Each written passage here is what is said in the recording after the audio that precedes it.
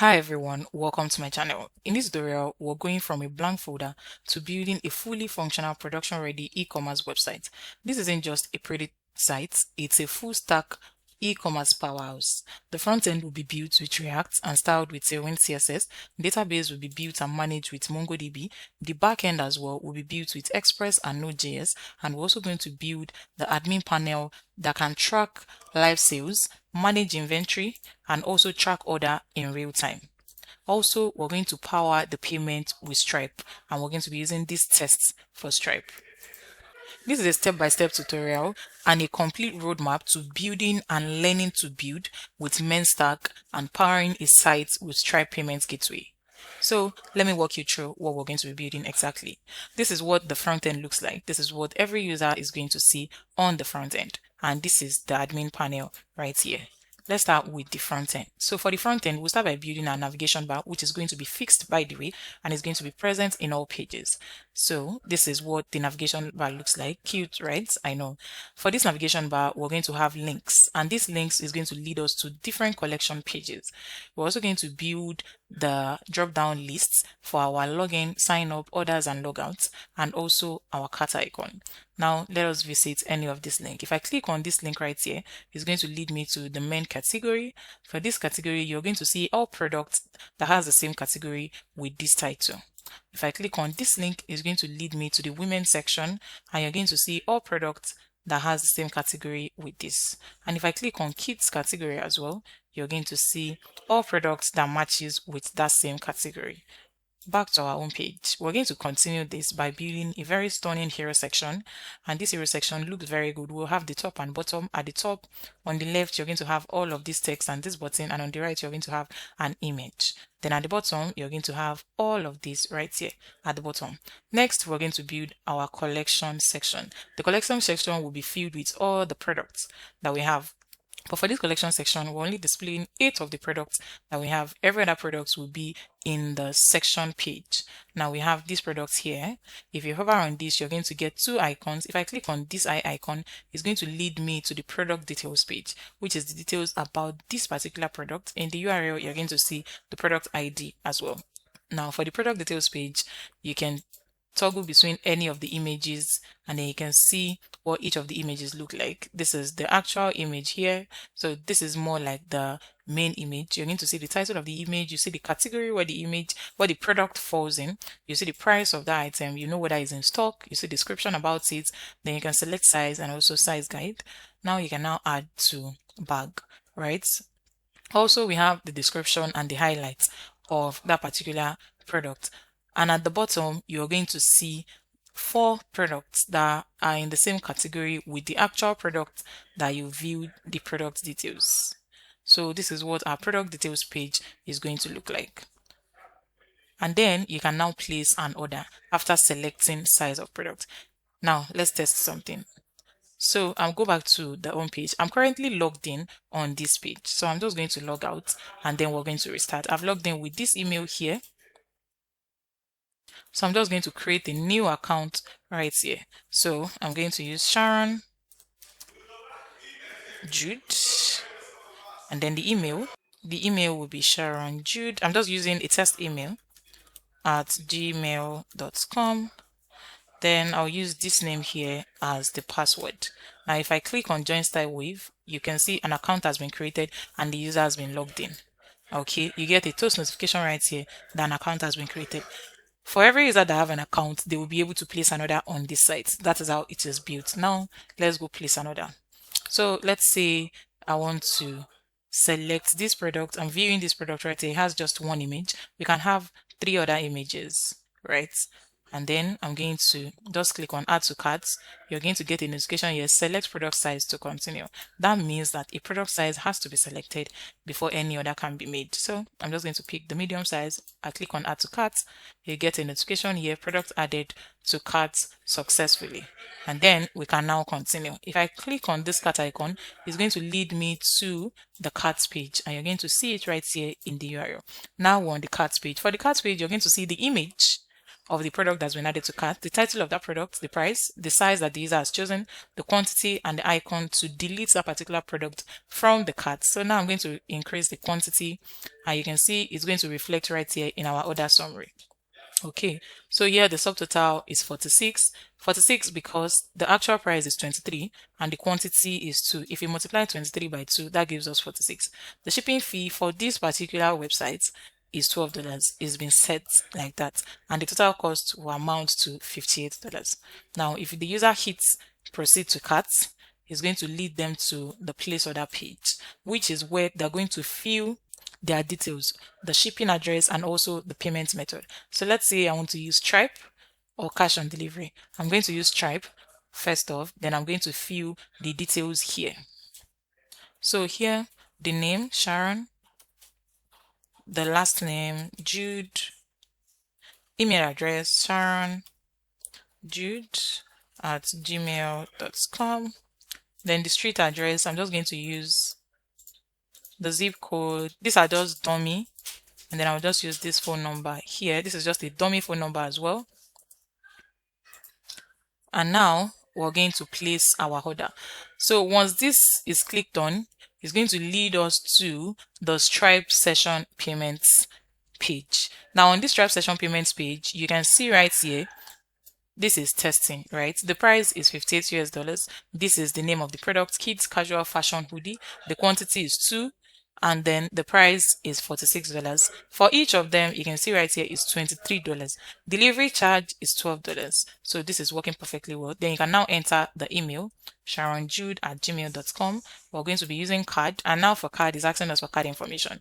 To get card information, all you just need to do is go to docs.stripe.com/testing, and when you're in testing, just scroll down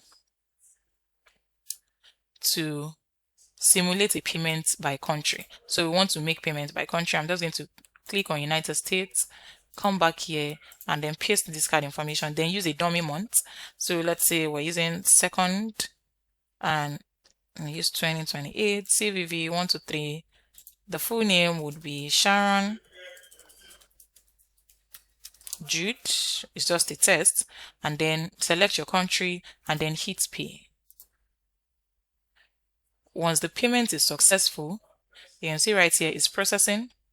Once the payment is successful, it will automatically give the info right here. You're going to get a toast notification, and also it will lead you to the orders page. Now on the orders page, you're going to see all the product that has been ordered, and if you go back to cart page, there would be nothing in the cart.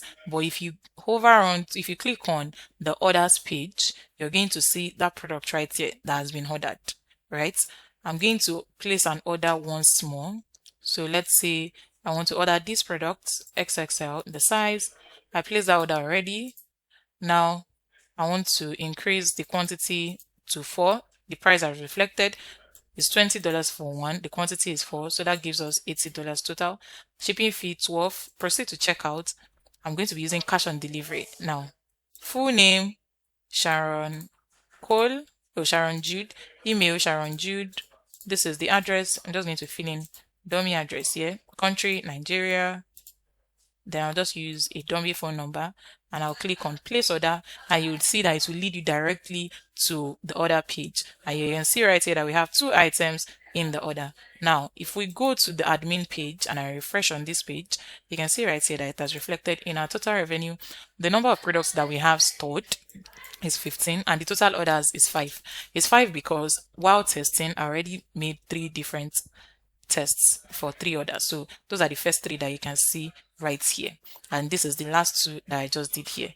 Now we'll head over to the orders page. Now in the orders page, you're going to see Sharon Jude, the date when the order was placed, the name of the item, the size, the address, the payment method, the price, and then status updates here.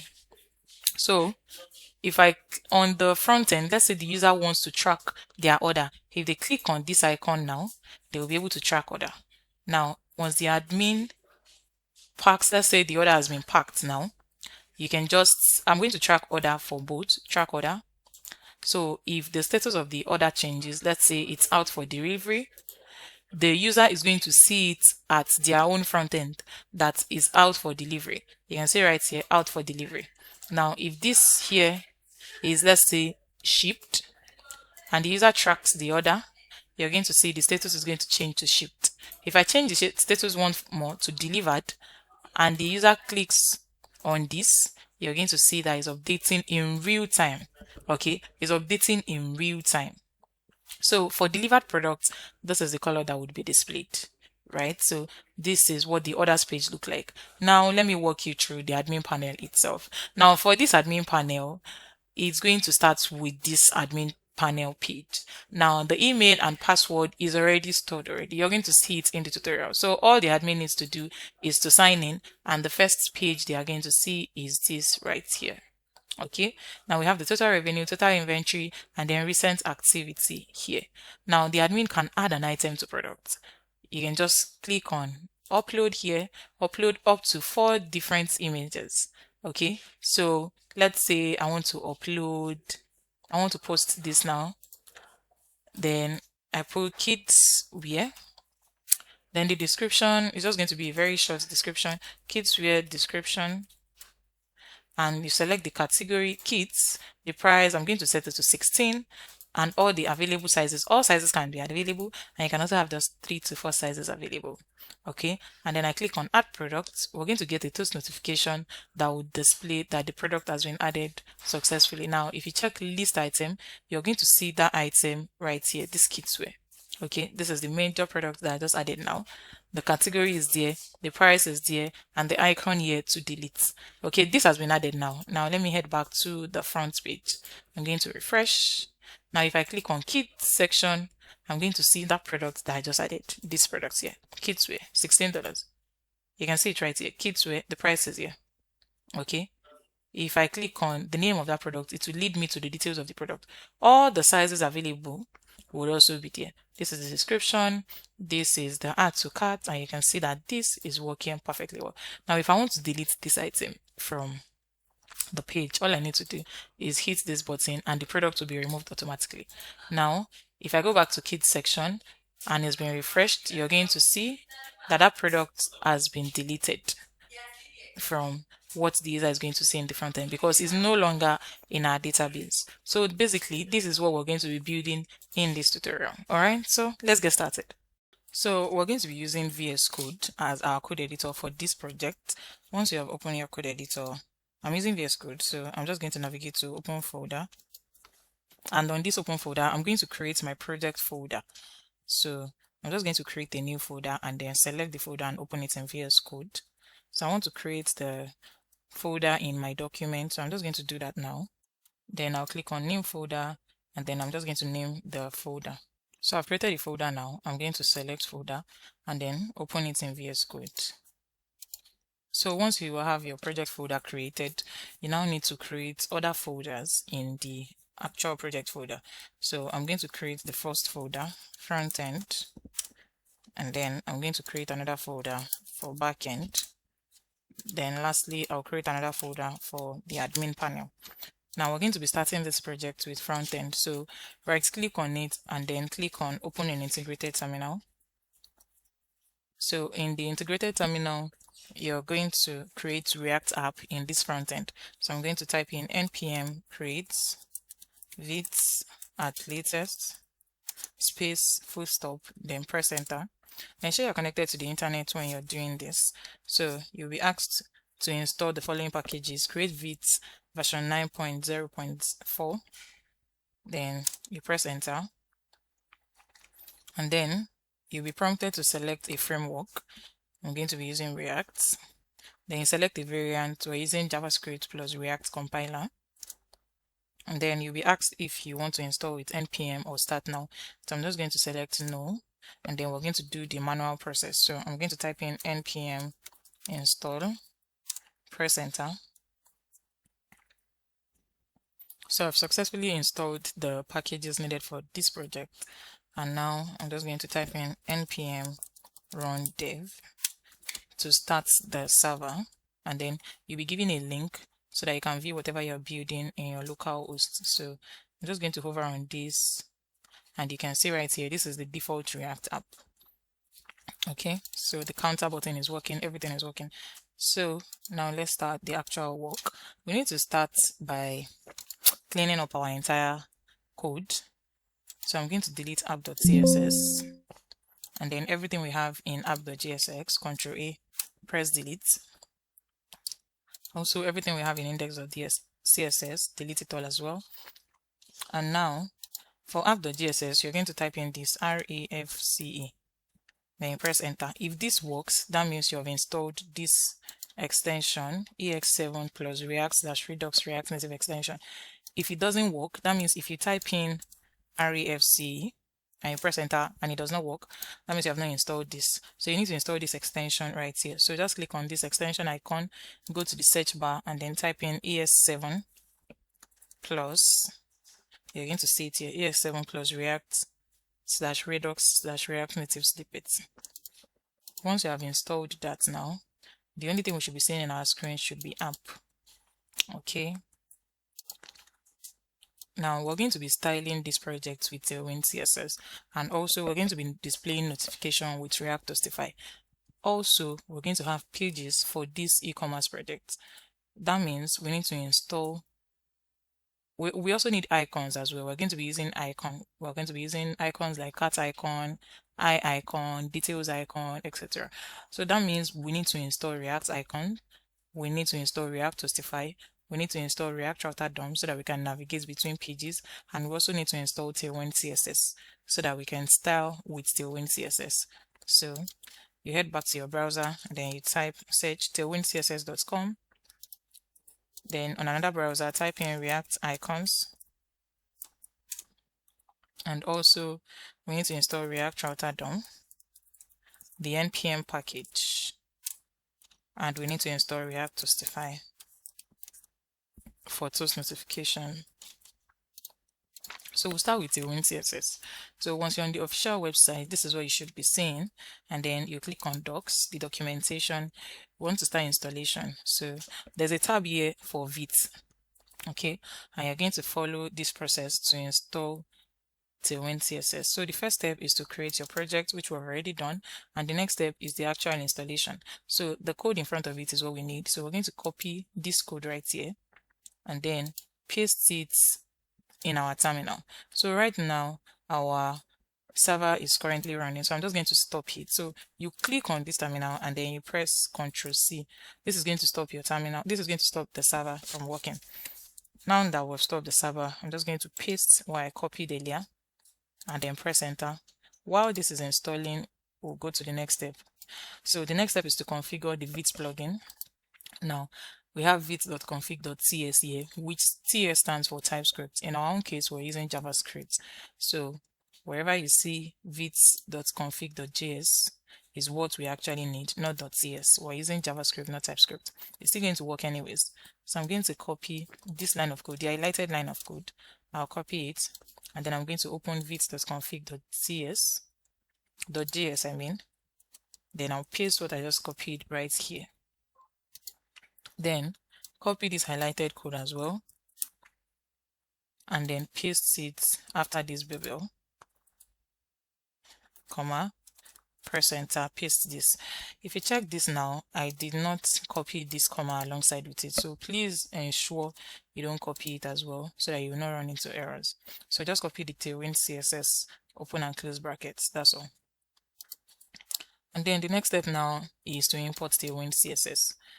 So we'll copy this code as well, this line of code, and then we'll paste it in our index.css, which is our global CSS. I'm going to copy this right here. Now the next step is to start our build process, which is to run npm run dev. We're not going to do that yet. And also we can start styling. So let us move into styling. So I'll open my app.jsx and then I'll delete this. So I'll type in h2. Let me just type in this. This is another reminder for you to subscribe to my channel if you haven't. Okay, so let's start this. Text to Excel. Text color, let's give it green. 600. Okay. Once we start our server, we're going to see what this looks like. But before that, we need to install other things. So we're done installing Tailwind CSS. Next is React icon. Now for this React icon right here, first you need to click on the first link, https://react-icon.github.io. Click on it, and then you're going to see several icons that you can make use of once you have installed the npm package. So let's say you want to use the cat icon. You're just going to type in cat icon, and then you can select from all this and then use it in your project. Well, that is not what we're doing right now. We want to install the npm package, so which leads us to this second link, https://www.npmjs.com. Then you click on React icons. That should lead you to this page. On this page is where you see the installation code on the right hand side. So just copy the installation code and then paste it on your terminal. While React icon is installing, we're also going to install React Router DOM. So React Router DOM basically helps us to navigate between pages. You're going to see that in action when we are building the actual e-commerce website. So let us copy the installation code and then paste it in our terminal. Next is React Hostify. We're also installing the npm package. Get the code and then paste it on the terminal.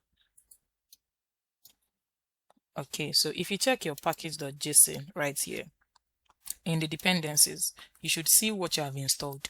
Okay, I've installed Tailwind CSS, is right here. I've installed React Hostify, is right here. I've installed React Router DOM, is right here. And I've also installed React Icons, is right here. So you're going to see every dependencies that you have installed in the project if you check package.json. So we're done with installation now. So let's start our server. npm run dev. Then you press enter. And then you get the link to view your projects. Now you can see that the Tailwind CSS is working perfectly well. You can see that the color of this actually reflects. So the green color is reflecting here. So that means we're done with our installation and we can start building our project. This is the front end that we want to build, right? So from this front end here, we have several pages. We have the cards page, we have the login and sign up page. I'm currently logged in. Right, we have the cards page, we have nothing in this cards right here. We have the home page, we have the main collection page where you can see collections for men. We have the women collection, we have the kids category as well, right? So that means we have pages. We need to set up our router so that we can navigate between pages. So let's start with that. And the pages I'm talking about, we need to create them as well, right? So in our source folder in the front end, we're going to create a new folder. First folder will be for components. So we'll have the component folder, then another folder for pages folder, and another folder for context. We're going to come back to this context folder and you're going to understand what context is for actually. So let's start with the pages folder. The first page we're going to create here is the home page. So I'm just going to create homepage.jsx. Then to create React snippets, REFCE. Once you see this React arrow function export component, just press enter. Also, I'm going to create another page. I'm going to create the login page. So login.jsx, REFCE. I'm going to create another page as well, the product details page. So product.jsx, REFCE. We're going to create another page as well, which is the collection page, REFCE. And then I'll create another page for carts. So carts.jsx, REFCE. And then our place order page, REFCE as well. Then I'm going to create the order page, REFCE. We're going to have content in all of these pages. For now, we're just going to use React snippets. Okay. Now that we have all these pages, I'm going to open our app.jsx, and then we're going to structure how we want the pages to come in. Also, we need to create components. So now we're going to create our components. So you might be wondering the difference between components and pages. So component basically are small reusable UI building blocks. Examples like navigation bar, footer, button, something that we can reuse in other places in our application.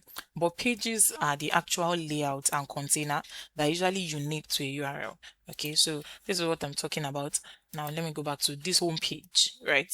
This navigation bar right here is a component because we can see it in other pages. This is a cart page right here.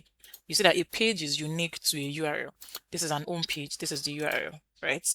If I click on this now, if I want to view the product details, this is another URL right here. This is a product details page, right? Let's say I want to view this product. This is a page and it is unique to a URL. So that is what pages are. While components, they are small reusable UI building blocks. Our footer is a component. Our navigation bar is a component. Button can be a component, So let us continue. I hope you understand that. And let's create our component. So for the components in this full stack e-commerce website, we're going to have the navigation bar. That's GSX, REFC. Then we're going to have the footer, .gsx, REFC as well. Also, we're going to create our hero components. That would be in the home page. So hero.gsx, REFC. And then another component will be the navigation. Oh, I've created the navigation bar. So related products. So when we display product details page and then the details under it, the products that are related to the actual product that we're viewing the details. So the related products will be a component as well. And then I'm going to create the home collection components. So I've created all the files for components and pages, right? So we can now set up the router for our app.gsx. Now, for us to be able to navigate between pages in this project, we need to wrap our entire application with React Router so that we can navigate between pages. So where we have our application itself is in main.gsx. This is our app right here that is rendered here. That means we need to wrap it. So I'm going to delete this and then comment this out. Now for our application, we'll use browser router.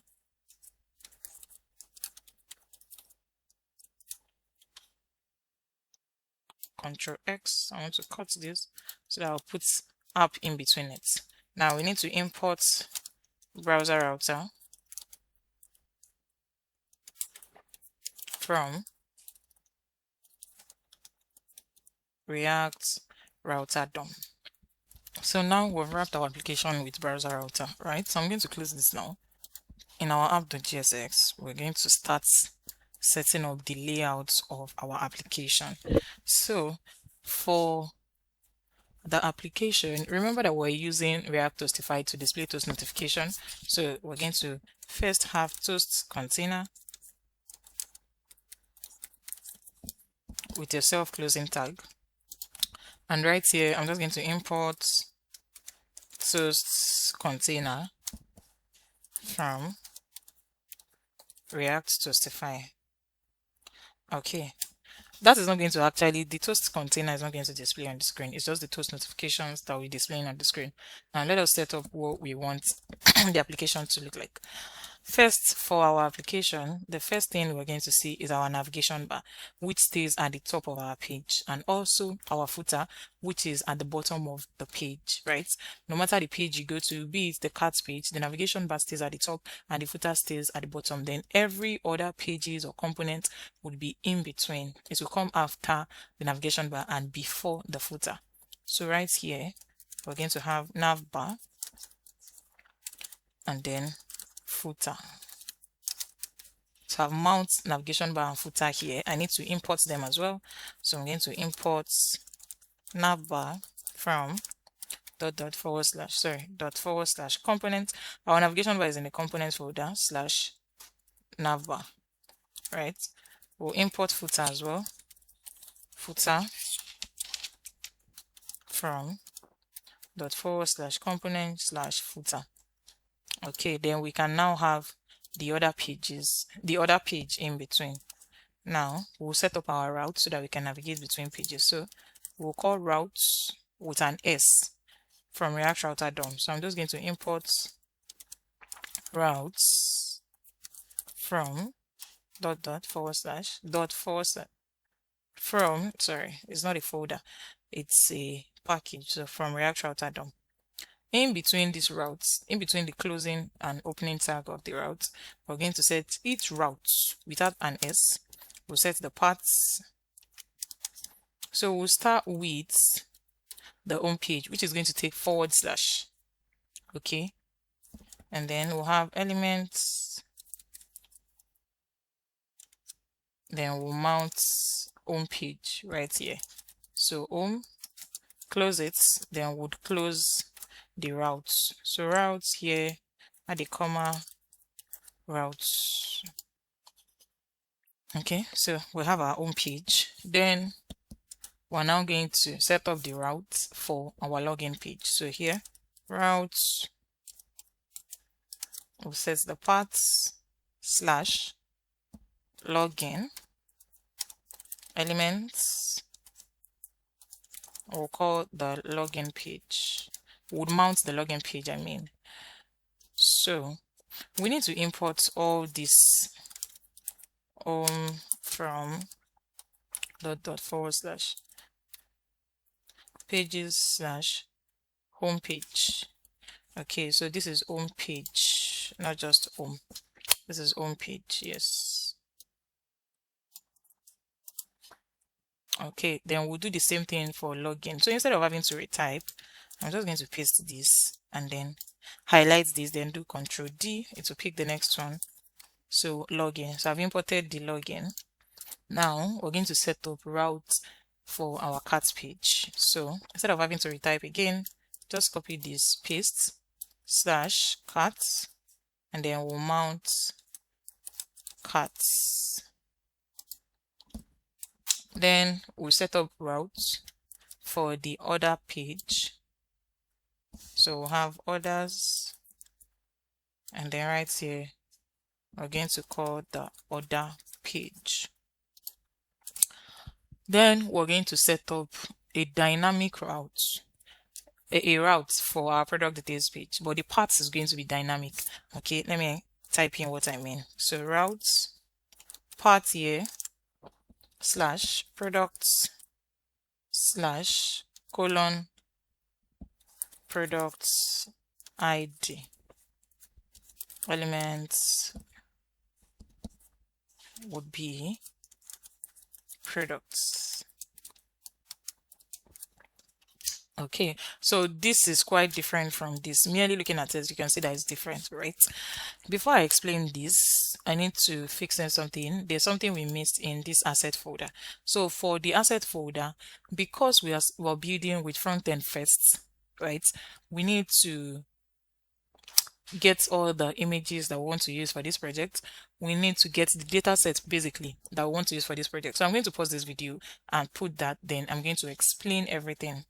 Okay, so we have all our assets that we need. Now let me explain. You can see right here that these are all the pictures that we're using for this project, right? You can see kid banner 1, kids 1.1, kids 1, men. So let me just click on whichever one. Let me just click on this women banner. This is the banner that we want to use. Let me click on women top 6. Let me click on men top 10. You can see these are the pictures that we want to use for this project, right? Now we have our data file, which is this assets.jsx. This data file contains the array of objects for that we want to for all the data that we want to display, all the products in stock. Basically that's just the idea behind it for all the projects. Now I've imported all the images that we have in this asset folder. I've imported them here, and then I created an array of objects. I named the array of objects products. Now for each object, is a product. Each object here, this that I highlighted here right here, is a product. And for each product, we have an ID, we have the name of the product, we have the description, we have the price, we have the image, we have the category, we have the sizes, and we have the date when it was added. And we want to know if best seller is true. So by default, best seller is true for all. Okay, so this is an array of objects containing different products. Each object, like I said, represents a product. This right here is another product. This right here is a product. This right here is another product. And each of them have a unique ID that we're using to identify them. Now, back to this. This route here that I just set up is a dynamic route. And what it does basically is to uniquely identify each product so that we can display their product details page, right? Let me head back here. Now, these are products right here. These are different products that were already listed on this page. Now, if I want to view the product of this page and I click on this eye icon, it leads me directly to the details, to the product details page, showing me everything about this product, from the image to the name to the category to the price to the description to the sizes available, right? And then it also shows the products that are similar to this, that are in the same category as this product that I'm looking at, its product details page. Also, it has a unique URL here, right? And I have the ID right here. So that's the job of dynamic routing. So it's used basically to uniquely identify a product by its ID so that we can view the details of that product. So that is why we set this right here, /product/:product ID. So this product ID, this is it, right? If I head back here, if I view the second one, you can see this is the product ID. If I head back here, if I view the third one, you can see this is the product ID, and so on and so forth. So what that does, so the dynamic routing basically helps us to set up our routes for a product details page so that we can uniquely identify it. We can see the product details.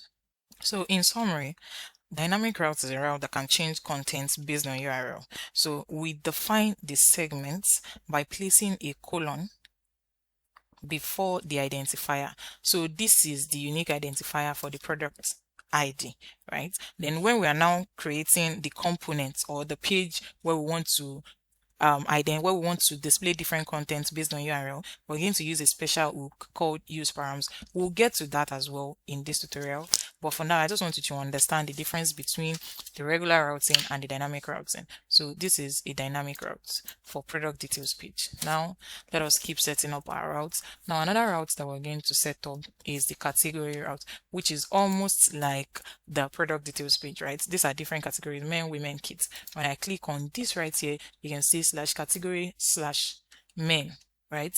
This is a different page with a different URL, but it has the same layout as the entire page, right?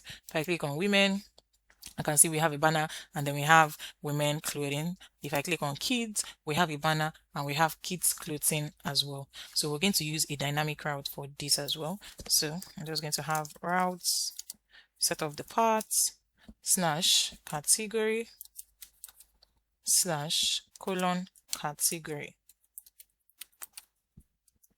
Then elements would render the collection page. So okay, so we're done setting up. Now we need to import every other page that I've used. So I'm just going to paste, instead of having to retype, I'll just do Ctrl+D, cats page here. Next should be product details page. So products. Then the next would be the collection, right? Which is this. Yes. Then next would be other, the other page. Ctrl+D, other page. So if we head back here to our application on our browser, you're going to see navigation bar, home page, and footer at the bottom. That means the navigation bar always comes at the top, home page, then footer. So let's now navigate to another page. So /cat, press enter, you're going to see navigation bar, cat, footer.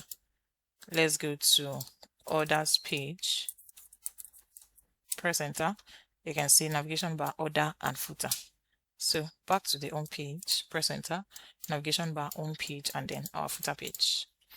Okay, so we've been able to set up our routes and the layout. We can add more later when we start placing orders and when we want to do verification page. But for now, let's just stick with this. So let me close this. And then let's start by building our navigation bar. Okay, now let's check this out. For the navigation bar that we have here, you can see that is a fixed navigation bar. So even as you scroll, navigation bar becomes fixed, right?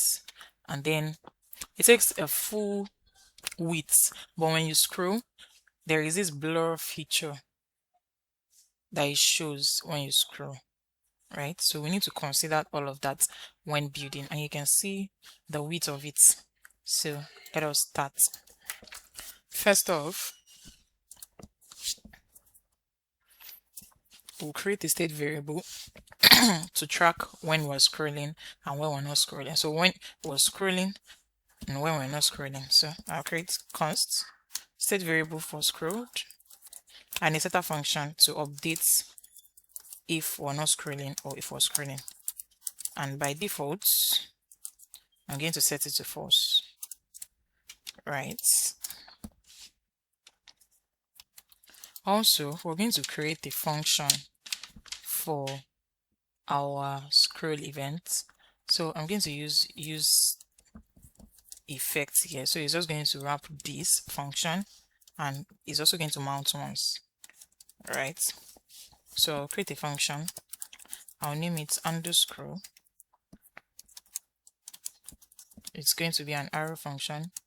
Then we'll call the setter function set is scrolled. So when it detects window.scroll on y-axis, when it's greater than 20, return. We'll create another function.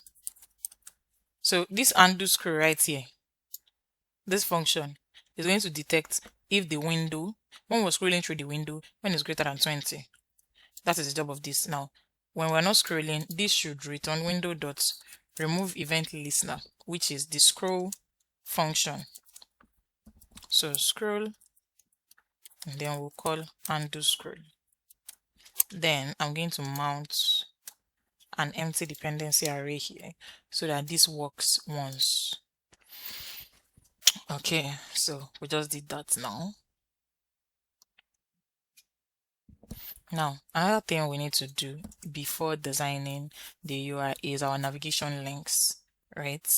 So this links right here, this leads to a different page, this leads to another different page, this leads to another different page, right? So we need to create our nav link const nav links. We'll create an array of objects that's going to hold that. So the first object here, we'll have the name that we want to display. So this is men. Then we'll set the path colon slash category slash men. Then I'll create another one, and this time this will be for women, comma the paths slash category slash women. Then a comma, then we'll type another one. So I'm just going to copy this and paste, and this will be for kids. Okay, so we've created the nav link, we've created the scroll function. Now let us start working on the UI. I would create a div tag. Inside this div tag, we're going to have our nav tag. Now for this nav tag right here, we're going to have, let me have comments so that we can separate it. The brand logo, then the navigation, and then the action items. Okay, now for the brand logo, we want the brand logo to always lead to the home page. So no matter the page we are, we want to ensure that once we click on this now, it leads us back to the home page. So we'll start by wrapping it with link from React Router DOM. So do not forget to import that. If not, you're going to run into errors. Import link from React Router DOM.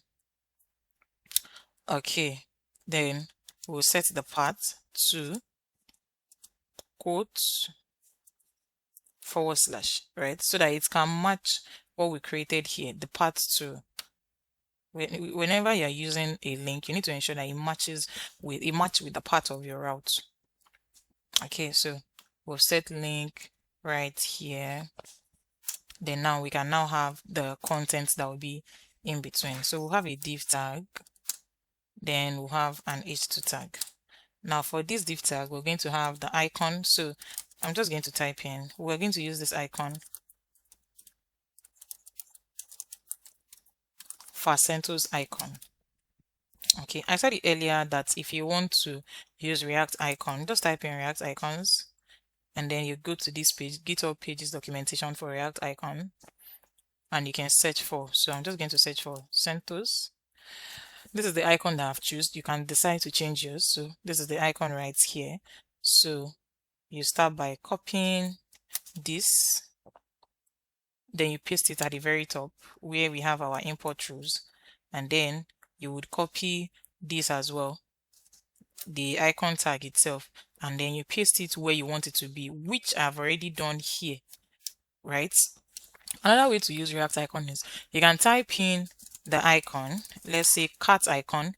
Because you have installed React icon, React is going to suggest list of icons for you so that you can choose for. I just typed in cat. So these are several lists of icons that matches with this.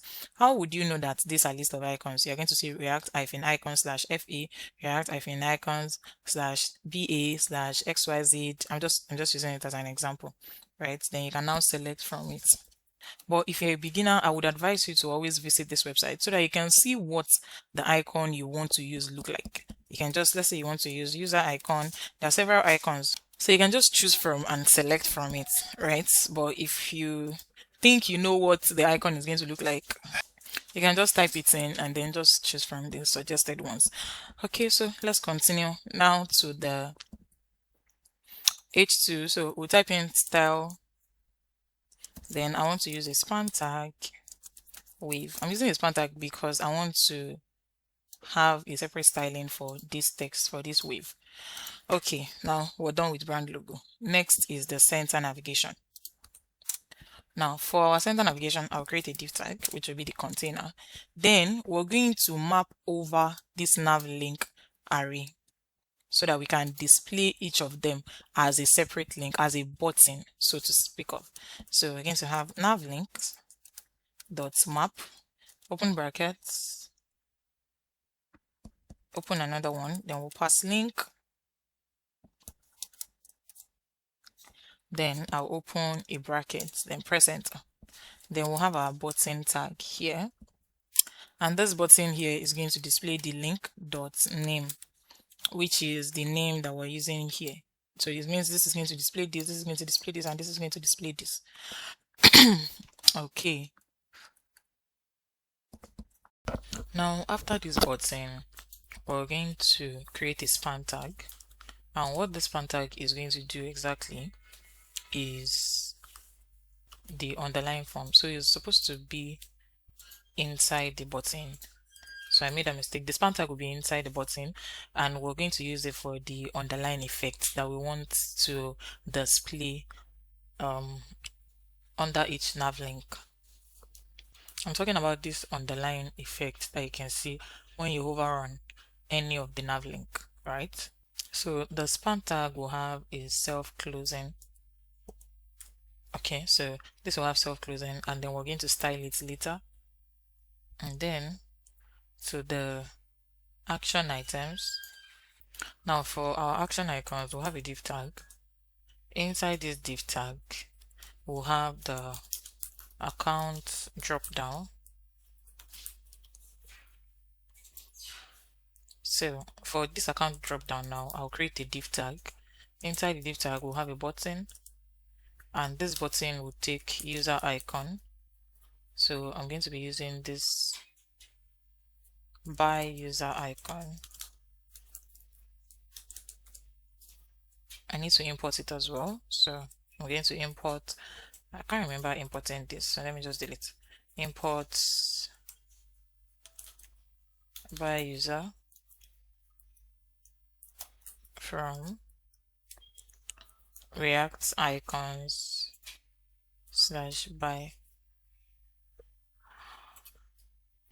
And also we're going to have another icon. I would use this chevron icon. Yeah, so I'm just going to select this, and then I'm just going to close this. So now that you can see that this has been imported, right? So we have this button now. Let me format this so that it's going to make sense. Yes. So after this button, we're going to have our drop down menu. In the drop down menu, I'll have a div tag. Then we'll have link from React Router DOM. Now this link will take these texts, login or sign up.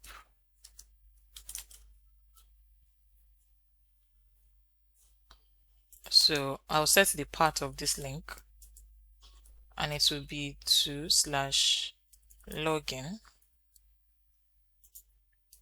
After this link, we'll have an horizontal line, then another link to others, my others, and this as well. I'll set the path /others. Then after the link, we're now going to have our logout button. Okay, so we've created the first div for the account icon, right? So this account icon here, we have a button. Inside this button, we have two icons, the user icon and the drop down icon, just like we have it here, user icon and this little icon that turns up and down when we hover on it, right? And then we have the drop down itself, which is this login or sign up, my orders, and then the logout. So that's the same thing we have here. Now, after this div tag for account drop down, we're now going to create our cat icon. So you just need to trace. First is the action item, next is the div tag for account drop down. After that, you create these comments here, then you have a button, and this button is going to take the cat icon. So we're going to be using this icon right here. Then I'm just going to, we'll have a span tag, and I'm going to initialize the cat with 0. Okay, or better still, we don't initialize it with anything. So let me just delete this here. We're still going to come back to this when we've written the function to get our cat count. Okay, so right now this is what you should have, right? We have the icon, the name, the links, and then the two icons. So let's just style so that it would make more sense. So let's start styling. We'll start with this div tag here. The position will be set to fixed. Top would be 0. I'll set left to 0 as well. And then the right, I'm going to set it to 0. I give it a Z index of 50. Display, flex, justify, center. I'll set padding of 4. Then transition all. I'll set duration of 500. Okay, so that's for the first div tag. Now to this navigation here.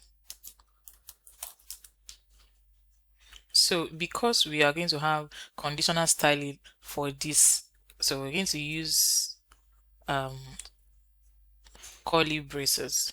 Okay, so and also I'll start with backtick. So I'll set the position to be relative, all items flex, items at the center as well, justify between, the width will be full, max width of 7XL, padding of 8 and padding of 3, then border radius, so rounded 2XL, transition will be set to all, and then I'll set duration to, and now to the conditional styling. So we'll have our $sign and then a curly braces here. Now we want to check if it's scrolled. That means if user scrolls, then there is a styling attached to it. If not, there's a styling as well. Do you get? So let me say if scrolled, so we're using do this. If not, do this. So if user scrolls, I want the background color to be white. Also, I want to have a backdrop blur to be large. Also, I want to have a shadow of 0 underscore 8 pixels underscore 32 pixels underscore 0 underscore RGBA, which is the color, open brackets 31. So here's the color code 38, 135, 0, 0.7. Okay, then we'll have border, then border color should be white, then we'll set padding on white to be 3. That's if user scrolls, right? If user does not scroll, we'll just have background to be transparent, padding on white, we'll set that to 5. Okay, now let us style the brand logo. So I'll have a class name here, group, display flex, items center, and then I'll set gap to 2. Then we'll have this div tag right here. I'm going to set the background color to orange, 500, padding of 1.5, border radius of large, and then when you hover on it, group over, it should take rotate 12, then transition, transform, and then we'll set the duration to 300. Now to the icon, I'm just going to style this. I want it to have this color, and this is the size. And then for the h2 tag now, this should be the text size 2XL. I want the color to be black, tracking tighter, text gray 900, and then the color of this would be orange 500.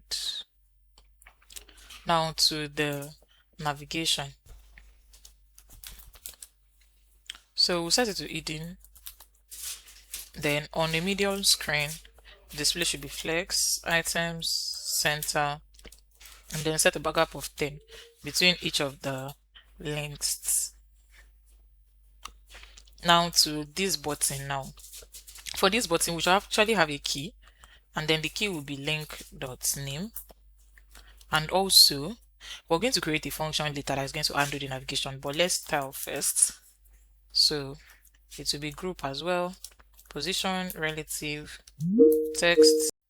So we'll set text to small, and then the font will be bold, transform to uppercase, and then tracking widest. The text color would be gray 600, and then when you hover on it, text will be black. Then we'll have transition on the colors. Okay.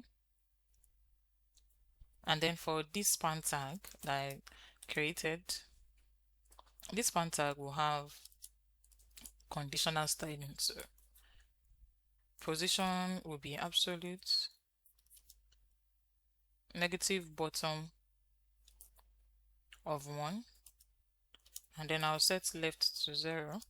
The height will be 2 pixels, background will be orange, 500, transition all, duration will be 300.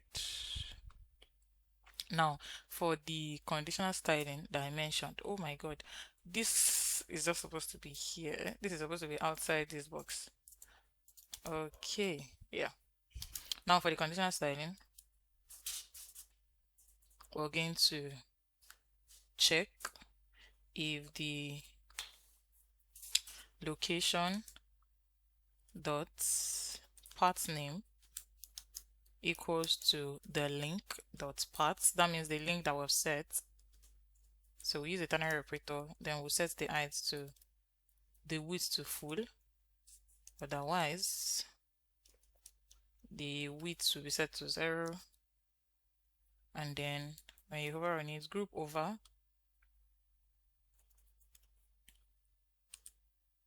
we'll set the width of that to full.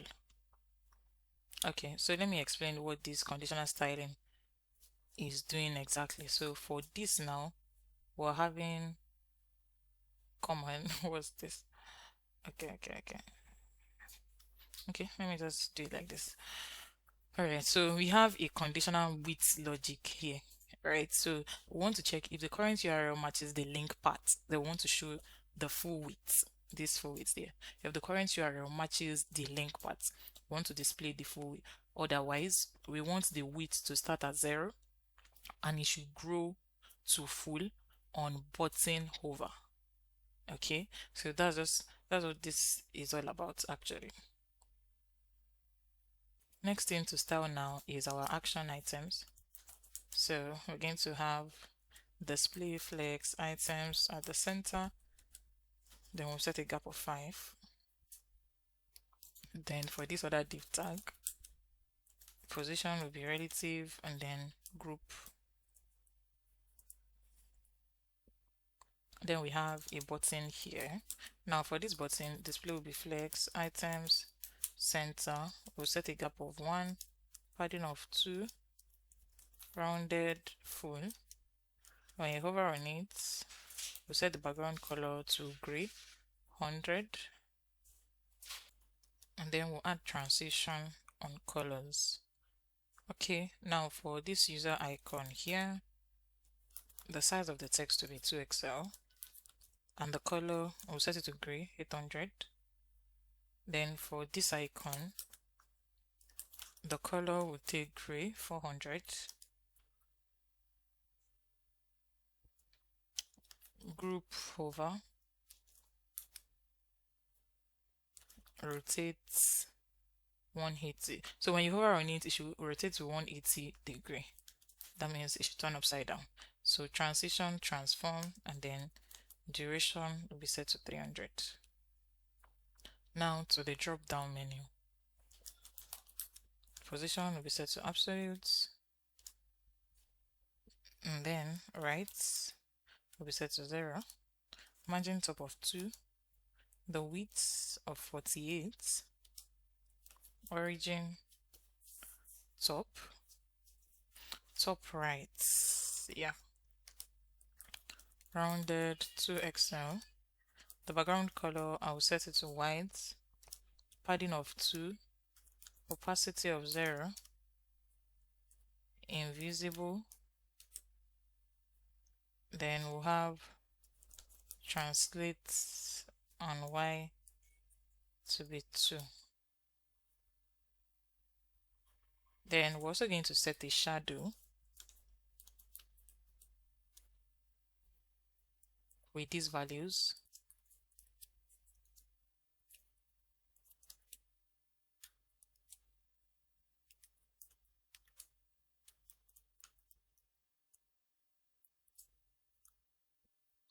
Then we'll set a border, and then the border color would be gray 100. Then we'll have transition all. I'll set duration to 300. Group hover, that will take visible.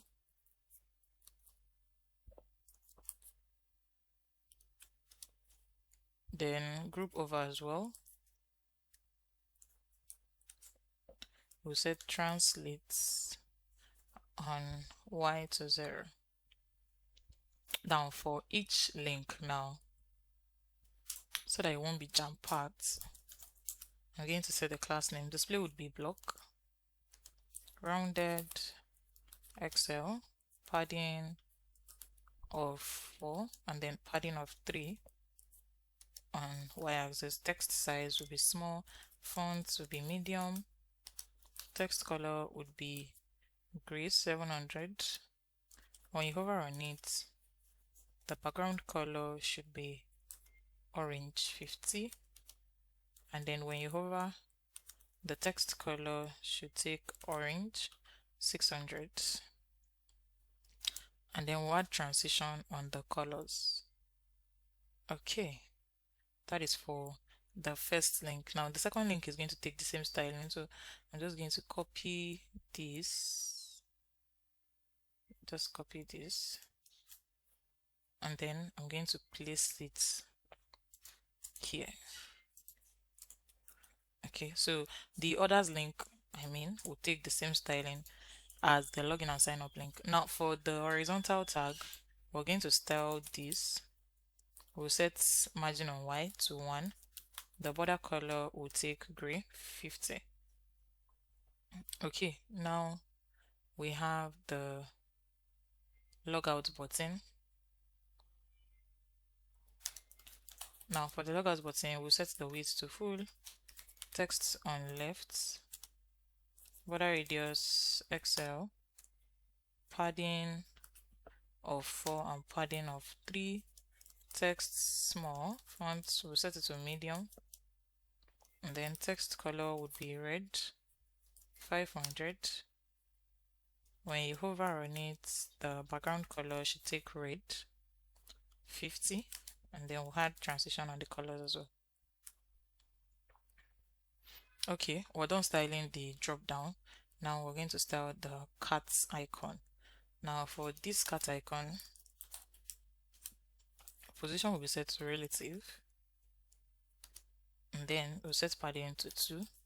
Border radius will be full.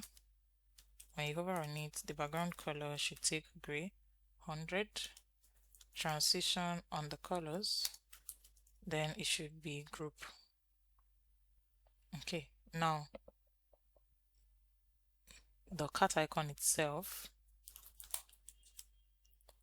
text size will be 2XL, text color would be gray 800, group hover, I'm going to set scale of 110, transition, transform. Okay, so there's something we need to do here. So this styling here should be for this div tag. Okay, so now you can see what we have now. You can see, okay, so this now is supposed to display this drop down. So let's look at it, these action items here. Okay, so let's go back to the drop down menu, the div icon. So we should have, we set the opacity to 0, so we would set group hover opacity to 100. Okay, now this should show when we hover on it. Okay, so this is what the navigation bar looks like, and is exactly the same as what we have for what we're trying to build, right? Okay, so the next thing we need to work on now is writing the function that's going to undo navigation. We want to be able to navigate between pages. When we click on this, it should lead us to the main collection page, women's collection page, kids collection page, right? So right here, the first thing we need to do is to create a variable that would navigate, old navigation. So I'm going to use navigate from React Router DOM. Use navigate function, and then we need location as well, which is going to be the object containing information about the current URL path. So we're going to have const location will be equals to use location from React Router DOM. Now we have these two. The next thing we need to do is to create our handle navigation logic. So const handle navigation, then we'll pass paths here, open curly braces, then we're going to call the set timeout,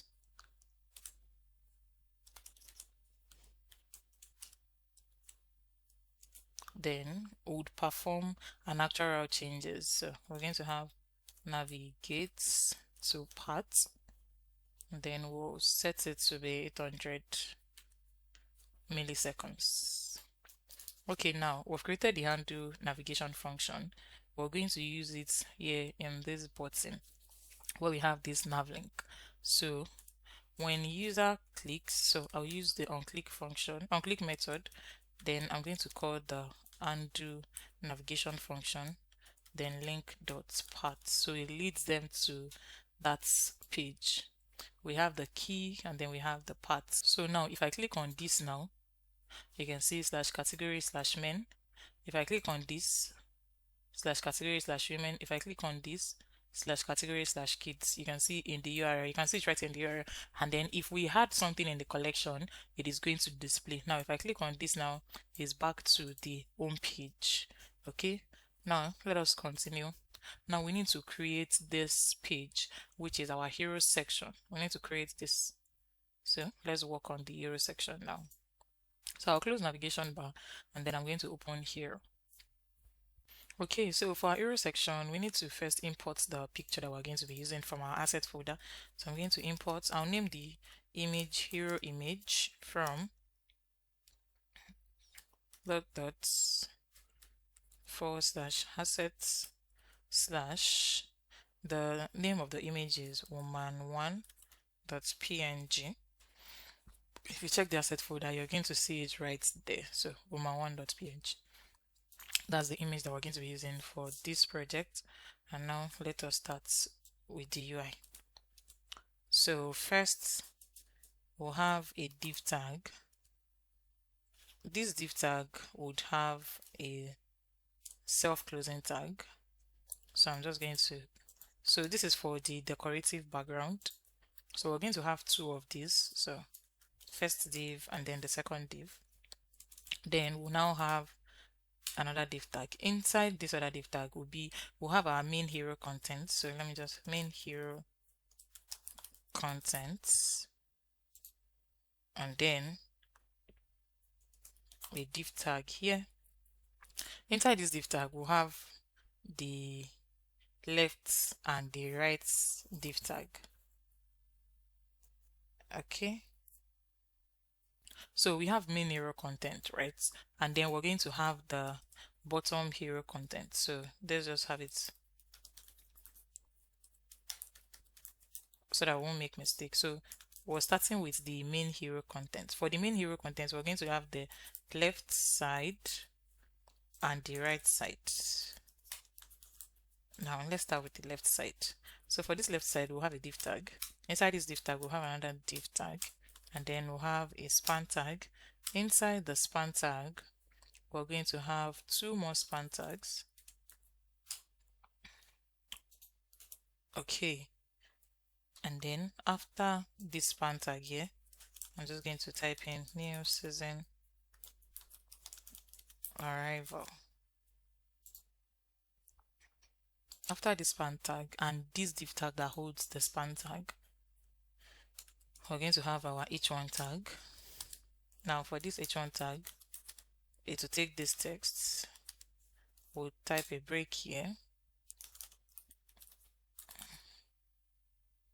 Then we'll have an SVG here.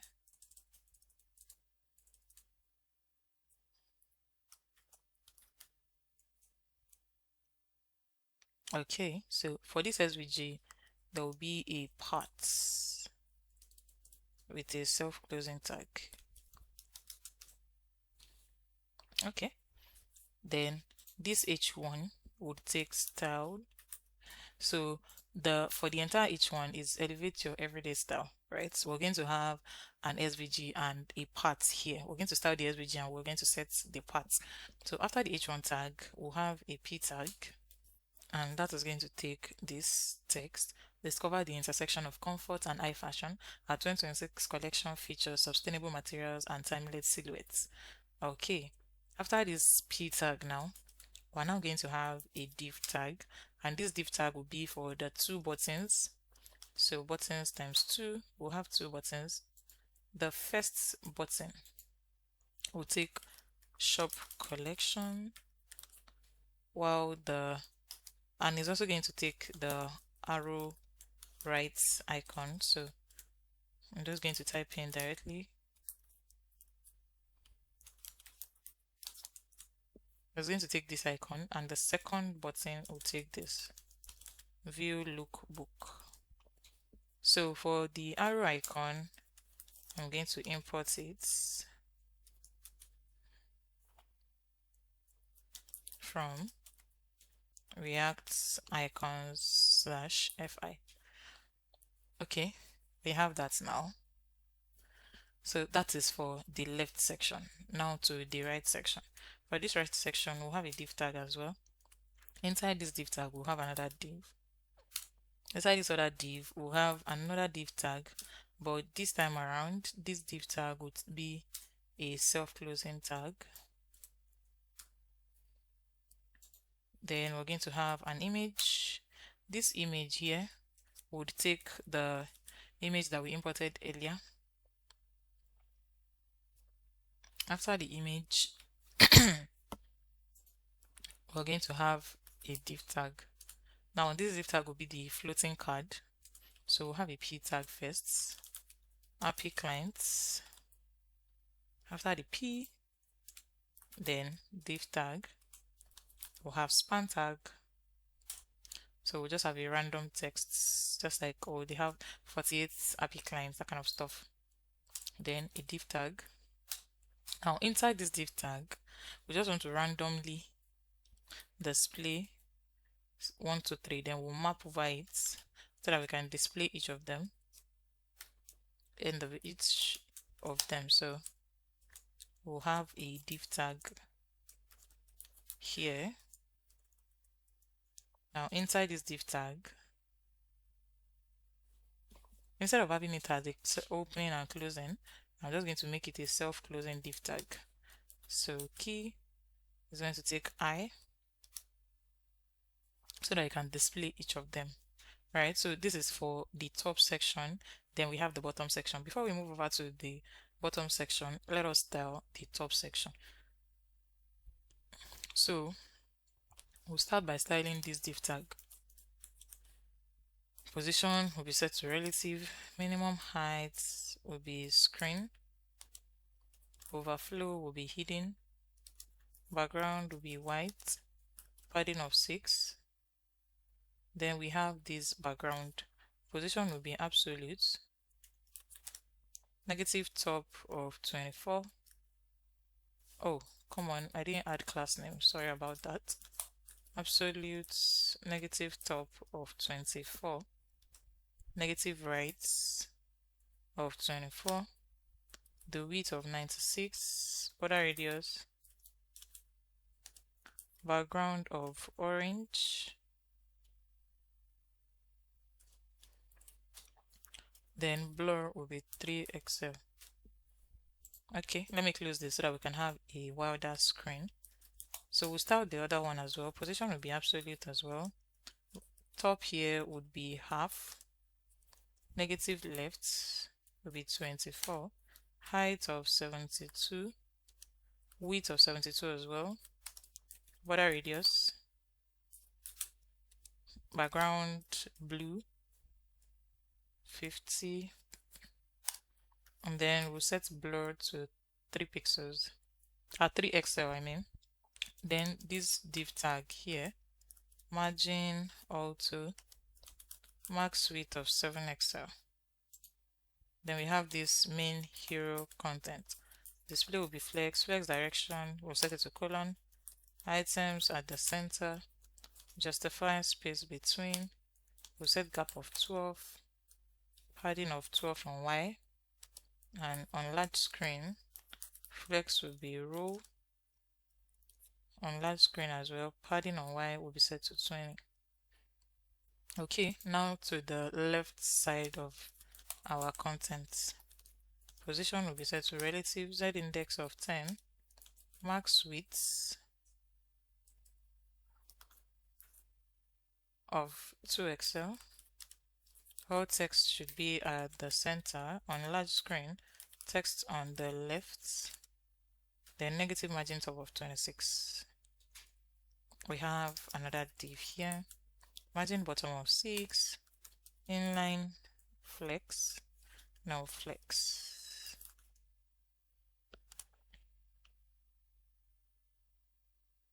Then items center, gap of 2, rounded full, background color of orange, 100, padding of 4 on X and padding of 1 on Y. Text size should be small, font will be set to bold, transform to uppercase, tracking widest. Text color should take orange 600. Then this span tag here, position will be relative, display flex, height of 2, and then width of 2. Then we have this span tag, position will be absolute, inline flex, height will be set to full, the width will be full as well, animate pink, rounded full. Then the background color would be orange 400. Opacity will be set to 75 here. And now for this, position will be set to relative, inline flex, height will be set to 2, width I'm going to set that to 2 as well, rounded full, background will be orange 500. Then we have the H1 tag right here. Text size will be 5 XL, font will be black, then leading will be 0, leading should be 1.1, text color will be set to gray 900. On a medium screen, text will be 7 XL.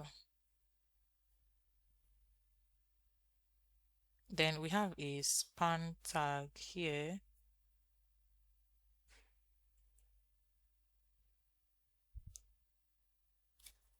So we're supposed to have a span tag here that would wrap this.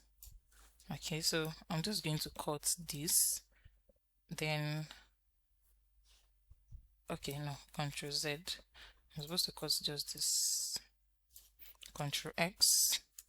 Then we'll have a span tag. So I'll paste this in between the span tag. Now let us style this span tag. Position, I will set it to relative. Then inline block. Okay. So another thing is the span tag, I'm very sorry for this, is supposed to come after the break. Okay, I hope you get that. After the break tag, that's where the span tag is supposed to be. Now for this SVG style, I'm going to set the position to absolute, negative bottom of 2, left to be set to 0, width to be full. Then we'll set our view box now. So view box 0, 0, 358. Then view, I'm going to set that to its none. Then we're going to set the XMLNS, and that is going to take this.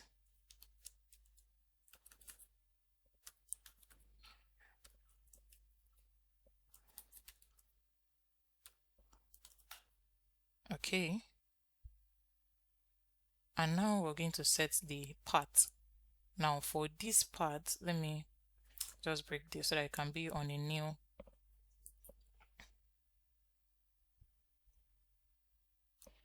We'll set D M3 9C118.957.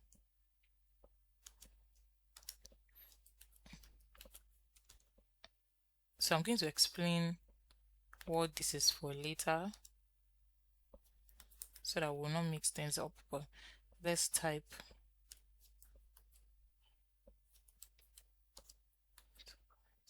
2.49761.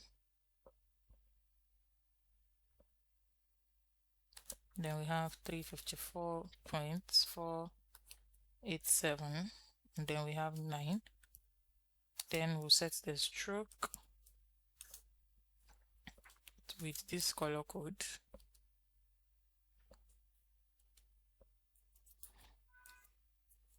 And then we'll set the stroke width with 5. And then we're going to set the stroke line cap with round. So what this code does is to add a tick underline beneath this text that we have here, beneath this particular text every day. Okay, so and then we've set the color to orange, the width as well. So what this part does is to draw the text like a hand drawn text. Okay, so that's just simply what it's for. I hope you get that. So let's continue styling. Now we can style our p tag. I'm going to set the margin top to 8, the max width to large, text large, leading relaxed, text gray 500. And now we have a div tag here. So for this div tag, I'll set margin top to 10. Display will be flex wrap. Items at the center, justify center. And then we'll set a gap of 4 between both. And on large screen, justify stats. So there shouldn't be space here. Now for this button, this particular button, we'll style it first. Group, because we have 2 buttons. Display flex, items, center, justify. We'll add a gap of 3. Border radius, rounded, full. Background color would be black. Padding of 8, which will take the width, and then padding on Y will be 4 for the height. So the text size should be small. Fonts will be bold. Uppercase. Tracking widest. Text color would be white. Then we'll have transition all. When you hover on it, the background color should turn orange, 600. And then when you hover as well, we want to add a shadow of 2XL. And also when you hover, we want to set the color of the shadow to orange 200. Okay, that makes sense. Now to the icon, this arrow icon that is pointing to the right, this right icon, I'm going to set the size to Excel, transition, transform, group over, translate on X to be 1. Okay, and then we have this other button here, border radius, so rounded full, we'll have a border around it. Border color would be gray 200, padding of 8, padding of 4, text be small, font bold, uppercase, tracking widest, text color is gray 900, transition colors, and then when you hover we'll have background of gray 50. Okay, then we'll now move on to the right side of the content. Now for this, now position will be set to relative and then set index of 10. Then we have this other div tag here, position will be set to relative as well. Then we have this div with a self-closing tag. I'm going to set the position of this to absolute, insert will take 0, negative margin of 6, animate pause. Then we'll have border radius, so we're going to set this by percentage, so this will take 40%, underscore 60%, underscore 70%, underscore 30%, so that would give it its shape, underscore 40%, underscore 50%, underscore 60%, underscore 50%. Okay, and then we'll set the background color. It will take gradient to right, and then we'll have the color code from orange 100 to orange 50. So there shouldn't be space between this, it should be an hyphen. Okay, then to the image, position we'll set that to relative, z index of 10, we'll set the width to 350 pixels, transform, transition, transform, duration of 700, and then when you hover, scale of 105, and then on large screen, the width, I'm going to set that to 500 pixels. Okay, then we have this floating card here, so this will be set to absolute, negative bottom of 6, negative left of 6 as well, z index of 20, hidden, rounded to Excel, background will be set to white by 90, padding of 4, then we'll have shadow Excel, backdrop will be blur,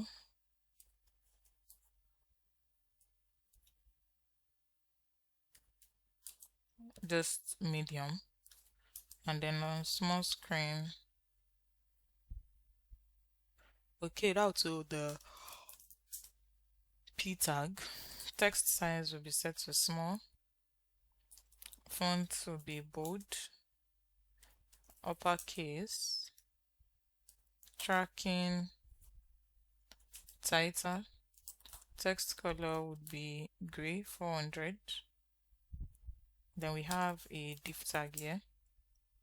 Display will be flex, items, center, gap of 2.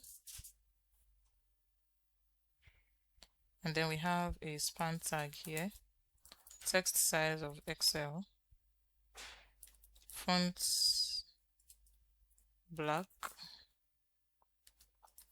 and then text color of gray 900. Then we have another div tag here. Display will be flex, negative space x space x of 2. Then this div that we have here, we're going to set the height to 6, the width to 6, rounded full, border we'll set it to 2. Then the border color would be white, the background would be gray, 200. Okay, so let's see what we've done so far. I'm going to mount the hero section in our home page. So here in the home page, I'm going to call the hero section. So right now, this is what we have, and if we check this, you can see that it is almost the same thing. It's just the only difference here is the margin top, which we're going to add now. Alright, but let's continue. We're going to get back to that. For this bottom contents, we'll create a div tag. Inside this div tag is where we're going to display this. Let me show you what we want to display. This. Okay, you know that this is a card, this is a card, this is a card, this is a card. So that means that we need to create card for each of them and then display their content. So instead of having to like create a div tag, create a card, next card, another card, we can just map it, right? So up here, we're going to create an array of objects that is going to take the details of each of the features. So array, I'll name it features. And then first we'll have the icon, right? We need the shipping icon. We need this icon here, and it's from here. So let's just import.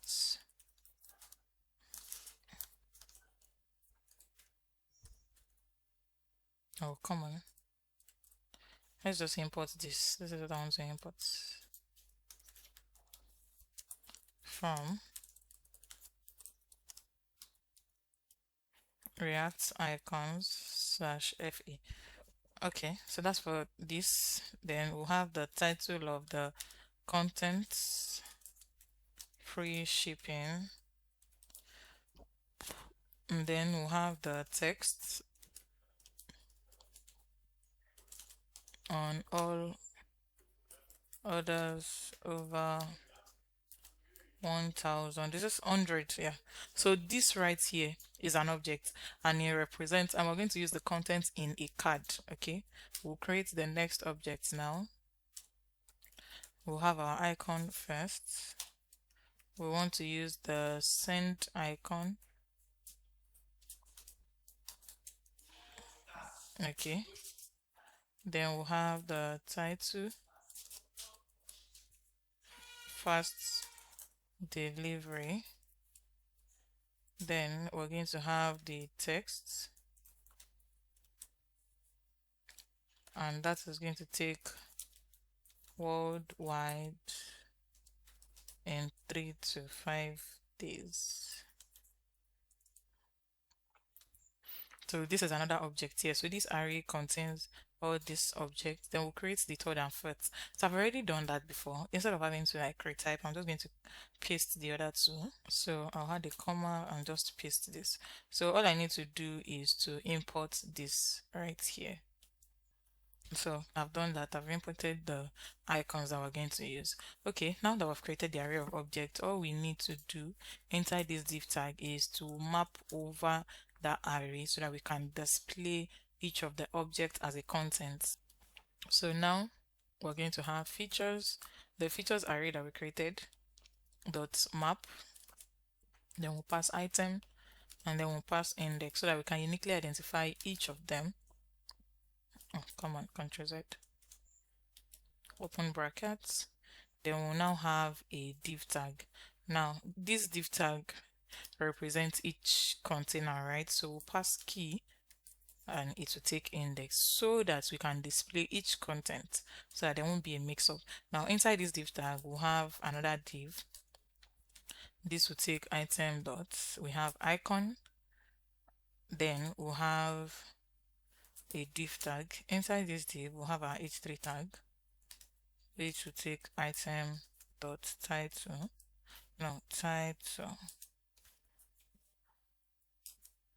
and then we'll have a p tag, item dot text. Okay, so that's what we should see here now. Alright, now let's style. We'll start with this div tag. Display would be grid, Ctrl Z, class name, display grid cos 1, on small screen grid cos 2, and then on large screen grid column 4. Then we'll have a gap of 6. We'll have a padding bottom of 20. Then the individual card content group display would be flex direction will be colon, items center,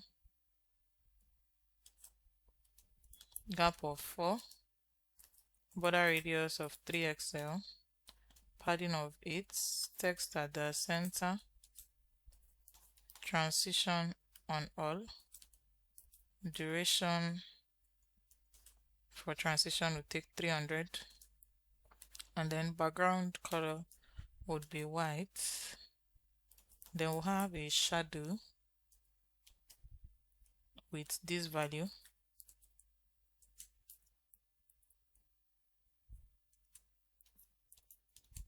zero comma 0.5. Then on large screen, items start, and large screen as well, text should be on left. Okay, so that's for that div tag. Now for this icon, display would be flex, height would be set to 14, the width as well will be set to 14, items center, justify center, rounded 2xl, background color would be gray 50, text will be 2xl, and then text color would be orange 600. Then transition on colors, background will be orange 600, text color would be white. Then this h3 tag that we have here, text size will be base, fonts will set it to bold, text will be gray 900. Now for the key tag, margin top of 1, text will be small, text color would be gray 500. Okay, so this is what this looks like right now. So this is the navigation bar and this is the hero section. Now what we need to build next is the home collection. So we need to display few item mixed collection. in the home page, we are going to display ladies, kids, menswear in the home collection. So we're going to be displaying just 8 of these in this collection. Now we are going to, let me close this, and close this as well. Okay, so I'm going to open home collection and then we're going to start building. But before this, we need to create a context. I'm going to explain what context is for, and then you understand why it's important for us to create this shop context. So shop context basically is like a shared storage room for our shop states. In this case, for this e-commerce, the shop context is going to serve as the shared storage room. So just think of the room as, let's say you have like a big room and then you have boxes in it. The boxes are like the pages in this case. So what we want to achieve is, when you have an e-commerce website, you have several data, several objects, several products that you want to showcase, and then you want to showcase the products in the home page where we have the home collection. You also want to showcase the products in the collection page. You want to showcase the products in the cart page when user adds the products to cart, right? Instead of having to pass the product every time you need it in each pages, you can just have it in a page, right, in a shared storage room, which is the shop context in this case. And then any component or page that wants to use any of the products in shop context can just walk in and take it, right? That's just the idea behind it. So the way we have the product lists, this, let me explain what I mean. We have products here, right, that we're showcasing. We have products in this page as well that we're showcasing. We have products in this case as well that we're showcasing, right? So if I had products from here, we are also showcasing the products here. If I select the size, I add the product here. The product is also going to show in the cart page, right? You can see some details of the product in the cart page. You can see the image, you can see the name, the price, the size, the quantity, and everything in this page. So we have this product in different places. We have it in our components, we have it in our pages, right? So, and all of them, all these components, pages, these different pages, this men collection page, women collection page, this home page itself has a collection page right here, home collection page. All of these pages need to access the same product. Cart data as well need to access the same product. So instead of having to pass it down every single time we need it, we're just going to have it in a central place, which the central place is our shop context. So any pages and components that wants to make use of that data, that product, can just easily pull it. Another advantage of this shop context is that it avoids prop drilling. It's just like what I said. So instead of having to pass products or cart data through multiple component levels, you can just access it directly from the context whenever you need it. Okay. And also having a centralized place makes it easy to manage data and also makes the code cleaner. It's easy to maintain, it's easy to pull. So think of this shop context as your app global store for anything related, where you can just get products very easily. So that's why we're using shop context. I hope you get that. So let's write our shop context code, which would also be very, very easy. So first off, the first thing we need to do is to create shop context.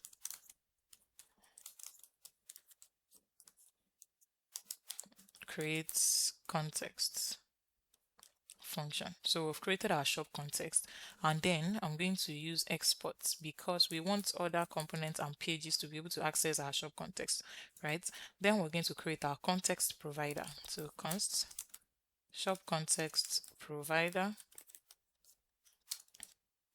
We'll pass children.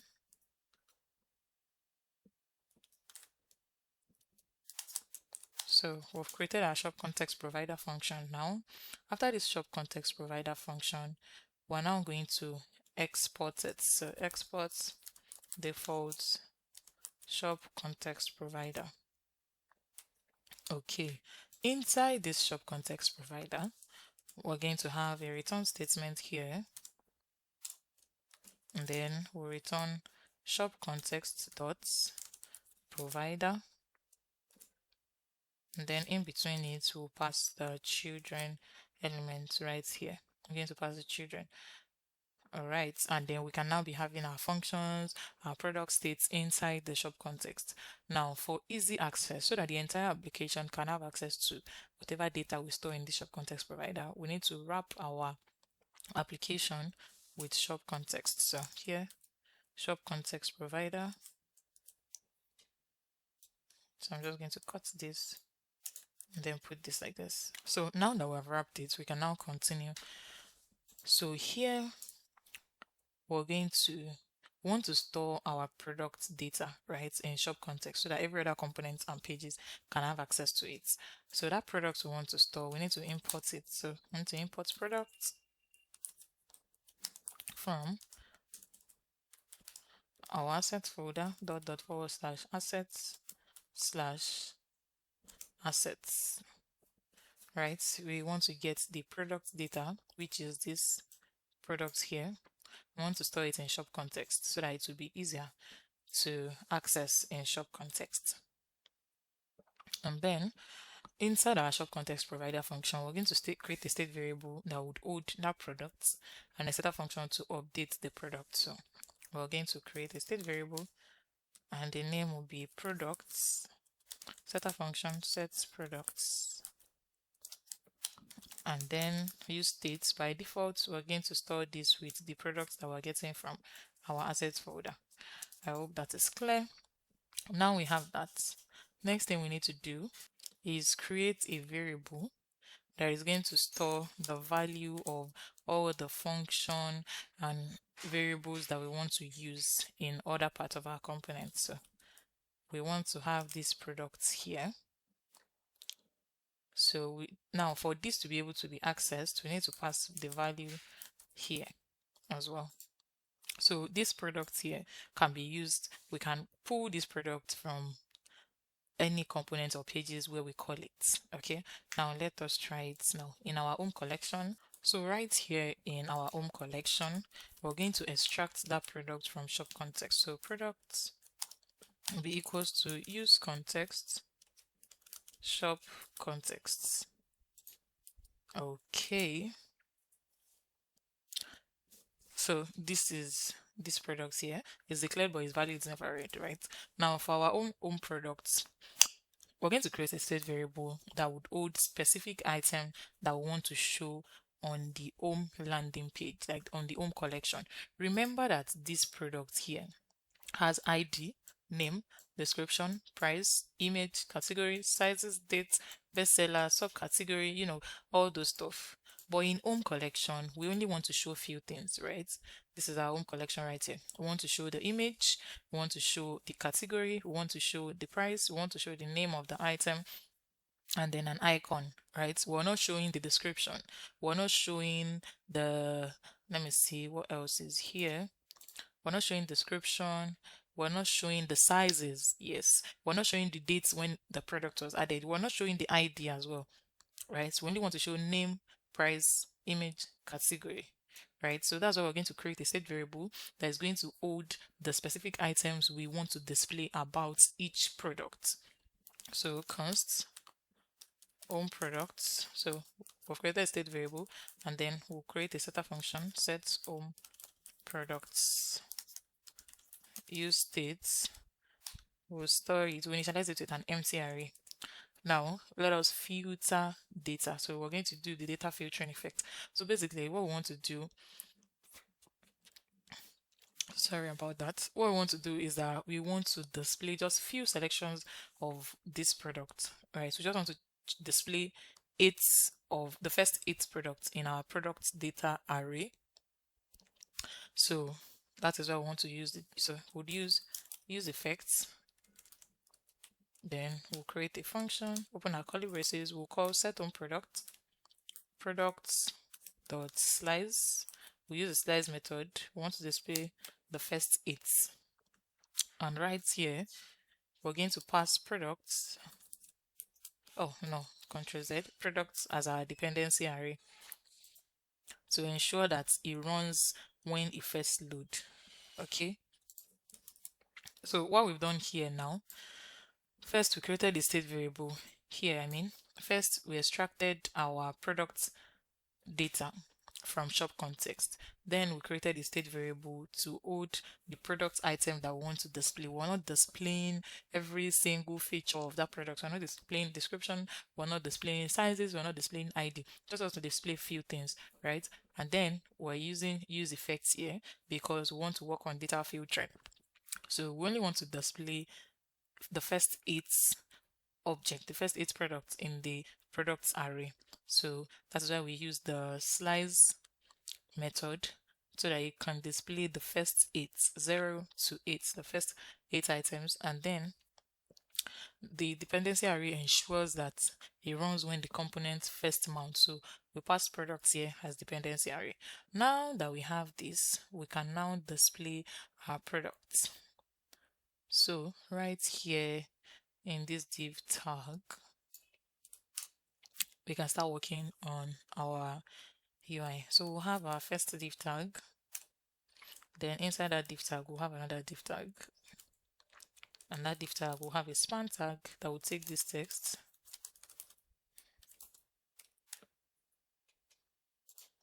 Then after this span tag, we'll have an h2 tag that will take this, our then span tag, signature. I want to style this separately. That's why I'm putting it in a span tag. So our signature collections. After this h2 tag and then this div tag here, we're now going to have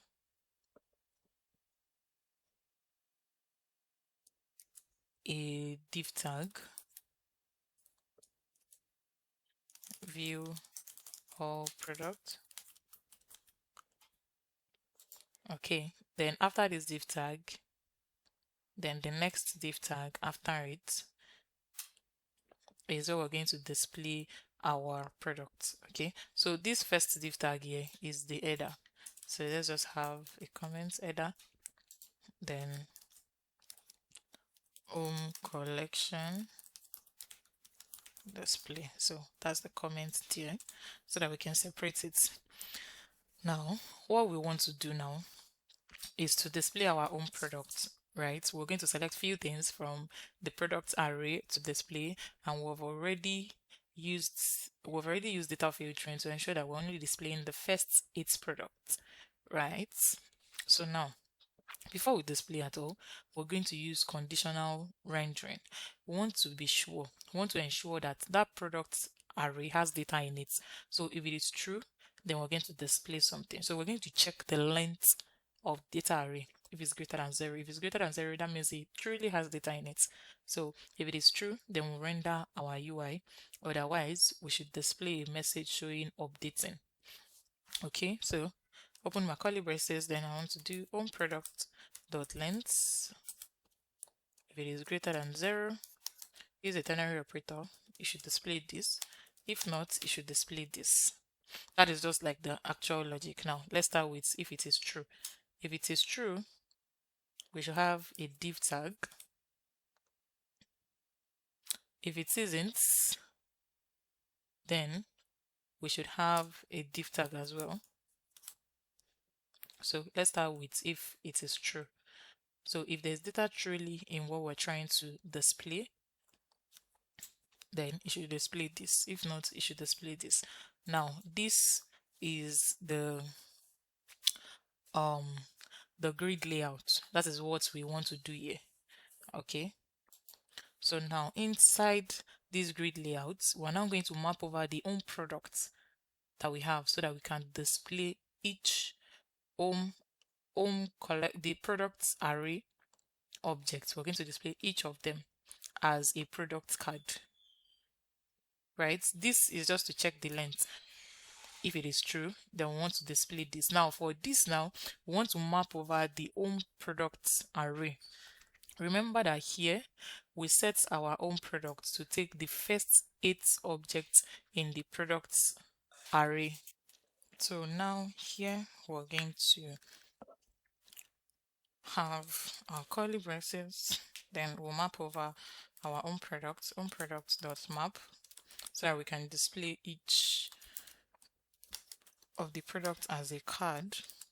Open our bracket, then inside this we'll have a div tag, Now this div tag, we're going to set the key to products dot underscore ID. Okay, so this ID here is a unique identifier that helps us to track specific products that we want to display. Remember that we're mapping over products, the first 8 products. We want to display the first 8 products from our product, from the product that we're getting from shop context. Shop context is getting products from asset, right?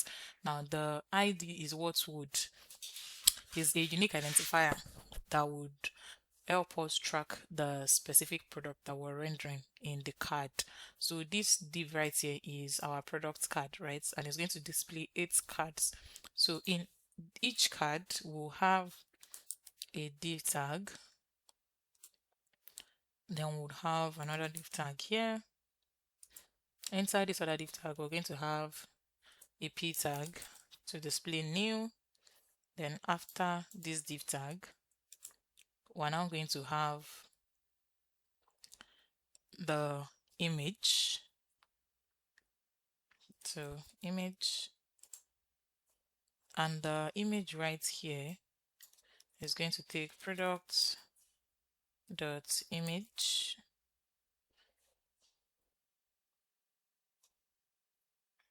and then after this image we're going to have another div tag. This div tag will take a button, and the button will display a shopping cart.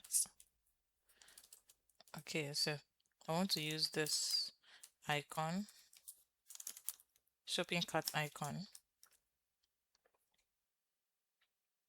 Then after the button, we're now going to display the eye icon.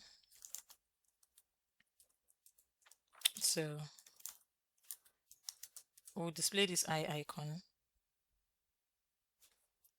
Then we're now going to, after this div, we'll now display the product info. After the eye icon, the first closing div, the second closing div, after the two, we would have our product info icon. So this product info icon will take another div. This will take the p tag, and this will take the h3 tag, right? And then we're going to have the p tag here as well. Now for this p tag here, we're going to display products dot category,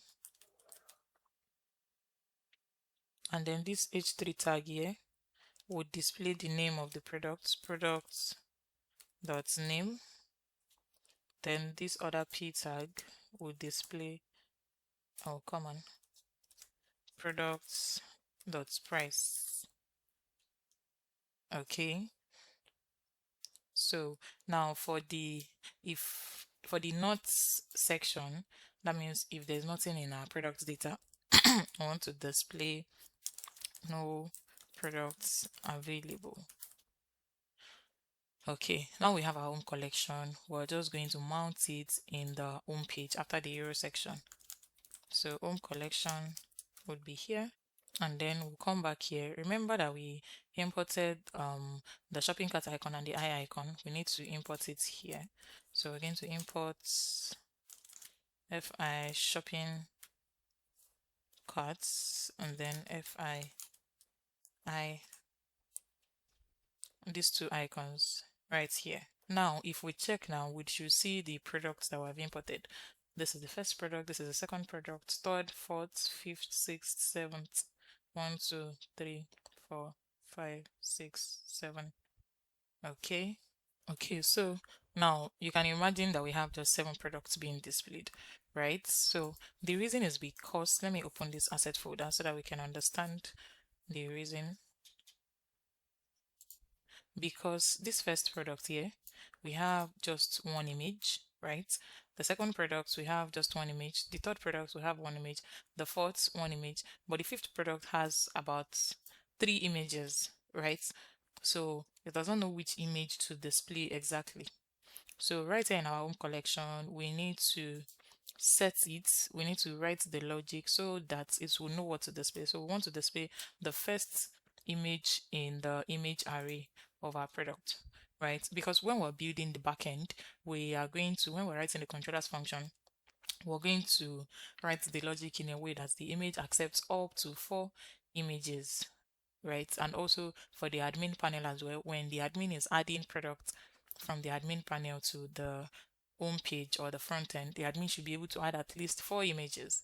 Okay, so that's why I just put the sample here for 4 images. This is just the front end, by the way. So now that we've told it to display the first product in the image array, it is going to do just that. And you might be wondering why I'm using 0. I want to believe that you know that arrays count starts from 0. So array starts with 0. So 0 stands for the first product. So if we go back now, you can see 1, 2, 3, 4, 5. This product has been added. 6, 7, 8. Okay, so the first 8 product has been displayed now. All right, so now we can start styling. So our styling will start from this main container. Padding of 20 on y-axis, padding of 6 on x, max width of 7 XL, margin of auto. Then we'll have this header here. Display would be flex direction, colon, justify between, margin bottom of 16, and then gap of 6. For the second div tag, max width of XL. Now for this span tag, text color would be orange 500, font bold, uppercase, tracking 0.3, then text size will be XX. Alright, then we have our H2 tag right here. Text size should be 4XL, font black, text color would be gray 900, margin top of 2, tracking title. Then we have the span tag here. Text color would be gray 400, fonts should be light, and then this should be italic. Okay, then we have this div tag here. Text small, fonts bold, uppercase, tracking widest. Then we'll have a border bottom of 2. Then the color would be black, padding bottom of 1. When you hover on it, the text color should be orange 500. And when you hover on it as well, the border should take orange 500 as well. Then we have the div tag here for our grid layouts. So display here would be grid goes 4. We'll set a gap of on X for 8, gap on Y for 12. Okay, then we have the card itself. Each card display wanted group, and then position will be set to relative.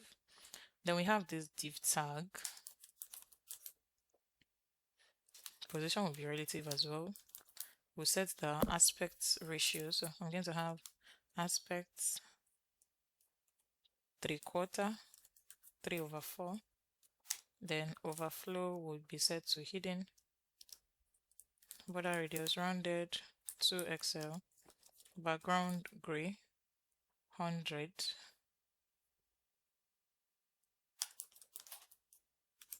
So for this badge here, we'll set the position to absolute. Top would be 4. Left to be set to 4 as well. Z index of 20. Background color would be white. Would use padding to set the width and height. And then border radius full. Shadow would be small. Let me close this so that we can have a larger screen. Now for this P tag, text size would be 10 pixels. Font will be set to black. uppercase, tracking widest, text color would be gray, 900. Then this image that we have here is the next thing for us to style. Now for the image, we'll set the height to full, the width will be full as well. Object cover, transition, transform, duration of 700, and then group hover, scale of 110. Okay, then we have this div tag here. So this div tag here is going to serve as the overlay on the image. Okay, so class name, position will be set to absolute, insert 0, display will be flex, items, center, justify, center, gap of 3, background of black, opacity would be set to 0, backdrop will be set to blur, but not XL, 2 pixels, yes, 2 pixels. And then we'll add transition on all, then we'll set a duration of 300, group over, opacity will be set to 100. Okay, now for this button that we have here, padding will be set to 4, background will be set to white, rounded, full, text gray, 900. When you hover on it, the background color should change to orange, 500, yeah, and the text color should be white. Then we'll add transition, smooth transition on the colors, and then we'll have a shadow of XL. Then the cat icon, we're going to set the size to 20. Now this eye icon, we'll set the size as well to 20. Okay, now this eye icon, we want to ensure that once we click on the eye icon, it leads us to the details of that product. It leads us to the product details page of that particular product. So this eye icon will be wrapped with the link tag from React Router DOM. So a link from React Router DOM. So I need to import link from React Router DOM. Okay, let's continue. So now we have the link tag. We need to wrap it. So I'm going to cut this and then put it in between the link tag. Okay, now for this link tag, we'll set the path. Okay, we'll have a curly braces because we're going to have template literals here. We'll have curly braces, then backtick, slash, in between the backtick, we'll have slash products, slash, our template literals, products dot underscore ID. Okay, so what this does basically is that when you click on this eye icon, it leads you to the product details page, right? We have slash product.id. This product.id is the unique identifier for each product we are on. So here we're going to display different products, the first 8 products. So when you click on any of these products, when you click on the eye icon on any of the products card that were to display, right, it should lead you to the product details page, that particular product details page. It should lead you to it. Okay, so that's what this does.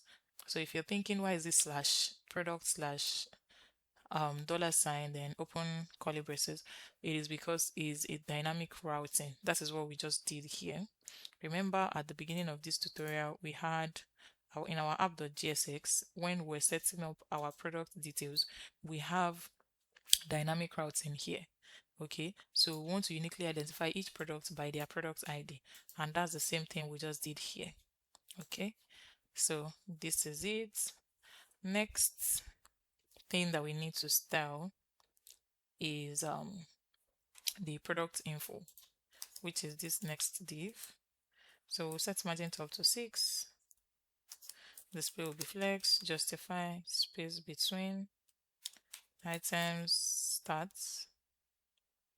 Then we have this p tag here. Text is XX, text color is gray, 400, uppercase, tracking, widest, then margin bottom of 1. Then for this, the text will be base, font will be bold, text color would be gray, 900, group hover,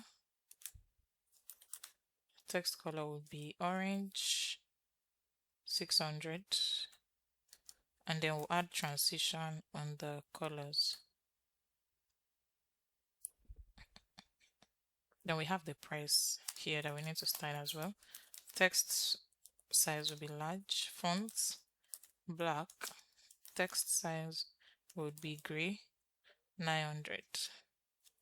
Okay, so this is what we have at the end of the day. Alright, we still need a little bit more styling so that it's going to look exactly like this.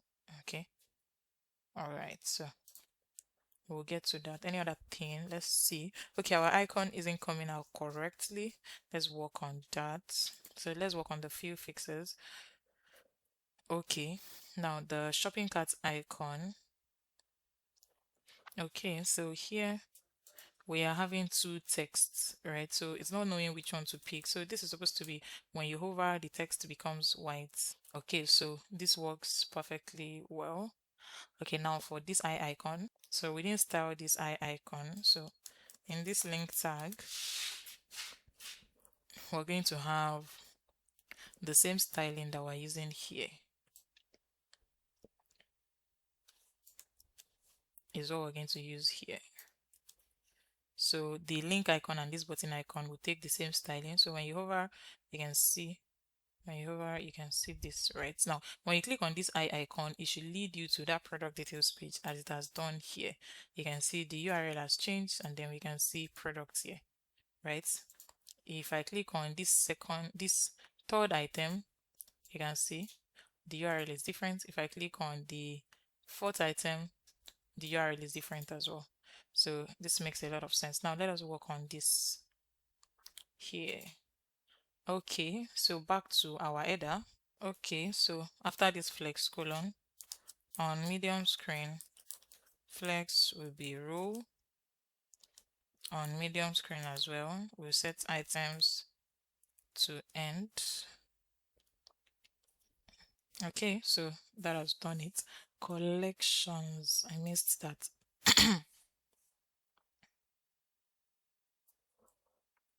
Collections, yes. Okay, and here as well, this should be 5XL so that it will be a big bolder. Yeah, so this is this right here. We have our home collection in the home page. Okay, so what's next? The footer section. All right, so let us work on the footer section, and then we'll start working on the login page and the carts page. Let's work on the footer section. Oh yeah, let's work on the footer section. So I'm going to close this, close this, close this, close this, and then close all of these and start with the footer. Okay, so for our footer now, we are going to have 3 sections. We're going to have the top section, and then we're going to have the middle section, and then we're going to have the bottom section. Now for the top section, we'll have a div tag. Inside this div tag, we'll have another div tag, and then we'll have a div tag with a self-closing tag. So I'm just going to cut this self-closing tag. So this div tag will be our abstract background flare. After this, we'll now have another div tag. Then we'll have another one. Then we'll have our h2 tag. So this h2 tag will take this.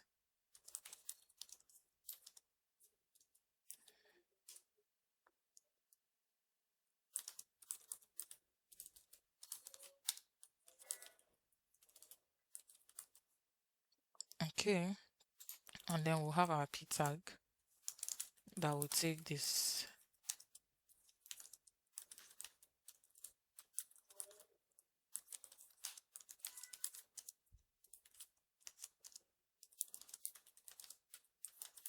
Okay, so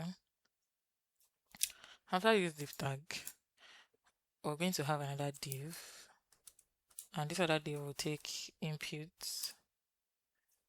Then we'll have a placeholder that will display enter your email, and then we'll have a button after the inputs, and this button will display this text to join now. And then we'll move on to the middle section. Now for this middle section, we'll have a div tag as well. Then we'll have another div and a div.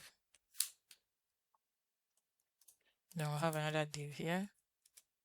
I want to use this icon. I'm going to import the icon. After this div, we'll have an h2 tag. So this h2 tag is going to take this text.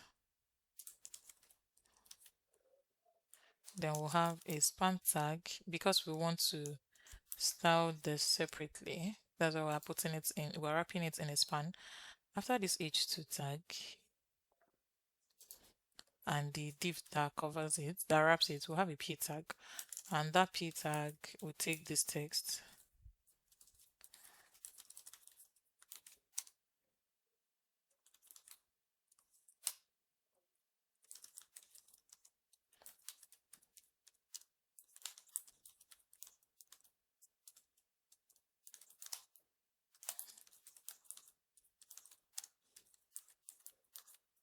Okay.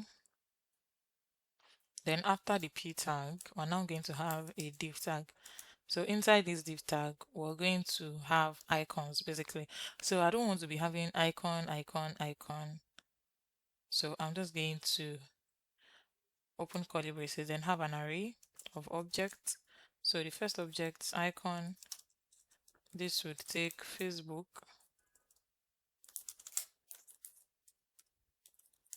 This will take Facebook icon, comma. Next icon would take Instagram icon. And then the last icon would take YouTube icon.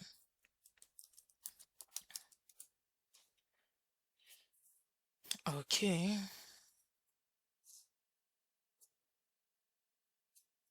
So this now, we're going to map this array that we've created. We'll pass social and then we'll pass index number so that we can uniquely identify each of them. Then we want to have it as a link. So this is going to take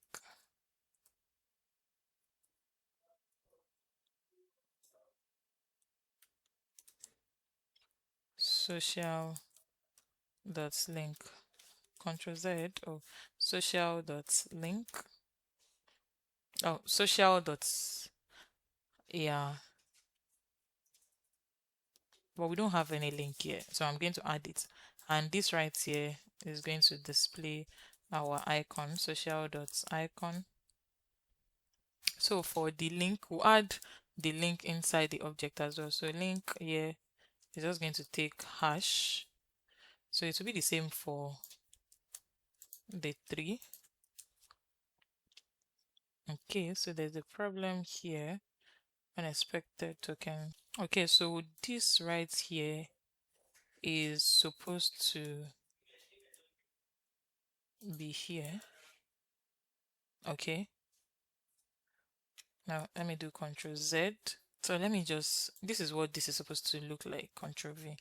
Okay, this is what this is supposed to look like. So Please do well to correct it. We're not yet styling, so I'm just going to delete this. Okay, so then we are now going to have another div tag right here after the first div. This div tag will have an h3 tag, so company, and then we're going to have lists on other lists, and for this another list we're going to do like the same thing. We'll have array of objects that we want to display. So this will take services, this will take about us, comma, this will take contacts, then dot map will pass item so that we can display each of them as a list item, and then we'll pass key will be the item, and this would display those items. Okay, so after this div we'll have another div.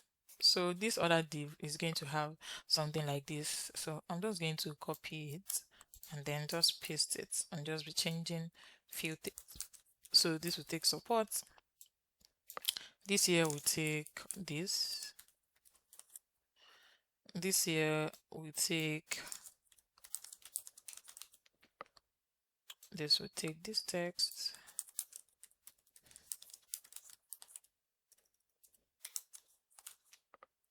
and this here will take returns. Okay, now to the bottom section, which is the copyright section. We'll have a div tag.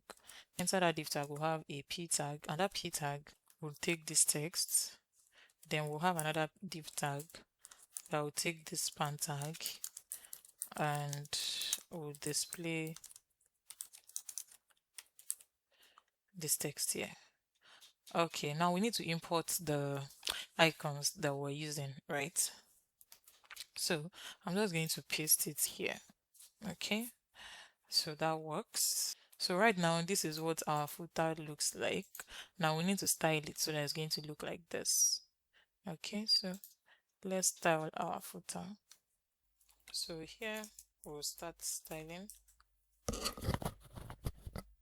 We'll set the background color to gray, and then text color would be white. Then for the top section, margin of auto 7 XL, max width, padding of 6, and then padding of 20 on y-axis. Then we have the other div tag. Position will be set to relative, overflow would be hidden, border radius of 3 rem. Okay, then we'll have a background color of orange, since orange is the code we've been using. Padding of 6, padding of 8, and padding of 16. Then we'll have shadow of 2 XL. On medium screen, padding on X will be 16. Okay, now for this abstract background, position will be set to absolute, negative right of 20, negative top of 20 as well, height of 64, the width will be 64 as well, border radius of full, background of orange 500, blur of 3 XL, opacity of 50. Then we have another div tag here. Position will be set to relative, z index of 10, display will be flex, flex direction, colon, items center, justify between, gap of 10.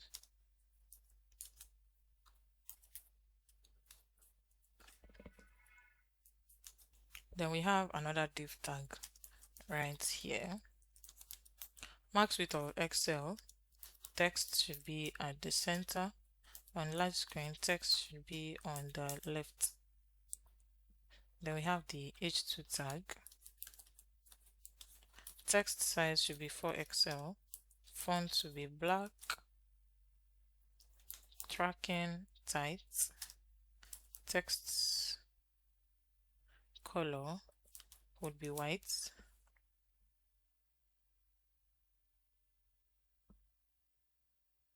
Then we have this P tag here as well. We'll set margin top of 4. Text color of orange, 100. And then text will be large. Then we have display will be flex, width will be set to full, max width of medium, items at the center, gap of 2, border radius of 2XL, background will be white, padding of 2, and then the shadow would be inner. The input field will set the width to full, background transparent, padding of 4, padding of 2, text gray, 900. Then the placeholder text gray 400.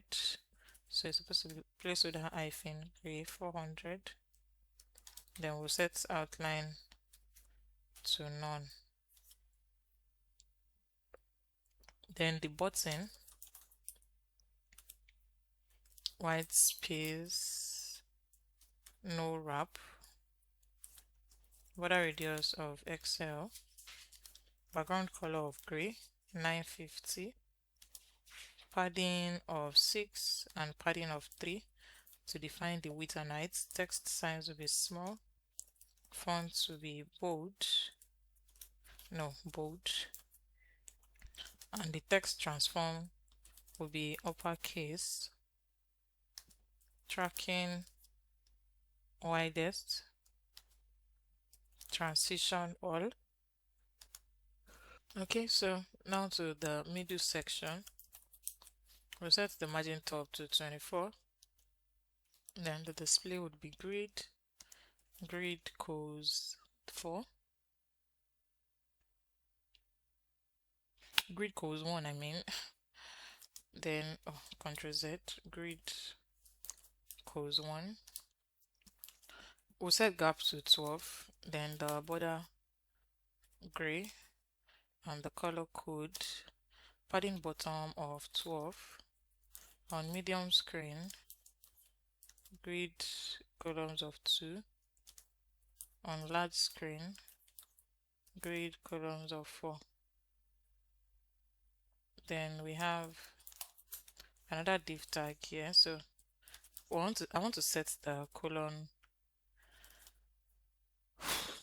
span 1 on large screen, cos span 2. Okay, then I'll set the next div tag here. Display will be flex, items, center, gap of 2, margin bottom of 6.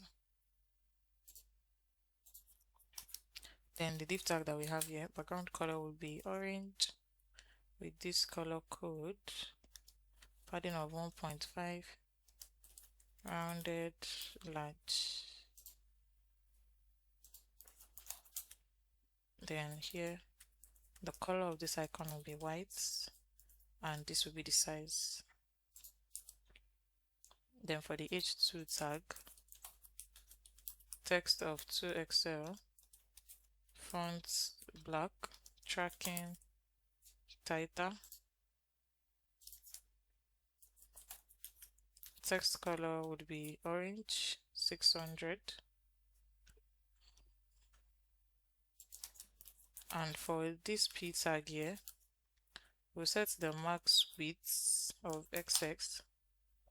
Text color would be gray 400. leading relaxed. Then this div tag here, margin top will be 8, display is flex, gap will be 5. All right, then we have this here, flex, height of 10, width of 10 as well, items at the center, justify center, rounded, full. We'll set border color would be gray, 800. Text size will be large, and then the text color would be gray, 400.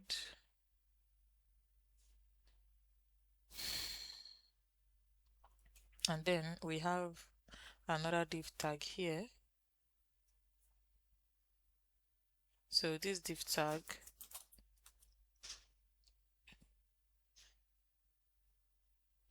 I'm not going to style it actually, so it's the h3 tag that I'm going to style. So margin bottom of this, I'll set it to 6. Text size will be small, font will be bold, uppercase, tracking,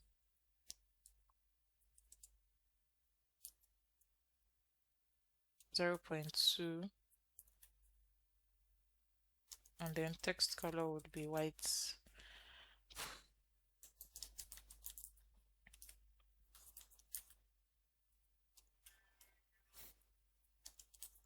Text color of this would be gray, 400.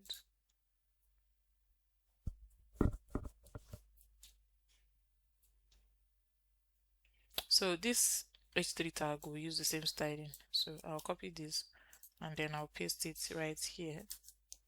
Oh, sorry. It should be like this, right? And then the list as well, we take the same styling. Then for this bottom copyright section, display will be flex direction, colon, items will be at the center, justify between, padding of 8, on medium screen, flex row. Then here text will be small, text color would be gray. Then right here for this div tag, margin top will be set to 4, display is flex, items center, gap of 6. Then on medium screen, margin top of 0. Then for this span tag here, text size will be this, the color will take this color code. Okay, so this is what our footer looks like now. So we're done with the home page. The next thing we need to work on now is the login page. So when you click on login, we want to display our login form right here. So let's get to that. So now I'm going to close the footer, and then we're going to open our pages folder, then open the login page. Now for our login page, we're going to have the login and sign up. We want the user to be able to sign up on the same form and also log in on the same form. But for the sign up page, we're going to have some input field, while for the login page, we're going to have certain input fields as well. All right. So first thing we need to do is to create a state variable that is going to store the states that we are in. That means the current state, whether the user is on login page or is on sign up page. So I'm going to create a state variable and I'll name it current states, a setter function to update when the state changes, set current states, then use states. By default, we want the use states to be login. Okay, so I'm going to have login, and now we're going to start working on the UI. So I'll create a form tag. I'll delete this action. Now in between this form tag, we're going to have the header. So I'll just write a comment here. Header. Now let's start with header. I'll create a div tag for the header. Then we'll have an h2 tag. The header is going to display our current state. So the header that will be displayed on the login form will be based on the current state. For now, our current state is login, right? So that means currently the header is going to display login. Okay. Then after this h2 tag, we're now going to display then I want to have a span tag after the current states because I just want to style it. The span tag will just take dots. Okay. Now after the h2 tag, as I was saying, we'll have a p tag, and that p tag would also display statements based on the current state that we're in. So we'll use a ternary operator to check if our current state is login, then we want to do this. If it isn't, we should do this. Okay, so if the current state is login, it should just display welcome back to style wave. If it isn't, we should display join the fashion wave. Okay, so this right here is a ternary operator. We're checking if the current state is login. We want to display this. If it isn't, we should display this. Okay, so that's for the header. Now to the input section. Now in the input section, we're going to have a div tag. Inside the div tag, we want to display some input field based on our current state as well. Okay, so we're going to use ternary operator. If the current state equals login, then we don't want to display this particular input field, so it should be null. But if it isn't, we want to display something. So we want to display this input field. Inputs, and it will be a type text. So we want to display full name. We want the user to enter full name if it is not on login. So this would only display if the current state is otherwise. That means if it is not on login. But if it was on, if the current state is on login, then it should display null. That means it should not display anything. And this will be required as well. Then after this, now we're going to have an input field for email. So this input field would display regardless of the state we are in. Okay. So for this input field, we'll have a placeholder, and that will display email address, and it will also be required. And then we'll have another input field next to it, and that the type will be for password. Then we'll have our placeholder that would say password, and this will also be required. Okay, after this input field, we're now going to have a div tag. In this div tag, we'll have a p tag.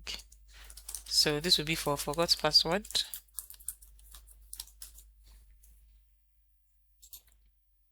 After this forget password, this particular p tag, we're also going to display a text, okay, based on the state we are in. So we want to display create account or login here text. That is what we want to display. So we'll use ternary operator. If the current state is is login, then we'll display this. If it isn't, we'll display this. Now if it is, we want to display a p tag that would say create account, and then we'll still use an onClick method to ensure that once user clicks on this, it leads them to the sign up page. Okay, so let's continue. If it isn't, this is if current state is login, then we should display create account. If it isn't, we should display login here. So for this now, the user would be able to select whether they want to log in or they want to sign up. Okay, so there's a typo here. If the current state equals login, not question mark login. Alright, so we're done with this div tag. Now we're going to create the button. The text that will be displayed on the button will also be based on the state we're in. So if current state is login, then the text that we want to display would be sign in. If not, it should be join style with. So now if we check our log, this is what we're going to see in the login form. Okay, so now I'm going to style it so that it will make more sense. So let's style. So we'll start with this div tag, this one right here. I'm going to set the minimum height to 80 VH. Display will be flex, items, center, justify, center, padding of 6, padding of 20 on Y, 20 not auto. Then we have the form tag, the width, we'll set it to full, max width of medium, background of white. Then we'll have border radius of 1.5 rem. I'll have a padding of 10. Then we'll set the shadow with this value. So this will take 0 underscore 20 pixels underscore 50 pixels underscore this color code 0, 0, 0, 0.5. Then we'll have border. Then the border color would be gray 50. Display will be flex direction will be colon. Then we'll have a gap of 6. Okay, now to the header. So for the header wrapper, we'll put text at the center, margin bottom of 4. Then we have an H2 tag here. Text size will be 4XL. Font will be black. Tracking tighter. Then the text color gray 900. Then it will be in italic. Now for this span tag, I'm going to set the text orange 500, the color. Then we have a p tag here. So text size, I'll set it to small. Text color would be gray 400, margin top of 2, font of medium, text transform uppercase, tracking widest. Now to the input section. Display will be flex direction colon, gap of 4. Then we have a div tag here. Position, I'll set that to relative. Now to the input field. I'll set the width to full, padding of 6 and padding of 4. Then border radius rounded to XL. Background color would be gray 50. I'll set border color would be transparent. Then outline none. Then on focus, the border color would take our orange color. On focus as well, the background color would be white. Then we'll add the transition as well. The text size should be small, and then the font width will be medium. Okay, so now I'm going to use the same styling for this input field. I'm going to use the same for the email input field and the password input field. So just copy it and then paste it here. For the password field as well, paste it. Let me format this so that it's going to make more sense. Alright, so we're done with that. Now to the div tag. So here we'll set the display to flex, justify, between, items, center, padding of 2, text of XX, font of bold, then transform to uppercase, then I will set tracking to widest. Then we have this p tag here.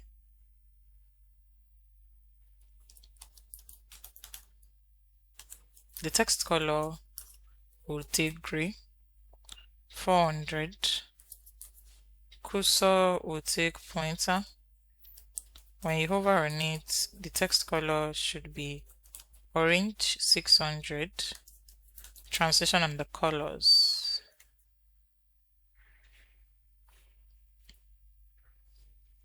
Then for the other two p tags, this p tag here, text color will take orange. 600. Cursor will be pointer. When you hover on it, it should have an underline, and then the underline should have an offset of 4. So I'm going to be using the same styling here for this one as well. Okay, now to the button. I'll set the width to full. Background color would be gray. 950. Text color would be white. Padding on Y will be 5. Border radius 2XL. Font will be black.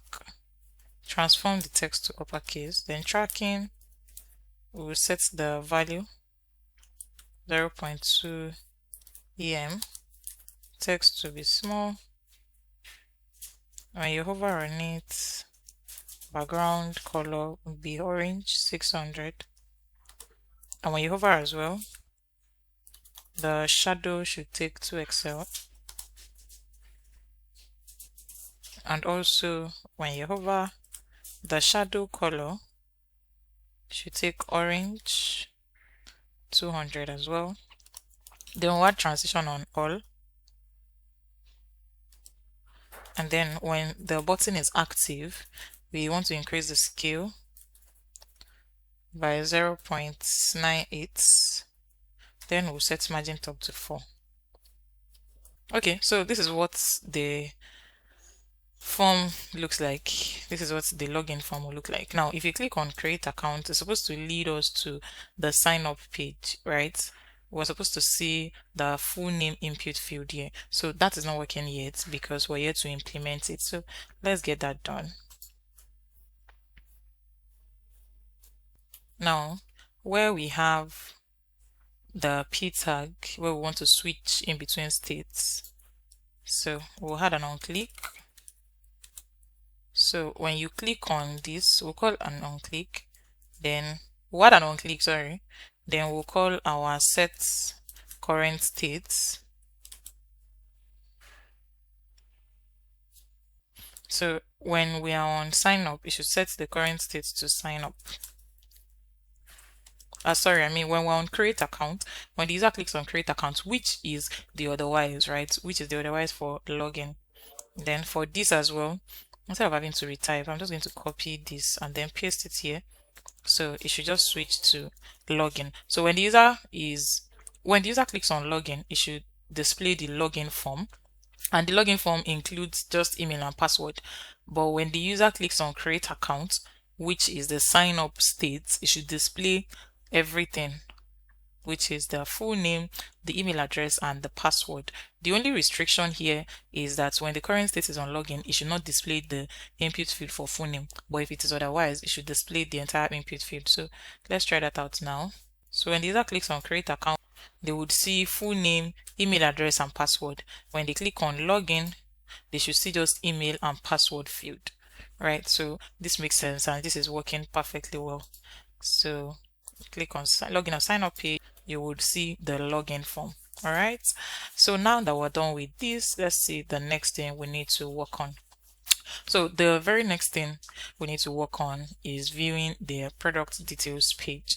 Okay, we want to ensure that once user clicks on the icon, they're able to view the product details page, right? So if I click on this icon, I should be able to view it should lead me to the page to view the details of the product. So here in this product details page, right, we should be able to add images. We already set that already. We should be able to view all the images available for a particular product, right? We should be able to view a more detailed image. We should know which category we are in. We should know the full name of the product, the price, if it is in stock, description about the product. We should be able to select size of the product.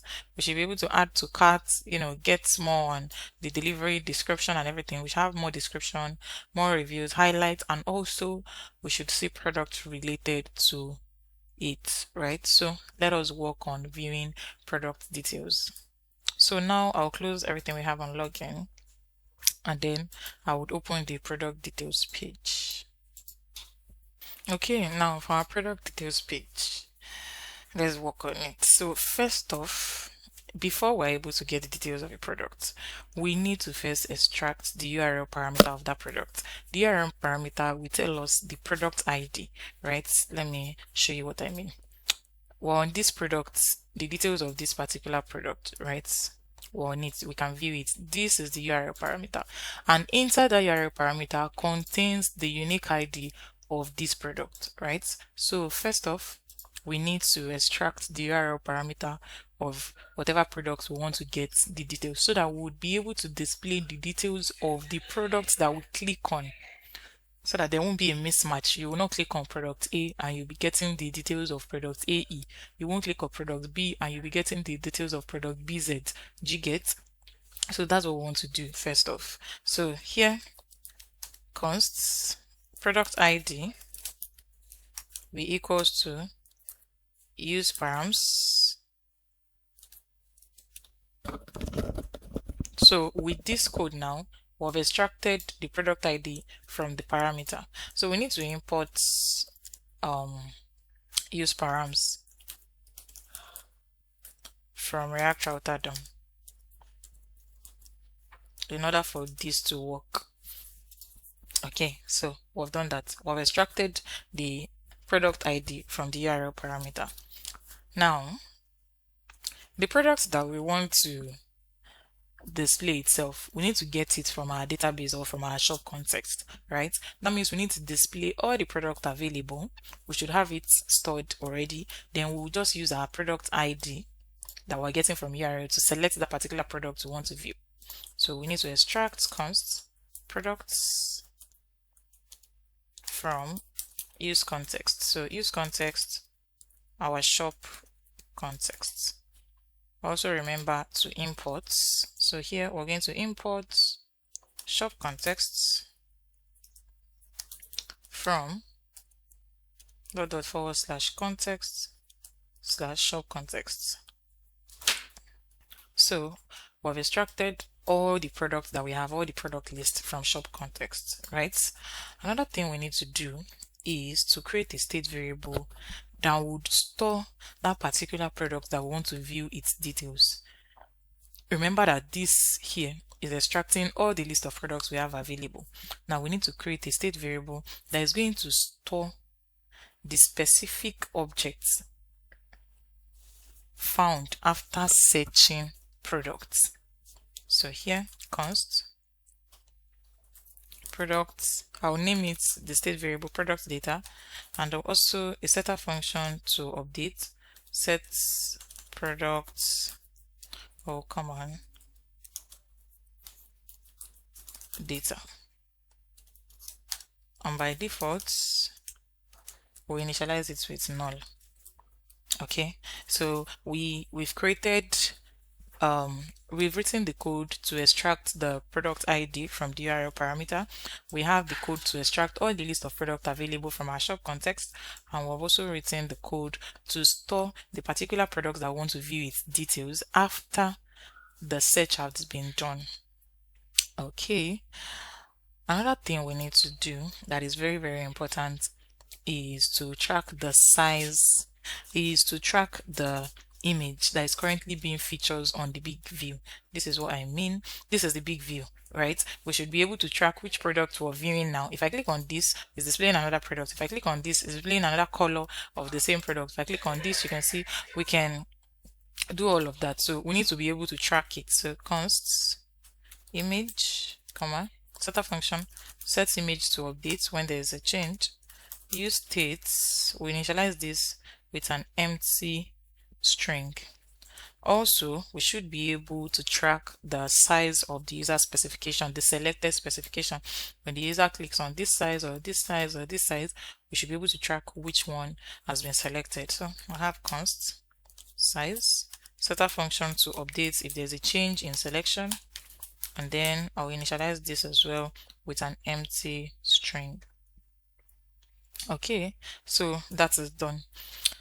Next thing to do is to write the logic for retrieving that particular data from our product. Remember that this product ID is declared, its value is never read. This product here that is fetching all the list of products is declared, its value is never read. The product data that is going to store the actual data, that is going to store and display the actual data we want to view its details, is also declared and its value is never read. So we need to create a function, an asynchronous function, to retrieve the data, where we're going to link our product ID with all the list of product and we're going to store it in our product data. So let's get to that. I would name that function fetch products data. It will be an asynchronous arrow function. It will take no parameter. And then first we need to search the product array to find the item that matches with the URL product ID. What does it mean? We want to search the product array. This right here is the product array. What we're getting from shop context. The products here, the list of products we're getting from shop context is our product array. Now we want to find in the product array the ID that matches the URL parameter, the product ID URL parameter that we're extracting from the URL.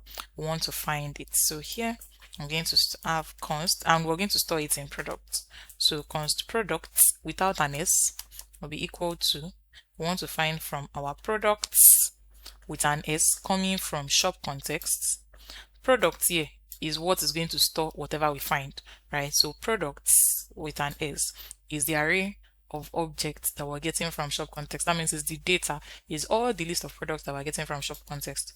So products.find, open bracket, then we'll pass item, and now we're going to check if the item dot underscore ID matches with our product ID.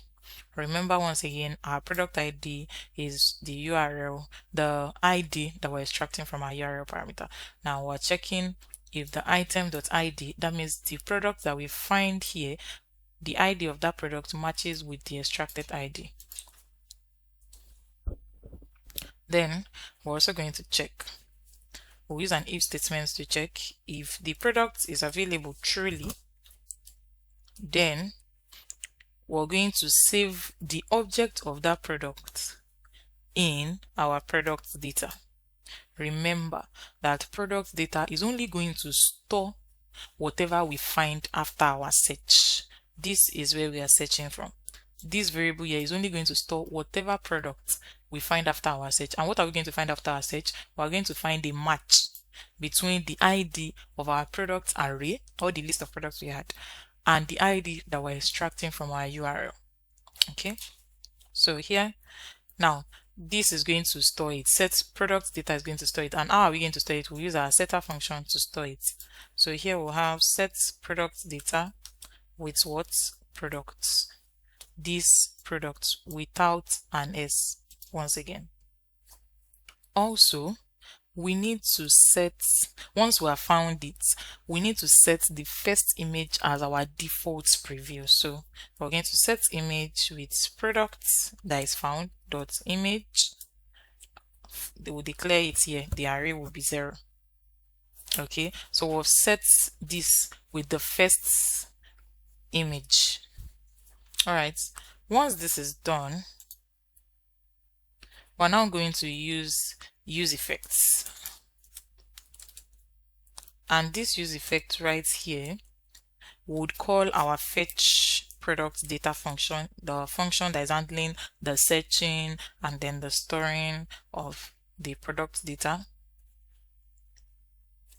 And also for best practices, we want to automatically scroll the user back to the top of the pages when we navigate to a new page. Sometimes when you click on pages, you would realize that it will just lead you to the end of the page, like on a new page. Sometimes, not all the time. So the best practices is to declare that your window dot scroll to then 0,0. Okay, so whenever we switch between pages, it will always move us to the top of that page. So let's give it a try here. Let's say I click on the details of this product and then I end up here, right? Then I come here again, I go to the home page, I click on this home page right here. Okay, I'm already on the home page, sorry, imagine. Then I click on this, you'll see that this will start at the top of the page. If I'm on women collection and then I'm at the bottom, right, and I click on this, it will always lead me to the top of all pages. It would not refer back to the last page. Okay, then also in the use effect, before our closing bracket, we need dependency array. Okay, so we'll add product ID and then products that we're getting from shop context. So that if the URL ID changes or if the product changes, our database will be updated. Okay, so now we can create our UI, right? So here I'm not going to use this return like this. Now we want to return product data.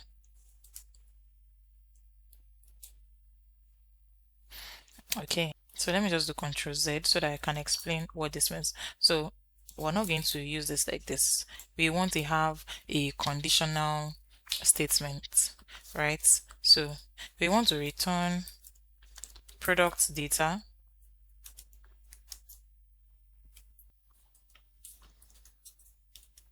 That means return if product data is available, display this. If it isn't, display this. Okay, so if it isn't, let's start with if the product data is not available, we should just display a simple div tag. Inside this div tag, we'll have another div tag. So we'll have a div here. So let's just create the new div. Let me open and close div. So this div, I'm going to style it so it will just have a spinning loader if there is no product. That is what this is for. But if there is product data, that means this product data is available, then we're going to display everything we have about the product object. So I would start with a div tag for this as well. So this will also have a div tag. This div tag would have another div tag. Inside this other div tag, we'll have our main product section. Now for this main product section, we'll have a div tag. Then we would have first the left image gallery. The left image gallery, it will have a div tag, a wrapper. Then we'll have another div tag. Inside this div tag is where we're going to have the dynamic image mapping. Remember that our image, the way we created the settings for the image is for it to be able to take at least 4 images, right? In our asset folder, we have an image array. Let me show you in case you've forgotten what I'm talking about. We have our image is being accepted as an array. So we can have several images. We can have 2 or more images. We can also have just 1 images. Every other product has 1 images, but this particular product has 4 images. Okay, so we need to create dynamic image mapping, okay, so that we can iterate through the image array within that product data object, that particular object that we've searched for using the URL parameter, comparing it with the products that we're getting from shop context. We want to iterate through the image array, that particular image array within the product data, and then represent the images and then display them. So if we have more than 1 images, we should be able to display all 3 or 4 images that we have.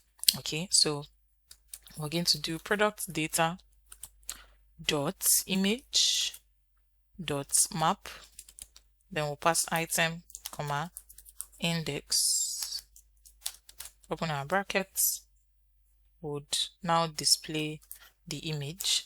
Now this image right here would have a key to uniquely identify each of them, and the key will be their index number of the images in the image array.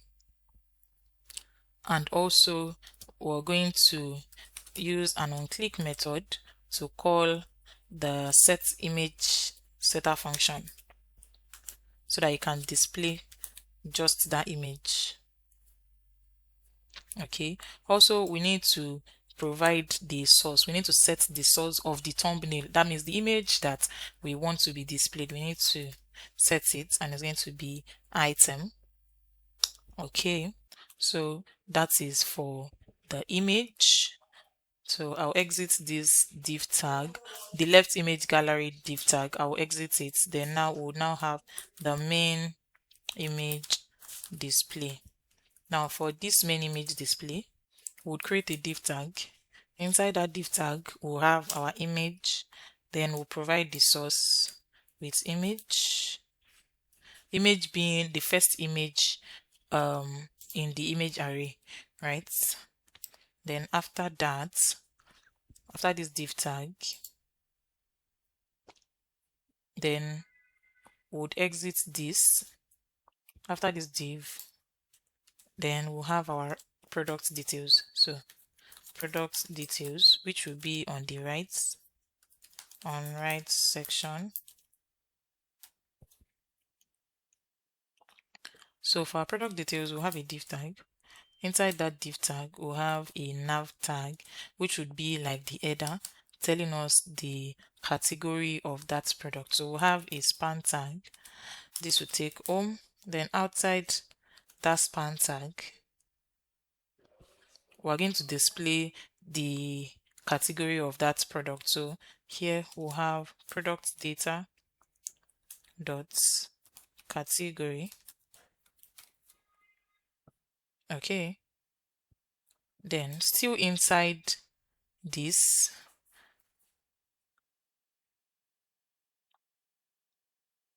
we're going to that's all. We're just going to display the category of that product. Now after this navigation tag, we're now going to have the name of the products. Okay, and that is product data dot name.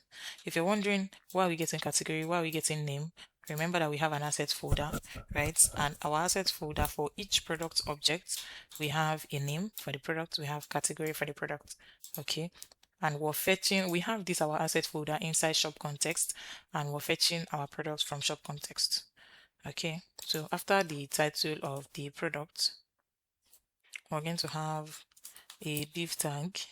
Now this div tag would display the price and currency of the product, but we're yet to declare currency of our product. So we're supposed to declare our currency here in shop context so that we can use it. So const currency will be equal to $, and then we're going to export currency as well so that we can use it in other parts of our application.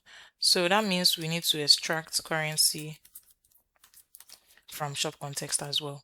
So here we're supposed to extract currency. Okay, so let's continue. Now we want to display the currency and then the price of that product. So we'll have product data dot price. Then after this p tag, we'll have a span tag to display that the product is in stock. So virtually all products will be in stock for this actual project. Okay, you can make sure that some products are not in stock. Then after this div tag, we're now going to have another p tag for our product description. So here we'll have product data dot description. Then after our product description, we're going to have our size selector. Now for this size selector, we'll have a div tag. Now inside this div tag, we'll have another div tag Then we'll have a p tag that will display select size. Then we'll have a button telling us about the size guide. So if you have an elaborate size guide, you can just use a link tag that will lead to another page of size guide explaining the size guide to the user, right? So after this first div tag, we'll now have another div tag. Now inside this div tag is where we're going to map the sizes. Okay, so here we want to iterate through the sizes array. Let me show you what I mean. So let me open the asset folder. Since we're getting our product from our asset folder, right? This is sizes, right? We have an array here with different objects. This is an object, this is an object, this is an object, and they represent different sizes. So we need to iterate through each of these sizes to display them. And then we also need to uniquely identify them with their position. So this is 0, this is 1, and this is 2, right? So we'll come over here, product data dot sizes dot sizes here dot map. Right here we have size. Okay, so let's continue. Product data dot sizes dot map, open bracket, we'll pass item and then the index number to uniquely identify the size. Open our bracket, then we'll have a button. So for the button now, it would have a key so that we can know which sizes, and then we use the index number as the key. Also, when our user clicks on any of the button, we should call our set size setter function so that it can update it. It can track which size the user has clicked on, the user has selected basically. Okay, and here we want to display all the size. So the button is going to display the size, like all the 3 sizes or 4 sizes or as many sizes as you want. The button is going to display it here. Okay, the job of this on click is to track whichever size that the user has selected, and this key assigned to index is to uniquely identify each of the sizes. Okay, so after this div, this size selector div to be precise, we're now going to have our button, our call to action button, telling our user to add to bag or add to cart, whichever one you want to work with. So here we're still going to come back to this when we have our cart functionality, so that our user will be able to add to cart. We'll call our cart function, but for now we don't have it. Okay, after this button we'll now have the policies. Now for these policies we'll have a div tag.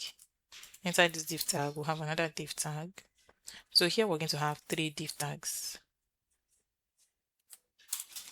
Okay, so for the first div tag, we're going to have an icon, this icon here, the truck icon with a self-closing tag, and then we'll have a p tag that will display this text over our currency. Then we'll add 150. Now for the second div tag, let me import this icon first off before we continue so that I wouldn't forget. Import from react icons /fi. Okay, now for the next div tag, we're going to have the shield icon. So I'm just going to type in shield. Okay, and it has been imported. If you check, yes, it has been imported. If it is not imported, please do well to just import it yourself.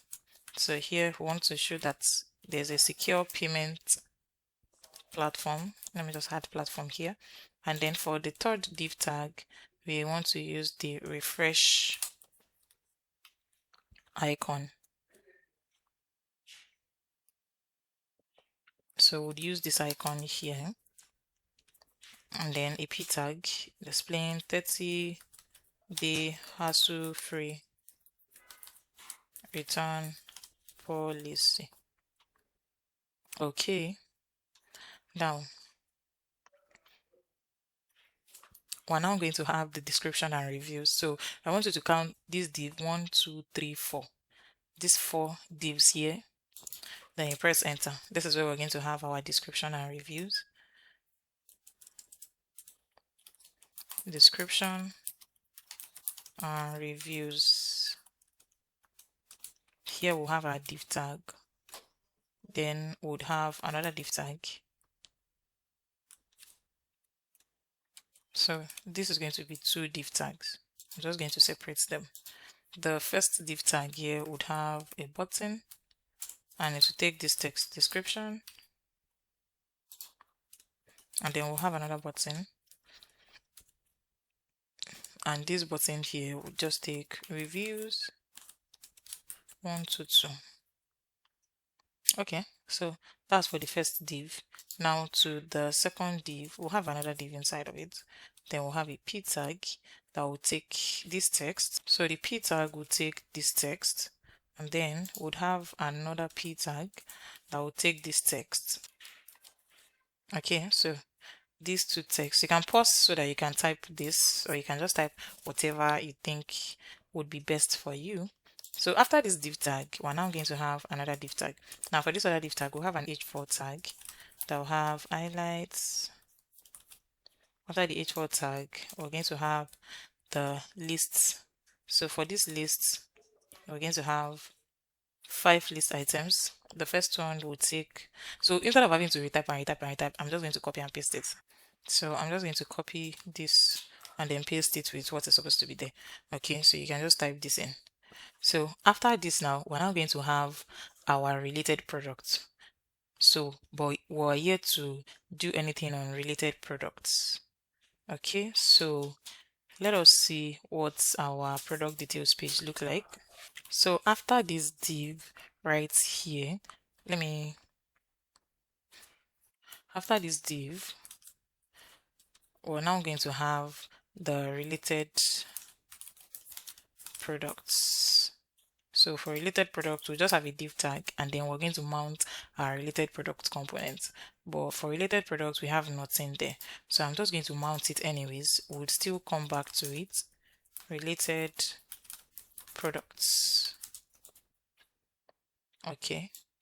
And I'm going to import it. Import related products from /components/related products. So now let's check out what we've worked on. If we click on any product here, we should see the details of that product. So if I click on this now, you can see we have the image. We have 3 of this image, 1, 2, 3, which is the image that will be on the left section. And then we have the main product image, right? The thumbnail. Then we have all the details, and you can also see that related product has been mounted here. All right, so this is working. Now we need to style so that it can look like this. Okay, we need to style so that our product is just going to work. So we can see something like this. So let's get to work. So now let us style. So we'll start our styling with this div tag right here. So here we'll start styling. Class name, padding top will take 24, transition on opacity, then we'll add duration of 500, easing, then we'll set opacity to 100. Then we have this other div tag here. Max width of this will be 7XL. I'm going to set the margin to auto, and then padding on X to 6. Then we have the main product section. Now for this main product section, display will be flex direction will be colon. On large screen, flex direction will be row. Then we'll set a gap of 12. On large screen as well, gap will be 16. Then we have the left image gallery. Now for the left image gallery, flex will be set to 1. Display would be flex direction colon. This will be colon reverse, and then gap will be set to 4. On medium screen, flex will be row. Then we have this thumbnails section. Display would be flex. Overflow on X, I'll set it to auto. On medium screen, display flex colon. On medium screen as well, overflow on Y, I'll set that to auto. Then justify between. On medium screen, justify starts. Then I'll set gap to 3. Then I'll set the width to full. On medium screen, I'll set the width to this value, 18.7%. So let me close this so that we can have a larger screen. Now for the dynamic product mapping, we're going to style this as well. So I'm just going to press enter. So for this now, we're going to have conditional styling. So we'll have our open and curly braces, then our backtick, open backtick and close backtick. So I'm going to set the width to 24%. That will be the width. On medium screen, the width will be set to full. Then aspects, I'm setting it to square. Object will be set to cover. Cursor will be set to pointer. Border radius will be large. Then I'll set transition on all. Then I'll set border to 2. Now for the dynamic styling, we'll have template literals.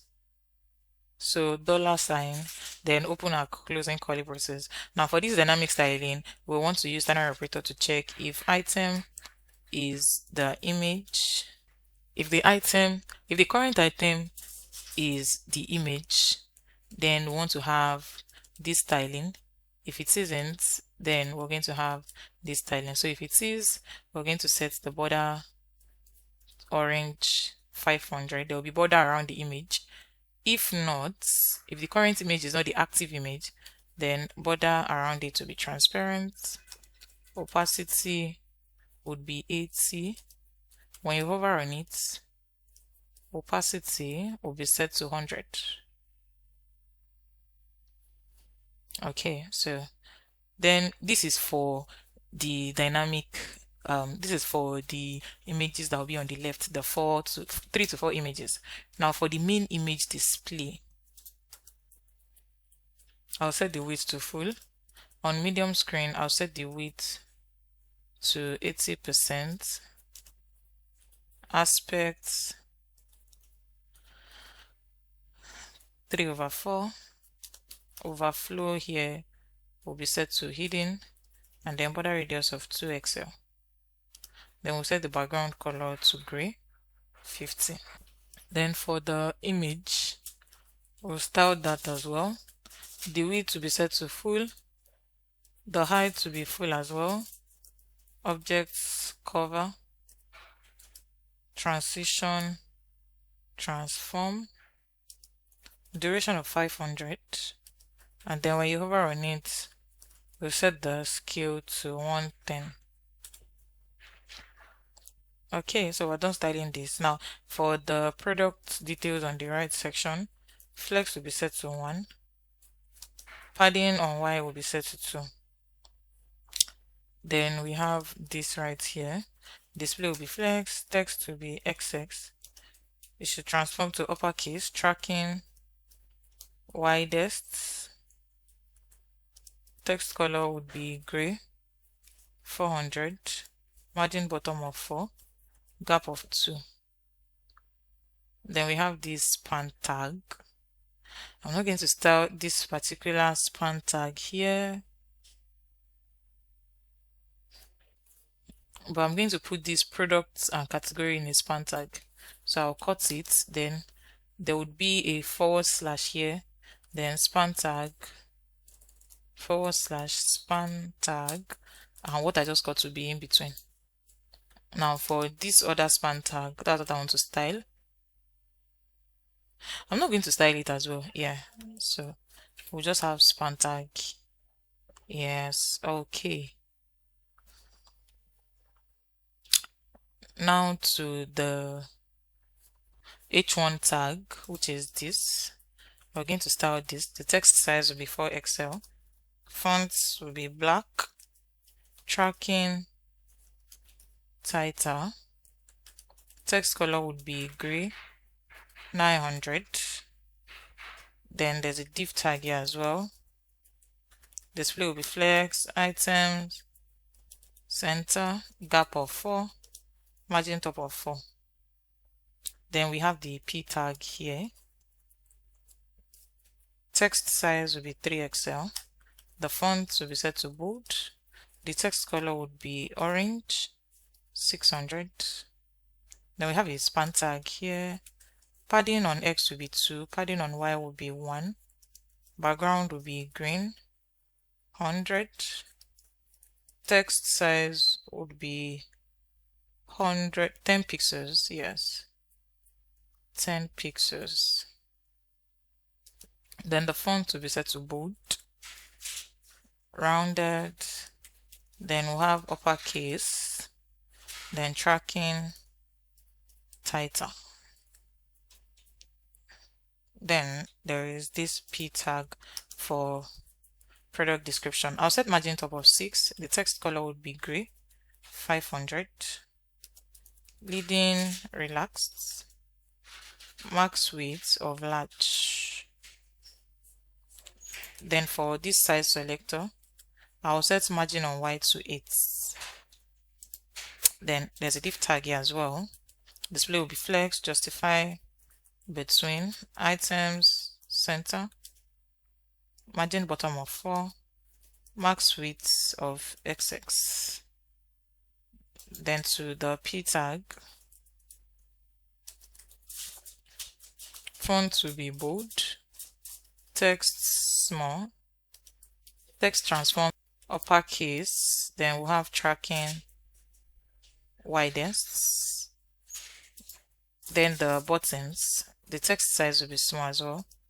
Text color would be orange, 600. Then underline. Then to the div tag here, display will take flex, gap will be 3. Inside this div tag we have a button. Okay, so I'll style this button,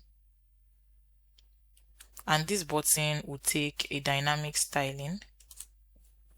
Okay, so we'll set the height of the button to 12, the width will be 14, display will be flex, items at the center, justify center, rounded XL. We'll set the border to 2, the text size will be small, font will be bold. Then we'll have transition all. Then we'll have our template literals, which is the conditional styling. Now I want to check if the item is active. If the size is active, we want to check if the current item matches the size that is saved in the state. If it matches, then we want to apply background, then a white text and a shadow. If there is no match, we're going to apply a light gray border and background for the unselected sizes. Okay, so that's just basically what we want to do. So I'll use a ternary operator.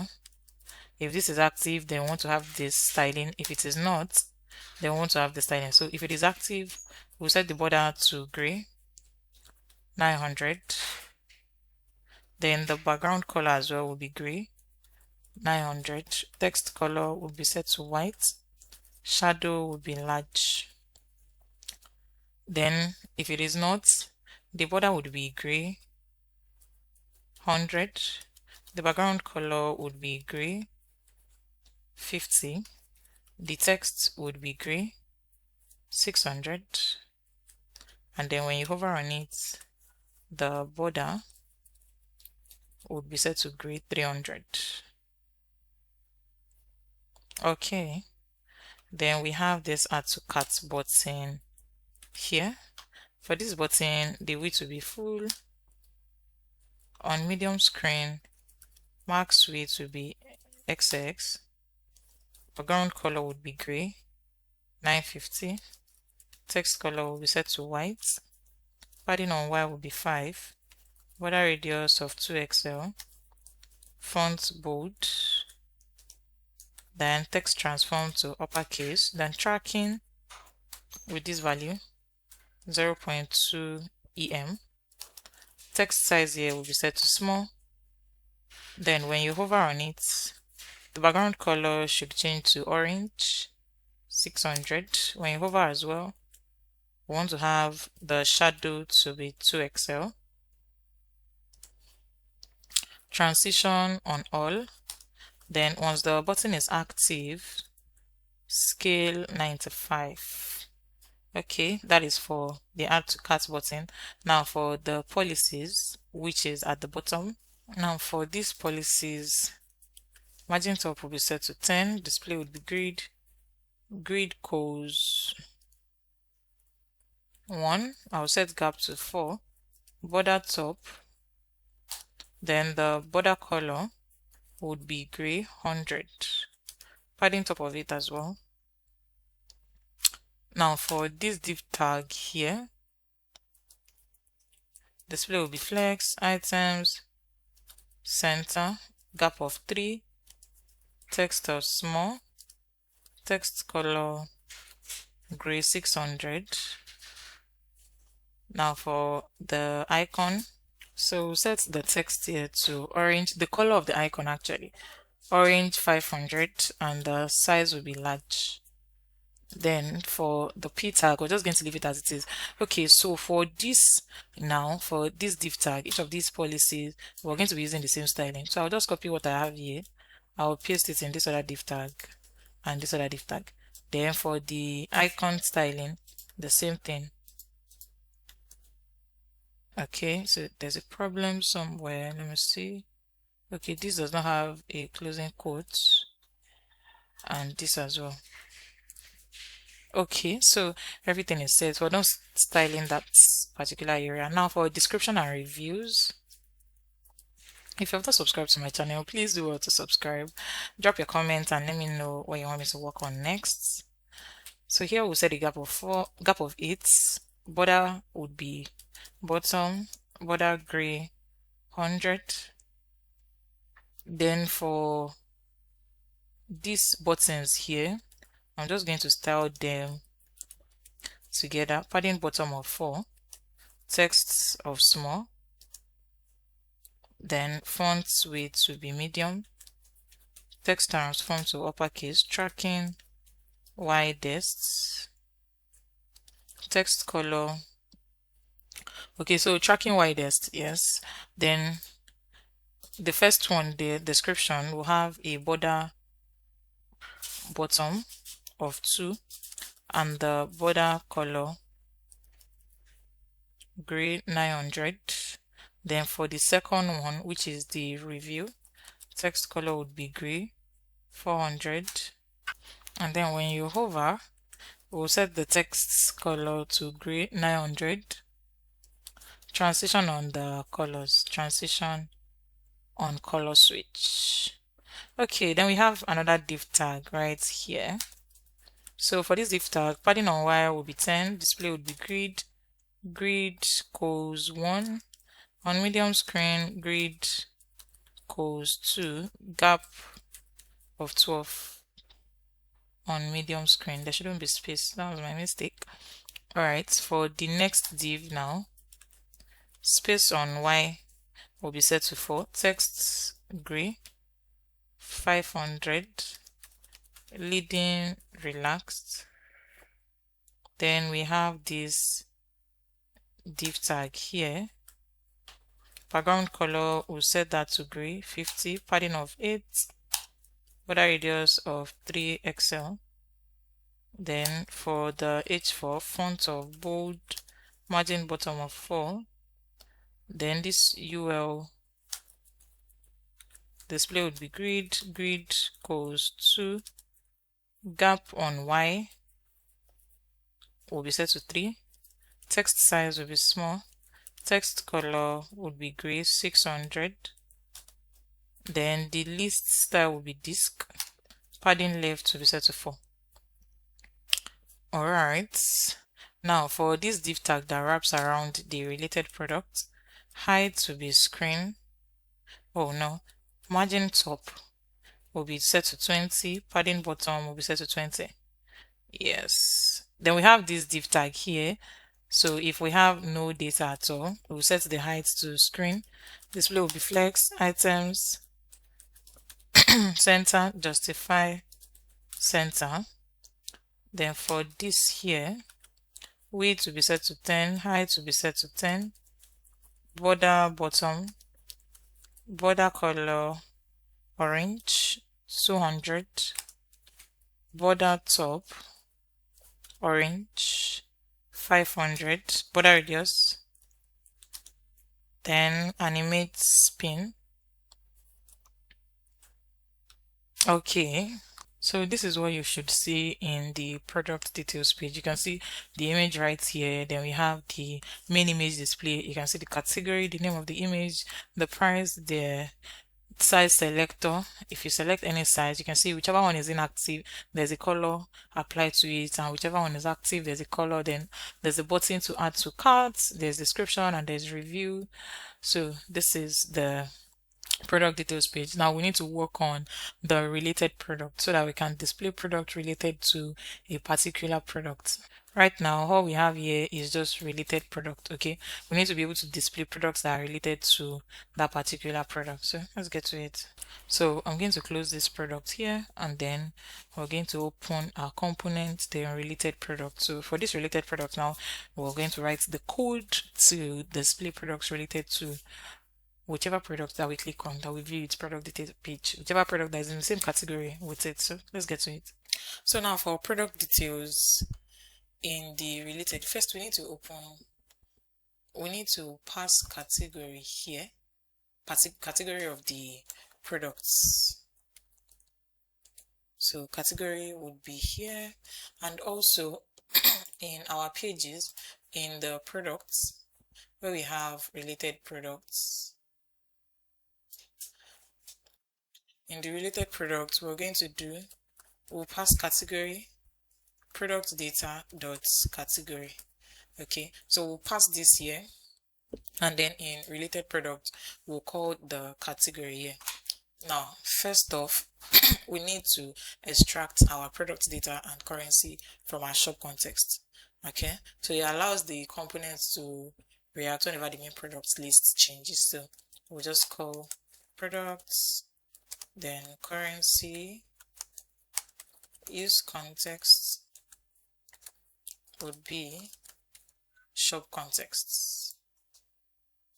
Then we're going to create a state variable that is going to store our related product. So it's only going to store specific products that are related to the correct items. So const related products, and then a setter function sets related products. It should be with an S, related products, set related products. We're going to initialize it with an empty array, and then we'll now do some filtering. So we'll use effects for that. So first, safety check. We need to ensure that the product is loaded, and then there's a category that is defined before attempting to filter. So we'll do if products dot length, the product that we're getting in from our shop context, is greater than 0, and also there's a category. Then open our curly braces. If there's products, that means if the length of the product is greater than 0 and then category has been defined, then the first step is to filter that by category. So we're going to have const filtered. So this variable here is going to is going to store the filtered product. So const filtered will be equals to, now let's filter products dot filter, open brackets, then we'll pass item, then we'll check if item dot category dot to lowercase. We're using to lowercase because of case sensitivity to ensure that nothing is broken, everything matches, just in case if the category in our product listing, in our product array, is in lowercase while the category in our related product is in uppercase, both of them should be converted to lowercase so there won't be any mismatch, right? So item.category.to lowercase function matches category dot to lowercase function as well. Then after this closing bracket, then we'll now take the next step, which is to limit the result. So we only want to display 4 products that are related to whichever current product we are viewing. So we'll use the slice method, dot slice open bracket 0, 4. So we want to display the first 4 items. Okay, let me close this and then format so that I can explain better. Alright, so first step is to extract our product and currency from shop context. The product is the product array that we have been working with and we have it in our shop context, right? The next step is to create a state variable and a setter function. The state variable is going to hold the related products and we initialize this with an empty array. The related product as in products that are related to the current product details that we're looking at, right? We want to see products that are related to it that are in the same category. And then we have a setter function. The setter function is going to be updating our related products if there is any changes. Let's say the first product we're viewing is in men category and then we move on to female category, it should update it. From female category, let's say we move back to men category, it should update our related product. Let's say from female category we move to kids category, this setter function is going to update it, right? That's what this line of code does. Now for this use effect, we want to filter for after effects. So first is the safety check. We're checking first if our product is loaded, if there's any product at all in whatever we're fetching, and also if category is defined, if it's established. If it is, then we can now go on with this. Okay, so now for this const filtered, this is a variable or declaring a variable here, and what that variable is storing is this. So here we want to filter, we want to check product or filter, we want to filter product to check if the item, the current item that we're viewing, if the category matches our own category that we have in related products, and we're converting both of them, both categories, to lowercase so that there will not be a mismatch. And also we want to display just 4 products. After we're filtered, we want to display just 4 products that are related to that category. All right, so after this, now we're now going to update the states with the final selection with the first 4. That is what our related product is going to store. So here, set related product with our filtered product. After our filter, we found a match and we're displaying just 4, right? And right here, we're going to load this with category and then products as dependency array. Okay, so if category changes, user clicks a different product, this is going to run, or if product is updated, this is going to run. Alright, so now that that is done, the next thing we need to work on is the UI of our related product. So I'm going to delete this. Then first we'll start with the section header. This section header here would have a div tag, and then we're now going to have the product grid. This product grid as well will have a div tag. Now first the section header. For the section header we have our div tag, then we'll have a span tag. This span tag would be, you might also like,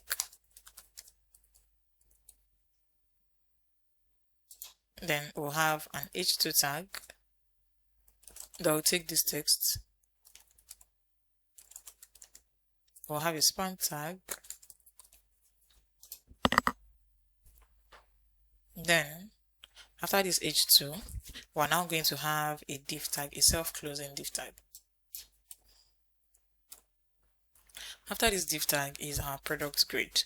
Now for our product grid, we're going to map over our related products to display each related product, the first 4 related products. So we'll do a safety check here. We want to ensure that there's something in our related product truly before we start displaying. So if related product dot length is greater than 0, then we should do this. If it isn't, then we should do this. So if it is, let's start with if it is, we should map over it and then display products. No. Oh, by the Control Z. We should display products.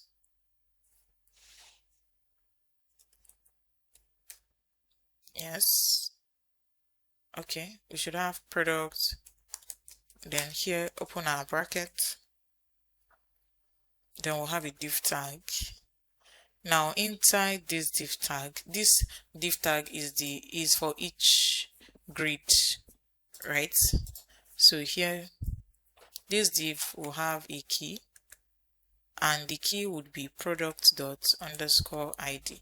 This product here ._id, so that we can uniquely identify each of the 4 products. So we'll start with a div tag. Inside this related products card now, we'll start with a div tag. This div tag would have an image, and that image, the source will be product.image. I want to display the first image in the image array. Then after this image, we're now going to have another div tag.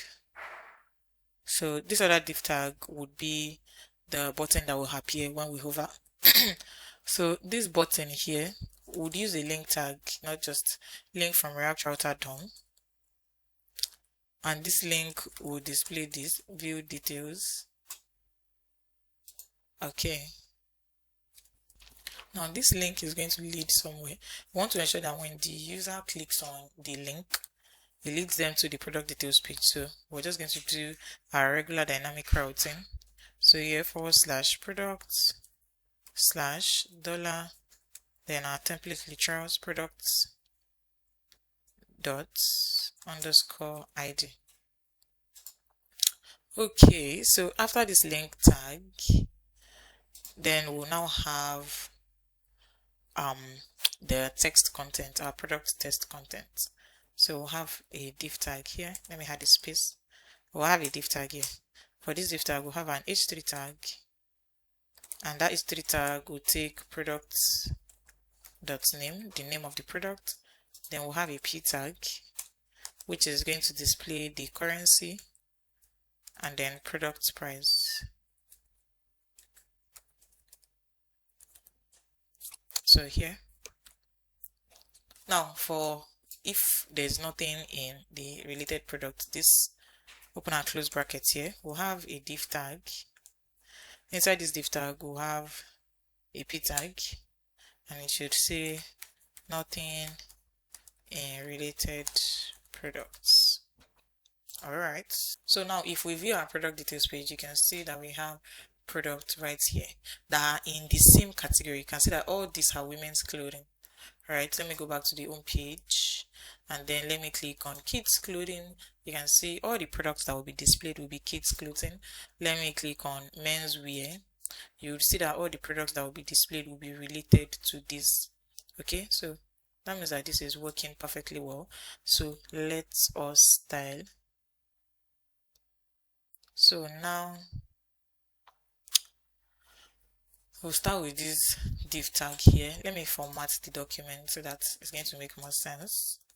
We'll start with this. Margin top will take 24. Then the section header, margin bottom of 12. Display will be flex direction. We'll set that to column, item at the center. Then for this span tag, text would be orange, 500. Font will be bold. Text transform to uppercase. Then tracking with this value 0.4 em. Text size will be 10 pixels. Margin bottom of 2. Then we have this h2 tag here. Text size of 3XL. Font color would be black. Then tracking tighter. Text color would be gray, 900. Then for this div tag, margin top of 4, height will be 1 pixels, width will take 20, background color would be gray, 200. Now to the product grid, display grid codes 2. This is going to be grid codes 4. We'll set a gap of 10. Now for each product card, group display will be flex direction will be colon. Then we have this product image wrapper, display will be, position will be set to relative, aspects of this value 4/5, overflow will be hidden, border radius of 2xl, background color would be gray, 50, transition on all, duration will be set to 500, and then group hover will have shadow 0_20 pixels _40 pixels _ this color code.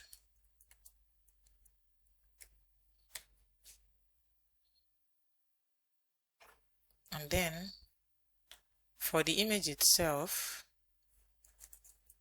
I'm going to set the height to full, the width as well will be set to full, object cover, object at the center,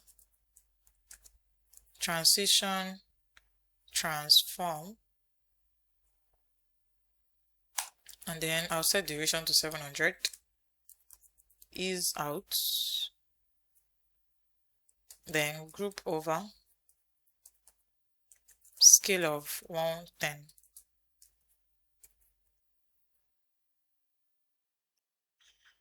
Then here we have the view details.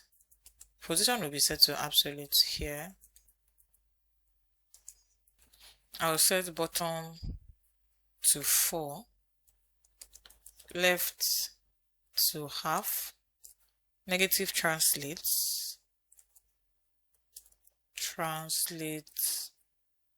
on X to half, then translate on Y will be set to 4, opacity will be 0, transition on all, then we'll have duration of 300, group hover, translate of Y to 0, then group over, opacity 100.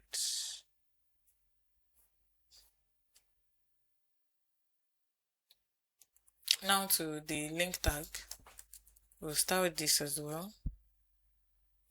Then we'll have white space, no wrap, border radius will be set to full, background color will be white, 90, backdrop blur medium, padding on X will be 6, padding on Y will be set to 2, text will be XX, font will be set to bold, text transform uppercase, tracking widest, text gray 900. Then we'll have a shadow of small XL. Then when you hover on it, background color becomes orange 500. When you hover as well, text will be white, then transition on the colors. Alright, next is the product text content. I'll set margin top to 5, text at the center. Then to the H3, text to be small, font to be bold, text color would be gray. 900. Text transform to uppercase. Tracking types. Group over. The text color becomes orange. 600. And then transition on colors. Transition on the colors. And then we have the p tag. Margin top of 1, text size of small, the font medium, text of gray, 500. Then the text to be in italic. Yes. Now for when there is nothing related, we'll set scroll span to full, flex direction, flex colon, display will be flex, items at the center, padding of y will be set to 20, we'll have a border and then the border will be dashed, border color would be gray, 400, then the border radius of 3xl. Then to the p tag, the text color, then the text size will be small and it will be in italic. So this is what the styling looks like. So if you click on view details, it will take you to the details of this. If you click on view details, it will take you to the details of this. Okay, so we're done with the product details page and we're done with the related products page. Now we need to work on the collection. So when you click on men, it should lead you to men's collection. When you click on women, it should lead you to women collection. When you click on kids, it should lead you to kids collection. So I'm going to close this and then I'm going to open pages. I'll open the collection. Okay, now for our collection, we're going to be very, very logical and strategic about this. Right, first off, we need 3 images for the banner, right? So we need to import the images from our asset folder. So we need to import, I'm just going to name it women banner from /assets/ women banner.png. That should be the name. Let me see. Women banner.png. Okay, we need to import men banner as well. /assets/men banner. You need to ensure that the name matches so that there won't be a mismatch. So here, where's the we don't have men banner here, is menwear.png. So menwear.png. Let me open it so that we're going to see. You can see it's menwear. Then for kids banner as well, from /assets/ for kids, it is kidbanner.png. So kidbanner.png. Okay, we've imported the pictures that we're going to be using right now.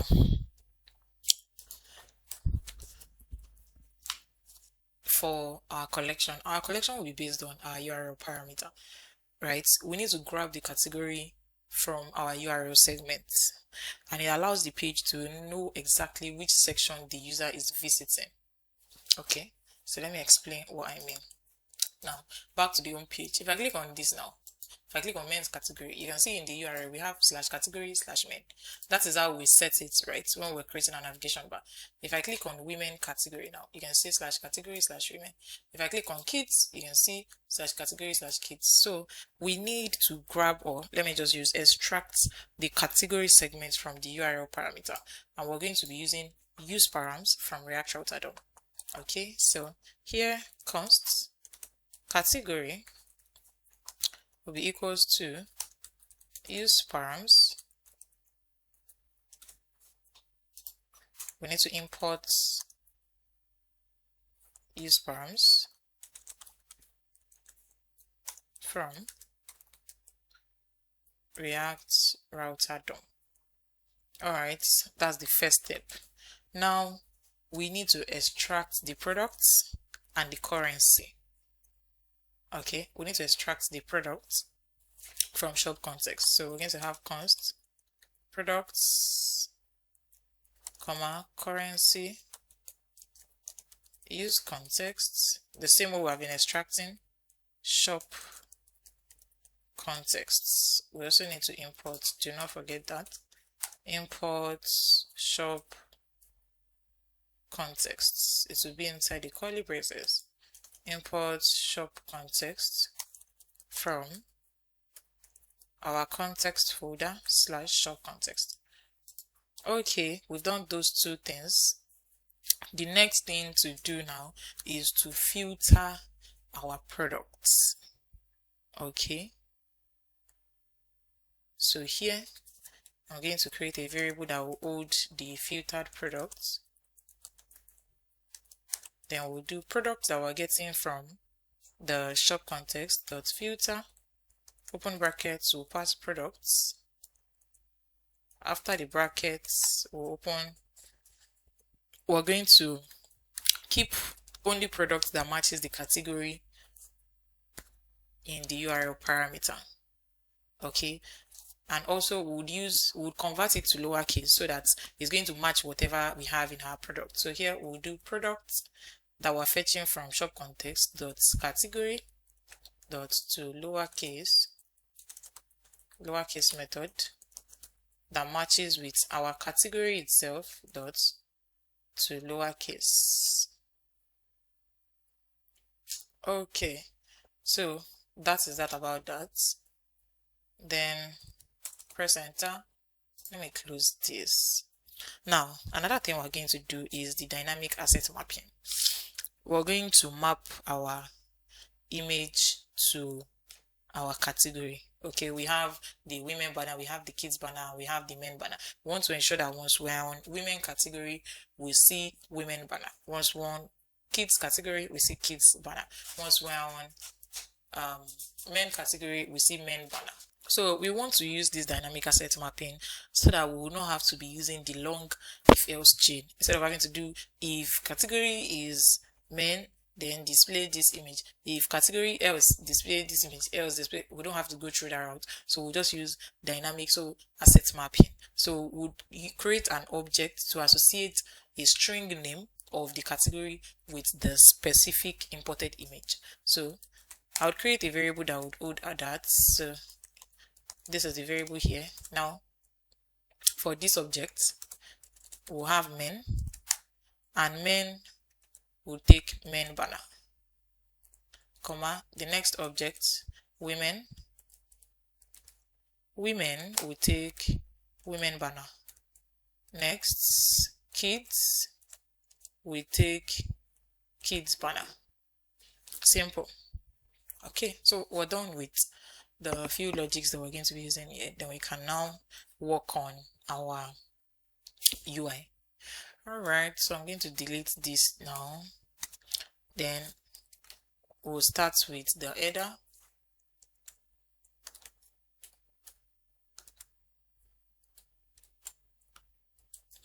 So here we'll have the header. This header will take this div tag. After the header, we'll now have our banner section. That itself will take a div tag.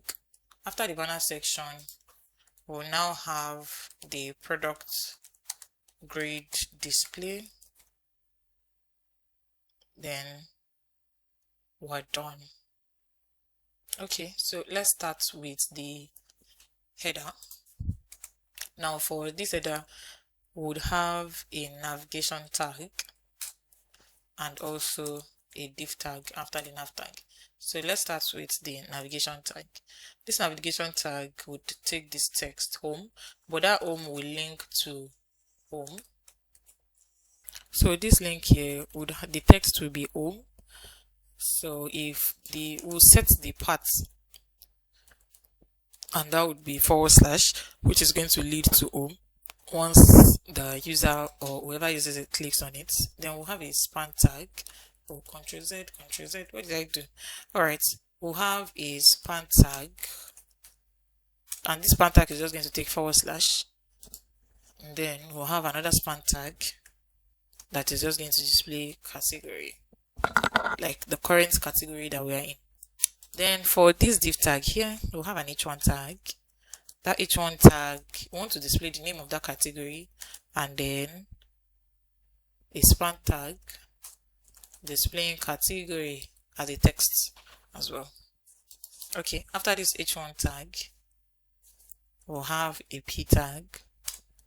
Now for this p tag, we want to show the count of our filtered product. So showing filtered product dot length, we'll get the length of it, length. Okay, please be mindful of the spelling. So filtered products showing the length, let's say it's just 12 products that is in that category, it will display it results. Okay, then we have the banner section.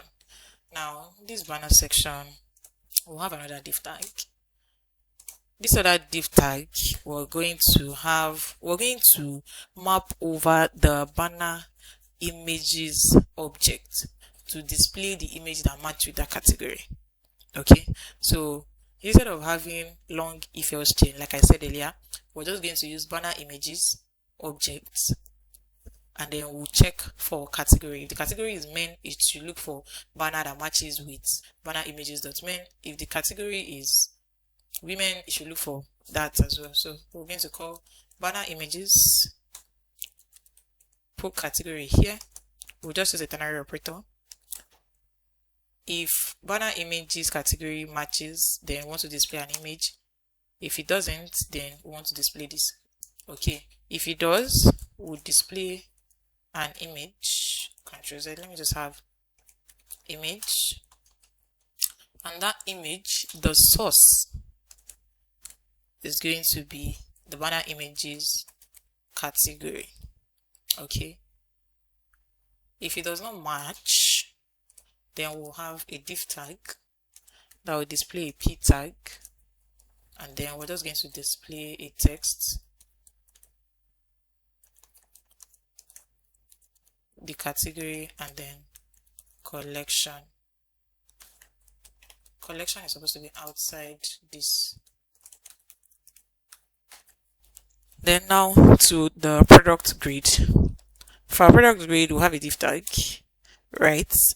Inside that div tag is where we would filter our product, but we need to do some safety checks, right? So we need to know if the length of the product is greater than 0. Use a ternary operator to do this. If it isn't, then we'll do this. Let's start with if the length is greater than 0. We'll have a div tag. For that div tag, we're going to look through the filtered subset of the product to generate the UI card. So filtered.map products,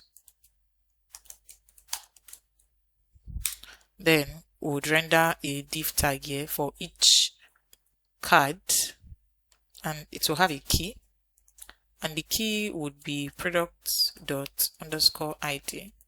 to uniquely identify each of them. Now inside this product card, we'll have an image. So before the image, we would have an image card. So we'll have a div tag here, then we'll have an image.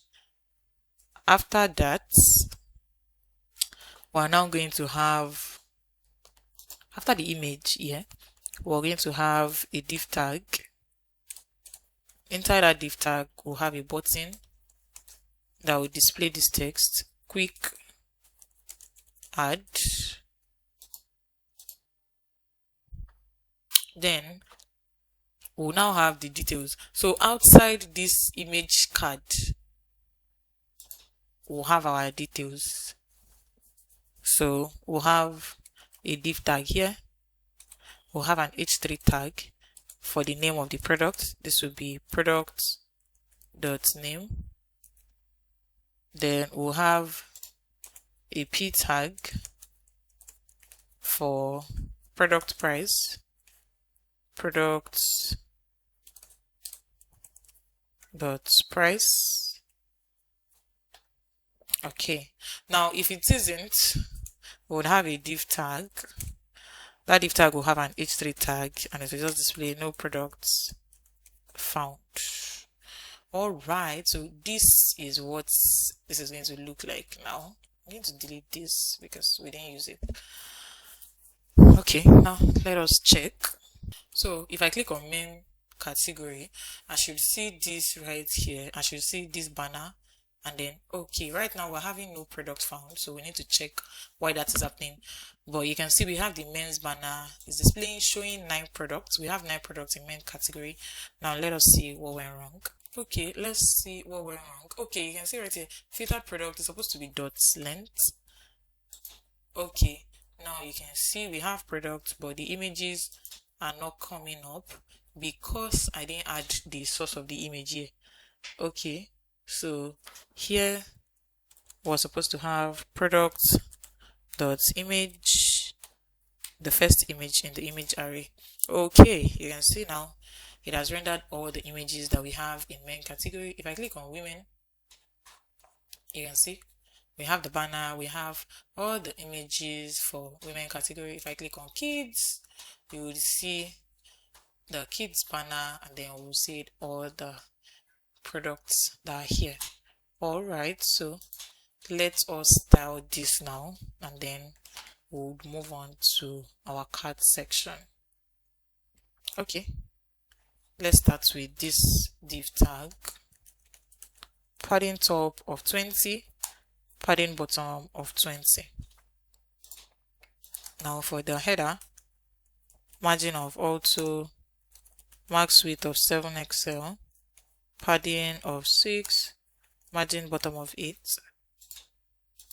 Then display will be flex, text to be 10 pixels, uppercase, tracking with this value 0.2 EM. Text color will set it to gray, 400, margin bottom of 4, gap of 2. Then we have the link. When you hover on it, the text color should take orange, 500. Okay, then we have this span tag here. Text color should be gray, 900. The font will be bold. Then we have this div tag here. Display would be flex, flex colon. On medium screen, flex will be row. On medium screen, items starts at the end, justify between, gap of 4. Then we have an h1 tag. The text size will be 4 XL. Text, the font will be black, so font black. Tracking tighter. Text color would be gray, 900, and it should transform to uppercase.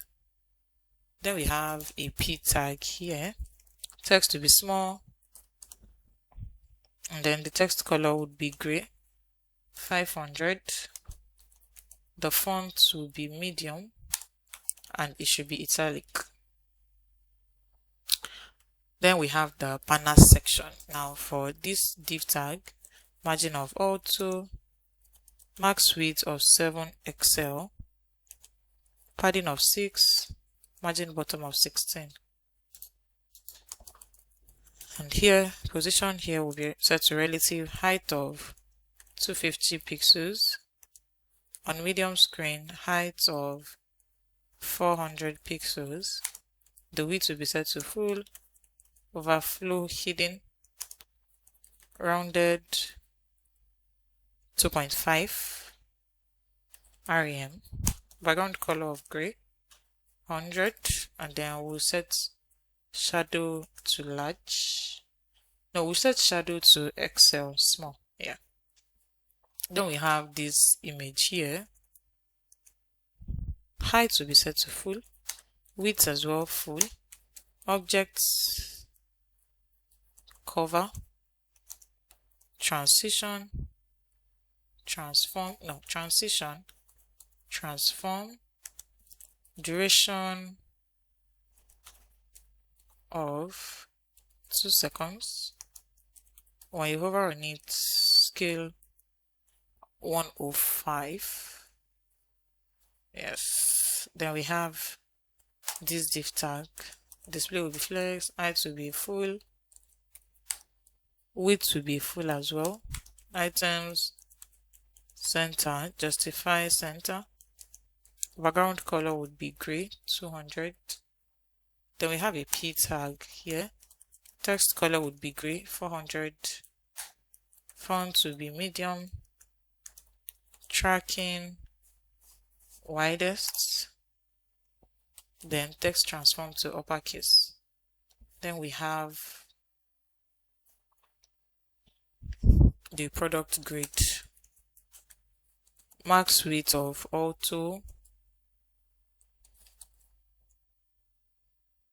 Okay, MX auto, not max as in MEX. Then max width of 7XL. Padding on X will be 6. Then we have the grid display. Display will be grid. Grid cost 4. Gap on X will be 8. Gap on Y would be 16. Then we have the filtered product card group. Then display will be flex direction, colon.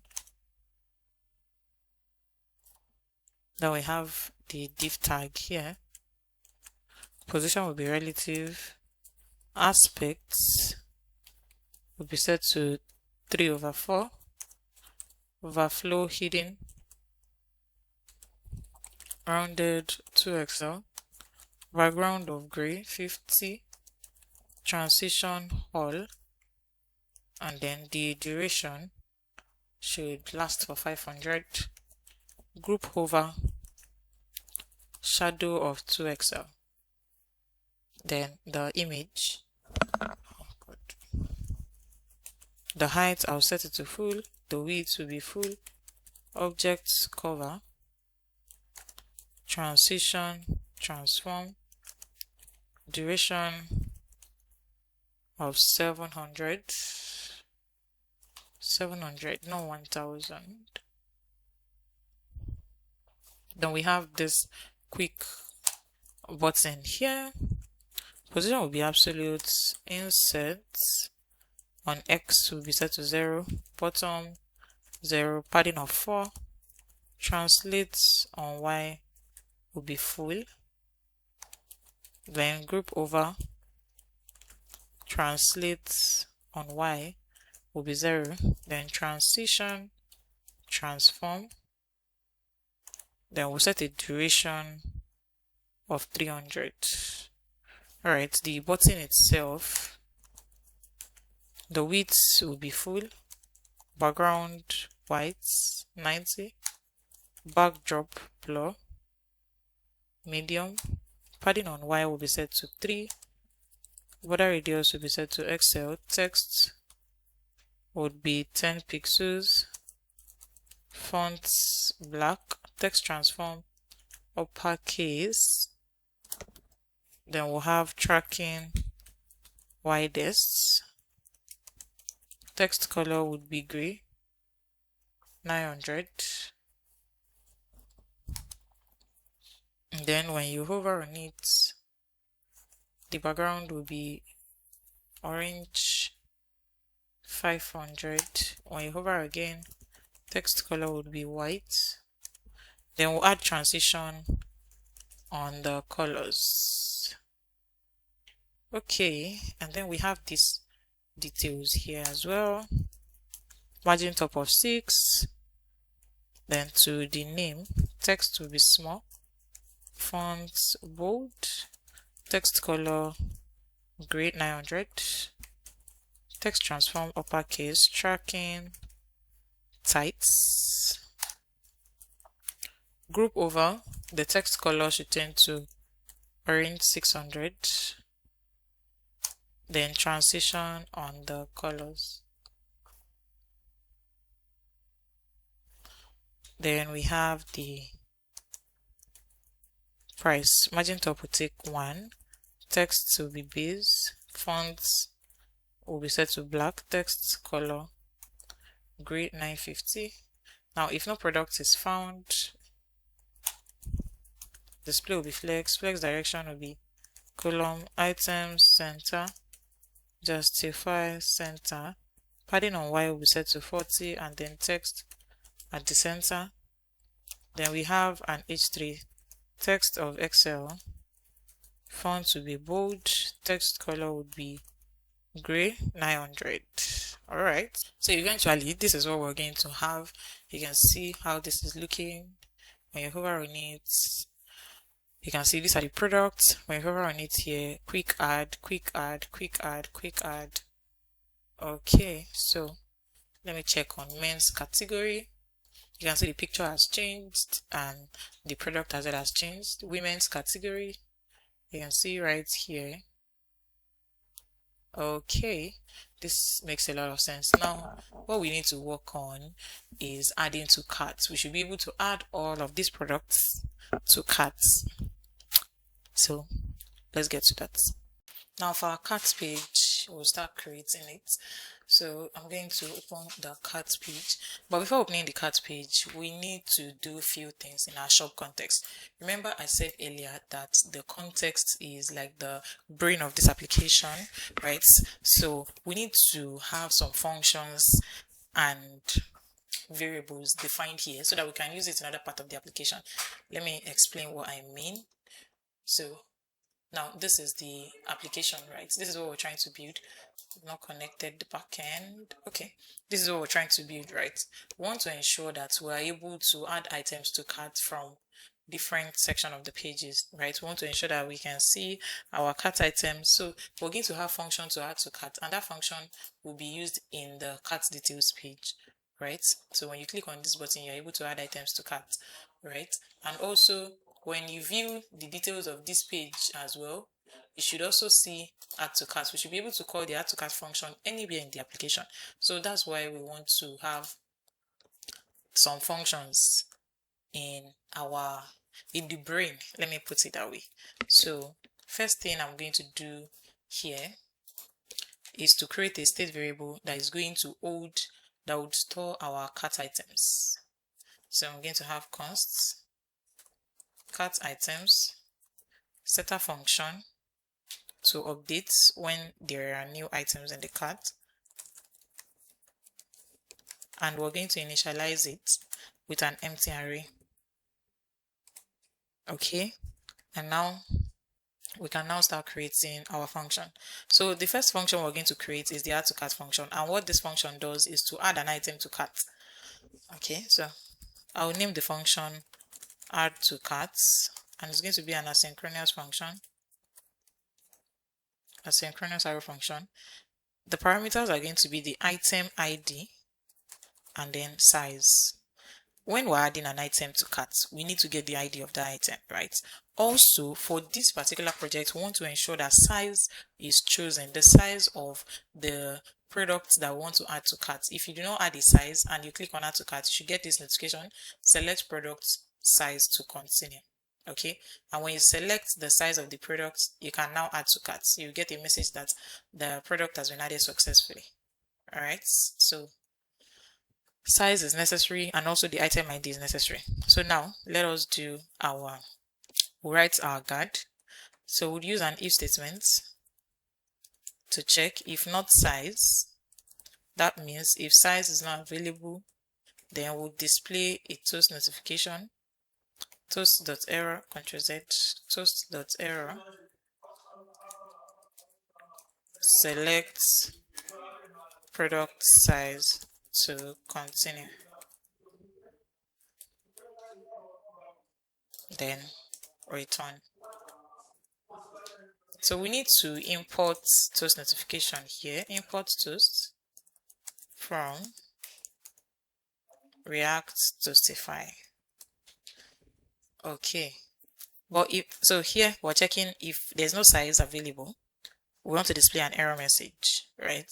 Now, outside this if is when there is size. The first thing it's going to do before you add anything to cart is to check if there's size. If there's no size, it displays an error message. If there's a size, we want to create a copy of the current cart item to avoid direct state mutation. Okay, so we're going to have consts updated carts will be equals to spread the cart items.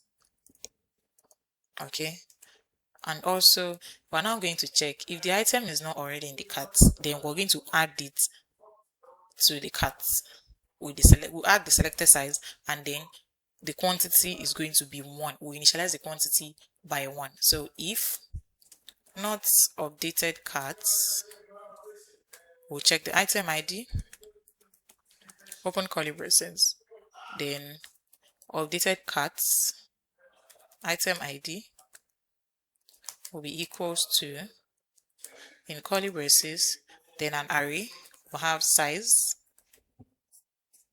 and then we'll add 1 here. So what we just did here is to check if the item is not already in the cart, we're adding the item with the selected size and initialize the quantity with 1. But else, that means if the item is already in the cart, we are just going to increase the quantity of that item and the selected size by 1. So updated carts item ID size will be equal to updated carts item ID the size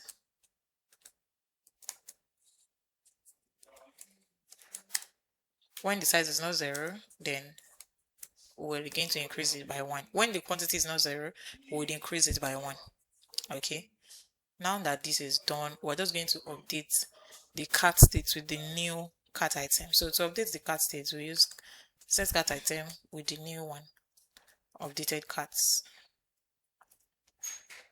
Okay, so now that this has been added to cart, all we need to do is to display a success message, toast.success products added to carts successfully. Okay, so we're done with this now.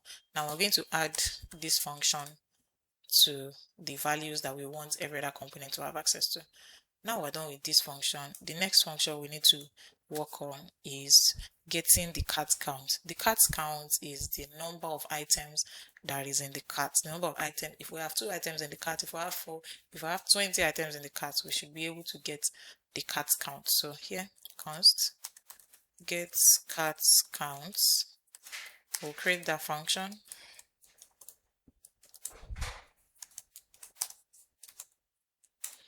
First thing we need to do is to initialize the total counts to 0. So we're going to let total counts be equals to 0. Then we're going to iterate over each item in the cart object. The item represents the product, right, in the cart item object. So we want to iterate over each item in the cart item object. So for consts items in cart items. Also, we would iterate over all the sizes for that current product. Okay, so we would have another for const item in cart items. Then we'll use an if statement to check if the quantity for the current size is greater than 0. So if cart items item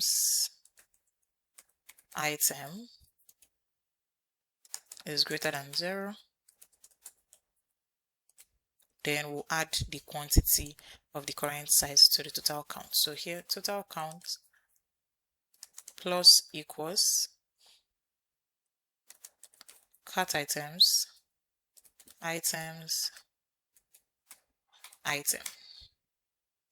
Okay, then after this, after the nested for loop that we have, we're now going to return the total count of the item. So we'll return total count. Okay, now we've done get cat count. We've computed for get cat count. Next thing we need to work on, the next function. Let me reduce this. Okay, the next function we're going to work on is to update the quantity of item. Okay, so we're going to have const update quantity. This will be an asynchronous arrow function, and our parameter, when updating the quantity of an item, we need the item ID, right? We need the size of the item, and we need the current quantity of the item. We're updating quantity, so obviously we're going to need the current quantity. Let's say the item is 2 and we want to update it to 3. We need to know that the item is currently 2 before we add 1 more to it. So first step here is to create a deep copy of the current items object to avoid mutating states directly. So here we'll do let's cat data be equals to structured clone cat items.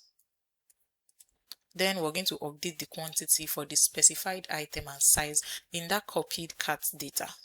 So this cat data, we want to update it. We're using item ID and size to recognize that particular cat data. So we want to update it now. We want to update the quantity for this particular item ID and size. Or Ctrl Z here.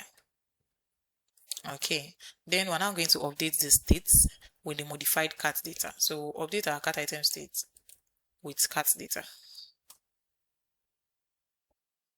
So that is how we update the quantity of item. Also, I would add the value here, update quantity.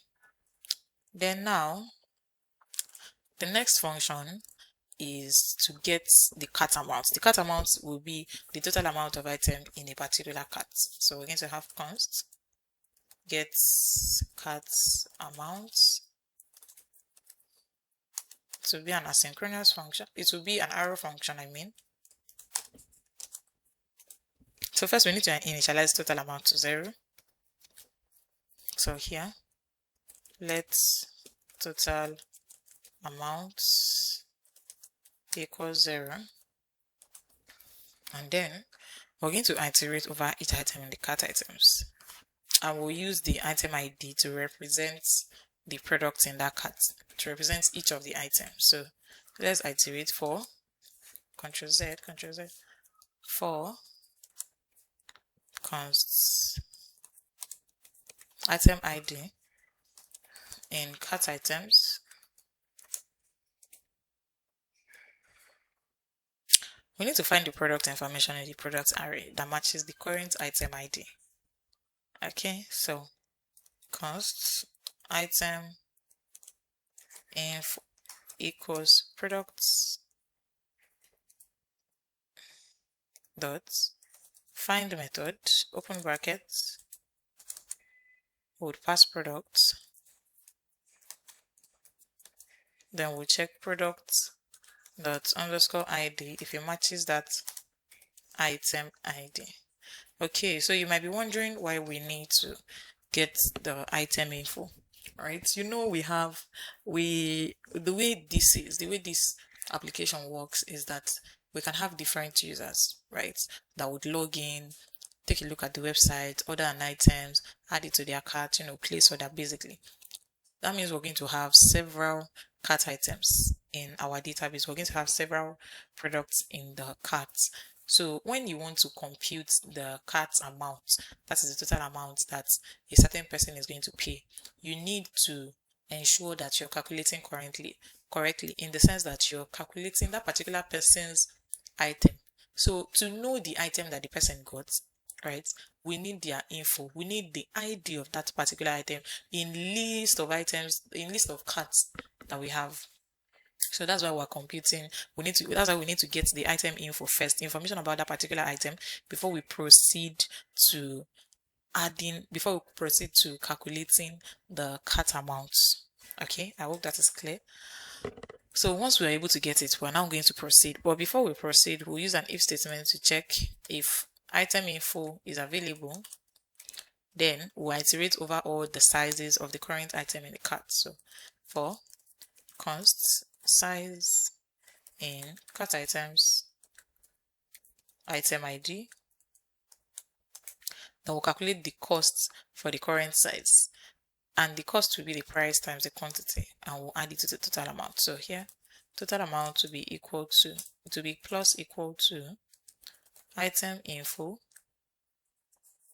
dot price multiplied by cart items item ID and then the size.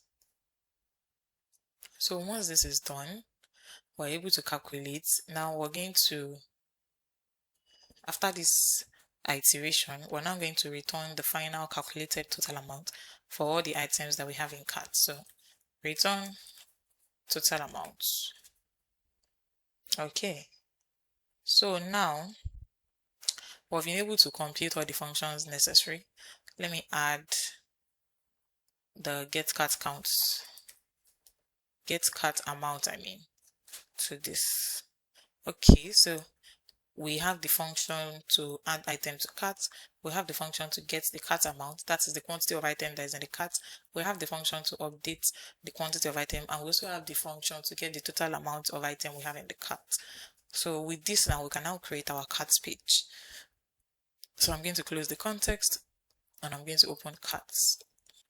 In our carts page, there are certain things that we need, right? And we need to pull what we need, the functions that we need from our shop context. We need the currency, we need the products, we need the cart items, we need the function to update quantity, and we also need the navigate. But we're going to come back to that later on. So first, let us extract what we need. We need products, currency, cart items, updates quantity, and here use context, shop context. So since shop context did not import, I'm just going to do it manually. Context / shop context. All right, so that is done. Next thing we need to do is to create a local state here in this page. We need to create a state variable that is going to hold the carts in this page. So const, I'm going to name cart data, setter function, set cart data. Use state, we initialize it with what? An empty array. Okay, then we're now going to do few things. Transformation, we're going to do few transformation. So we'll use effects. First thing first that we're going to do is safety check. We need to check if there's product at all, then we can continue. If there's no product at all, it should just return, it should just stop running. So if products dot length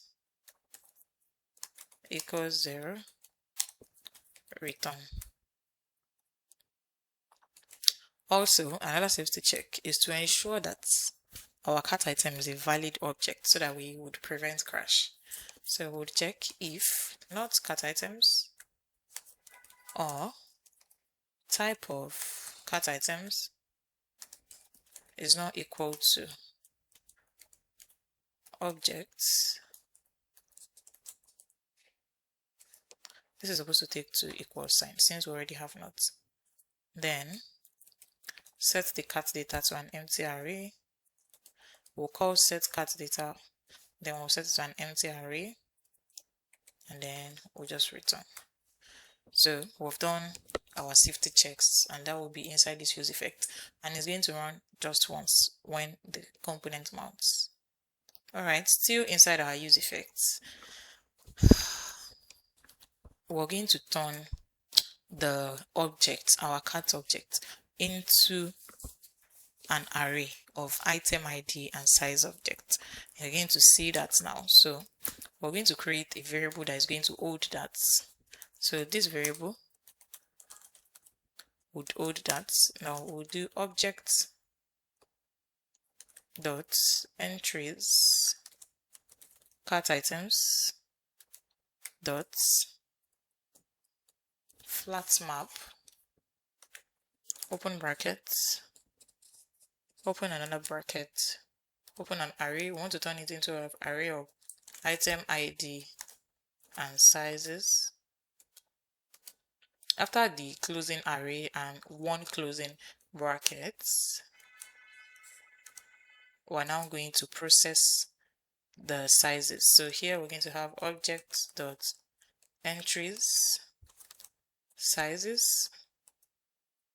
Then we only want to keep the entries where the user actually has one or more of that size. So dot filter, we'll use filter here, open brackets, open one more, then comma, quantity,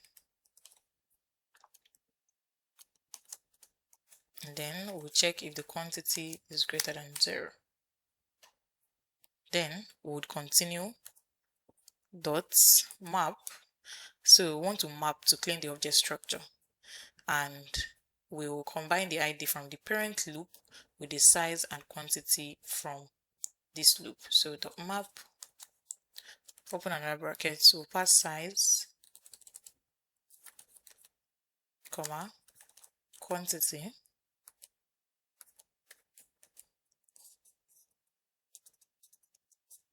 then we'll open our brackets, our curly braces. We'll now have ID, which is going to be the item ID, comma, size, and then quantity. Okay, right here, this is supposed to be size, not sizes.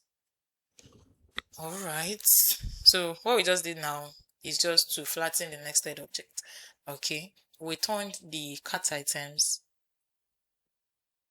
main object into an array, and then we process the sizes, and then we're only keeping entries where the user has more than one of that size, and we clean the object structure. So what we did is to combine the ID from the parent loop, which is this, from this loop. We combine both ID and also the size and the quantity. Okay, now that we've done this, we're now going to do one more thing. We're going to update the local state with the flattened array. So we're just going to do set cart data with temp data. Here, before we finish this logic, we're going to pass cart items and products as our dependency array. So this use effect here is just going to run every time an item is added. It's going to run once every time an item is added or removed on the quantity of an item changes. That's when this is going to run. Okay, now we can now work on the UI. All right, so we'll start with the header, which will have a div tag. After the header, we'll have our cart items lists, and that will also have a div tag. So now to the header, we'll have an h1 tag, bag, then we'll have a span tag that will just take full stop. We're going to style that later. Then after this, we're now going to have a div tag with a self-closing tag. Then our cart items list. For the cart items list, we're going to map over our cart data,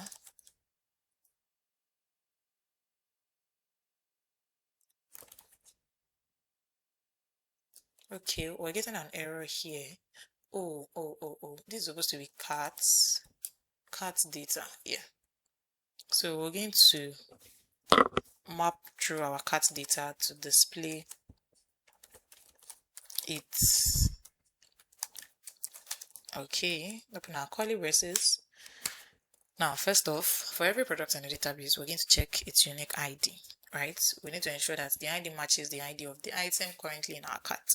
If a match is found, product data is going to hold it. So let's create products data that would hold whatever we find. So products with an S dot find method products. We'll check if product dot underscore ID equals item dot underscore ID.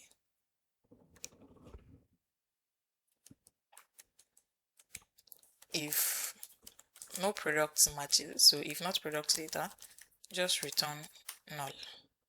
So that's our first safety check here. And if a product is found, we're going to return the UI. Now this div tag will be the container, and to uniquely identify each cat items, we'll pass the index. Now we're going to have the product info first. That will take a div tag. After the product info, we're now going to have the quantity info,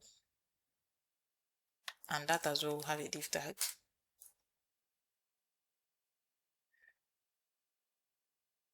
So let us start with this product info group. So div tag will have the first div tag. The first one will take an image, and that image, the source would be product data dot image, the first item in the image array. After this div, we would have another div. Then we'll have an h3 tag inside that div, which would give us the name of that product. So here, product data dot name. After h3, we'll have another div, and that will be for our price. So we need the currency, and then we need the price. Then we're now going to have a span tag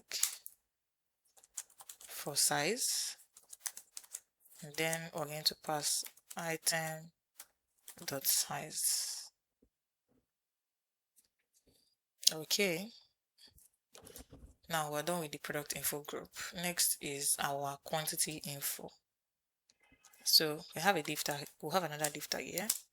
We'll have the p tag, quantity. After this, we'll have an input field, and this input, the type is going to be number. Okay, so the default value is going to be item dot quantity, the first quantity of item that is declared, right? Okay, next we'll set the minimum value to 1, and then we're going to use an unchanged method. If there is an event, we'll pass event here. Then we'll start with our guard logic. So first, we need to ensure if the input is empty or 0, we'll set it to do nothing, and this is going to prevent the cat from breaking or accidentally deleting an item.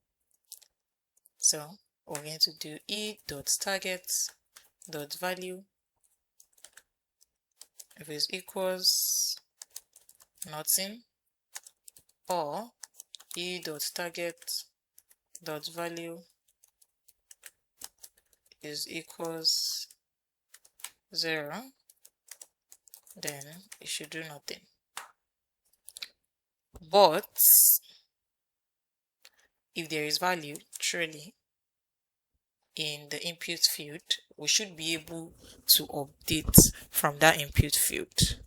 Okay, so we'll call the update quantity function, and then we'll pass item dot underscore ID, comma, item dot size, comma, then the number a.target.value so that we can update it. Okay, so this is what I'm talking about here. When we're on the cart page, right, this is our quantity box here. By default, this item has just one, right? This is the default value. The first thing we did was to check if the value is nothing or 0, the code should do nothing, right? It should be null. If there's nothing inside this, which is impossible, because if there's nothing inside, that means the item is not added to cart. But we just need to use that guard logic. Anything could go wrong. But if there's something inside, if there is a value inside, we should be able to update that value. Alright, we should be able to increase and decrease the value. Right now we have 1, we can increase, you can see, we can decrease. Get. So this is what I'm talking about. And if the value keeps dropping, it should just do nothing. I'm clicking on decrease now. The minimum value is already set to 1. And I'm clicking on decrease, nothing is going wrong. It's not decreasing, right? The item still remains 1. Okay, but if the user doesn't want this item in the cart anymore, they can just click on this button and delete the item in the cart. So instead of having to reduce less than 1 and then our code start generating error, there's error everywhere, already add the guard to it. I hope you understand that. So next thing now is the delete button. Okay, so after this div tag for quantity, after this first div right here, we're now going to have our button.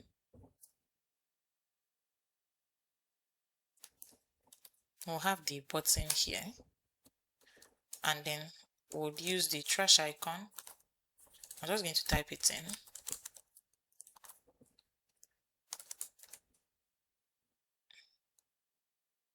So I'm going to import it so that I won't forget. Import trash from React icon /fi. Okay. Now this button, the job of this button is to delete the item, right? So here we'll use onClick method, and then we're going to call the update quantity here. And you might be wondering why we're calling update quantity. You're going to say when we call update quantity, we need to specify the ID of the item, and we also need to specify the size of the item. And now, because we want to delete, we're going to update the quantity of the item to 0. Once an item is 0, it's going to be deleted. Okay, so this is done now. We have our carts. So let us see what we've done so far. But before we see what we've done so far, we still need to do few things. And those few things are, let me show you what I mean. Right now, this is the page we are working on. This is the finished page. This is what we're working on. If I click on, if I don't select, you'd see we're getting an error here. Select product size to continue. Let's say I select large and I click on add to cart. We're getting a notification right here, right? That means the item has been added to cart. But there's no indication on our cart icon, and also this cart icon is not leading us to the cart page. So we need to work on that. So I'm going to open components in our navigation bar, where we have the carts. Okay, right here in the carts, in the navigation bar, before we do anything. Okay, we have our navigation here. Okay, so I just wanted to ensure that that is ready. Now in the carts icon, we're going to do something. So after the carts icon, we'll open our curly braces. Okay, but before that as well, at the top here, we need to extract some functions and state variable from our shop context. Okay, so that we can make use of it here. So part of this function is the get cat count function. That is to get the quantity of items that we have, and also the set cat items function. Okay, so use context. Come on, use context.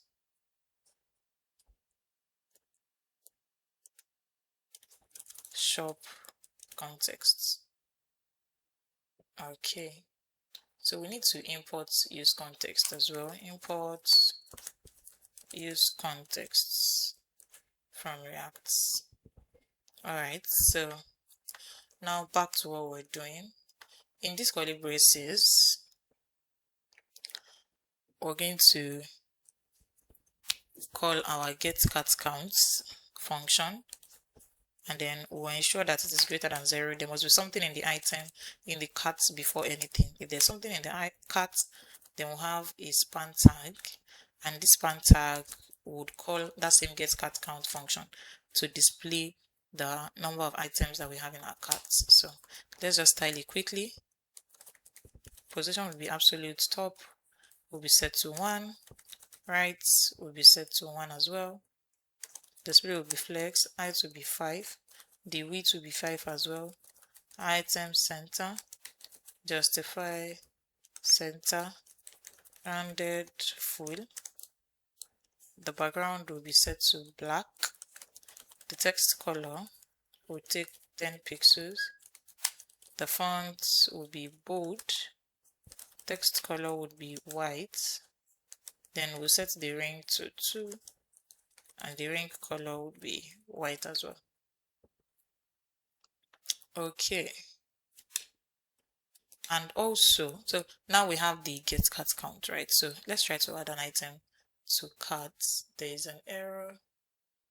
Okay, this use context is bringing an error, so let's fix that at the top here. So I'm going to cut this now, Ctrl X, and then, oh wow, we had it here, use context, so I must have missed it while scrolling. Okay, apologies on that. So let's head back. Let me view this item and then add it to cart. You can see right here that we're seeing the count. Okay, let me add another item here, view the details, set the size to small, add it. You can see here that we have 2 items in the cart. Alright, so that means this is working perfectly well.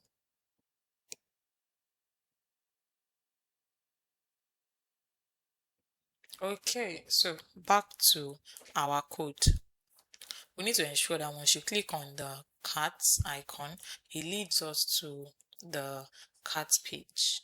Okay, so for that to happen, in this button here, I would use an on-click and then call the undo navigation so that it navigates us to the cart page. As simple as that.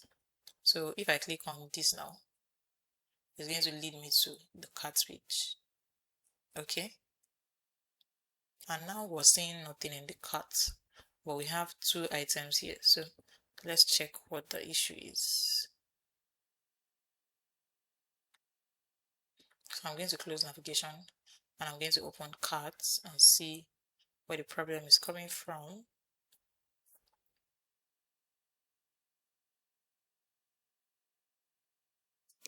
So let's reload and let's see, because I have checked.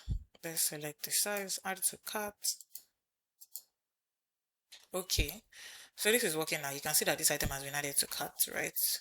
So if I increase the quantity of that item, you can see it becomes 2, it becomes 3, it becomes 4, right?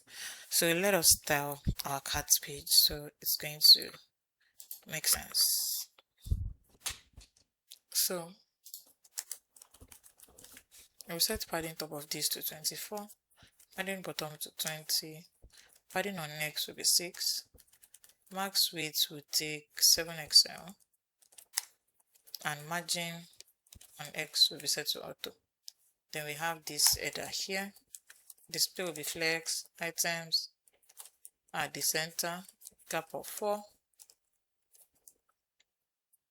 and then we'll set margin bottom to 10. Alright, then we have an H1 tag here, text to be 4XL, font to be set to black, tracking tighter, text color will be set to gray, 900, text transform to uppercase, and it should be in italic. Then for this span tag, text color should be orange, 500. Now we have this div tag here. The height would take 1 pixels, display would be flexed, background color would be gray, 100. Then we have the cart items. We'll set the space on Y to be 0. Now for individual cart, padding on Y will be set to 6, border bottom, border color would be gray, 100, display will be flex direction will be colon, items at the center, we'll set gap of 6 and then it will be in group.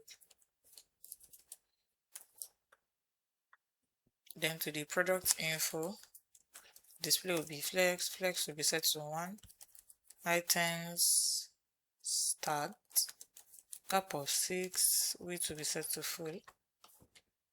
Then we have this div tag here. The width of the image will be 24, the height will be set to 32, flex shrink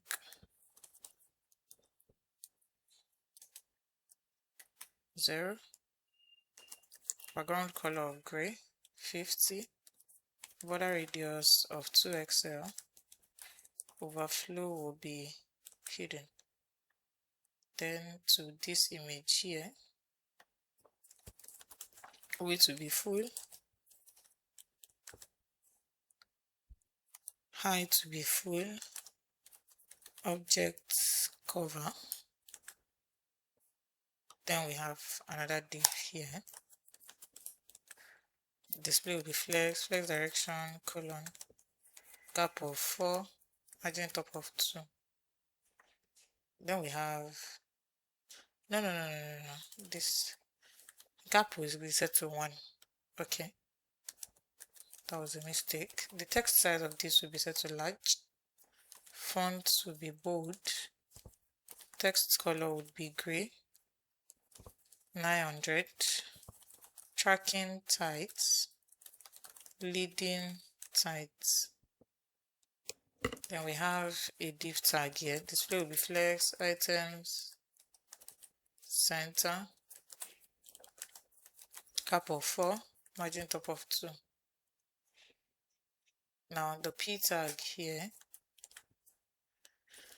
text to be set to small, font black, text color would be gray, 900 as well. And next is the span tag that we have here. Padding on X will be 3, padding on Y will be set to 1, background color would be gray, 100, text color would be gray, 500. The text size would be 10 pixels, font bold, text transform to uppercase, then tracking would be set to widest, border radius of large. And now to the delete, the quantity group and delete. So display will be flex, items center, justify between, width to be set to full, gap of 8, or gap of 16, yeah, gap of 16. Then we have another div tag here, display is flex direction will be set to colon, items center. The text size will be 10 pixels, font will be bold, transform to uppercase, tracking widest, Text color would be set to gray, 400, and then margin bottom will be 2. Then we have this input field here, so I'm just going to style it. So let's just add some spacing.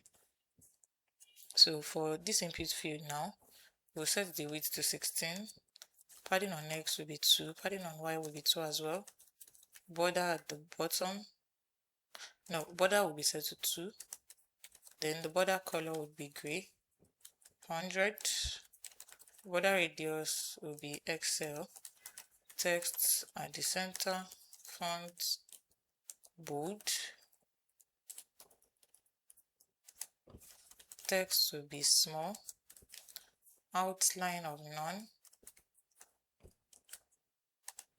Then on focus, border will be orange, 500. Then we'll add transition on the colors. Okay, next is this button here. Now for this button, padding will be set to 3. The text color will be gray, 300. Rounded, full. And then when you hover on it, the color, no, the background should be red, 50. Yeah, also when you hover, the text color should be red, 500.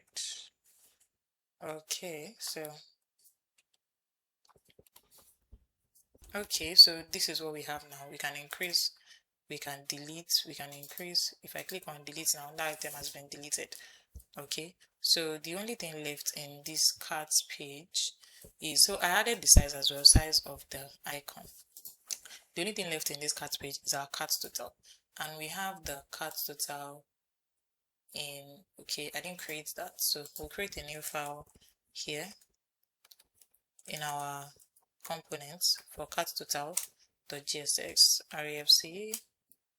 Oh, Control Z.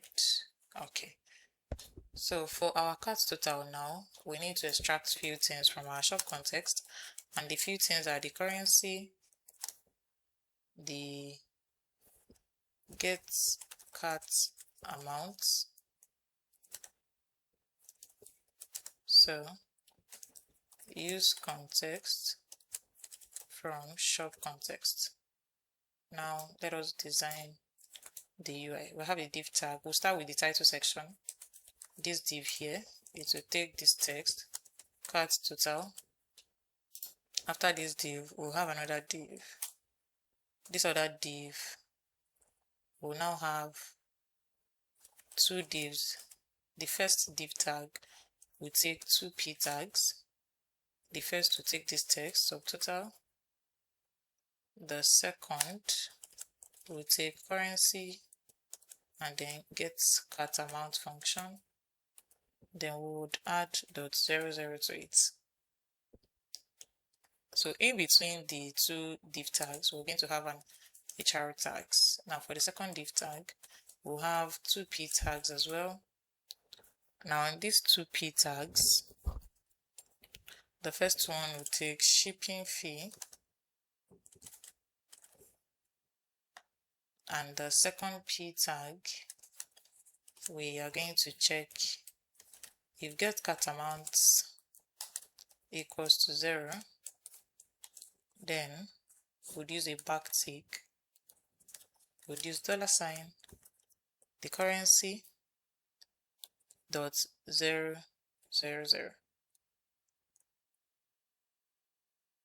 Else you should display the currency and then currency of our delivery fee. Okay, for now we have not set the delivery fee, so we're going to set that delivery fee. So I'm just going to type delivery underscore fee. We're going to set delivery fee in our shop context so that we can make use of it. Okay, so after this div tag now, we're now going to have an HR tag. After this HR tag, we'll have another div tag. Inside this div tag, we'll have two bold tags. The first bold tag will take the total cost, while the second bold tag will take currency. Then get cat amount function would still have a card to ensure that it's not equals to 0. If it is not, then get cat amount plus delivery fee .00. Okay, so we need to set our delivery fee in our context. So right here, we're going to have const delivery underscore fee will be equals to, okay, we have delivery fee here already. I actually forgot. So we're just going to add it to the values that is already been added. So let me just import the delivery fee here. Delivery fee has been added here. Okay. All right. So now we're going to style this before we use it in our cart page. Okay. I'll set the width to full. Space on Y will be set to 6. Then for the title, I'll set the text to 2XL. Then this div tag here, display will be flex direction will be colon, gap will be set to 3. Then we have another div here, flex justify between item center, padding on Y will be set to 1. Then we have a p tag here, text would be gray, 500, text will be set to small, font will be medium, uppercase, tracking widest. Then for the other p tag, text will be gray, 900, font will be bold. We have an HR tag here, border will be set to gray, 100. Then we have here, display will be flex, justify between item center, padding on Y will be set to 1. Then we have a p tag here, text color, we'll set it to gray, 500. Text will be set to small, font medium, transform to uppercase, tracking, we'll set that to widest. And for this other p tag, text color would be gray, 900, font will be bold as well. And here, this HR tag, border will be gray, 900, and then the border height will take 1.5 pixels. Then we have a p tag here, display will be flex, justify between item center, padding top of 2. Then right here, I'm going to use the same styling that is here.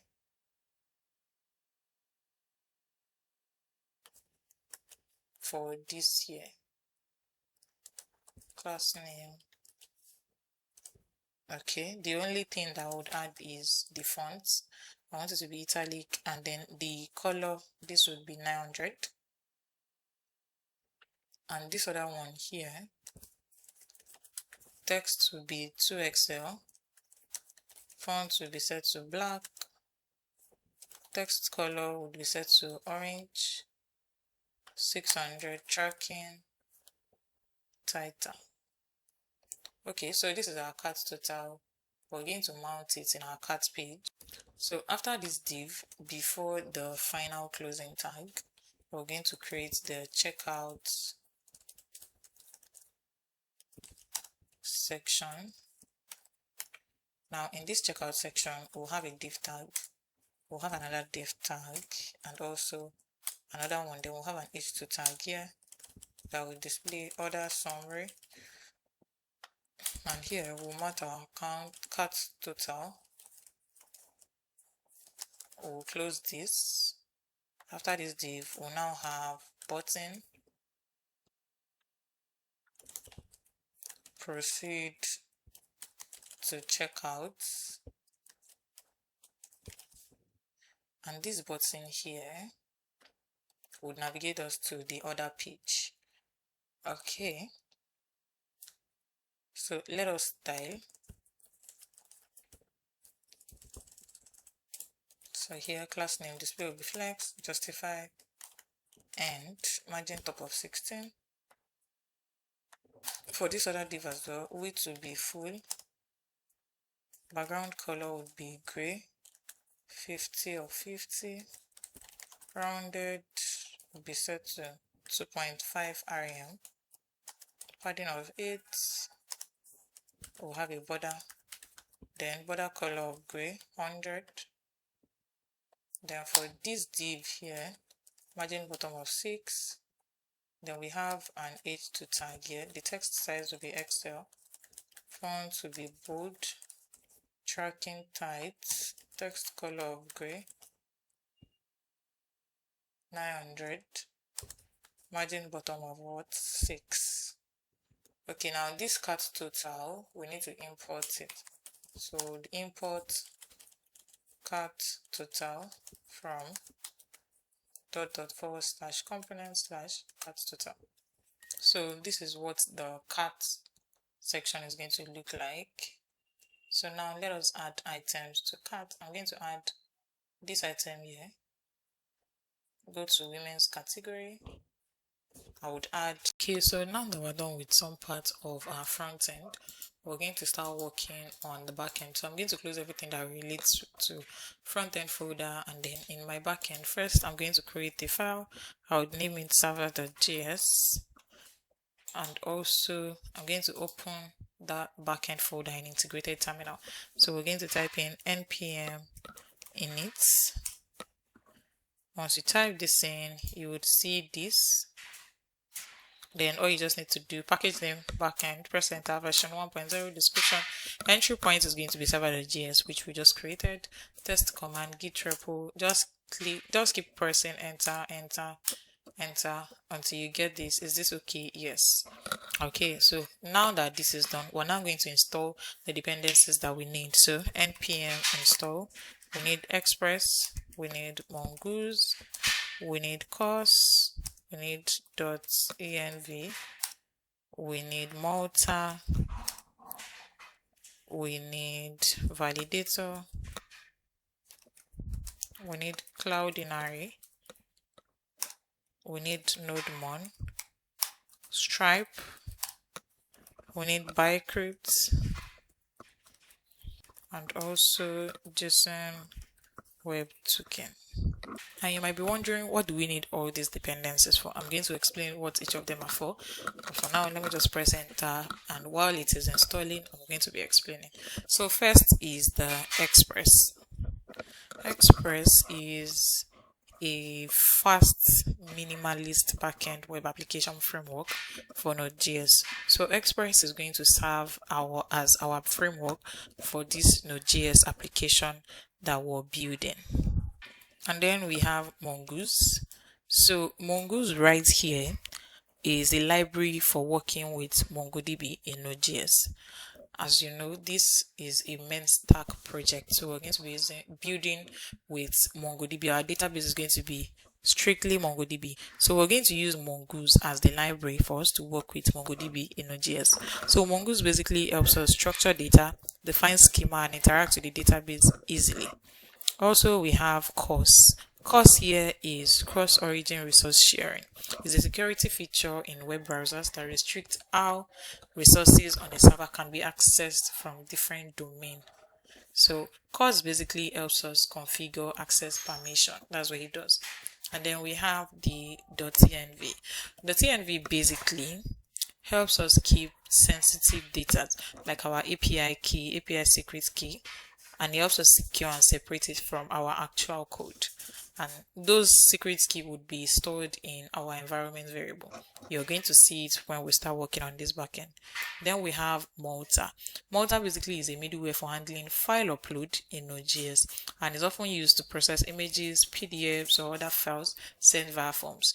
For this project, this is an e-commerce project, so we would have to send in files like images. Some e-commerce websites can have videos, so Malta is going to handle the file uploading.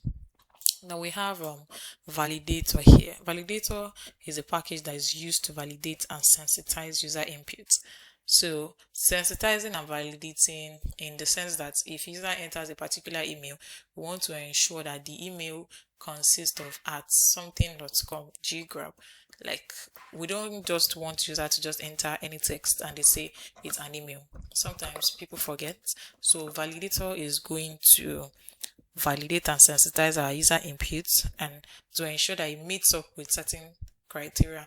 Validator doesn't just work for emails, it works for password as well. If we set the password to certain characters, let's say we want to ensure that for every user password we want to have lowercase, uppercase, numbers, and special character, validator is the one for it. Then we have Cloudinary. So Cloudinary is a cloud-based service that helps us store, manage, and optimize images when we're uploading them to our server media. Okay, then we have NodeMon. So NodeMon here is a tool that automatically restarts a Node.js application when it detects a file change.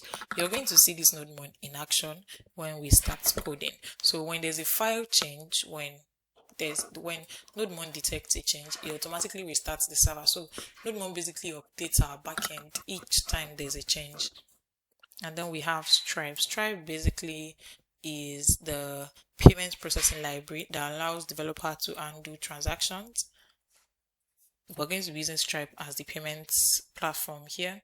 Then we have bcrypt. So bcrypt is a library for hashing passwords securely before storing them in database. So when you ask user in a form, you have username, email, and password. You want to ensure that the password is hashed before you store it in your database. You can't just store user password directly in your database as it comes. You need to hash it before you store it.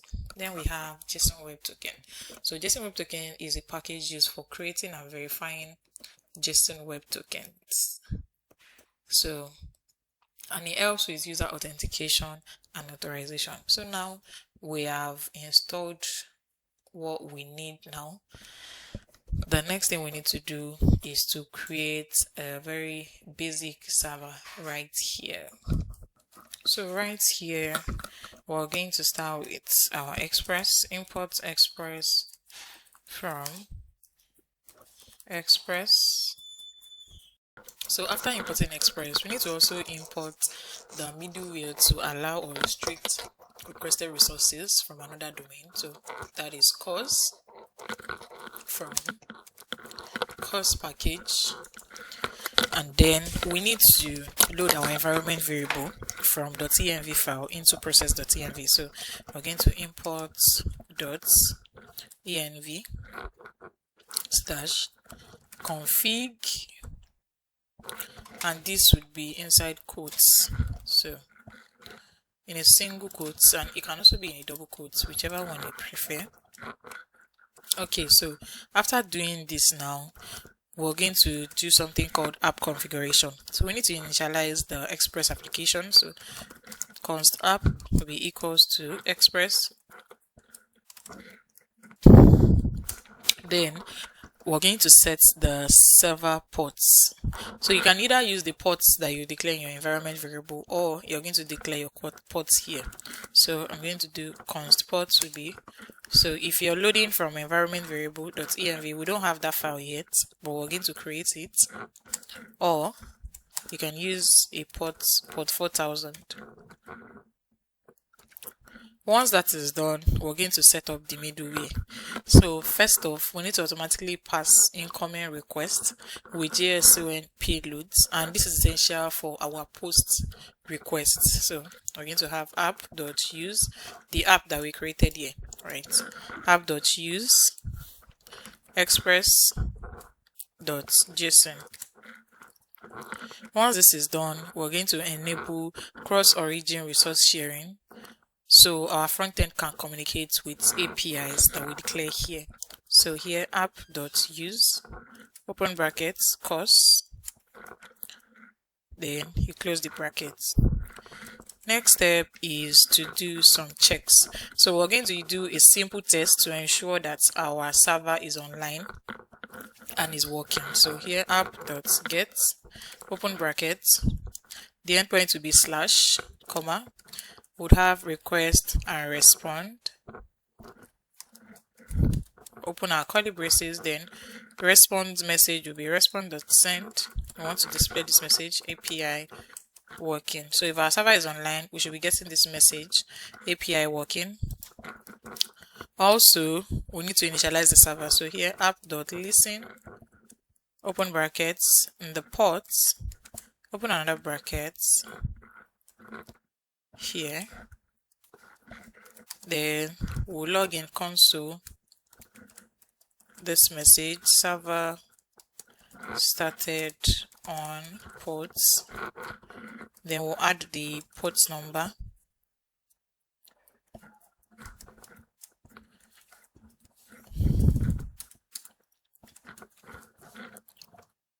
Okay. So once our server starts, we should be getting this message, server started on port 4000. So this is the basic server that we want to use. We've declared our port, we're running this message. This is the check to ensure that our server is online. Another thing we need to do before we actually start the server, in our package.json, so here the type is going to be module, and then I'll delete this tests line. Okay. After this starts, I'll add a comma, and then I want to have server. So we're going to set what will be restarting the server. Like I said, I want node1 server.js. So now node1 will be restarting our server if there's any change. So right here now, in the backend, I can now do npm run server to start our server, and then you're going to see node-mod start server, and the message we're getting, the server started on port 4000, is what we have there, right? Because our port number here is 4000. We don't have any .env file yet, so let me just create .env, and then let me declare a new port number. Let's use 6000. And then come here, let me just press enter. Because there's a change, node1 would restart the server, and you can see right here, server started on port 6000. The reason is because we have a .env file already, right? So if the .env file is not available, if the port number is not available in .env file, the server is just going to use this port number 4000. I hope that is clear. Now the next thing we need to work on is our MongoDB database. So we're going to work on that, but before that, we need to create the folders that we're going to be using in this project. So in our backend, I'm going to create several folders. So first folder would be config. I'm going to explain what each of these folders is for. Next folder will be controllers. We'll create another folder for middleware. Then I'll create another folder for models. Then create another folder for routes, and that's all. Okay, now for each of them, the config folder that we have here is going to contain configuration files like our database connection, and it's going to be used to set up and manage the core application settings. The controllers function is going to hold files that would handle logic for handling incoming requests, processing data, and sending responses. Then the middleware folder will act like a pipeline to inspect, modify files and requests before they reach the main application. logic. So here we're going to have our authentication. So let's say you want to authenticate user before they are able to access a particular website. We're going to have that in the middleware. Let's say you want to authenticate admin. Authentication, basically course management, everything is going to be in middleware. Then the models is where we're going to define the structure and the schema of the data that we are using in our application, and this is usually tied to the database. So in this folder we're going to have files that would undo structuring data as we want it to be in the database. Then we have the routes. So routes basically is going to undo mapping to specific controllers function based on the URL and the method. You're going to see all of this in action when we start working on this project. Alright, so let's continue. Now in our config folder, that is where we're starting from. We're going to start with our database. Okay, so we're going to work on MongoDB right now, but before that, before creating, so I'm just going to create MongoDB.js, and inside this file we're going to establish a connection with MongoDB. But first off, you need to visit the official website and then you have access to it to create a database. So here, MongoDB Atlas, press enter, and then you visit the official website. Then you visit the official website. Once you're on the official website, just click on sign in, and then it will lead you to this page. So if you don't already have an account, all you just have to do is click on sign up, and then you follow the process. Or you can sign up with your Google or GitHub. If you have an account, all you just need to do is log in. So I'm going to log in now, and it's just going to lead me directly to the dashboard. So that's what I'm going to do now. So now you're just going to navigate to create new project, and then you give the project the name. So I'll just name it Ecommerce app, and then click on next. Then I'll click on create project. You can decide to add more users to your database, and then you set their permission, but we're not going to be doing that here. So I'm going to create projects. Once the project is created, you're going to see this. So just click on create clusters, and it's going to lead you here. So here we're going to be using the free version because this is a tutorial, right? Then you click a service provider. You can decide to use AWS, Google Cloud, or Azure. Then you choose a region, whichever region you have. I'm going to choose Cape Town. Then I'll click on create deployment.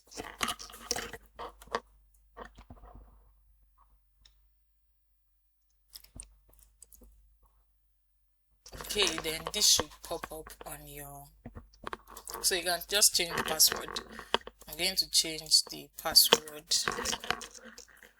so I will just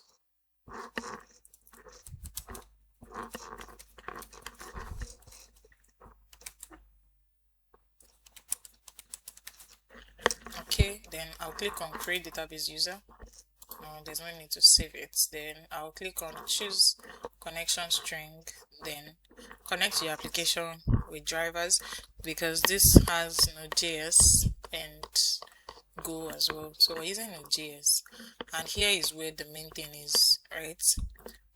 Add connection string to your application. So you're just going to copy this to .NET.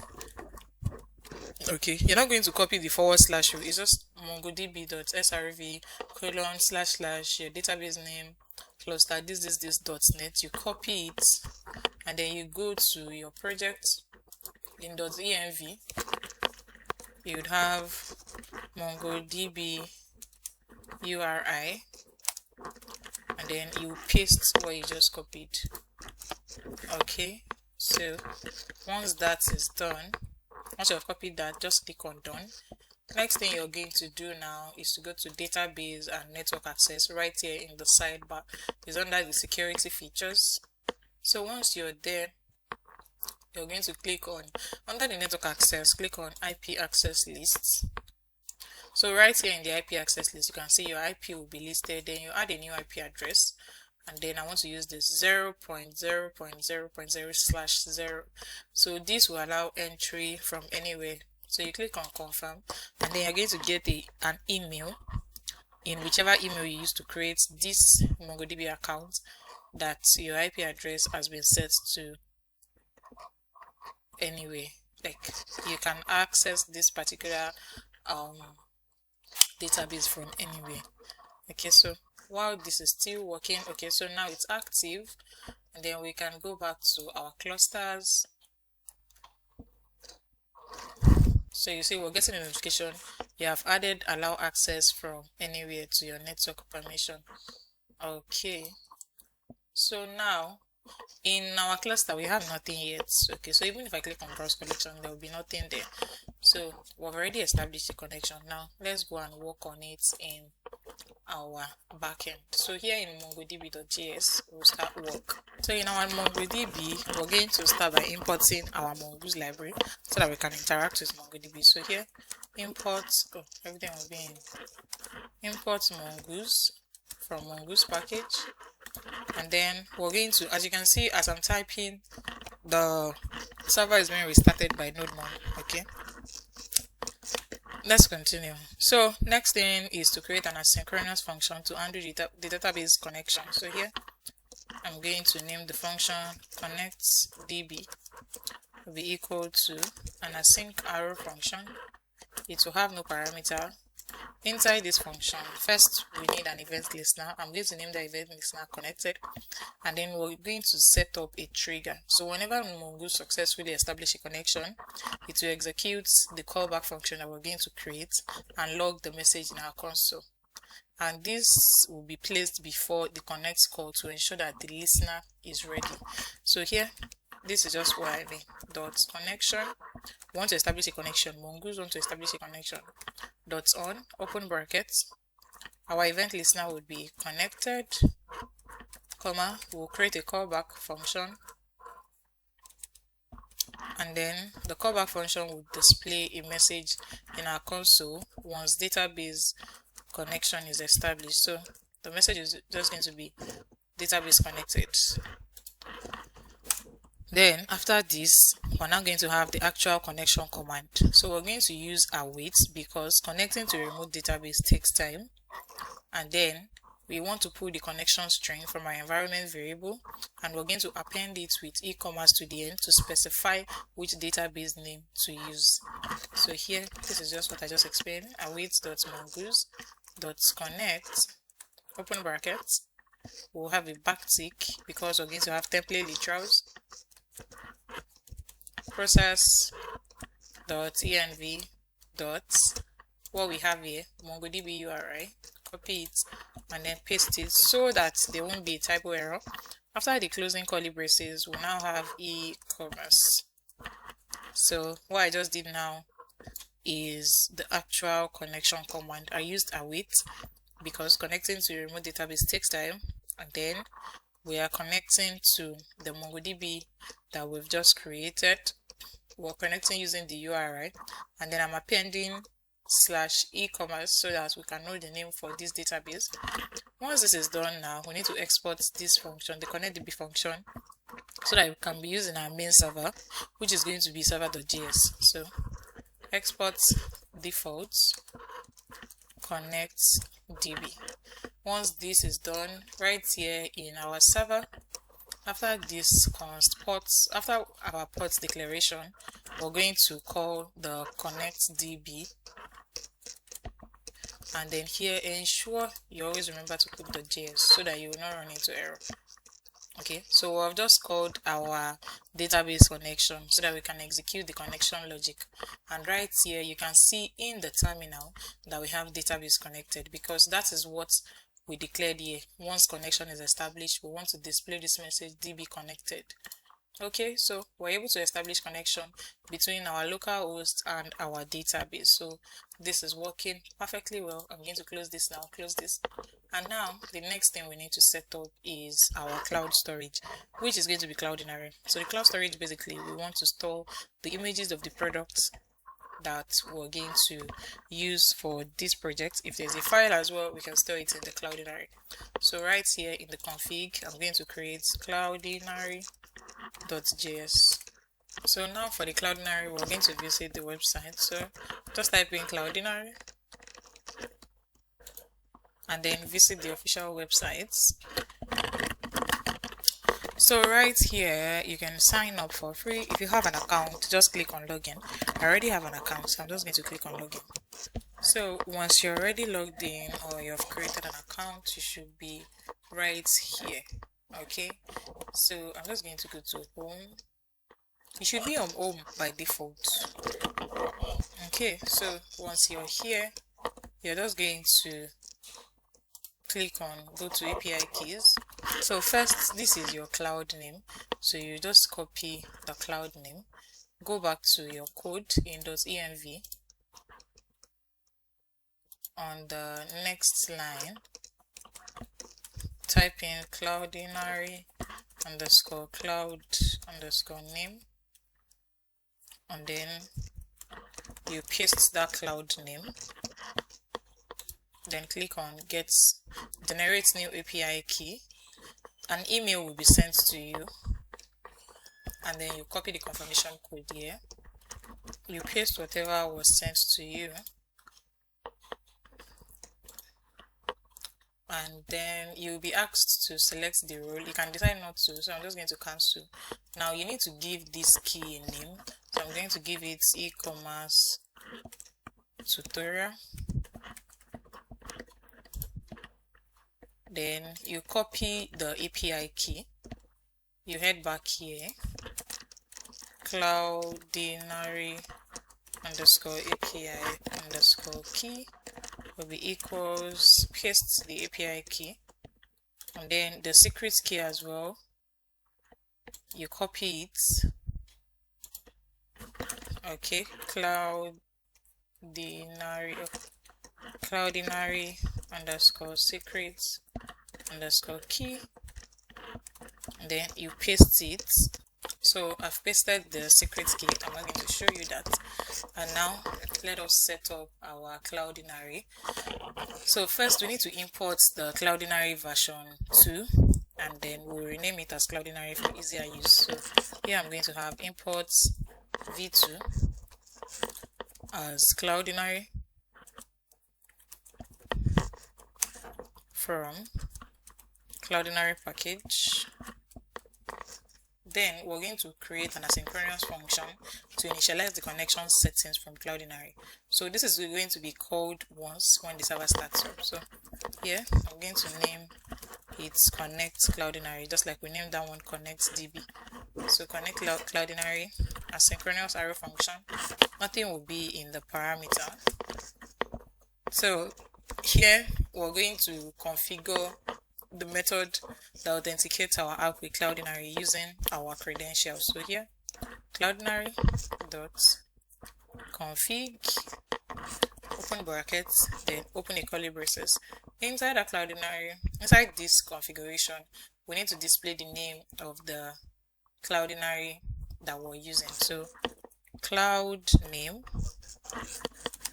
we're getting it from our env file. So process.env dot, the name is Cloudinary cloud name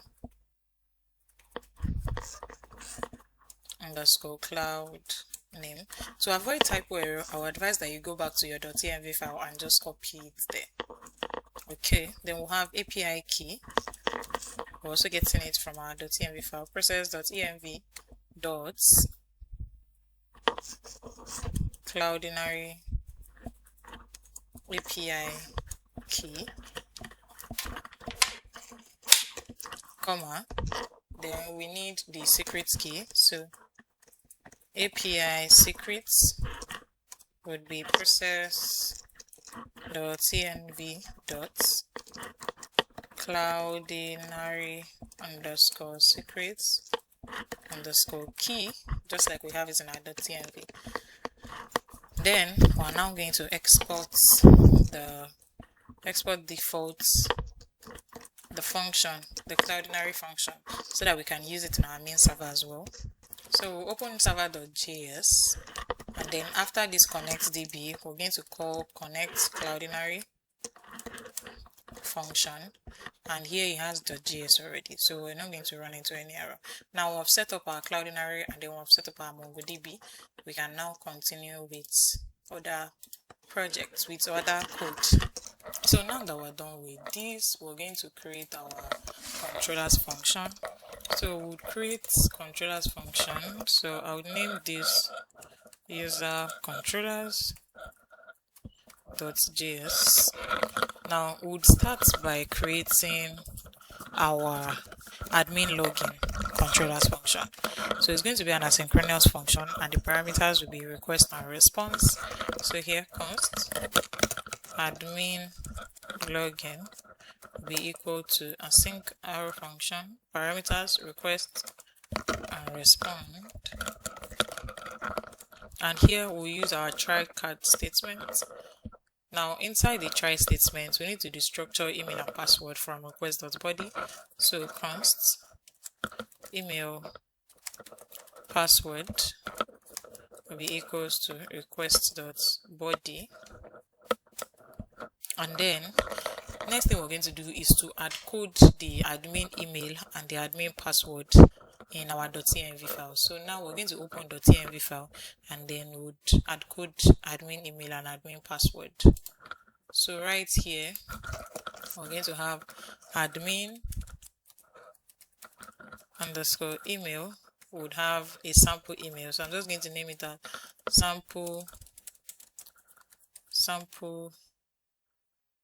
at gmail.com.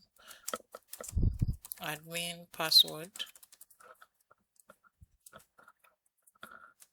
would be, I'll just use a random password. Okay, so now we're going to get our admin email and password, but first off we need to check if the admin email and password is present in our .env. Then we'll generate a token that the admin would. It's not just the email and password that the admin will use to log in. We need to generate a token. So we'd have if statement if email equals process. We're getting it from .env. Oh, come on, Ctrl Z, process.env dot admin underscore email and password equals process.env dot admin underscore password. Then we're going to generate a token. Okay, but before generating token, there's something that we need to do. So before we are able to generate token, we need to create an arrow function that is going to undo token generation. So I'm just going to name it create token, and it's going to be an arrow function as well. We'll pass ID here, open our curly braces, then return JWT, return JavaScript Web Token dot sign, open brackets, then open curly braces, ID, comma, process.env dot the JWT secret key. So that means that we need to create a secret key in our .env file. So right here we would have a secret key. I'm just going to name it, this is going to be the JWT secret key. So now we've created a function that is going to undo token generation. Okay, so we can now use it here. So once the email matches what we have in the admin email, the coded admin email, and the password that the user enters matches what we have in the coded admin password, then we can now generate a token using that ID of the user, and then we're going to use a combination of email password as the payload, and we'll sign it in with the secret key. So basically what I'm explaining is const token will be equal to JWT dot sign open email plus password, comma, process dot env dot JWT secrets. Then if this is successful, we're just going to respond with success. So respond.json, open brackets, open curly braces, success would be set to true, and then we'll display the token that is being generated. So for every time the admin logs in, a token will be generated. Okay, now if the email and password does not match what we have encoded, then it should do this. We're just going to respond. So response.json, success would be false, and then we'll display a message that will display invalid email or password. So this else is for if the email entered by the admin does not match with what we've encoded and the password does not match. Okay, it should display invalid email or password. Now if there's any error with our try block, we want our catch block to log the error in console and then send the response. Success false. Message would be the error dot message. Okay, so we have the admin login right here and we're going to test it out. Now to use this now, we need to export it first so that other components can have access. So admin login. So we've worked on our admin login now. Now we need to create a route for it. Okay, before creating a route, there's something else we need to do which we skipped. First, accept that this model folder is going to contain files that will define the schema of how we want our data to be stored in our database. Okay, so we need to create user model.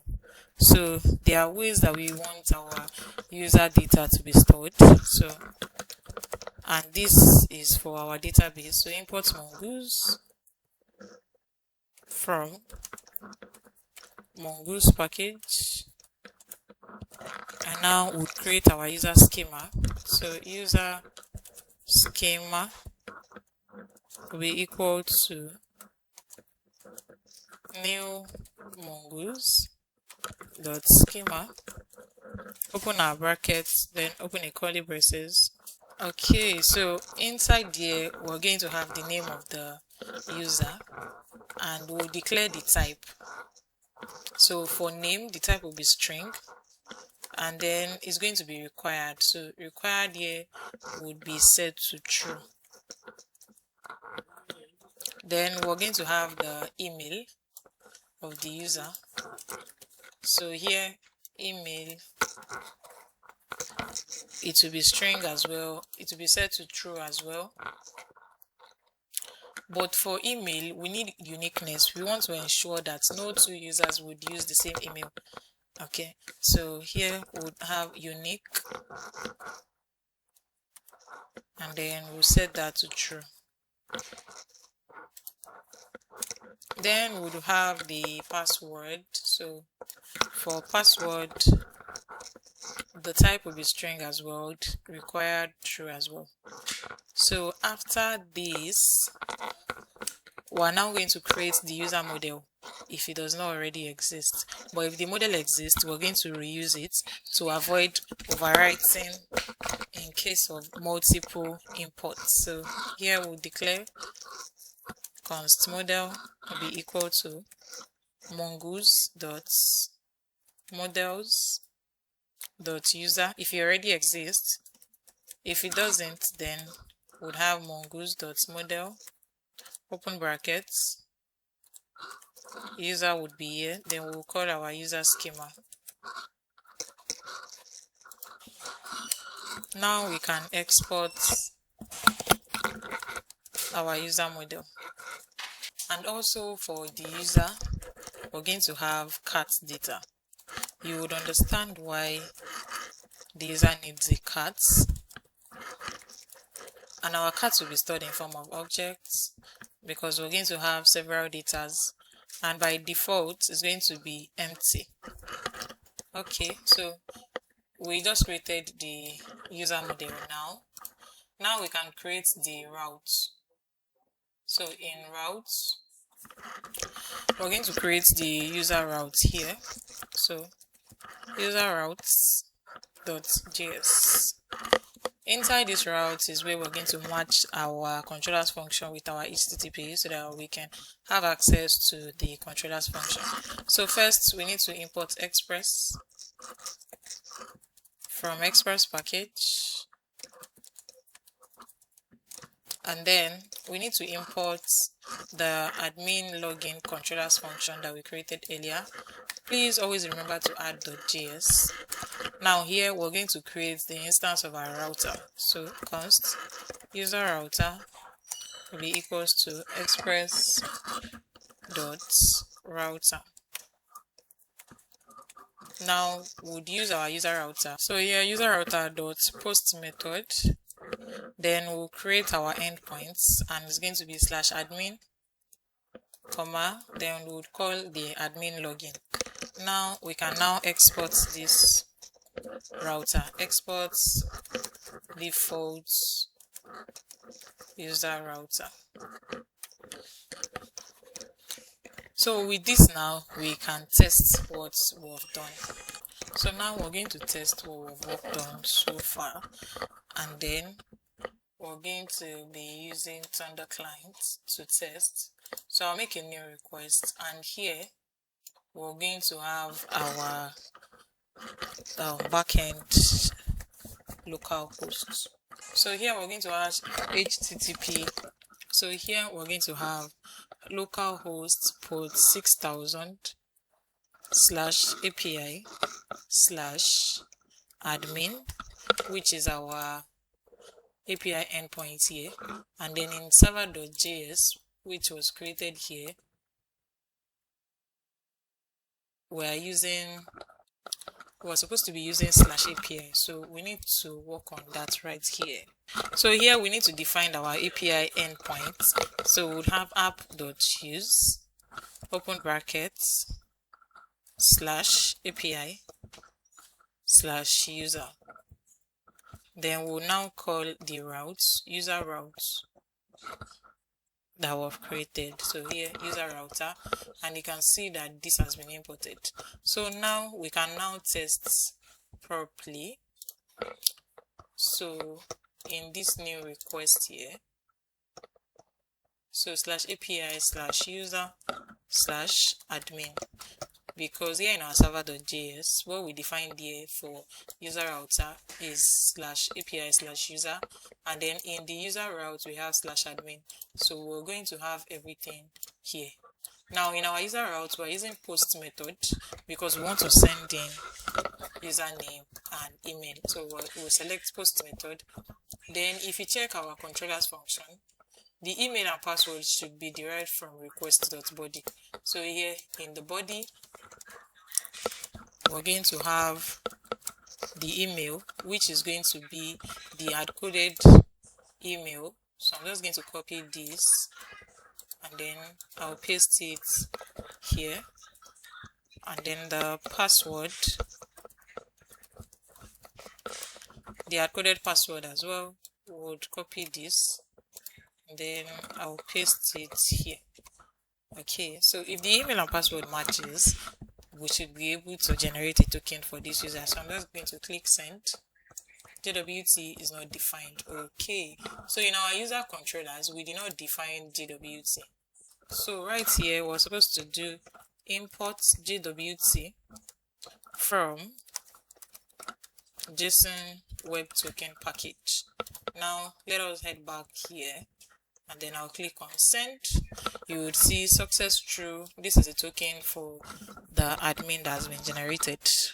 Now let's say I enter an invalid password, so I'm just going to add more to this password. If I click on send, you would see success, false, message, invalid email or password. But if the email goes back to normal, click on send, success true, and then token has been generated for this user. So that means that this controller function is working perfectly well. Okay, so now let us continue. Now we need to create the controllers function to register a new user. We've created controllers function for admin to log in on the admin panel. Now we need to register user on the front end that would be able to place an order, add to carts and all of that. So I would name the function register user, and it's going to be an asynchronous arrow function. Request response will be what we have in the parameter, and then we'll use our try catch statement. Now in the try block, first we need to extract the name of the user, the email, and then the password from requested body.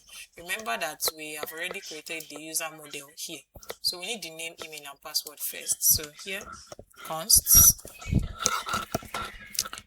name, comma, email, and then password will be equals to request.body. Then we need to check if the user with this email already exists, so that we will not create a new account with a user that already used the same email. We don't want two users to have the same email. So here const exists will be equal to await user model that we have, user model.js first off, user model dot find one, open our brackets, the email, then curly braces. Then we'll use an if statement to check if it exists. If that email exists, if the user with that email exists, we want to return an error message that the email is already taken. So here return response.status. Let's just use response.json, open bracket, message user already exists with this email. Now if no user has that email, then we're now going to consider. So the first step is to validate the email address that the user wants to use to register a new email. So if not validator dot is email, open brackets, email, open our curly braces, return response.json, success would be set to false, and then we'll display a message that would say invalid email formats. Okay, we're using validator here to validate the email. If the email follows the regular email format at maybe Gmail, at email.com, at yahoo.com, depends on the domain the user is going to use. So we need to import validator as well. And if you remember at the beginning of this backend, we installed validator. So here we're going to import validator from validator package, so that this is going to work well. Now we've validated the user's email. Next thing we need to do as well is the password validation. We want to ensure that the password has at least 8 characters, so minimum of 8 characters. So here we'll do if password dot length is less than 8 characters, then we want to return response.json, success will be set to false, and then the message would be please enter a strong password. So we're validated for email format and we're validated for password. Another thing we need to work on is password hashing.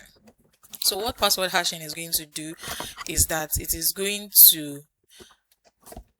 it is going to secure the password in the sense that it's going to convert the password to an unreadable string basically before it stores it in the database. So we want to ensure that we do not store user's password the way the user types it in the database. We want to transform the password into, what I call it, gibberish, yeah, something like, so that it's just going to have like bunch of letters, numbers, and characters. It is not going to be exactly as the user stores it, exactly as the user enters it at the front end. So that is what we want to do now. Then we're going to be using JSON to create the random string, which is going to be named salt, so that we would add it to the password. Okay, so now const salt will be equal to await. We would use bcrypt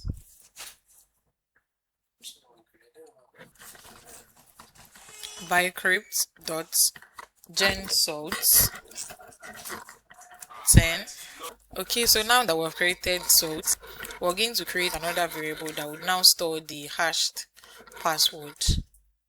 So what this is going to store is the password that we're going to hash, and then we're going to add salt to it. Remember that the JSON is going to generate random string to add to our password. So here we'll have await bcrypt dot hash, we'll hash password, and we'll also add salt to it. Okay, we need to import bcrypt from bcrypt package as well. Import bcrypt from bcrypt package. Okay, so after this now, we're now going to create the new user instance using the Mongoose model. So we're going to store the hashed password, not the raw password that the user typed. So here const new user will be equals to new user model, open bracket, then you open the curly braces. Inside the curly braces, we'll have the name of the user, the email, and then the password. But the password in this case would be the hashed password. So we have created instance of a new instance using the Mongoose model.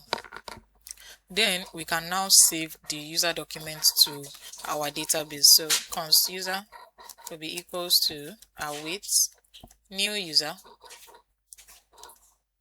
dot save method. Okay, so now we've been able to save the user's detail in our database. Next thing is the automatic login. So after signing up, we're going to generate a JWT token immediately so that the user would be able to log in right away without having to go back to the login page. So we'll have const token. This is going to store the token. Then we'll call create token function for this new user, and then we'll get their ID. So the token will be created for the user and they will be able to sign up instantly. They don't need to go back to the login page. Once they're able to sign up, we should display a message that would say the message is going to be accounts created successfully, and then we'll pass the token. Now if there's any error in the try block, our catch block should log the error in console and also display the error message. So log error in console, display error message. Now we have register user. We have been able to create the controllers function to register a new user. Next controllers function would be for user to log in. That is for existing users that already have an account. I'm going to name that function login user, and it's going to be an asynchronous arrow function. In the parameter, it's going to take request and response. Then we'll use the try catch statement. In our try statement, we need to first extract the user login details from request.body, and the login details include email and password. So const email and password from request.body. Then we're going to do a search. We want to search for the user in the database by their email, and we want to ensure that only one user has that email. So we'll have const user, this is going to store whatever we're able to search. Await user model dot find one open curly braces email. Now, if no user is found with that email, we're going to stop and then display an error message. So if not user, return response.json message user with this email does not exist. I think this is too long. User does not exist is just okay. So user does not exist. Yeah. That is for this search. Now, if the user exists, we're also going to do a password verification. Remember that we're not storing password in plain text when a user registers. So we're going to use bcrypt to compare the password that our user enters in the login page to the one that we have hashed and saved in our database. If it matches, then the user would be able to log in. That means we'll be able to generate token for that user and the user will have access to the website. So here we'll create a variable that is going to store that, and I'll name that variable is match equals await. We're using bcrypt to compare. Bcrypt dot compare open bracket password that the user has entered to the password that we have saved in our database. Then we'll use an if statement to check if is match. That means if the password matches with what the user enters and what we have stored in our database, we want to call the create token function to generate a token for the user using their unique ID that is already stored in the database. So here we'll have const token. This is going to save the token. Call the create token function to create token for this particular user. So dot underscore ID.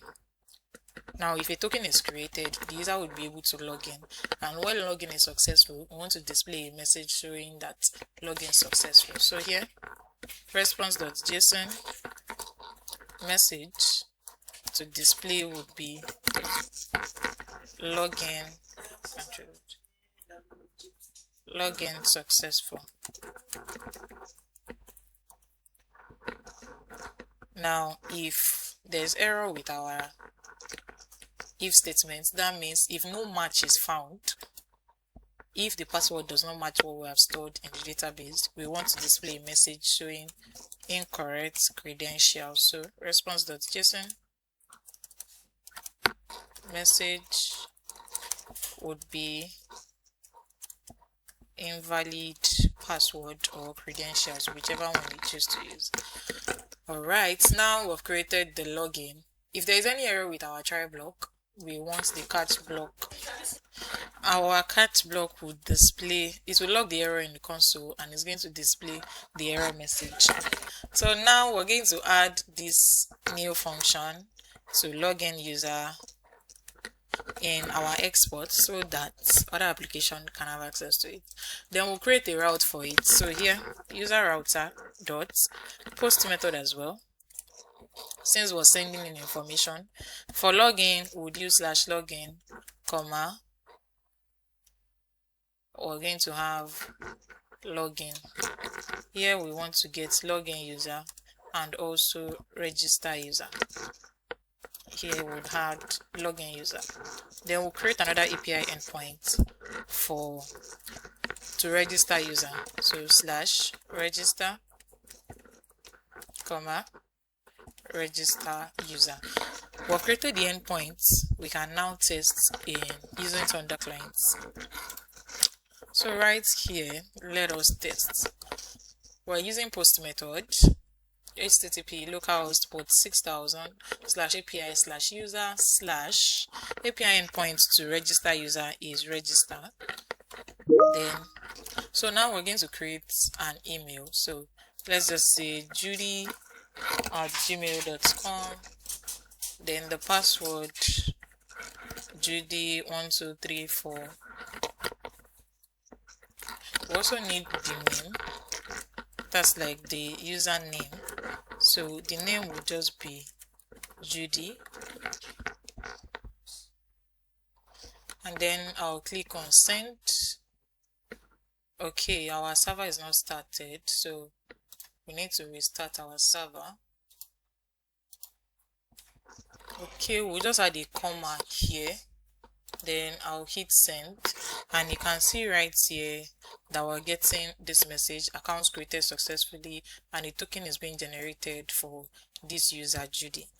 Now let us try to create an account with this same email but with a different password. If I click on send, you will get a message: user already exists with this email. So that means that two users cannot register with the same email. Alright, so let's try to log in. So /user/login is the API endpoint. I'm going to log in with this email. I don't need the username. I'm going to log in with this email and the password. Then if I click on send now, the password is invalid because it is not correct. Now if I delete this 5 and I click on this, you're getting a message: login successful. So that means that our register user controllers function and the login user controllers function is working perfectly well. And now we can continue with our project. Alright, so we're done with this. We're going to close this now. Everything about user, we're going to close it. Next thing to move on to is products. So we'll start with the schema, which is the model. So we'll have products model.js. Here we're going to create the way we want our product data to look like in our database. So import Mongoose, since we're interacting with database, from Mongoose package. Then we'll create our product schema. Will be equal to new mongoose dot schema. This is just going to be like what we had for user schema, right? We'll have the name of the product. We'll declare the type. The name of the product will be string. I don't mean like the name of the type of that product will be stored as a string. Then required, we'll set it to true. Then we're going to need the price of the product. The type is going to be number. Required, true. And then we're going to have the description of the product, which is going to be a string too. So instead of having to retype, I'm just going to copy this. So I would create description. Also, we're going to have the image of the product.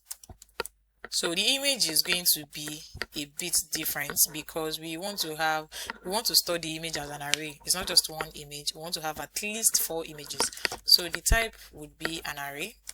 Required would be true as well.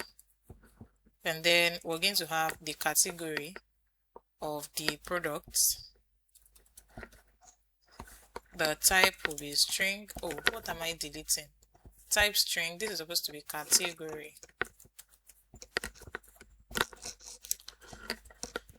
And then we'll have sizes for the product. The type is going to be an array. So I'm just going to copy this and paste this here. Then we would have the dates when the product was created. The type is going to be numbers, so I'm going to copy this and paste this here. Now, after creating the product schema, we're now going to create the product model if it does not exist. If it exists, we'll reuse it to have a reacting in case of multiple inputs. So here, const product model will be equals to mongoose.models.products or mongoose.model products, product schema, then exports it so that we can use it in our controllers function. Alright, this is done now. We can now create our product controllers function. So here, product controllers.js. Now this is where the actual function is going to be. So here, the first thing we need to do is to import version 2 of Cloudinary and also the product model that we just created. We're using Cloudinary here because we're going to be having image, which is a file, and we want to store it in the cloud, and our cloud base is Cloudinary. We would import product model from our product model.js. So here in this file, we're going to create our function to add products, and it's going to be an asynchronous arrow function, request and response. Also, we're going to create the function to list all the products that we've added. List products. So I don't think I want to retype this. I'm just going to copy this and change the function name. So here, this is going to be list products with an S. Yes, so here we'll have an S. And then the next function would be to remove products. That is, if we want to delete a particular product.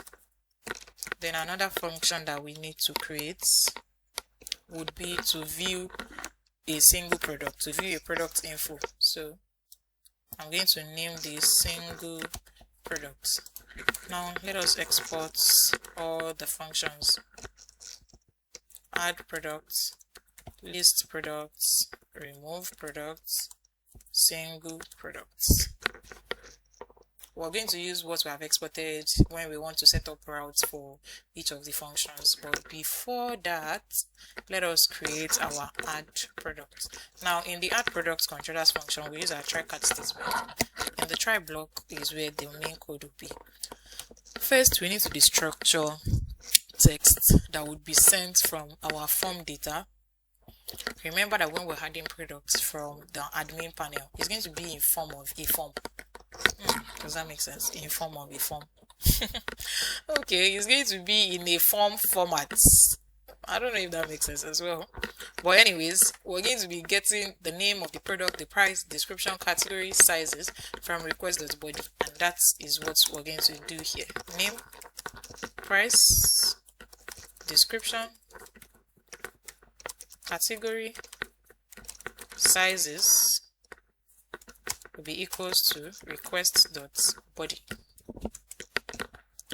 Next thing we're going to do, you know that we did not add image to this. We also need the images of the product. So we're going to extract the uploaded images from the requests using middleware like Malta.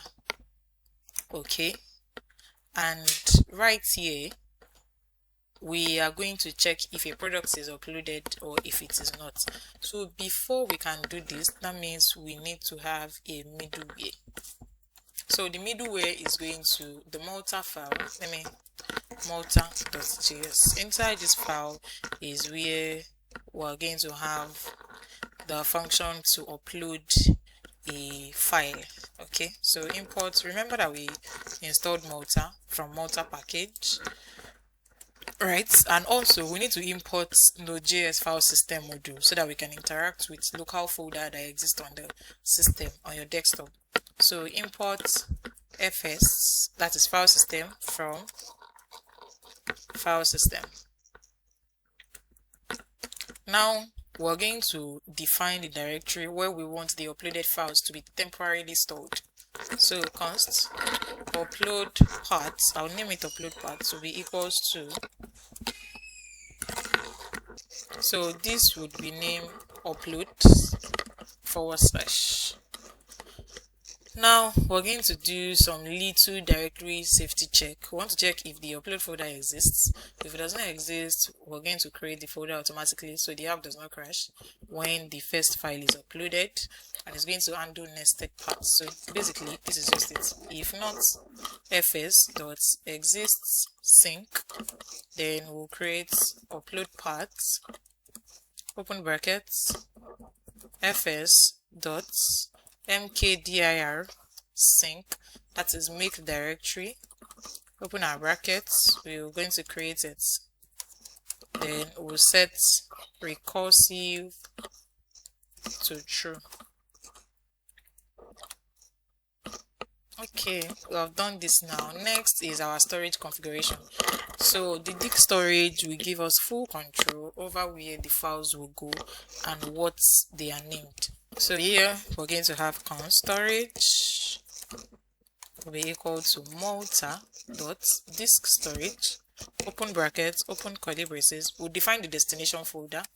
Destination, we'll create a function, and here we'll handle request and response, request file, and then callback, open our curly braces. Now the callback will take null and then upload path. Okay, next thing we need to do after this is to define the file name logic. So we would prepend it to ensure that every file name is unique. Okay, so here file name, we would create a function that will do function requests file callback, open our curly braces, callback into brackets null, comma dates dot now plus, we want to have hyphen plus the original name of the file, original name. Now after all of this, we're now going to initialize the Malta middleware with our storage settings. So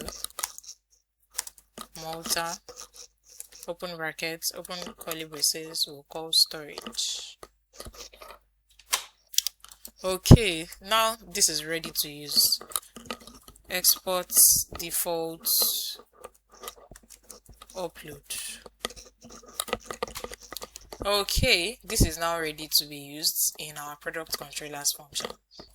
Okay, so here now we want to accept 4 images, right? Image 1 would be equals to request dot files, if the file exists truly, image 1, or dots. This should also have dot files after the question mark dot image 1 dot, then array, declare an array here. So this, what we just did here, is what we called optional chaining, and is used if specific images are not uploaded. So if the image is not uploaded, it's not going to crash the system. So we'll do the same thing for second, third, and fourth image. So here, let me just third and fourth. So this here would be, oh come on, this here would be image 2, this here would be image 3, and this here would be image 4. Okay, so that is now done. Now we need to create an array and filter out the undefined or null slots. You know, sometimes we're not going to upload all the 4 images for a particular product. It depends. We can have just 1 image, we can have just 2 images. We want to ensure that if all 4 images are not uploaded, our server should not crash. So that's why we're going to create an array, and then we'll filter out the null slots so that we can ensure that only the images uploaded actually exist. That is what we want to display. So here, const images, the array, image 1, comma, image 2, comma, image 3, comma, image 4, dot filter, boolean. Okay, and then another thing we're going to do is the uploading the image. We need to upload the image to Cloud in array. So const image URL will be equals to an empty array. Now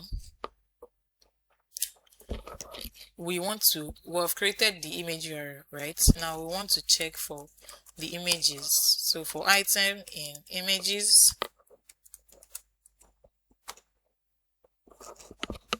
we'll upload the local file to Cloudinary storage, and then we'll store it in results. So here const results will be equals to await Cloudinary dots uploader dots upload, open our brackets, then we'll pass item dot the parts of the image, comma, resource type is going to be image because we want to upload image. The I would be in lowercase. Please do not make that mistake. Alright, so after this now, we are now going to store the secure URL provided by Cloudinary. So image URL that I created earlier dot push the image array that we have stored, results dot secure URL. Okay, so this is done. Next thing is data formatting. We need to convert our string input from, we're done with uploading image. Now we want to do data formatting.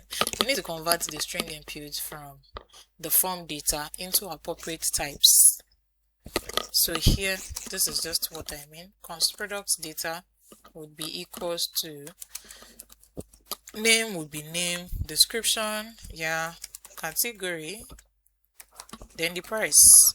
When we enter the price on the admin panel, it's going to be stored as a string, so we want to ensure that it's converted to a number. So number price will be stored as a number. Then the sizes, we want to pass size back to array. So you know when the size is being uploaded, it will be sent as JSON string, so we want to pass it back as an array. So size will be JSON dot pass sizes. Then our images, image URL, which is the array of the Cloudinary links. This is what we want to store in our database actually. Then the dates is going to be stored as the current dates.now function. Alright, now that we've converted string input from form data, we need to create a new document instance that will be saved to our MongoDB database. So here, const products will be equals to new product model, open brackets, products data. Then we'll save the new instance, products dot save method, and this is going to save directly into database. And then we want to return a response once it is saved. Success, SUCCESS would be true. Message that it would display would be products added successfully.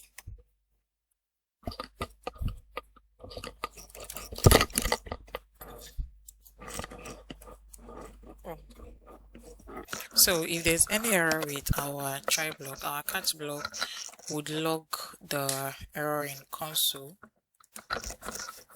Log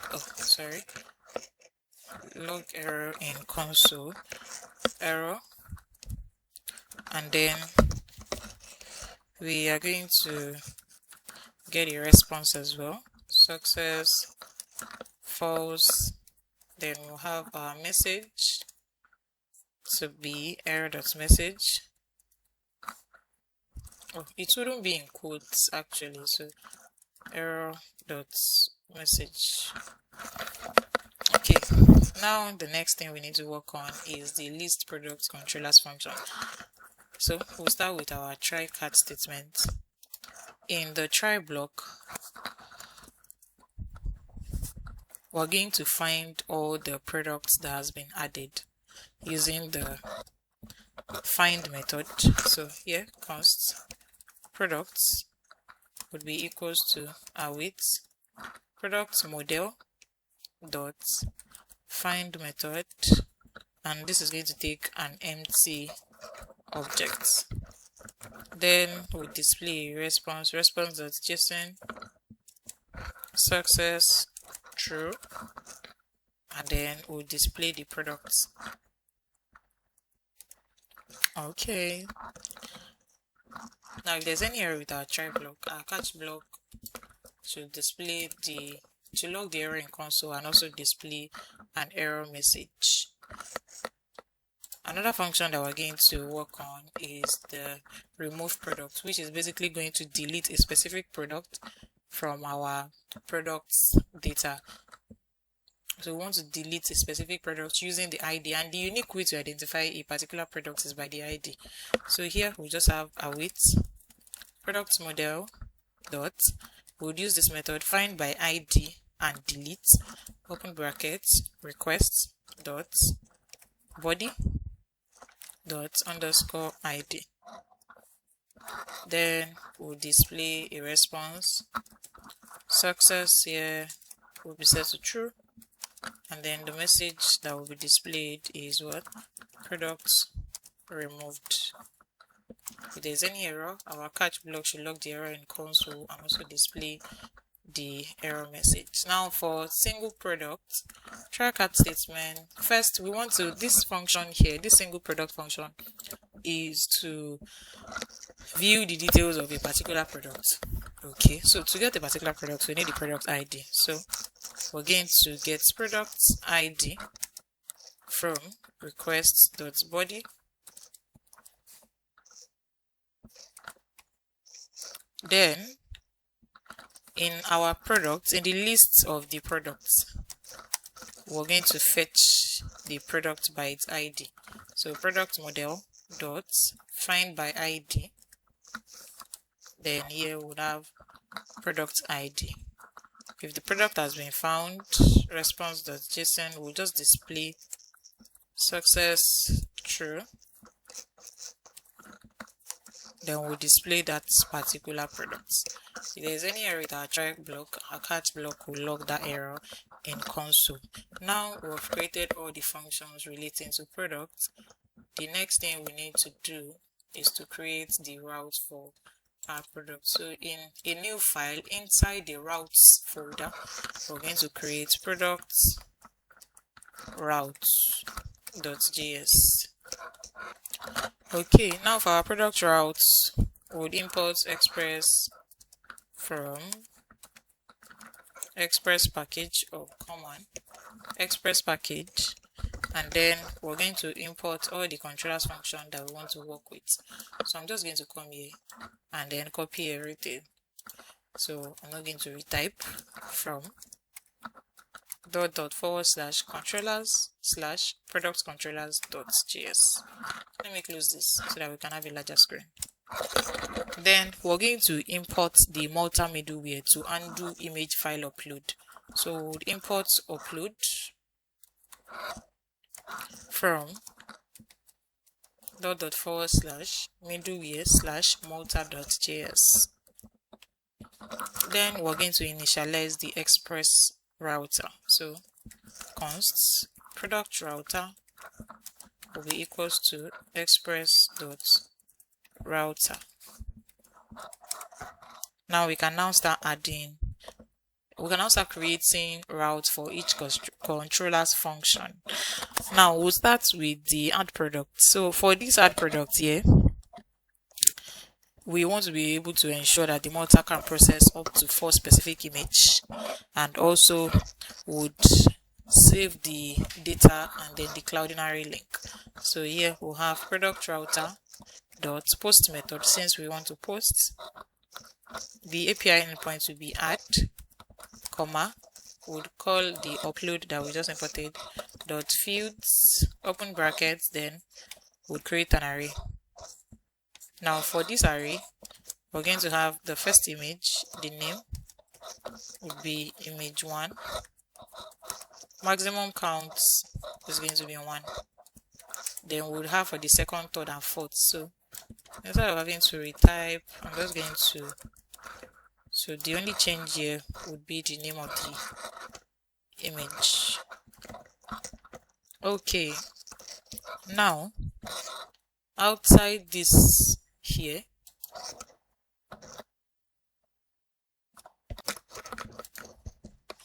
we're now going to call the add products controllers function. Okay, so let me format so that it would make sense.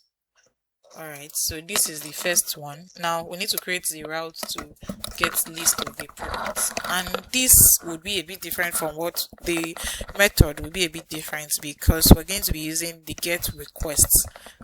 Okay, unlike before, we've been using the post requests or the post method. Now we're going to be using get requests. So here, product router dot get method, open brackets, the API endpoint to be lists, and here we'll call the list products controllers function.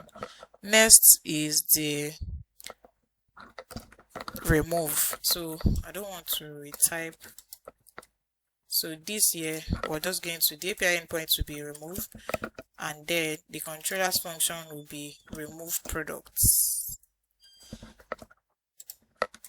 And the last one here is going to be for the single product details. So we want to fetch a particular product, the details of that product. So here the controllers function is going to be single, sorry, the API endpoint to be single, and then the controllers function will be single as well.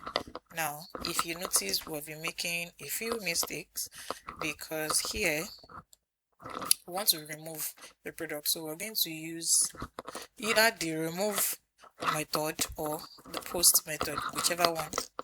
And here as well, we want to get a single product, we want to fetch a single product, so we would use post method for this. Now the next thing we need to do is to export the router so that we can use it in our main server. So export default products router. Alright, so in our server.js app.use, immediately after the user router, we're going to have /API /products, products router. Ensure that it comes with .js so that your application would not crash. So I've been saying so that your application will not crash. This is what a crashed application will look like. The terminal is going to look like node-mon app crashed, waiting for file changes before restarting. Okay, so if we check here now, it's saying that in our product routes right here something is missing. So, and that is here our controllers function is single product without an S, but what I called here is with an S. So if I delete this now, you would see node-mon restarted, server started on port 4000, database connected. Okay, so little things like this can make your application crash. Alright, so we have all of this now. We can now test, we can now add products, we can now get list of products, we can remove products by its ID, and then we can get a single product. So let's test this out now. So our API endpoints, let's start with this. No, we'll start with server, right? /app/products. That is what we need. Come back here, /API /API/products. First thing we want to test for is the add controllers function. So here /add, and we're going to be using what? The post method. Okay, this is the post method. Now what does this say?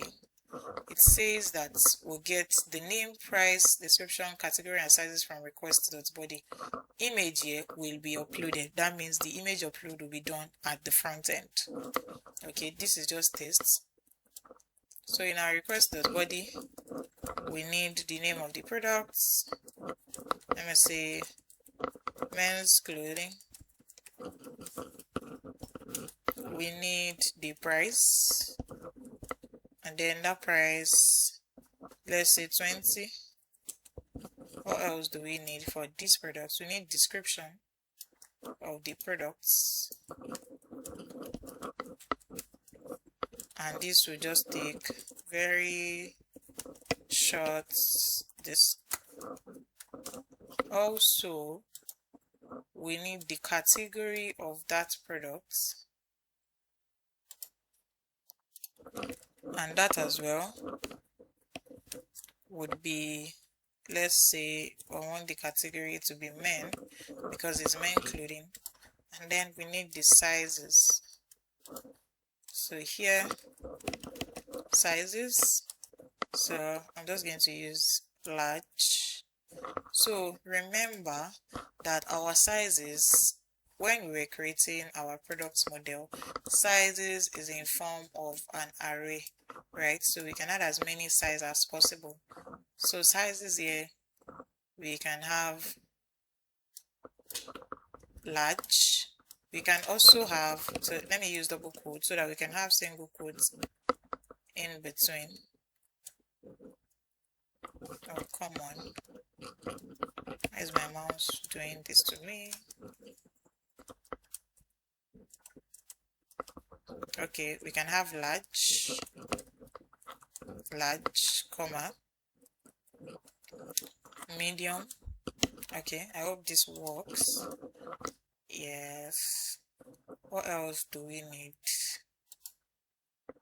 Okay. So this here is supposed to be stored in an array. So we're going to have large, comma. Oh, come on. Medium, comma. Then we'll have Excel. Let's just have that. So we have the name, the price, description, category, and then the sizes. So here it's showing us that we have invalid JSON in line 2. This is line 2 here because count starts from 0 in programming. So this is line 2. Okay, this is supposed to be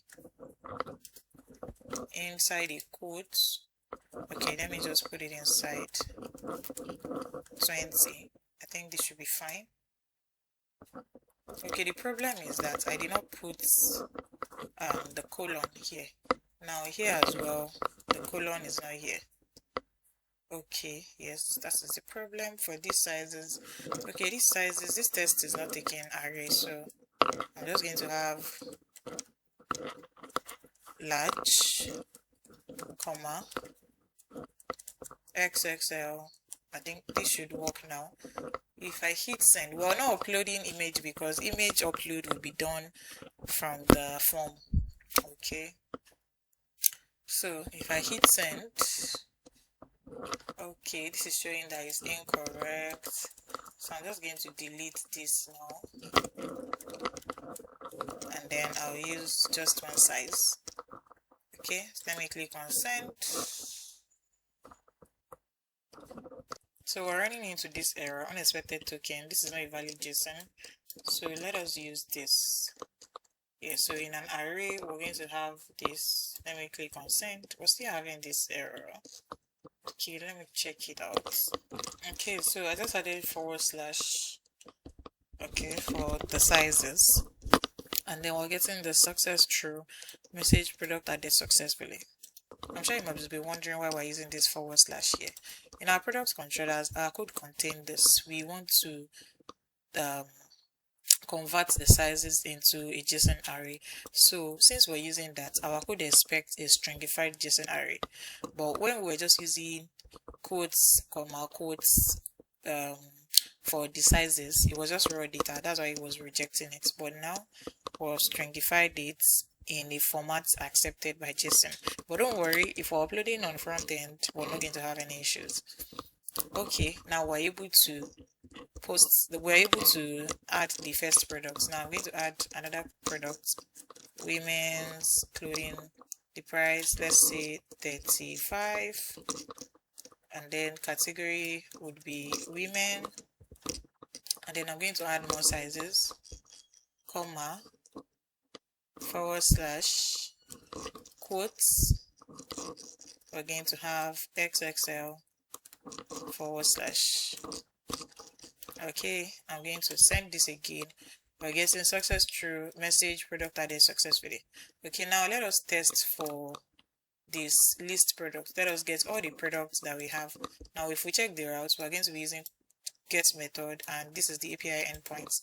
So we'll change this to get method, and then we'll change the API endpoint. If I click on list, okay, we have 2 / so it's supposed to be just 1. You can see success true, and then we're getting the 2 products that's been added. We have the ID of the product here, we have the name of the product, we have the price, description, the image. We have nothing in the image yet because we have not added anything, and then the category, then the sizes that we've added, the dates when it was added. Now this is for the second product, which is still this product that we've added: the ID, the name, the price, description, the image, category, and sizes, then dates. Let me add one more: kids clothing. Category will be kids. We're going to use post method. The API endpoint will stop at .and send message. This has been added. Now let us get all the products. API endpoints here will be lists. Send it. You're going to see that these kids has been added. Okay, let me add one more. Add kids extra. I'll just name it kids extra. Price here would be $15. Post method, API endpoint correct. If I click on send now, this has been added. Now let us get the products. Lists, get method, send. You're going to see what we just added. Kids extra clothing is right here. Okay, now the good thing is, if we check our database now, if I click on browse collection in the e-commerce app that we've created, if I click on browse collection, you're going to see right here e-commerce. You can see that we've used a storage here, although we've not used a lot. Now you can see products is here, users is here. This is product model, this is user model. Now let's start with user. You're going to see the user that we have added, and you can see Judy, the ID is here, the email, and then the password that was saved, that was hashed. This is the password right here. You can see that it's not the same password as what we added earlier while we were testing the other time. The password that we created for this user, this is not it. It has been hashed. Okay, so this is how it's going to be saved in the database. Now let us open our products. For this product, we're going to see all the products that we've added, from the ID of the product to the name to the price to the description, the image in form of an array. We have nothing in the image, that's why we're not seeing anything. The category, and then the sizes. Now this has 2 sizes, the medium and the large size. For the other one as well, it has 3 sizes in this women category: medium, large, and extra large. You can see everything is a kids extra clothing, which is the last one that we've just added. Now we're able to see the list of all the products that we've added. Now let us work on, let's test for remove products. So to remove a product, here we need the ID of that product.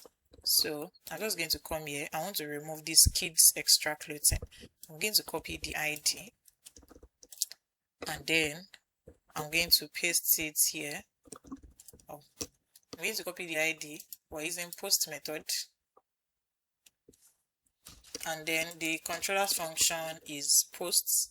So here post method, the API endpoint is /remove. So we'll come right here, /remove. I'm going to the ID of the product I want to remove. I would copy it, and then I'll paste it here. If I click send, success true, product removed. How do we confirm that the product has been removed? The name of that product is kids extra clothing. We'll do list method. Let's get all the products that we have. You can see this is the first product, men's clothing, second product, women's clothing, third product, kids clothing, and that's what we have. Now let us get the details of a particular product. Right, I'm going to copy the ID. So now we want to get a single product. So we're using post method. So post, this is /single, and then the ID of that product is this. Okay, if I click on send now, success true, product null. That means no product with this ID exists. Okay, so that means I didn't copy the ID properly. Let me get the list of all the products available. Let's use this here. Okay, post method single, then we'll have ID. Okay, so now that we have tested for all products now, we have been able to add products. We can see that it's reflecting in our database. We can now start working on the carts. So I'm going to close everything that has to do with products, and then we're going to start working on carts. So before we start working on anything carts, we need to create a middleware for admin. We need to create an admin authentication, which is basically to authorize admin access, to restrict and authorize admin access basically. So right here in the middleware, I'm going to create a new file and I'm going to name it admin authentication. So admin.auth.js. Then press enter. Inside this admin alts, we need to import the JSON Web Token library so that we can verify the authenticity of that token. So import JWT from JSON Web Token. Then we're going to create the middleware function that will authorize admin access. So I'm going to name the function admin alt as well. Const admin alts. It's going to be an asynchronous array function, and the parameters will be request for incoming request. Then we'll have response, the response object, then next, which will serve as the callback that will tell Express to move on to the next function in the route. So inside this function, we're going to use our try catch statement. In the try block, we need to first extract the token from request header, the token that is being generated for the admin. So const token will be equals to request.headers.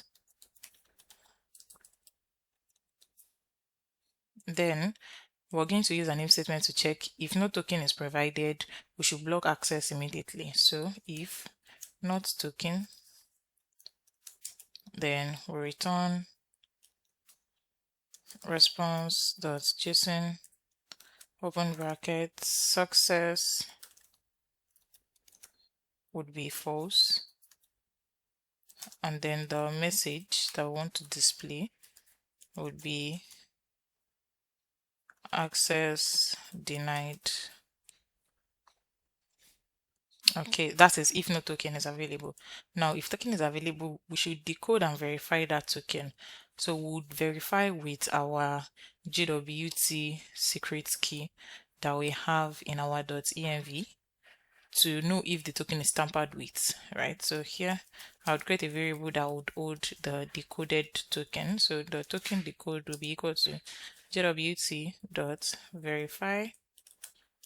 token, comma, process.env.jwt underscore secrets. Okay, we want to verify using JWT secrets key that we have. And also the next thing we need to do is identity check. We're going to compare the content of the decoded token against the expected admin credential. If this checks, we're going to check if the badge match with the specific admin email and password string. Okay, so here, if token decode is not equals to process, this is supposed to be not equals, okay, process.env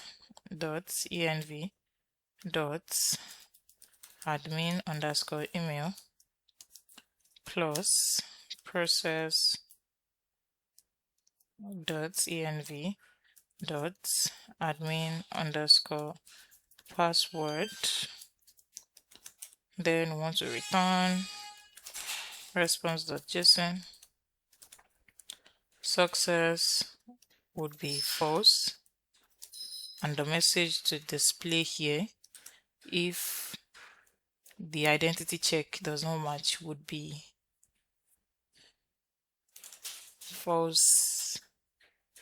We can use unauthorized logins, yeah. Unauthorized login. Okay. So now we've done that. Now, if permission is granted, all the checks are working, then we can now call the next function. And this is going to tell Express that the user is valid. Let them proceed to the controller's function. Now, if there's any error with our try block, our catch block is expected to return a response. Success would be false. Message would be error dot message. All right, also we need to export the function. Export defaults admin alt so that we can use it in other part of our application. And where we're going to use it is in our routes. So in our product routes, we're going to use the admin authentication in the product routes. Okay, and that is because we want to first verify the person that wants to add the product is truly an admin. Okay, so that's why we're going to call the admin authentication here. We'll add it to this. Also, when deleting a product, we need to verify that this person deleting is truly an admin. So we'll call admin alt here as well. All right, so we have the authentication for this now. Now, the next authentication we need to work on in our middleware is the user authentication. So I'm just going to name that alt user or user alt, whichever one. So basically what we want to do is to ensure that the user is logged in. There's a token generated for user before they can do some things like add item to cart, processing, or that they are logged in, not just that they visit the website without being logged in. That means they have an account. To be logged in means to have an account, right? So we want to ensure that a user is logged in before they're able to add items to cart, before they're able to place order, before they're able to do, certain things on the site. So we're using JWT as well. So import from JSON Web Token, then we'll create the function. So here const, I'll name the function alt user. It's going to be an asynchronous arrow function. Also, this will take request, response, and next. I believe we'll know why it's taking next.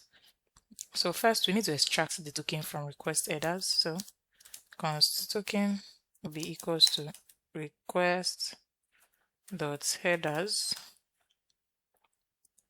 and then we're going to check if no token is provided.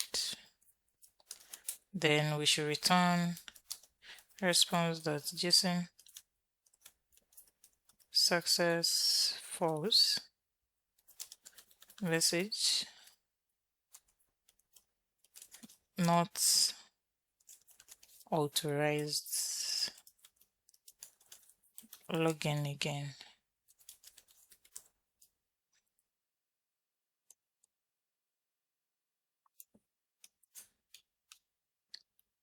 Now, if token is provided, then we'll have our try catch statement. Inside the try statement, we need to verify and decode the token.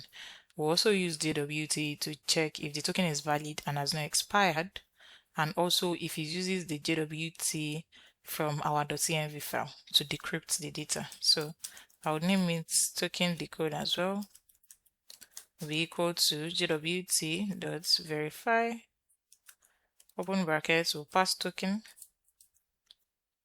comma, process.env.jwt underscore secret. Then we're now going to inject the user's identity into the request. And this is the most important part. We're going to take the user's ID, which is stored inside the token as ID, and add it directly to request.body. Now, we'll now use the next function to call in other things that are to be done. So if we check the decoded token and we realize that it matches, then the user can now move on to the next step, which could be adding item to cart, which could be processing orders, right? Paying for an item using Stripe or cash on delivery. So we're going to inject the user's identity, which is the token basically, into request.body once the user has been verified. That is once the token has been decoded. So here we're going to do request.body dot user ID will be equal to token decode dot ID. Now, if we've injected this, which is what we have done here, the user can now move on to the next. So we'll call the next. Now, if there's any error with our try block, our catch block should give us a response. Success will be false. Message would be error dot message. Okay. And then we need to export our function so that we can use it in other parts of the application. And this alt route here, we're going to be using it in our carts basically, because it verifies that the user has a token and then move the user on to the next function, which is to add to cart or to place an order, right? So we're going to be using it in the cart section. So let's just keep this now. Now we need to work on our carts controllers, ability of the user to add carts. So I'll name that carts controllers.js. So for these cart controllers, we need to create a function that will enable user to add item to carts. So const, I'll name the function add to carts. It's going to be an asynchronous function as well. Request and response will be the parameter. Then we'll also create controllers function that is going to update user's cards if the user makes an update. So I'm going to name that const update cards async arrow function request and response as well. Then I'll create another function to get a user card. So I'll name the function get user cards. It will be an asynchronous arrow function. Request and response would be the parameters. Now we would export all of this, updates cards, and then get user cards. We'd export it so that we can use it in other parts of the application. Okay, so let's start with adding ability of user to add to carts basically. We'll start with our try catch statement. In the try block, we need to extract the user's ID, the item ID, and the size. So const user ID, comma, item ID, and the sizes of the item, or the size basically, since user is only able to choose one size. Then we're going to fetch the user data by ID. So here const user data will be equals to await user model. Remember to always add the .js here when you import user model dot find by ID user ID. And now we're going to initialize the cart data. So let's cart data be equals to await user data. We want to get the cart data from our user data. Now we need to check if the user actually exists. So if not user data, a user that does not exist, that means somebody that does not log in, should not be able to add items to cart. So we want to return a response if the user does not exist. Success is false. Message user not found.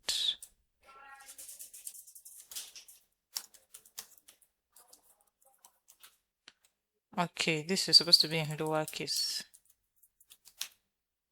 Okay. User not found. Now, if the user is found, we'll leave this if statement, and then we're going to check if the products with the given item ID already exist in the user cart data. So here, if cart data has the item ID, then we would also check if the product actually exists. We want to check if the selected size is also in the cart. So here, if cart data item ID, the cart data with that item ID have the size selected in the cart. If the size exists, we want to increase it. We want to increase the quantity by 1. So we'll have cart data item ID, then size plus equals 1. Okay, you might be wondering, what is this? What did she just do here? It's very simple. First off, we want to check this if statement here. We want to check if the product with the given item ID already exists in the cart. We have a cart data, right, that is storing all the items that will be in our cart. We want to check if a product with this item ID already exists in that cart. If it already exists, we also want to check if it's a particular size that exists. Let's say the size is large. We want to be sure that, okay, this product is already in the cart and the size is large. If it is, then we should increase the quantity by 1, not just adding another one which has the same item ID and also the same size. You should also increase the quantity by 1. If it doesn't exist, then we're going to initialize the size with quantity of 1. So here, cart data item ID size will be equals to 1. Okay, this if statement here is checking if a particular product with a particular size already exists in our cart data, then increase the quantity by 1. If it doesn't, initialize the quantity with 1, add it newly to our cart and initialize it with 1. If it exists already, increase the quantity by 1. That is what this means. Now for this wrapper, this if wrapper itself, which is checking if the product with that particular item ID already exists. Now if it doesn't, which is this else statement, we want to initialize the quantity by 1. I hope this is understood. This is actually very simple. I hope this, if you don't understand, please drop a comment. I don't know, I can just explain as a text, as a reply in the comments. Now we're checking if the product with the given quantity, with the given item ID, if this product exists in our cart, we want to increase the quantity by 1. If it doesn't, we're going to initialize it by 1. Now, if it exists, we're now going to check again if the size that the user chooses currently is the same size with what the user has already chosen before. You know, here, if it exists, that means if the user has already selected this particular product, is already in the cart, we want to check. If it's already in the cart, we're increasing the quantity by 1. If it's not, we're initializing the quantity with 1. If it exists, the user has already chosen that item, they've selected the item. We now want to check if that size that the user chose now is the same size with what they had chosen before. We should just increase the quantity by 1. But if the size is not the same thing with what the user chose before, if it is a new size, we should initialize it with 1. That means we should add it newly, even if it's the same item ID and the size. So it's going to be different. This one here covers the same item ID, the same size already in the cart, and the user re-adds it, increase the quantity by 1. This one here is the same item ID, different size, add it newly and initialize quantity by 1. This here is the item ID is not in the cart, the size is not being added to the cart, initialize it by 1. I hope this is understood. So for this now, to increase the quantity, we're not just going to add 1 like this. It would be inside this curly braces as an object. Then would get the size, and then increase the quantity by 1. I hope this is understood. This else statement here is for if the product does not exist in the cart. Add it to the selected size and set the quantity to 1. Very easy and simple. Okay, now that we're done with the ifs, we're now going to update the user's card data in the database using the user's ID. So here are it, user model dot find by ID and updates user ID and then cart data. Then once the user's cart data in the database has been updated, what this is doing is adding the cart item to that particular user's details. Okay, so here we'll now send a response message success. Once it's been added to the user's details in our database, success true, message would be products added to cart or product stored in cart, whichever one. If there's any error with our try block, our cart block should log the error in console. Success false message. Oh, come on. False message error dot message. Okay. Now the next function that we need to work on is updating carts. To update the cart, we also use the try cart statement. In our try block, we need to destructure the user's ID, the item ID, the size, and the quantity from the request body. This update cart is basically to just update the user's cart if there's any changes. Maybe the user reduces the number of items in the cart or they increase the number of items in the cart. So we need to get that user's ID, the item ID, the size of the item, and the current quantity of the item that we want to update from request.body. And then we're going to fetch the user's data from the database using their ID. Remember that here the user's card data is being added to their details using the user's ID. Now we need to fetch that details about that user. So first, user data will be equals to await user model dot find by ID user ID. And then we'll now retrieve the user's carts, the current cart data for that user, and we'll store it in cart data. User data dot cart data. Now we want to update the specified product size with the new quantity.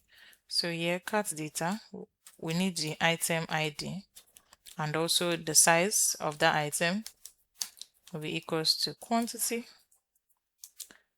We have updated the quantity. Now we can now save the new updates. So we'll use find by ID and updates. We'll call the user ID and also the cart data objects.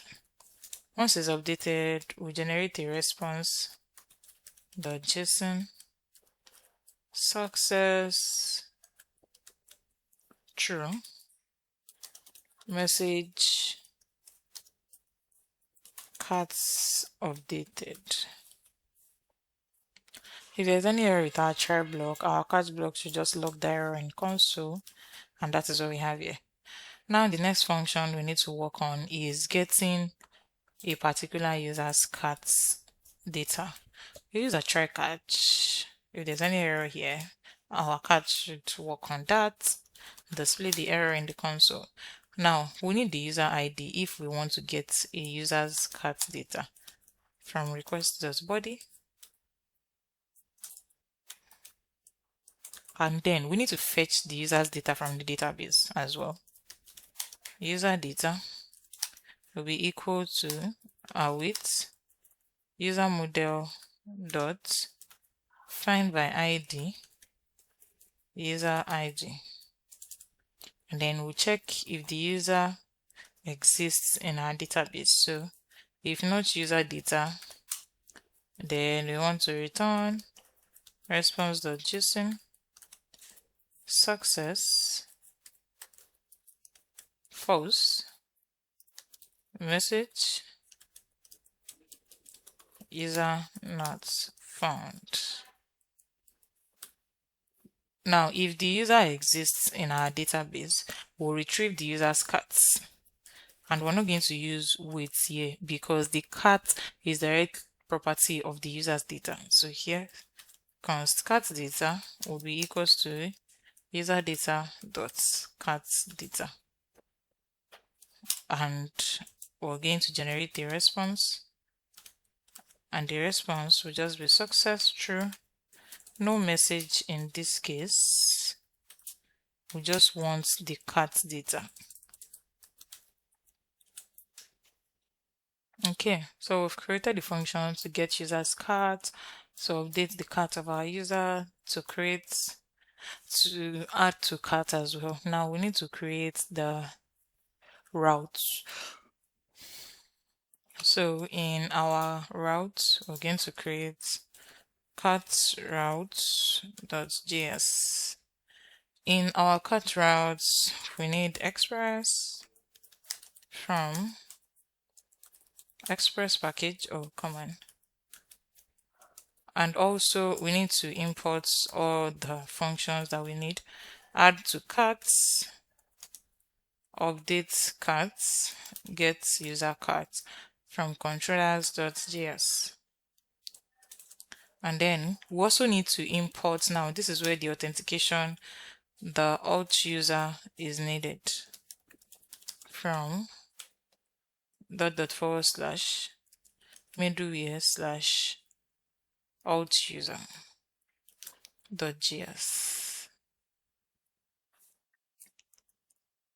Okay, now let us create a new router instance for our cat related endpoints. So const cat router will be equals to express.router. Now we would work on the route definitions. Okay, so we'll start with the router, then we'll start using we'll declare the method that we want to use to get our API, and then we'll add our endpoints. You know how it is. So couch router dot here, we're using post method, and the reason is because here we want to add to carts. So we're using add to carts. Now for any user to be able to add to carts, that means that they've been authorized. So we're going to add this user authentication to it. Also cart router dot post method. Here we're using this endpoint, and we want to get users cart. So we'll call the get users cart. And to be able to get users cart, you must also be authorized. So we'll add this authorization. Next is the updates / this API endpoints. You must be authorized before you're able to update a cart as a user. And finally, we're going to export this cart router. Okay, now, so this is done in our server.js. We're going to do this app.use the same way we did for every other one. We'll create the API endpoint /API/ this is for carts, comma, cart router. Ensure that it ends with the .js when it imports or when you import. Okay, so we have our cart controllers, we have our cart route, and we also have the authentication that ensure that only verified users are able to add to carts, only verified users are able to get their cart details, only verified users are able to update items in the cart. So here we're done with everything concerning carts, and we can now start working on our order. Okay, so we're going to start with the order model. Now, for this other model, we'll start with Mongoose. Remember that the model is how we structure our data and how we want it to be stored in database. So we'll have order schema be equals to new mongoose dot schema, open brackets, then open curly braces and press enter. Now, first thing first, we need the ID of the user who placed the order. So here, user ID is very much needed. We'll declare the type. It should be in string format and is very much required. So required here, required, we'll set that to true. Also, we need the array of items containing the details of what we have in the order. So here, items, the type is going to be an array, required true as well. Also, we need the total amount of the order. So here, the type for amount, the type is going to be number. So type here would be number.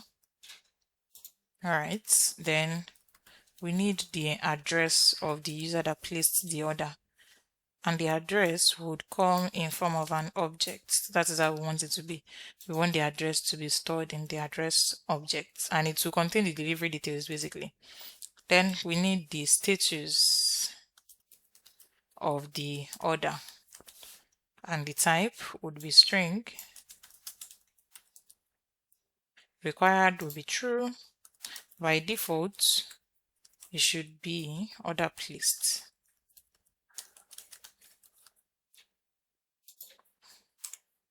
Then we need the payment method. Which method did our user use to make payments? Is it cash on delivery? Is it as the user paid basically? So the type will be boolean required true. By default, it should be set to false. We want to know if our user has paid truly or if the user has not paid. Then we'll have the payment type. So here we'll just have payment. The payment method, the type will be string, sorry. If the user has paid with cash on delivery or with Stripe, yes. By default, this is not false. Okay. Now, this payment here is as the user paid, yes or no. Okay. So, and it's going to be boolean. Required here true. By default, it will be false. And also, we need the date when the payment was made. The type is going to be number.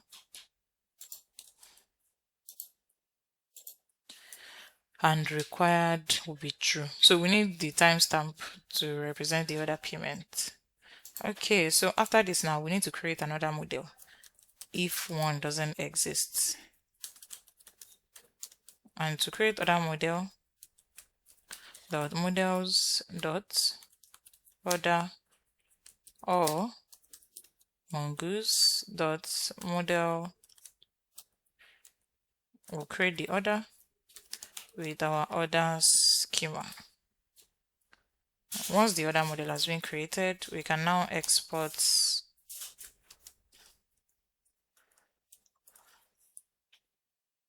to other part of our application. So it's supposed to be order model. Yeah, order model. Now that our order model is ready, we can now, oh, let me rename this. It's supposed to be small o, lowercase. Yes, this is it. We can now create our controllers function. So in the controllers function, we're going to create order controllers. .js. Now for our controllers function, obviously we're going to use our order model. Always remember to add .js here. Also, we're going to use the user model because we want to know the user that has the order. And here we're going to use Stripe because we want to have payments with Stripe. We want to enable user to make payments with Stripe. We're going to have that. That means we're going to create an account, but we'll do that later on. Also, we need to initialize some global variables like the currency that we're going to use will be in USD. Also, the delivery charge that we're going to be charging each user, we need to declare it here as well, 12. Now let us create all the functions. First function is placing an order using cash on delivery. So I'll just name that place order. It's going to be an asynchronous arrow function. The parameters are request and response. Another function that we're going to create is placing an order via Stripe. It's going to be an asynchronous arrow function as well, request and response. Another one that is very important is the verification. Stripe verification. Async arrow function, requests and response. And another one that we are going to work on, the verification would come last, okay? Another one is to get users' orders, all users, so all orders, and that would be for the admin, right? Admin should be able to see every user's order so that they can process their order. Also, we need a specific user order, and that is for the user front end, so that each user would be able to see their own order. But this here is for the admin, for admin to see. Let me use a comment, admin page, to see all users order. Basically, here is for front end, for each user to see their own order. Okay, users order. Also, we need to create another function to update the order status, and that is for the admin as well. Admin will be able to update the status of their order, if it's being packed, if it's delivered, and all of that. And now we have all the functions. We now need to export it. Place order with Stripe, all orders, user order, update status, and then verify with Stripe. Let us start with this placing order using cash on delivery. First thing we need to do is to destructure data, and by that I mean we need to extract our user ID. We need to know all the items in the order, the amount, and then the user's address. Oh, come on, it's supposed to be in a curly braces, not a square bracket. So let me just wrap this in a curly braces. Okay, equals request.body.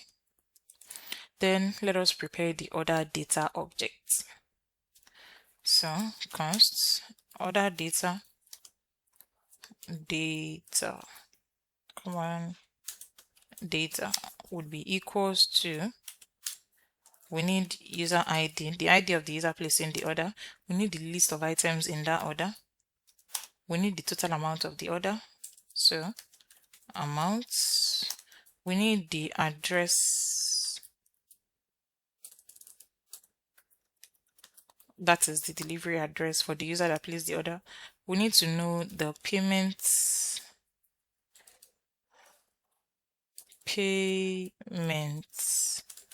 method. If it is cash on delivery, here we're going to set it as cash on delivery. We want to know if the user has made payment by default false, and also we need the date of when the payment was made.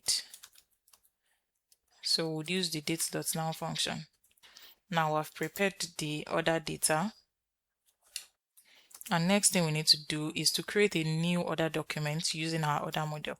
So here const new order would be equals to new order model order data, and then we'll save the new order.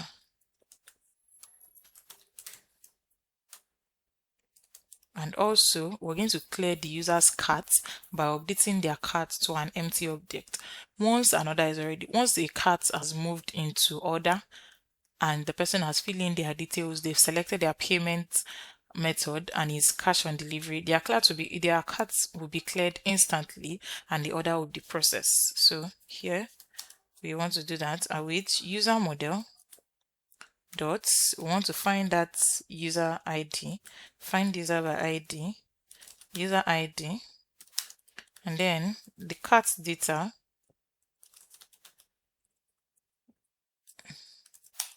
would be set to empty. So we're going to clear that user cart once they've made payment, and then we'll get a response once this is successful, success, true, common, and then a message would be displayed in front of the user, order successful. Now if there's any error with our try block, our catch block will log the error in console and also display a response, success, false, message, error dot message. This is supposed to be. Now we've created the function to place order using cash on delivery. We're going to come back to placing order with Stripe. Okay, but first we need to work on getting all orders for admin panel. So that is going to be this try catch. Now in our try block, we need to fetch all the orders from database using our order model, and we'll save that in this variable orders with order model dot find.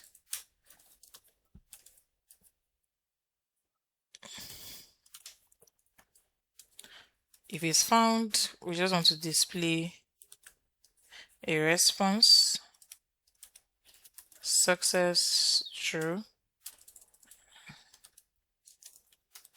and then we display all the others.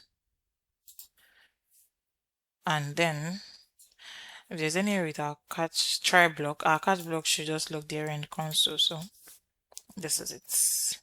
Now for the front end, to get a specific user's order, you use the try catch statement. In the try block, we need to first extract the user's ID from request.body. So here const user ID will be equals to request.body, and also we need to find all the orders in the database that belongs to that specific user. So here const orders will be equals to await order model dot find that user ID, and then we'll have our response once the ID is found. Success will be set to true, and then all the others would be fetched. All the others that belong to that particular user will be fetched. If there is any error with our try block, our catch block will just log the error in console. Now the next function is to update the user status, which is going to be done by the admin. First, we need to get the order ID, the order that we want to update the status, and the current status ID from request.body. Then we're going to update the status of that specific order that we have, and we're getting that order from our database. So find by ID and update. Since we're updating, we need the order ID and also the current status. Once we're able to get it and update, then we'll declare a response success true, message status updated. If there's any error with our try block, our catch block should log the error in the console. Now, the only thing left is placing order with Stripe. To integrate Stripe into our app, you need to first have an account with Stripe. So just visit the official website, stripe.com, and then you sign in. If you do not have an existing account, just create an account with Stripe. I already have an account, that's why it's easy for me to just sign in. I don't need to go through any step of signing up. But if you don't have an account, do well to sign up. Just pause this video, create a Stripe account, and then log into your dashboard. So once you're on your official dashboard, you're going to click on developers here, and then you click on API keys. So on this page here, you're going to see the publishable key and the secret key to access this Stripe account for this API. So right here, these are the standard keys. Okay, so we want to work with this secret key here. So you just copy the key, and then you open your .env file. Then you create a new variable for Stripe secret key.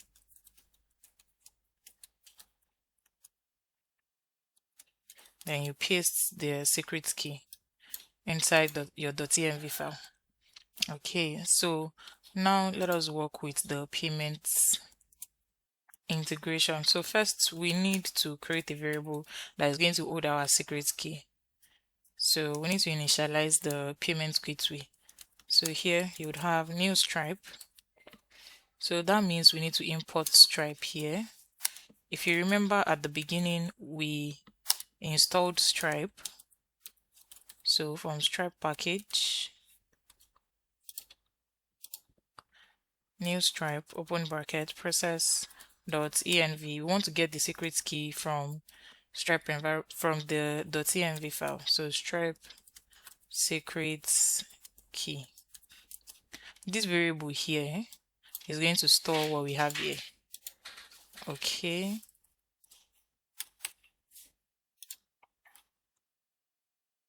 Now for the function that is going to work with the integration, with Stripe payments integration, first we use our try catch statement. Inside the try block is where the main work would be.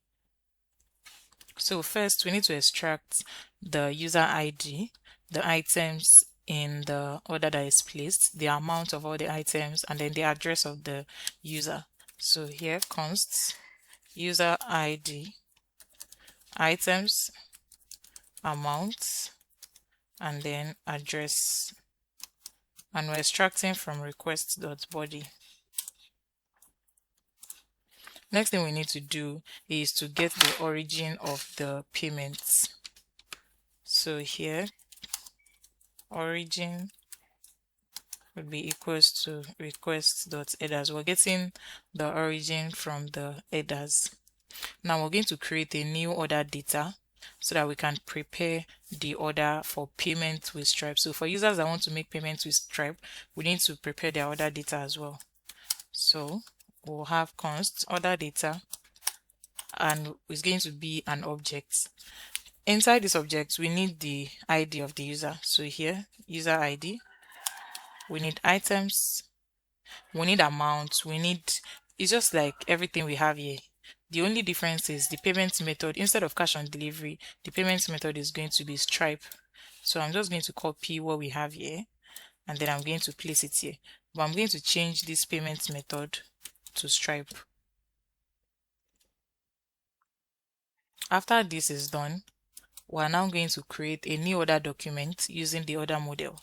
So create a variable that will hold that new order would be equal to new order model order data, and then we're going to save the new order to our database. So await new order dot save method. Now the next thing we need to do this is very important. We need to map through the item array to create a line array that will be compatible with Stripe API. So const, we'll name it line items will be equal to, we want to map through the order array to create line array that will be compatible with Stripe API. Stripe has its own order, so we need to ensure that our order array, the items array, matches with Stripe. So first thing first, we need information about pricing and the product. So here we'll declare price data. Inside this price data, we would have the currency. We're going to specify the currency, and that currency we've declared it earlier. And the currency will be currency of payment. It can be USD, it could be in Naira, it could be in CDs, depending on where you're watching it from. And also we need the product data. So here we'll declare product data. Inside this product data object, we need the name of the product. So item.name. After product data, we need the product price in the smallest currency units. So units amount would be item dot price multiplied by 100. So if the product is $29.10, we want to ensure that we have it as $29.10. If it's 50,000 and 13 naira, we want to ensure that it is 50,000 and 13 naira. We don't want to round anything up. The price should be whatever price that is coming from the dashboard. After the unit price, we also need the quantity of the product that is being purchased. So here we need to declare the quantity, item.quantity. After this is done, we're now going to add a delivery charge to the line item. So line items dot push, open bracket, then open a curly braces. We're going to have price date currency first. We'll declare the currency in which we want the delivery price to be stored as. Then we'll have product data. And for this, the product data would be delivery charge. So we'll give it a name, delivery charge. You can also give it delivery fee, depending on whichever one you're comfortable with. After product data, we need the unit amount as well. And the unit amount here would be delivery fee multiplied by 100. And also we need the quantity of item. So we'll have quantity, and quantity here would be 1. So now we have, for the delivery charge, we have the name, the unit amount, and the quantity as well. Okay, now the next thing we need to work on after getting the orders and also the delivery charge is to create a Stripe checkout session with the collected line items. So we need to create a session page. So I would name the variable that is holding that would hold that session, and here would have await Stripe dot checkouts dot sessions dot create, open bracket, then you open a curly braces. Inside this session page, we should have the success URL and the cancel URL. The success URL is the URL that will redirect the user to the orders page when the payment is successful, while the cancel URL will redirect the user after cancelled payments. So I would name this success URL. Then we'll use a backtick.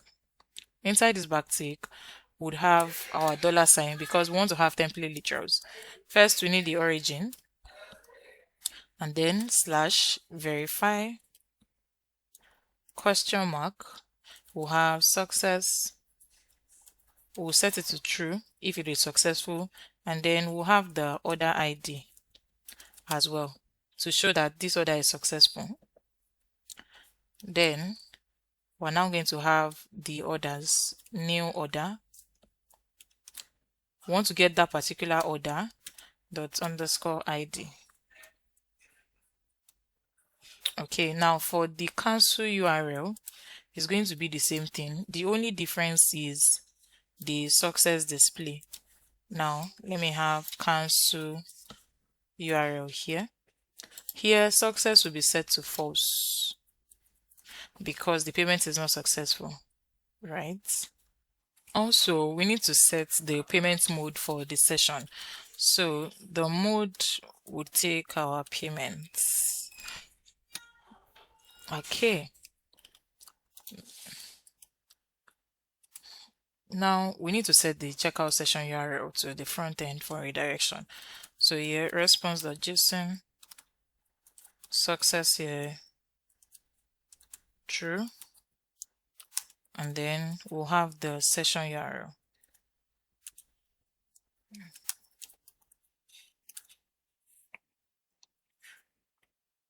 Now, if there's any error with our try block, our catch block will log the error in console and display the error message. So here console.log error and then display a response. So the next function we need to work on is the verification, Stripe verification. For Stripe verification, we have our request and response, right? The request object will contain the order ID, the success status, and the user ID, while the response object is used to send status back to the client. So first here, we need to destructure the necessary data from the requests body. And the necessary data are the order ID, we need the success, and also the user ID from request.body. Once that is available, then we can now have our try catch statement. Inside our try statement, we use an if statement to check if Stripe returns true as a string in the URL body callback. So if success, that is in our session. So if success is true in the URL, then we want to mark that specific order as paid in the database.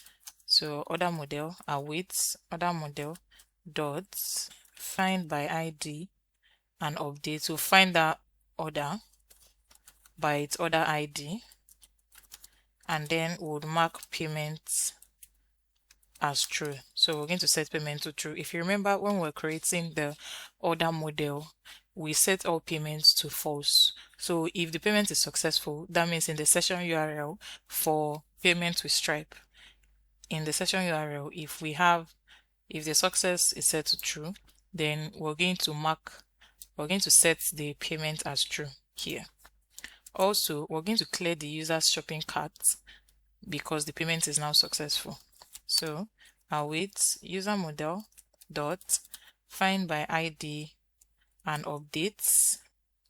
We need to find that user ID. Then we're going to set their cart data to empty. Once that is done, we're going to send the response to the front end. So response.json success true.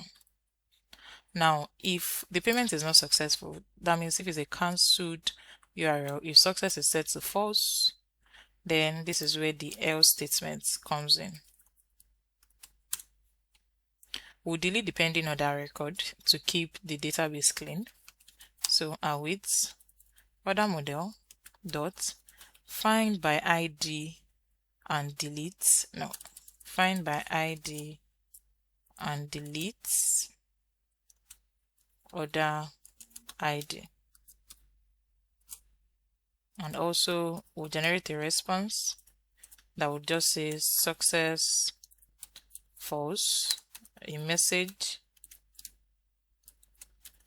Stripe payment not successful. Now, if there is any error at all with our try block, our catch block will log the error in console and display a response. So that is what we'll have here. Okay, so we have all functions ready. Next thing we need to work on is the routes. So we'll create our order routes. So in our order route, how we roll, import Express from Express package, and then we need to import all the controllers function that we've created for our order. So I'm just going to copy this right here and then paste it here.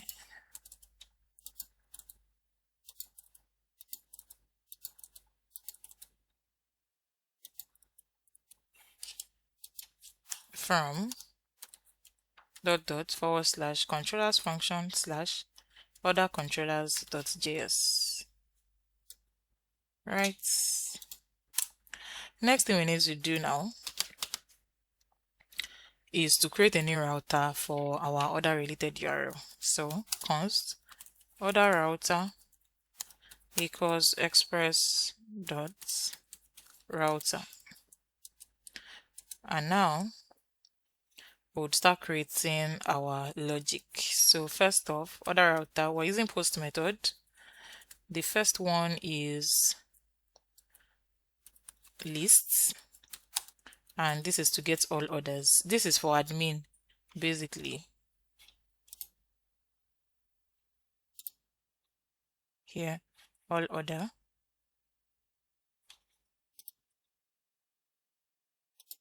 Which is this. Also, another endpoint, post method, and here we'll have the status as the API endpoint. Then we'll call the update status. Also, for the payment features now, order router dot post method, since we're making payment / this would be place order for payment on delivery, and next will be for our Stripe payments. Dot post method / here we'll call it the API endpoint to be Stripe, and then we're going to call place order with Stripe. Okay, and lastly we'll have order router dot post method, and this would be to get a specific user order. So here user order would be the API endpoint, and we're going to call the user order function. Also, we'll create our route for verification, for Stripe payment verification. And just so you know, this logic is usually called after Stripe checkout redirect. So if it redirect to true, the payment is confirmed, then this will be called. So order router does post method. The API endpoint, will name it verify Stripe. And also call the function. After this is done, we're now going to export our order router. Now, there are few guards that we need to add, and that is the authentication. Okay, for getting all orders, we want to ensure that only the admin, the store owner, can see all orders in the system. So we're going to call the admin authentication here to guard it. Also, to update the status of any order, the admin also needs to be authenticated. So we'll call admin authentication here as well. Now, to place order, only users that have accounts, users that have signed in, that set up an account with this e-commerce app would be able to place order. So we need user authentication here. So we would call our alt user that we've created. Also, to make payments, either with Stripe, we also need to call the authentication to ensure that users are authenticated before they are able to make any payment. Now, to get a specific user order, the user also needs to be authenticated before they see their orders as well. and also the verification page as well. Only users that authenticated will be able to see their verification page. All right, so that is for others. And here in the server.js, we're going to set the endpoint /API/ order, comma, order router,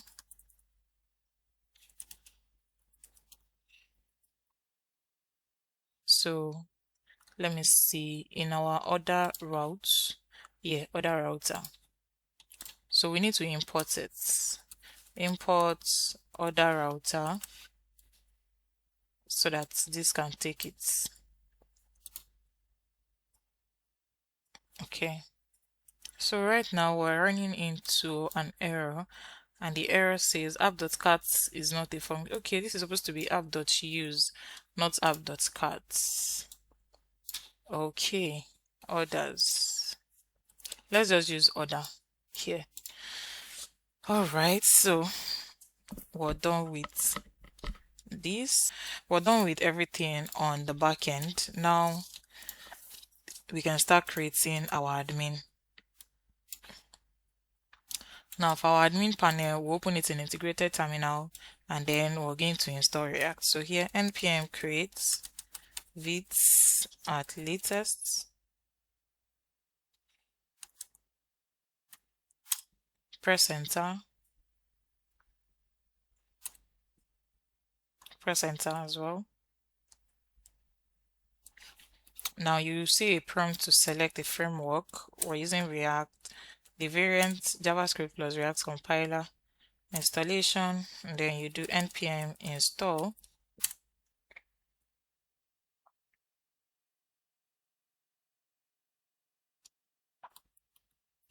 Okay, so now that we've installed our React, we need to install few things. We're going to be styling with Tailwind CSS. That means we need to install Tailwind CSS. Also, we need to install React icons because we're going to use icons in the sidebar and some other places as well in the admin panel. And we need to install React Toastify because we want to display toast notification as well. And also we need to install Axios. So Axios basically is used to make HTTP requests to external APIs or backend server. Remember that we're working with backend and we need to make requests. We need to send data to the backend, to the database basically. So we need Axios for this. So basically Axios helps us to manage headers, token authorization, it helps us with get, posts, puts, delete requests, and more. So we're going to install Axios as well. So let's do that. Let's install Axios, then React icons. Also, because we're going to be navigating between pages, we need to install React Router DOM. So React router DOM, and we also need to install React Toastify. So React Toastify. But for the React Toastify, we're going to visit the official website. So let's just install Axios, React Icon, and React Router DOM. While this is installing, I'm just going to open a new tab and then get over to React Toastify. We're installing the npm package, and then we need to install Tailwind, like I said. So we're going to install both. Once you're on the official website of Tailwind, just click on docs. It will lead you to the documentation. Then for React Toastify, all we just need to do is copy this right here, React Toastify, and then we're going to install it. So React Icon, Axios, and React Router DOM is still installing. So I'm just going to open a new terminal and I'll change directory to admin because I want to install this in the admin page. React Toastify, press enter. Let this be installing. And now for our Tailwind CSS, we're using Vite. So the first step is to create the project. We have done that. Second step is to copy this line of code and then ensure that it is copied. I don't think this copies. So and then you paste it. So I'm just going to open another terminal basically, and then I'm going to paste it.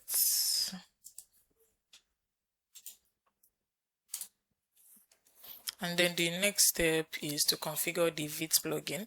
So we're going to copy this line of code, and it says here that we should paste it into vite.config.cs. In our own case, we're using JavaScript, not TypeScript. TS represent TypeScript, so we're going to paste ours in vite.config.js for JavaScript. And then this line of code as well, we'll paste it here. Add a comma, paste it right here. Next is to import the Tailwind CSS. So we'll put it in our global CSS. So index.css, I'll delete everything here and then paste the Tailwind. And the next is to start our build process, which is to run our npm, and then we're done. So I'm going to delete everything we have in app.jsx and then use refc. If this does not work, if you type in refc and you don't see these prompts, refce, you don't see this react arrow function export component, that means that you don't have this extension, ex7 react-redux-react native. If you don't have it, that wouldn't work. So do how to install it. And then we need to delete app.css because we're not going to be using it for this tutorial. Okay. Now we need to create our components in our source folder and also create our pages folder in the source folder. In the component folder, we're going to have our login components, refc, and then we're going to have the sidebar.jsx refc as well. Then in the pages folder, we're going to have our add page, and we're also going to have the list page. We're going to have refc, yes, here. We're going to have the overview page, refc, and as well we're going to have the others page, refc as well. So I'm just going to close every single thing we have here.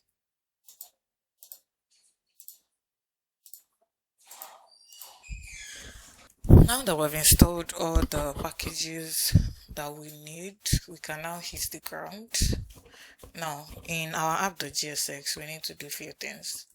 So first we need to declare the backend URL. So backend URL will be equals to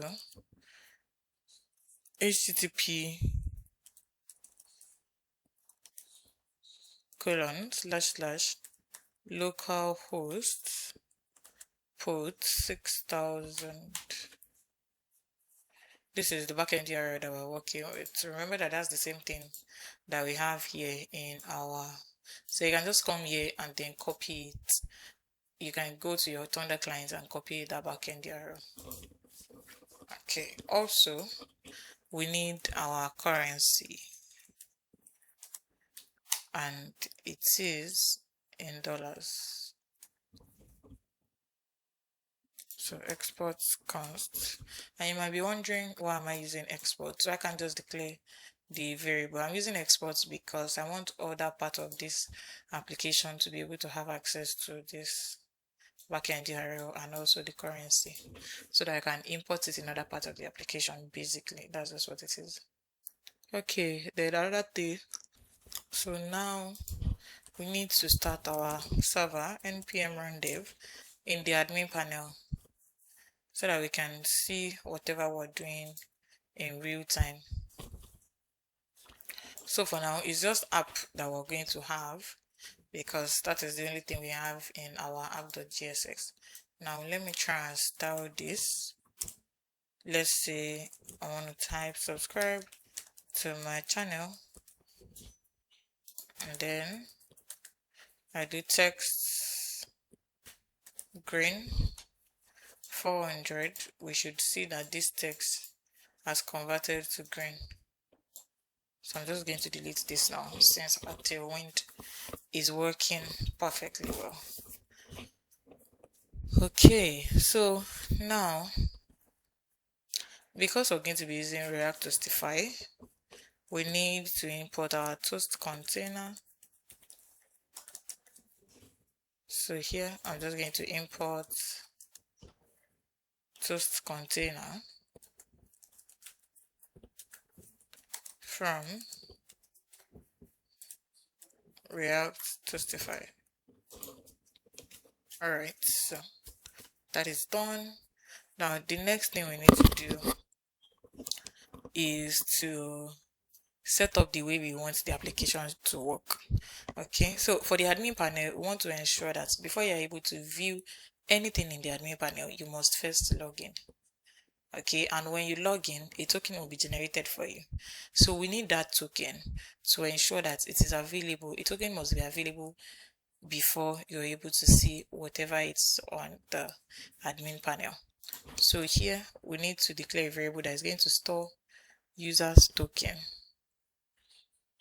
So const here token, and a setup function for when the token changes. Set token will be equals to use state is going to be empty at first. Our token will be empty. Now we're now going to do our setup. So first off, we want to check if token is empty.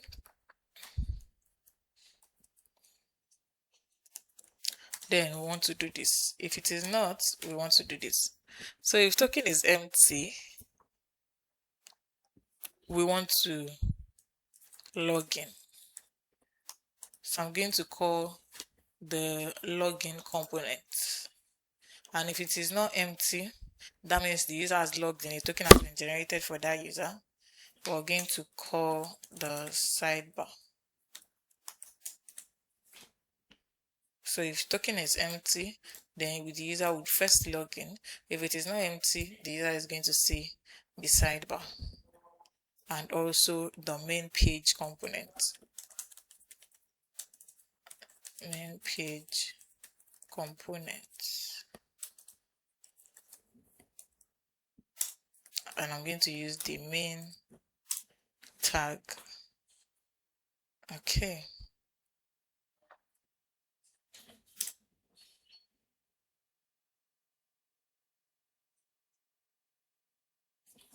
So you can see right here that we're running into error.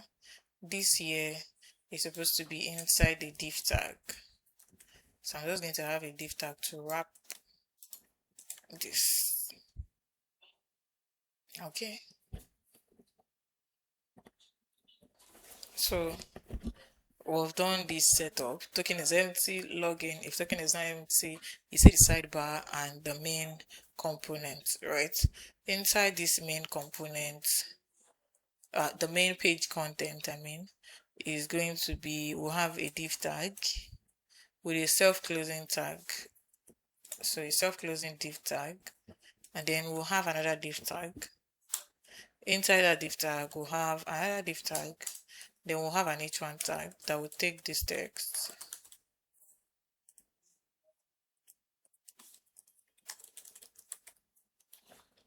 Then after this h1, after this div tag that wraps the h1 tag for the section heading, we're now going to set up routes that would lead us to other pages.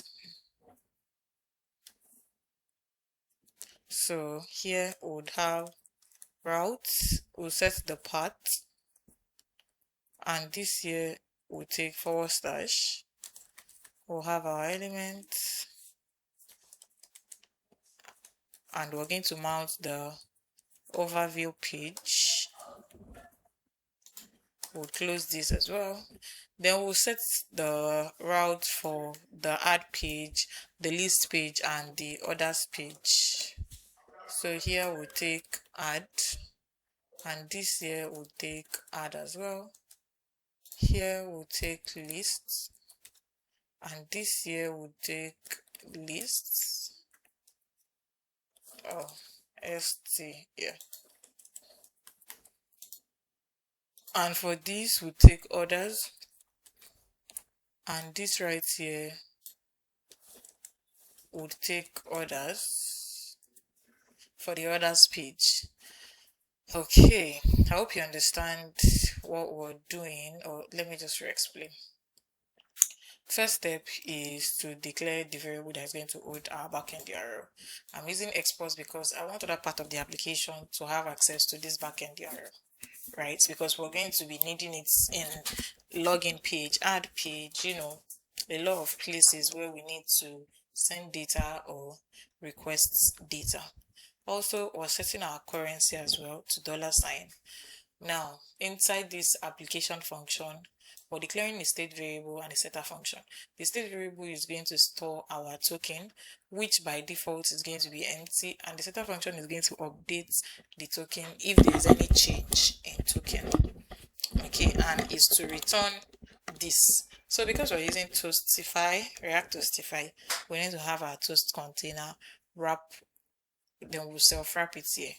Then right here is where our logic lies. For this logic, we want to check if token is available, do this. If it's not available, do this. So we're checking if token is empty, display the login page, the login component. But if token is not empty, then display all of this. So first it will display the sidebar, and then this is supposed to be a comment, main. Okay, and then after displaying sidebar, we want to display our main component. Inside the main component, we're going to have an h1 tag, and we're going to have the routes. And to access all of this, we're going to be doing it from the sidebar. You're going to see how that is going to work in real time. But for now, this is just the simple thing that we've done. Now, another thing we need to take note of is all this components and pages that we have mounted here. This is a component, this is a component, this is a page here, this is a page here, this is a page here, this is a page here. We need to import it into this app so that we will not run into error. So we're going to import, add from dot/,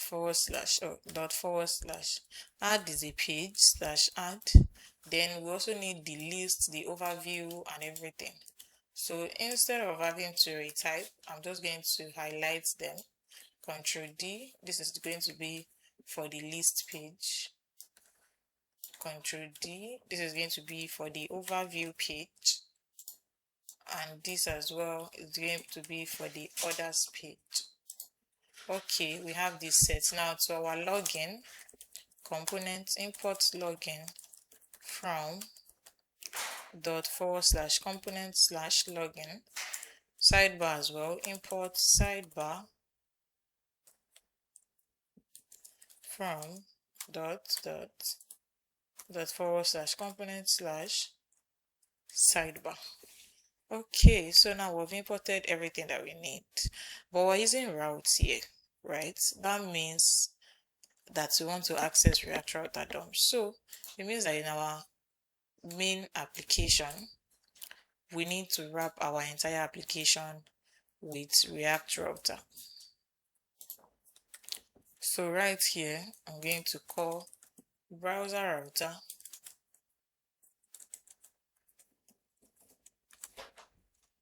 I'm going to cut this, Ctrl X,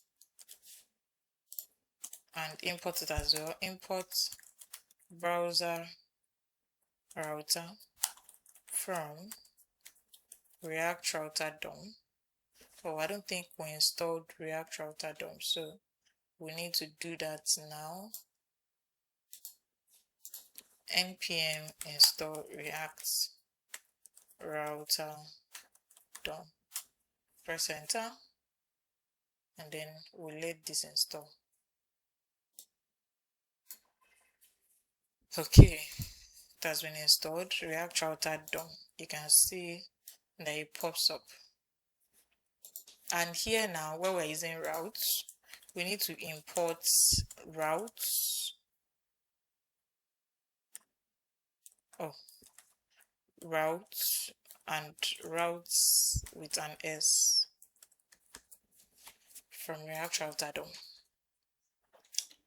Okay, by now I believe all of this should be set. Now if we check our application, because no token is provided yet, the first thing we need to see is the login component. As you can see it right here, login component. Only when there is a token, that means the user has logged in with the correct admin email and admin password, will a token be generated and they will be able to access the sidebar and the main page content. Alright, so let us work on the login component itself so that it's going to look good. So I'm going to open components and here I am on the login. So before we start working on the login itself, we need to ensure that we're able to track the token in the login page. So to do that, we're going to use the setter function that we've created here. So I'm going to pass set token, and then we'll pass here set token as well. And in the login page itself, I'm going to call set token so that we can track whether token has been passed. Maybe token is present or token is not present. Now for our login page, we need the email and password for the admin login page. So we'll create a setter function and also a state variable that is going to store the email. Use state. By default, the email is going to be empty. Then the password as well. Password, setter function, set password, use state, and the password will be empty as well. Also, we're going to create a function that is going to undo the submission. So here, I'm going to call the function on submit handler, and it's going to be an asynchronous function, and the parameter will be the event that is going to take place. So here we'll use our try catch statement. In the try block, we're going to prevent the page from refreshing. So we'll have prevent default, and then we'll create a response variable. Inside this response variable, we're going to make a post request so that we can send our email and password to the admin login API endpoints. So we're going to have await Axios dot, we'll get Axios from Axios package dot post method. Then we'll call our backend URL plus our API endpoint, which is going to be /API /user/admin that we've created at the backend. Then we'll now send in the email and the password to that endpoint. Let us import Axios. Import Axios from Axios package. So it seems like Axios is not installed, so npm install Axios. So while this is installing, we're going to use an if statement to check if the response is successful. Then we'll generate a token for the user. If not, we'll display a toast error. So we'll use if else statement. In the if condition, if response dot data dot success, then we should set the token to response dot data dot token.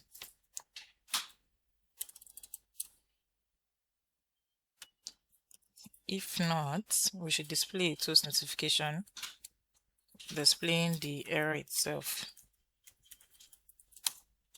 Because we're using toast notification here, we're going to import toast as well.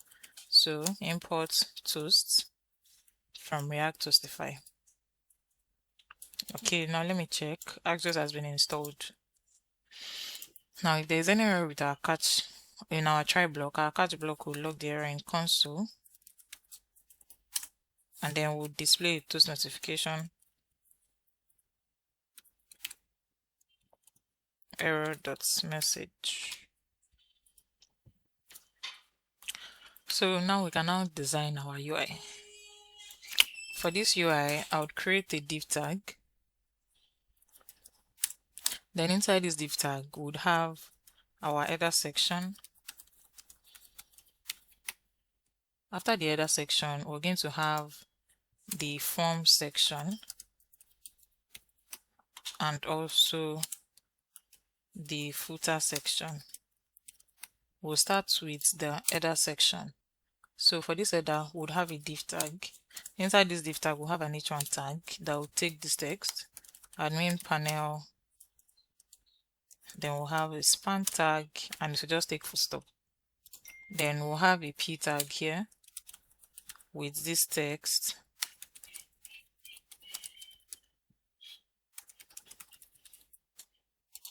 So this is the header section. Now the form section would have a form tag, and this form here, we're going to call the handler that we created, this function here that was created, we'll call it here. Okay, so inside this form, we'll have the email field, we'll have the password field, and we'll have the login button field. So email field, we'll have password field. This would be for password, and then this would be for login button. So let's start with the email field. For this, we'll have a div tag. Inside this div tag, we'll have a label tag. I'll delete this, and then it will take this text, email address. Then we'll have our input field, and this input, because we're taking email, the input is going to be for email. The type is email. Then we're going to set the value as well to email. Then we're going to call the onChange method so that if there's any change, it can detect it. So this event will detect it. Then we'll call our setter function to update whatever text the email field is getting. So here e.target.value. Then we'll have the password field. So it's going to be the same thing. The only difference is we're going to change the name. So password, the type here is going to be password as well. The value here would be password, which is the value that we have declared in our state variable. Setter function here would be set password. Also, we're going to have a placeholder for both. So placeholder here would be enter email, and the placeholder for the password would be ... Then we have the login button. Now for this login button, we'll create our button. Inside this button, we'll have this text, sign in to dashboard, and the button type would be submit. Then we have the footer section, which is outside the form. For this footer section, I'll create a div tag. Inside this div tag, we'll create a p tag, and it will take this text, authorized personnel only, secure session. Okay, so this is what we should be seeing in the... So this is what you're going to see: admin panel, this, the email field, the password field, the button, and then this text. So let's start this now. So we'll start with this div tag right here. The minimum height, we'll set it to screen. Display would be flex. Items will be at the center. Justify center as well. Then the background color, we'll set it to gray. Padding on X will be 6, and padding on Y, we'll set that to 12. Then we have this div tag. We'll set the width to full. Max width, we'll set it to medium. Background color would be white, Border radius will take this value, 2.5 em. Padding will take 10, and we'll set a shadow with this value. So let me close this now. 0 underscore 20 pixels underscore 60 pixels underscore this color code.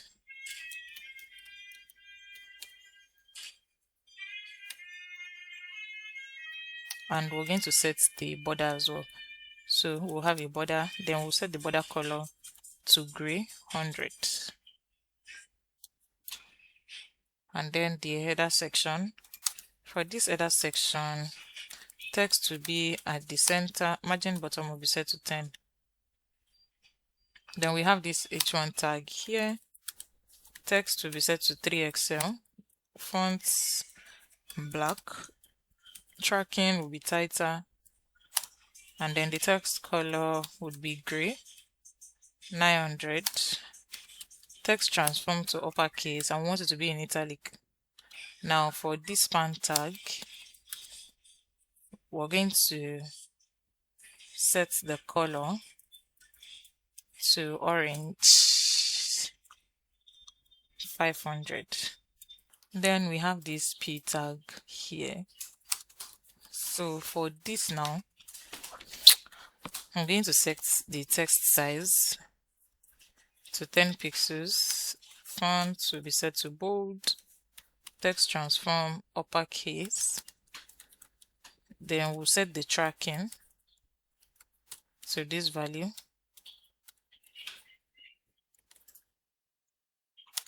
Then the text color, we'll set it to gray 400. Margin top will be set to 3. Then we're done with that section. Now for the font tag itself, we'll set the space of white to 6.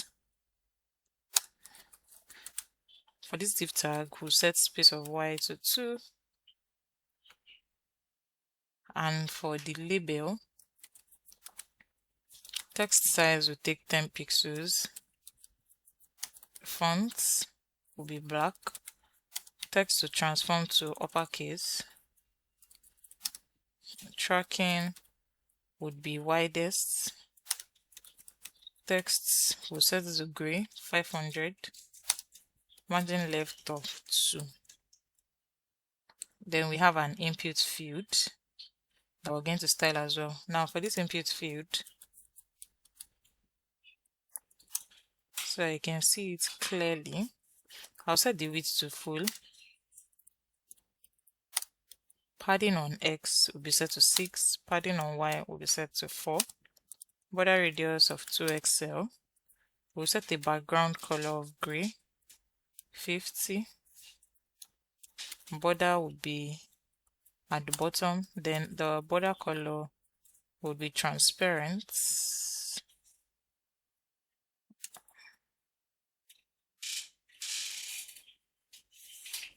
Now border will be set to 2. That will be the width of the border. It will be set to 2. Then we'll set outline to none. On focus, we're going to set the border to orange 500. On focus as well, the background would be white. The background of the input field will be white. Then we'll set transition all. Text size will be small. Font will be medium.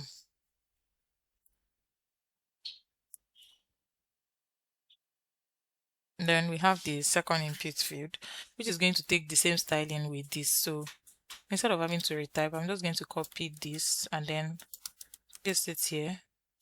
This will take the same styling as well. So I'm going to paste it here. And the styling for this input, I would copy it and then paste it here. Then we're going to style the button itself. Now for this button, the width will be full.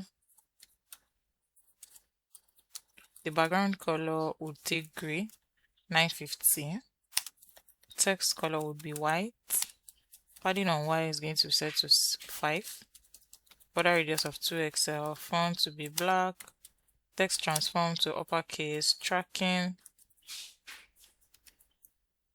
we're going to set that to 0.2 EM. Text to be small. And then when you hover on the button, you want to change the background color to orange, 600. When you hover as well, we're going to set the shadow to 2XL. And then we'll add transition. So transition on all. When you hover as well, we'll set the shadow to orange, 200. And then when the button is active, we'll set up the scale to be 0.98. And I'm going to set the margin top to be 4. Then we have this footer section. For this footer section, we'll set the margin top to be 8. Padding will take 8. Then we'll have a border at the top. Border color would be gray. Then the text will be at the center. Then we have a P tag here. The text size will take 9 pixels. Text color would be gray, 300. The font weight will be medium. Text transform to uppercase. Tracking will take this value, 0.2 EM. So this is what the admin panel looks like. This is the email and the password field. So you just enter email, enter password. This is what our admin panel login page looks like. So now we're going to try to log in with the email and password for admin panel, which is stored in our .env file at the backend here. So admin email, I'm going to copy this and then I'll paste it here.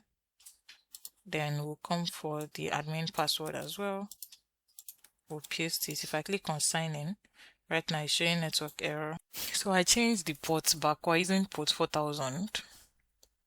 So I just comment this port 6000 that is in our .env file. So we're now using port 4000 and you can see that this has worked. So let's just use port 6000. Now if you log in, you would see the sidebar, the overview page, and then the header that we've set. So we're going to work on the sidebar now. I'm going to close this as well.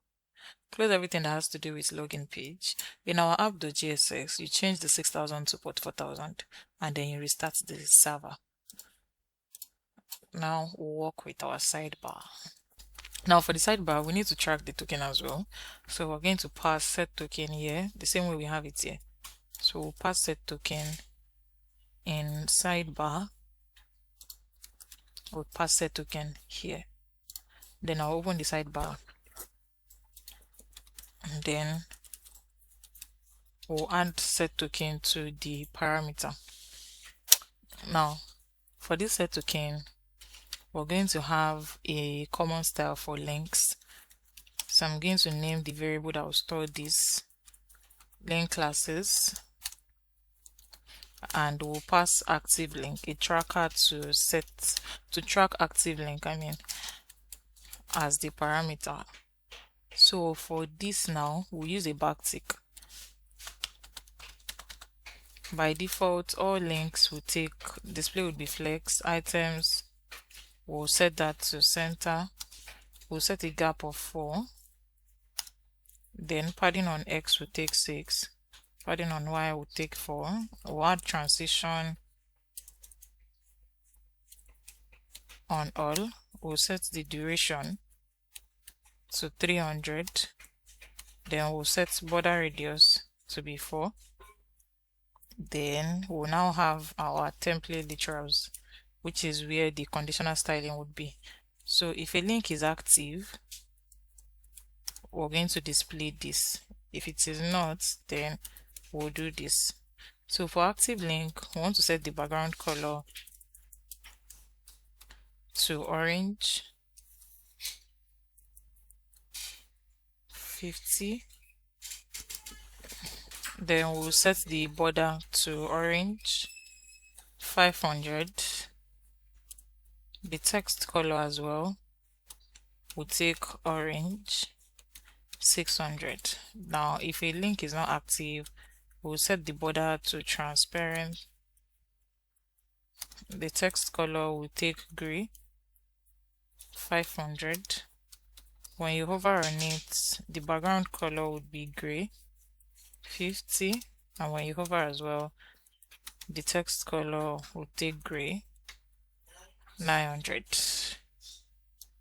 So that is for active link. Now to the side by itself, we're going to have the sidebar header logo, header, and then we'll have navigation link. Now for this header, we're going to be using nav link.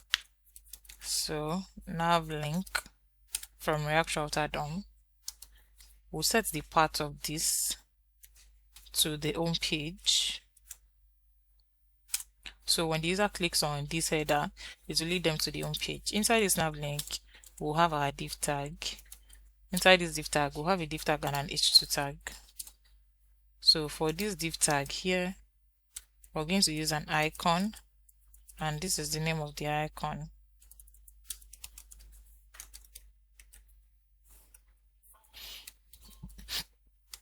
And the icon will have a self-closing tag. And for the h2 tag, we'll use this.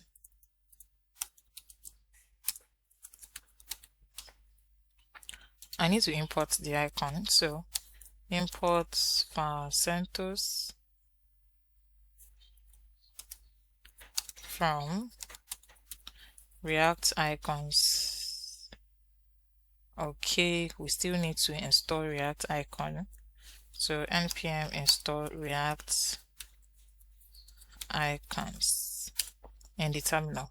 So while this is installing, we'll just keep, okay, this has installed React icons. Okay. Then we now have the navigation links. For the navigation links, we'll have our div tag. Now after this div tag, after the navigation links, we're going to have the logout button. So let's just have the comments here. Inside the div tag for navigation links, we'll have a nav link. Between this nav link, we'll use this icon, the dashboard icon. So I'm just going to call the dashboard directly. Dashboard.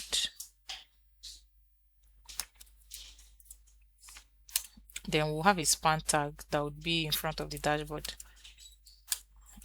Overview. We need to import the dashboard icon. So import md dashboard from React icon /md.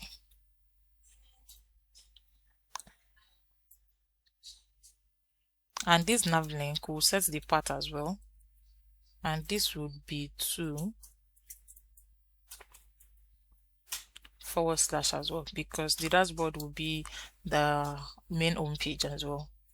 If you click on this header, it will still lead you to the home page. So after this nav link, we're going to have another nav link. So I'm just going to copy this. The route for this will be the add page. The icon will be different. We're going to use the add circle outline. Yes, we're going to be using this icon, and the text that it will take is going to be add items, and then we're going to create a new nav link, and that would be for the lists. So the route will be to lists. and the text to be list items. We'll create another nav link for others, and the text here is just going to be others. Okay, so there's something we need to compare.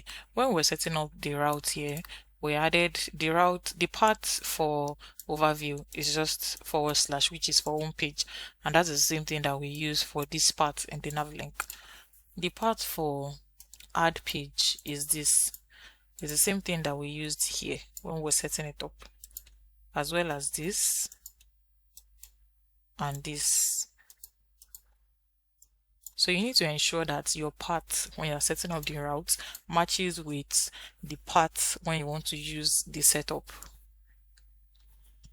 Okay, so we're done with the nav links. Now the logout button. So for this logout button, we'll have a div tag. Inside that div tag, we'll have our button. Inside the button, we're going to have the logout icon. So I want to use this icon.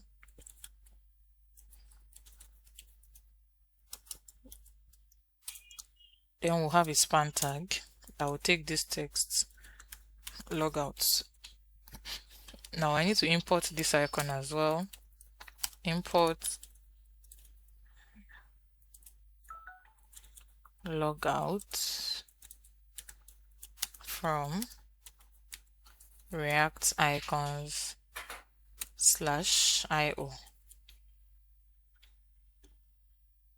So if you need the React icon, just visit the official website and then you can select the whatever icon you want to use. Okay, so this is what we should be seeing in our sidebar. Okay, so let's start. We'll start with this div tag here. The position will be sticky. We'll set the top to 0 and the left as well will be 0. The height will take the screen size, and we'll set border on the right.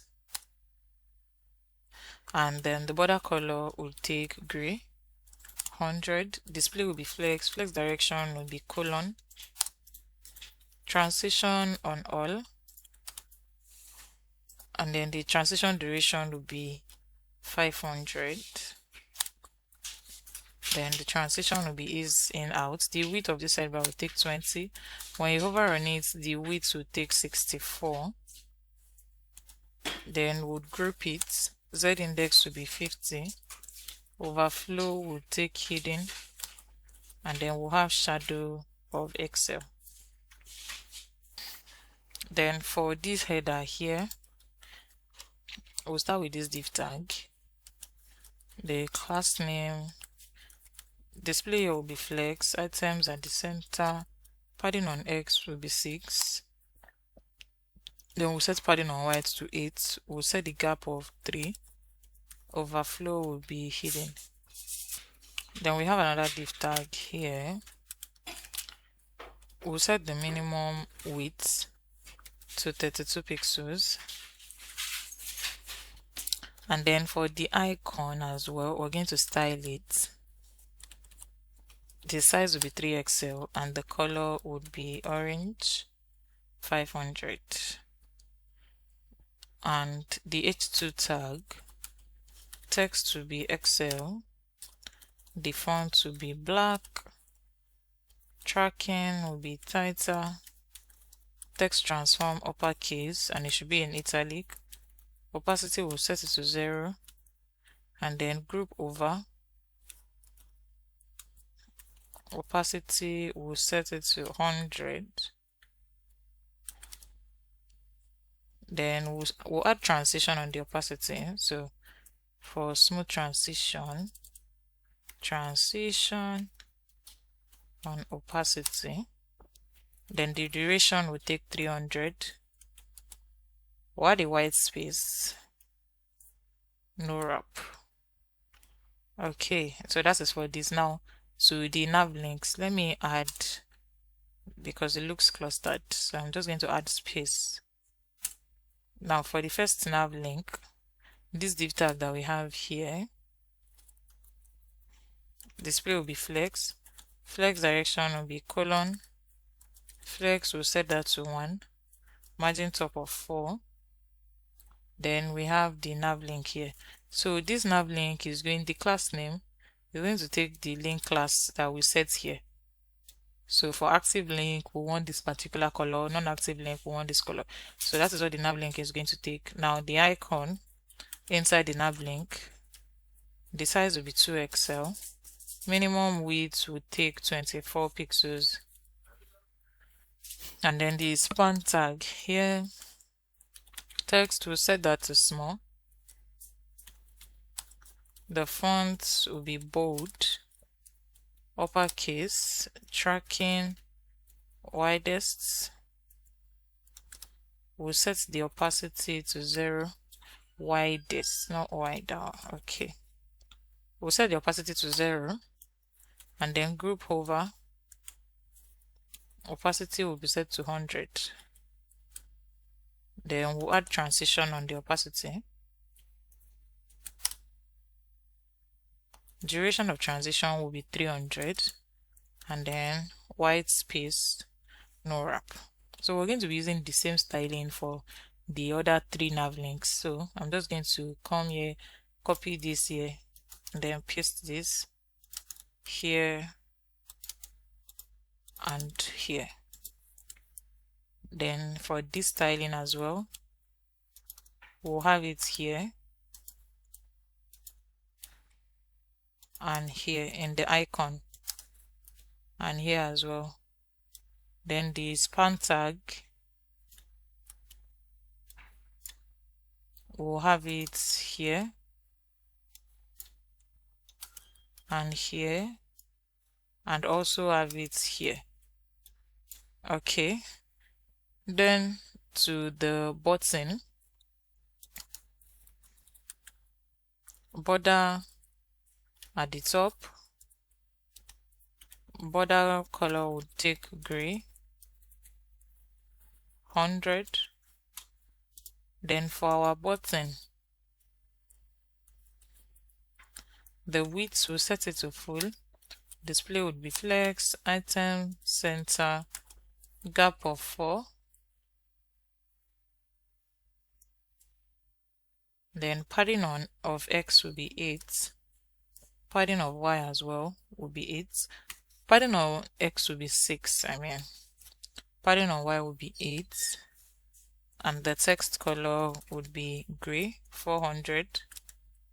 When you hover on it, the text color would be red, 500.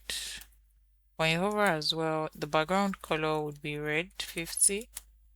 And then we'll add a transition on all.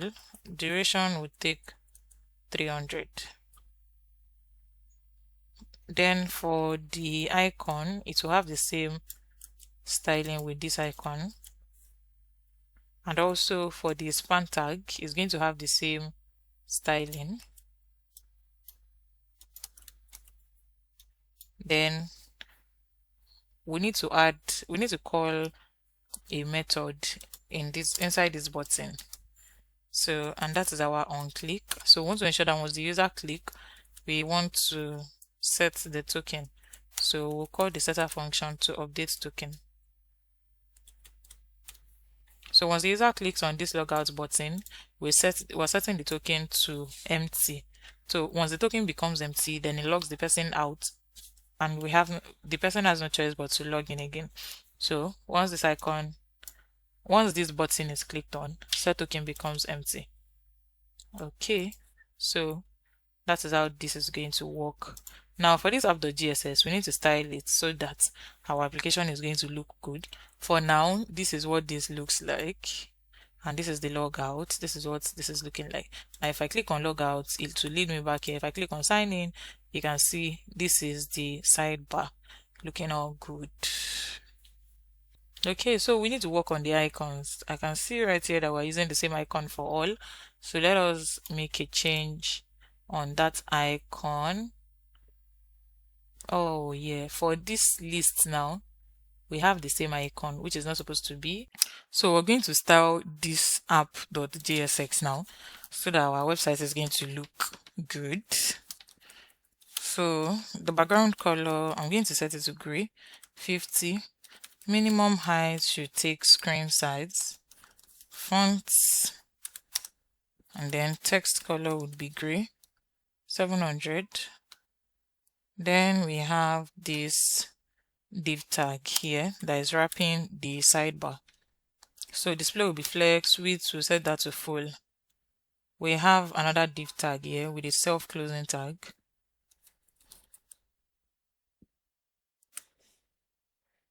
Then for this, we're going to set the height to 1 pixels. We'll set the width to full. Background color would be gray, 200. Now for the main tag itself, I skipped that. Class name, class. I'm going to set flex to 1. Minimum height is screen. Then we have another div tag here. For this other div tag, we'll set the width to 90%. I'm going to set on medium screen, the width should take 75%. On a large screen, the width should take 85%. And then padding on Y will take 10. Margin left would take, the max width would be 5 VW, 25 pixels. Then we'll have animate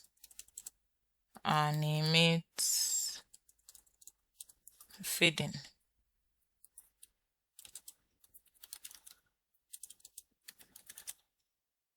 Let me close this so that we can have a larger screen. Now the div tag that is wrapping this will set the margin bottom to 8. Also the h1 tag, the text size will take this size. The font will be bold. Transform to uppercase, tracking 0.3 EM. Then the text color would be gray, 400. Okay, so was styled. Okay, so you can see that we keep reloading and reloading and reloading. And you can see now as well that the admin control is now, or before it was at the bottom before we started it. Okay, so now it's here. Okay, and for this reloading, we're still going to work on it in a way that we're going to store our cookies in our local browser so that we don't have to reload, we don't have to log in every single time we visit the site. So we're going to do that right now. And here is where we're going to do it. So now we're going to declare use state local storage dot get item. It should take token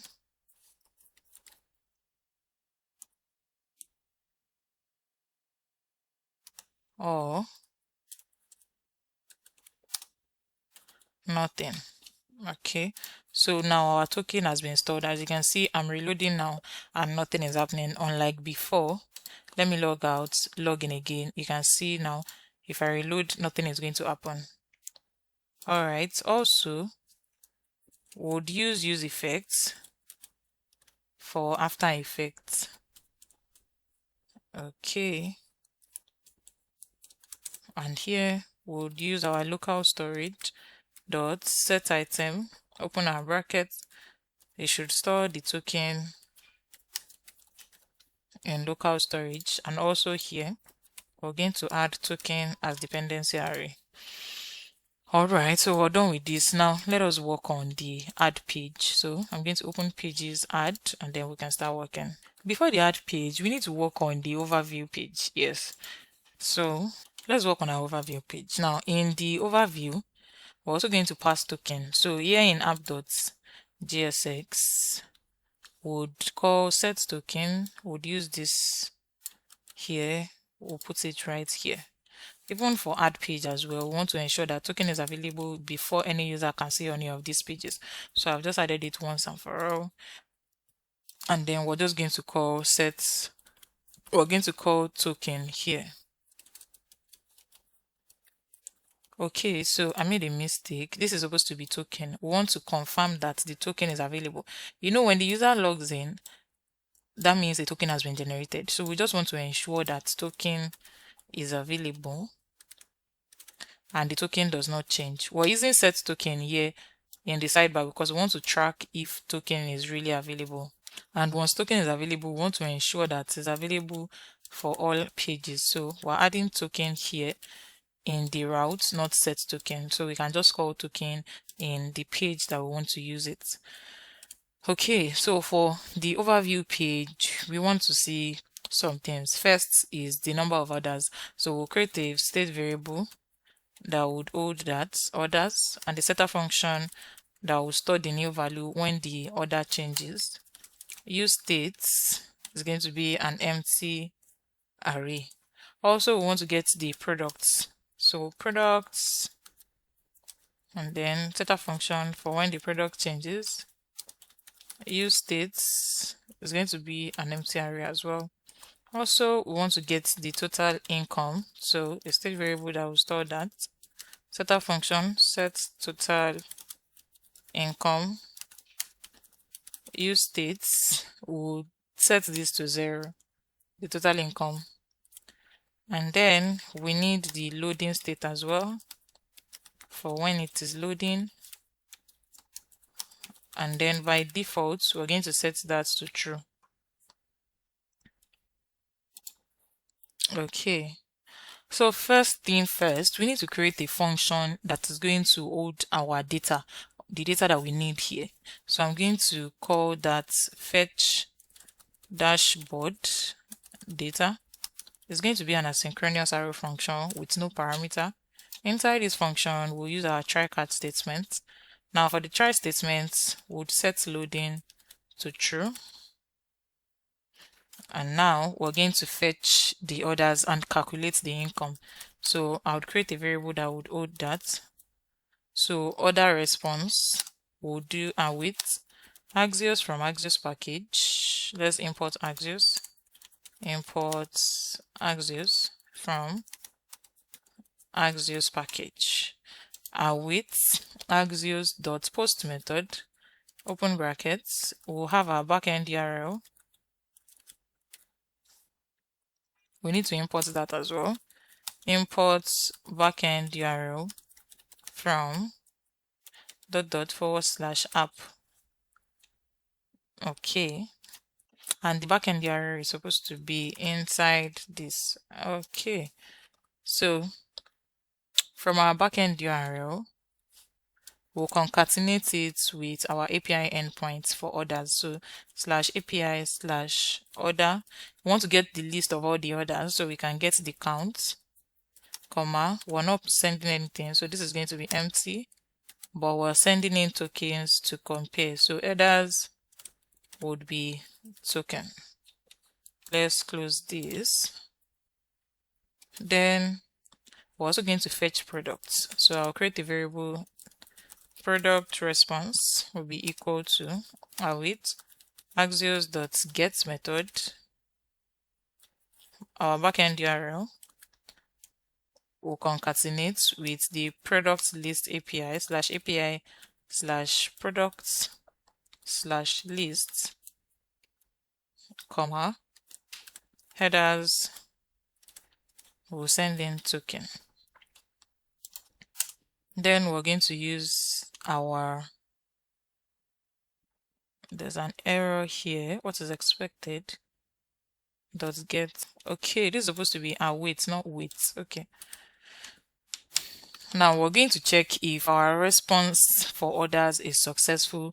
Then we'll now calculate the total income for that. So here we'll do if order response .data .success, then fetch orders will be equals to order response .data .orders, and also would create a setter function for when we fetch the order so that it can update our order. Okay, and also inside this as well, once there is a successful response, we're able to fetch orders. we should now be able to calculate the total income from all orders. So I would create a variable income that is going to hold whatever we've calculated. So the order that we're able to fetch orders dot reduce, we would pass accounts and then order. Then we're now going to calculate the account plus our order dot amounts that we're getting from all the orders. Then we're now going to set total income to our actual income. Okay. Also, we'll do the same for the products. So if product response dot data dot success, that means if it is successful, then we want to set products to product response, set products, open brackets, product response dot data dot products. Yeah. Okay, now if there's any error with our try block, we want to log the error in console, and it should just display this dashboard error. We'll concatenate it with the error message coming from the backend. Also, we'll display a toast notification. So toast from React Toastify dot error failed to load dashboard data. And also we're going to use finally statements. So this is just going to end it for us. We'll set loading to false if all of this works. And you might be wondering, what is all this that we've just done? Let me explain bit by bit. First off, this for is state management, right? The first one right here stores the array of other objects that will be retrieved from the database. So basically we have a state variable that is going to store it, and we have a setter function that would always update it if there is a change, and by default we are storing it with an empty array. Next one here is going to store the array of the product objects that will be retrieved from our database. We have the state variable here named product. We have the setter function that would update it if there is any change, if we add more products. Next is this total income. This is going to store the calculated sum of all the successful order amounts for every order that we're getting from the front end. For every user that is placing an order and their order is successful and we're storing it in the database, we want to get the total income. So the state variable here is going to store it. The setter function will update if there is a change. If there's a new order and the amount changes, the total changes, the state variable will always update this total. Then we also have and by default we set this to 0. Then we also have this. So this now is going to track if the currently being fetched is useful. So this is just going to track what we're fetching. So it's going to track if the data is currently being fetched, and this is going to be useful when we want to show our spinning loader, when we want to refresh and all of that. Now we have this function here, and what it does is to fetch all the necessary dashboard data from the backend. Now let's take it one by one. We created a function, fetch dashboard data. That is the name of the function, and it's an asynchronous function. The job of this function here is to fetch all the necessary dashboard data that we need on this particular page from the backend. We're using try, catch, finally statements. Now, first off, we have this line of code. What this line of code does is that it will start the loading state before making API call. That is why we set it to true. Now we have this next line of code, and what this next line of code is going to do is to fetch orders using post requests to get all the orders that we have stored in our database. So this right here is the variable that is going to store whatever we're getting from the database. Okay, so we're using Axios, post method, our backend URL, very important, our API endpoint, very important, and then we're passing an empty object as the body because we have nothing to pass. We want to get something, and also we are storing our token in the headers for authentication. All right, and now for this next line of code, we're fetching products using get method so that we can retrieve all the products in the product catalog. So we're doing the same here. We have a variable that is going to hold whatever we're storing, whatever we're fetching from our backend. Our with Axios method dot get our backend URL, our API endpoint, and we're also sending our token for authentication. Next is this if statement. Now, this first if statement is just to handle our order data. So we're checking if the order response, this right here, what we're fetching, if it's successful, then we are creating a variable fetch orders that is going to store whatever success that we're getting from that backend. And here we're using the setter function set orders to update the order state with the fetched list. Now for this right here, we're calculating the total income. So what we're doing is to iterate through all the orders and sum up the amount property, this amount property right here. We've declared it in the backend, so it's not going to be an issue to sort it out. Once we're able to get that, once we're able to sort all the amounts that we're getting from all orders in the database, then we're using the total income setter function to update it with this income that we're getting. All right. Now for our product data, this product data here, this if statement is handling the product data. We're checking if the response is successful, then we want to update the product states with the fetched list. We're updating using this set product, which is a setter function. Now, if there's any error with our try block, our catch block will log the error in console and is going to display a user-friendly error toast notification. Now we have this finally statement. What this finally does is to stop the loading state regardless of whether the fetch is successful or failed, and that is why we're setting loading to false. And now the next thing we need to do before we start designing our UI is to use a use effect hook that is going to trigger the data that is being fetched automatically when the component mounts or when the token changes. So I'm just going to use effects, and then we'll check if token is available. Then we should be able to fetch. We'll call the fetch dashboard data, and also we'll pass token as dependency array. All right, so this is what we have. Now we can start building our UI. So we'll start with the loading UI. If the loading state is active, then we want to return the div tag. Inside this div tag, we'll have a self-closing div tag. Okay, so I'm just going to style it. Display is flex, items, center, justify, center. Minimum height would be 60 VH.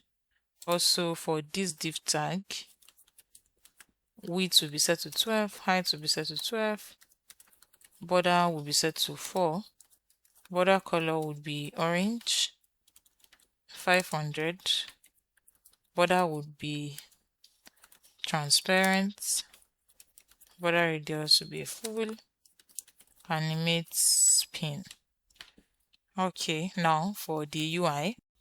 So right here we have this div tag already. Inside this div tag, we're going to have the header section. After the header section, we'll now have the stats card that we want to display in the overview. Then we'll now have the recent orders section. So I'm going to start with the header section now. For this header section, we'll have a div tag that will be the wrapper. Then we'll have an h1 tag. This h1 tag will take this business overview. Then I'll have a span tag that will just take dots. Then after this h1, we'll have a p tag that will take this real-time analytics. Okay, then to the stats card. For this stats card, we'll have a div tag. Inside this div tag, we're going to have 3 cards. So I'm just going to do div times 3. So the first div tag would be for the total income card. So inside this div, I'm going to have another div. Inside this other div, we'll have a p tag, we'll have an h2, then we'll have another div, and also then outside this div, we're going to have a div. So let me just separate it. Let me do Ctrl Z so that you won't get lost. Now this is the 3 div tags for the statistics card, the total income, the number of products, and also number of orders that we have. Okay, so let me comment them. This is total income card, income. Then this would be for all products card, and this here would be for all orders card. Okay, so let us split each of them. Now for the first div, which is for the total income div, I will have 2 div tags. In the first div tag, I'm going to have another div tag. In the other div tag, we'll have a p tag, and then an h2, and then a div. Okay, then for this div tag here, I'm just going to have $sign. Okay, now for this p tag, we're going to have the same thing. Okay, we're not going to have the same thing, sorry about that. So for this p tag, it will just take this text, total revenue,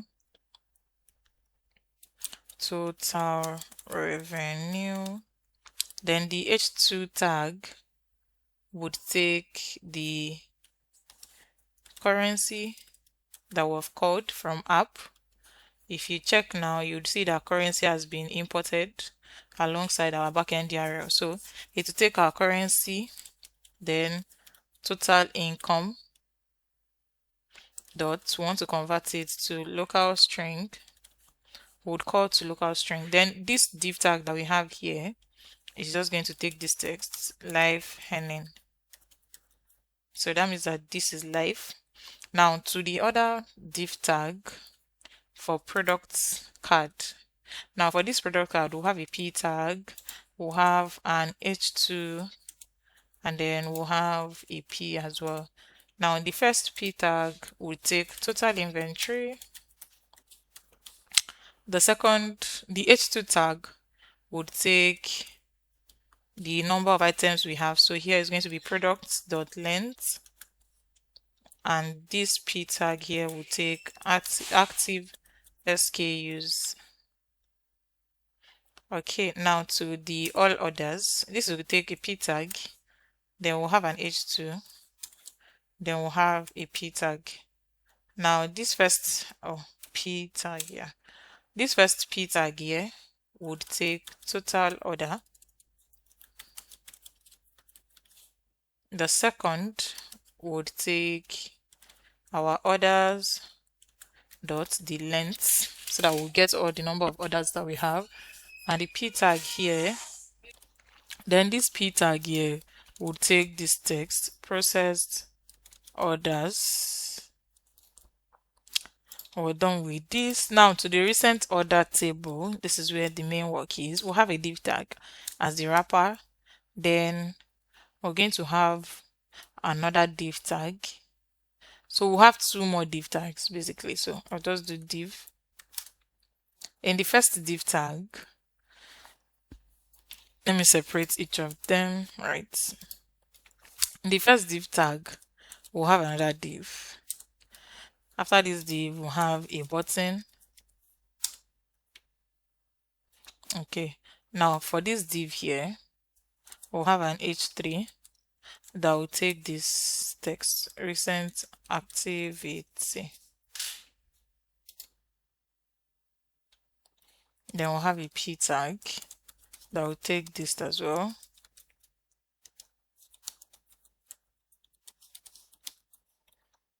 Then we'll have a button here. Now after this div tag, then we'll now head on to this. So inside this, we'll have a table. Now inside this table, we'll have our table head. For the table head, we'll have table row. Inside this table row, we'll have our th tag, and this th tag we want to have 5 of it. So first one will take products, second will take order ID,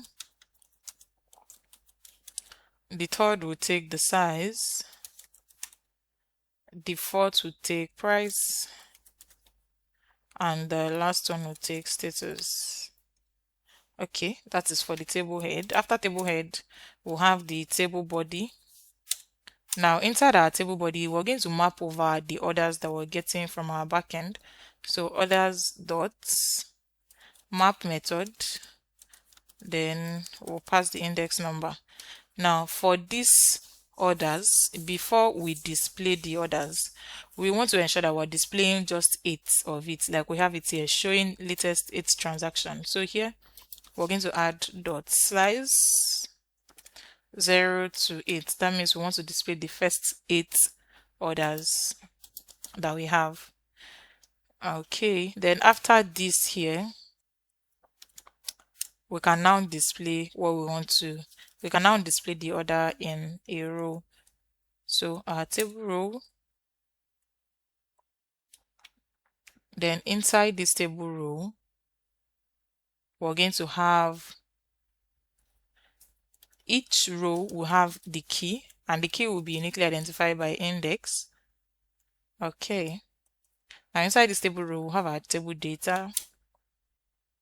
For our table data, we'll have a div tag and also another div tag. Inside the other div tag, we'll have an image. Now this image here is going to display the order image dot the item, and it's going to display the first image, or it will take dot image. So this is going to be dots. Okay, so it's either we get the image directly from the order, or we want to use our own image. That is for the first, for this div tag wrapping the image. Now we'll create another div tag after this, and inside that we'll have a p tag. Inside this p tag, we want to get the name of the product, and also we're going to use a ternary operator to confirm if the name of the product is available. We'll display the name, or we're going to display product name. So here order dot item, items, I mean this is supposed to be items, not item. Yes, order dot items 0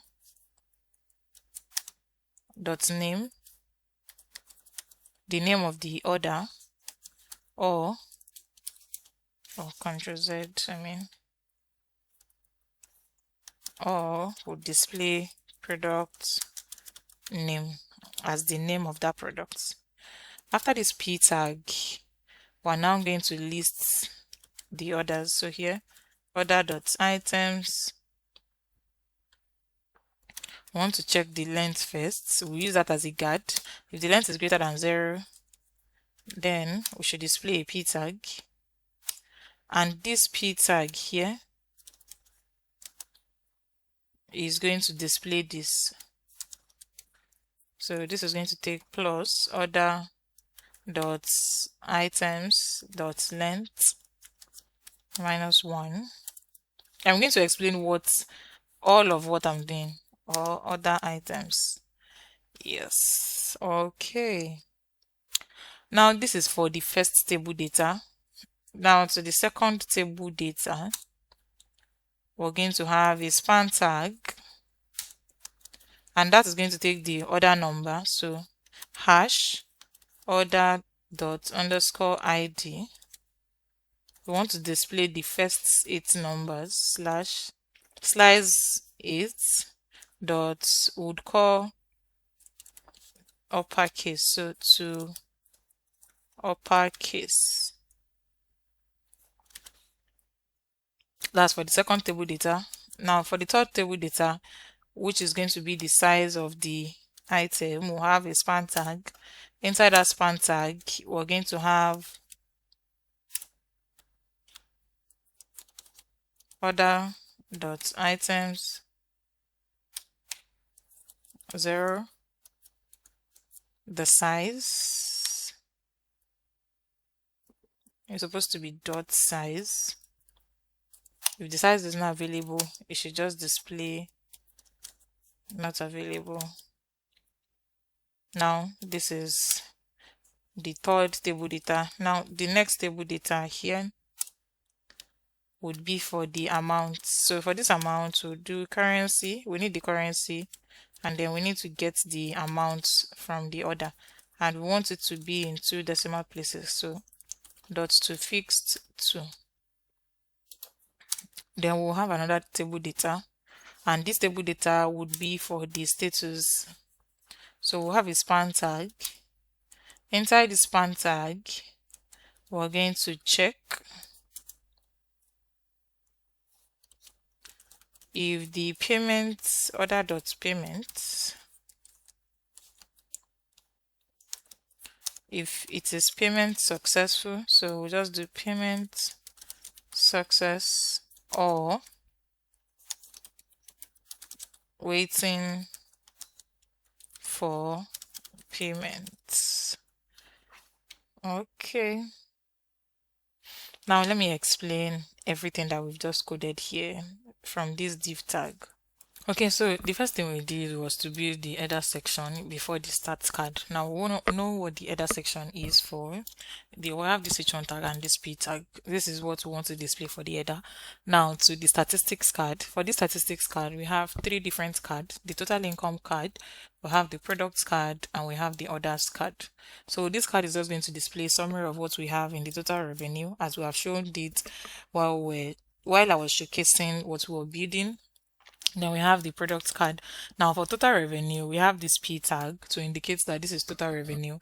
Then we have this H2 tag here where we're displaying the actual revenue. For this, we're displaying the currency that we're getting from our app.jsx. We've declared it there. Then also we're calculating the total income right here. Then we'll have this div tag as well. And also this is going to be like a styling under it. Then for this total products, all products card, we have this P tag, total inventory, that is showing that, okay, this is what we have in the total inventory. And we have this H2 tag where we're getting the length. That means the length of all the items that we have stored in the database. Then we have this all orders card where we're getting all the orders that has been placed so far. Now we have this recent order. For this recent order, we have a table that we're using to display. For the table, we have our table head. This is what we have in the table head: the products, the order ID, the size, the price, and status. Then on the table body, we're mapping over the orders. These orders that we're getting from here, these orders here, we're mapping over it. That we're fetching these orders. Remember that we're fetching it from our database, right? So we're mapping over it to display just 8 of these orders in this overview page. Then we have a table row. For this table row, it is going to have a key, and the key is going to be the index number, so that we can uniquely identify each of the order that will be in there for each row. Now, in each row, we're going to have our table data. Now, for the table data, we'll have the image of the item. Now, for the image, we want to show the first image, the first item image of that order, right? And also we have this div tag here. Inside this div tag, we have our P tag. Now for the P tag, we want to get the products, the item name, the product that's been ordered. We want to get the name of the item. And also here we have this, right here we have this div tag here. We have this P tag, I mean. So for this now, we want to check if the order has multiple items. We want to show a count badge. So if we have more than one item for that order, let's say the person that placed the order has about 3 to 4 items, we want to show a count badge that, okay, we have 4 other items in this particular order. Then here as well, this table data is displaying the order ID here, and for this order ID, we want to take at least 8 characters of the ID of that particular order, and we'll convert it to uppercase so that it's going to look cleaner. Okay.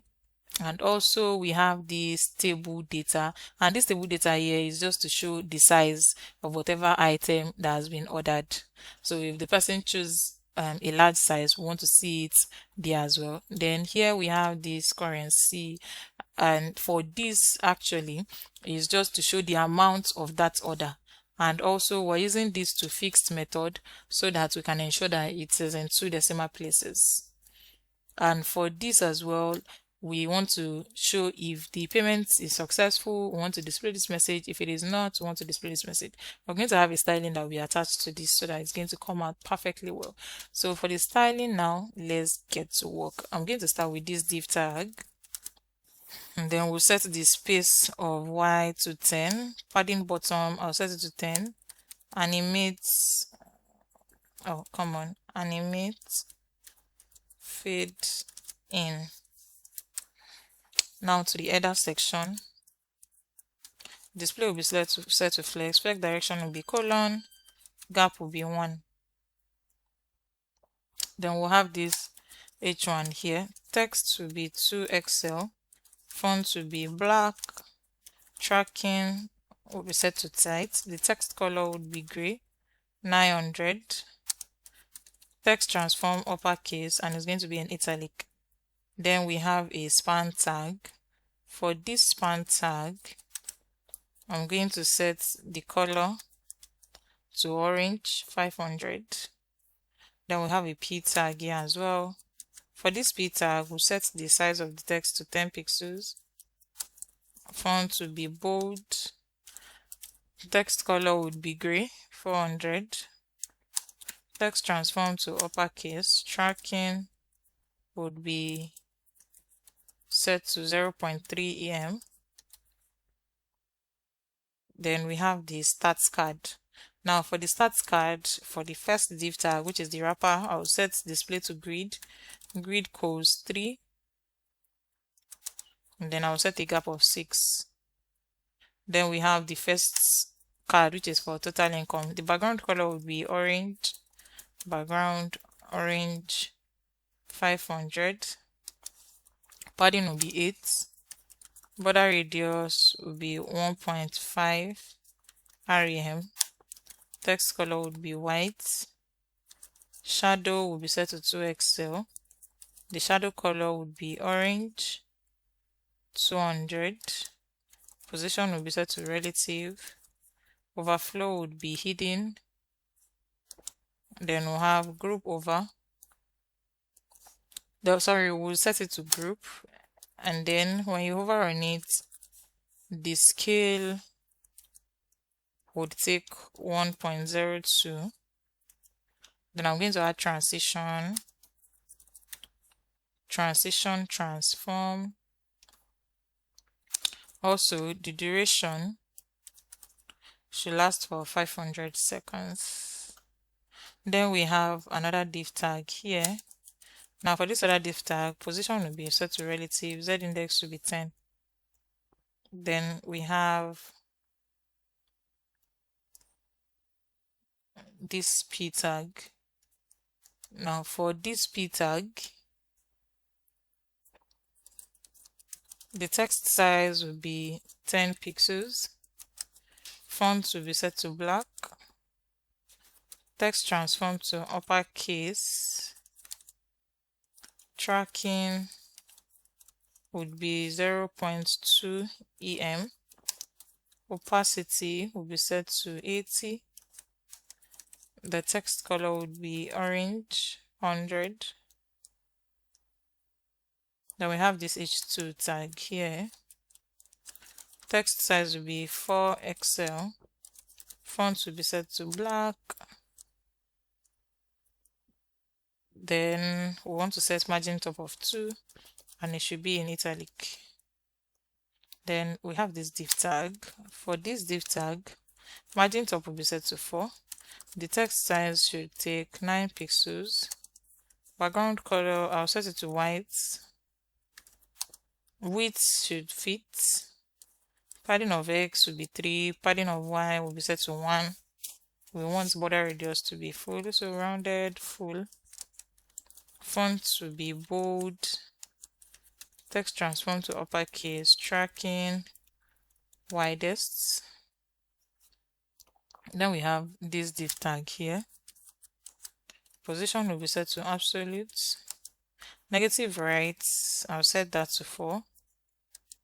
Negative bottom, okay, it was out of it. Negative bottom, I'll set that to 4. Text size will take 9XL. Opacity will take 10. Fonts will be black and it will be in italic. Group over, I mean.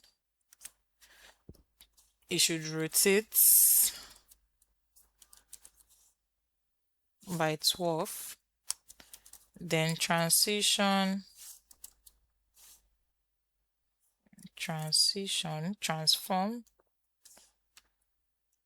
and we'll set the duration to 700. So duration here will take 700. Next is the all product card div tag. For this, we'll set the background color to white. Padding will take 8. Border radius will take 1.5 rem. We'll add the border. Then border color would be gray, 100. Then we'll have a shadow of this value, 0_20 pixels _50 pixels _RGBA, open bracket 0,0,0, 0.3, 0,0,0,0.3 here. Okay, then we'll now set our, when you hover on it, we want to have a shadow of XL. Also transition on all. Then we have this p tag. So for this p tag, the text size will be 10 pixels.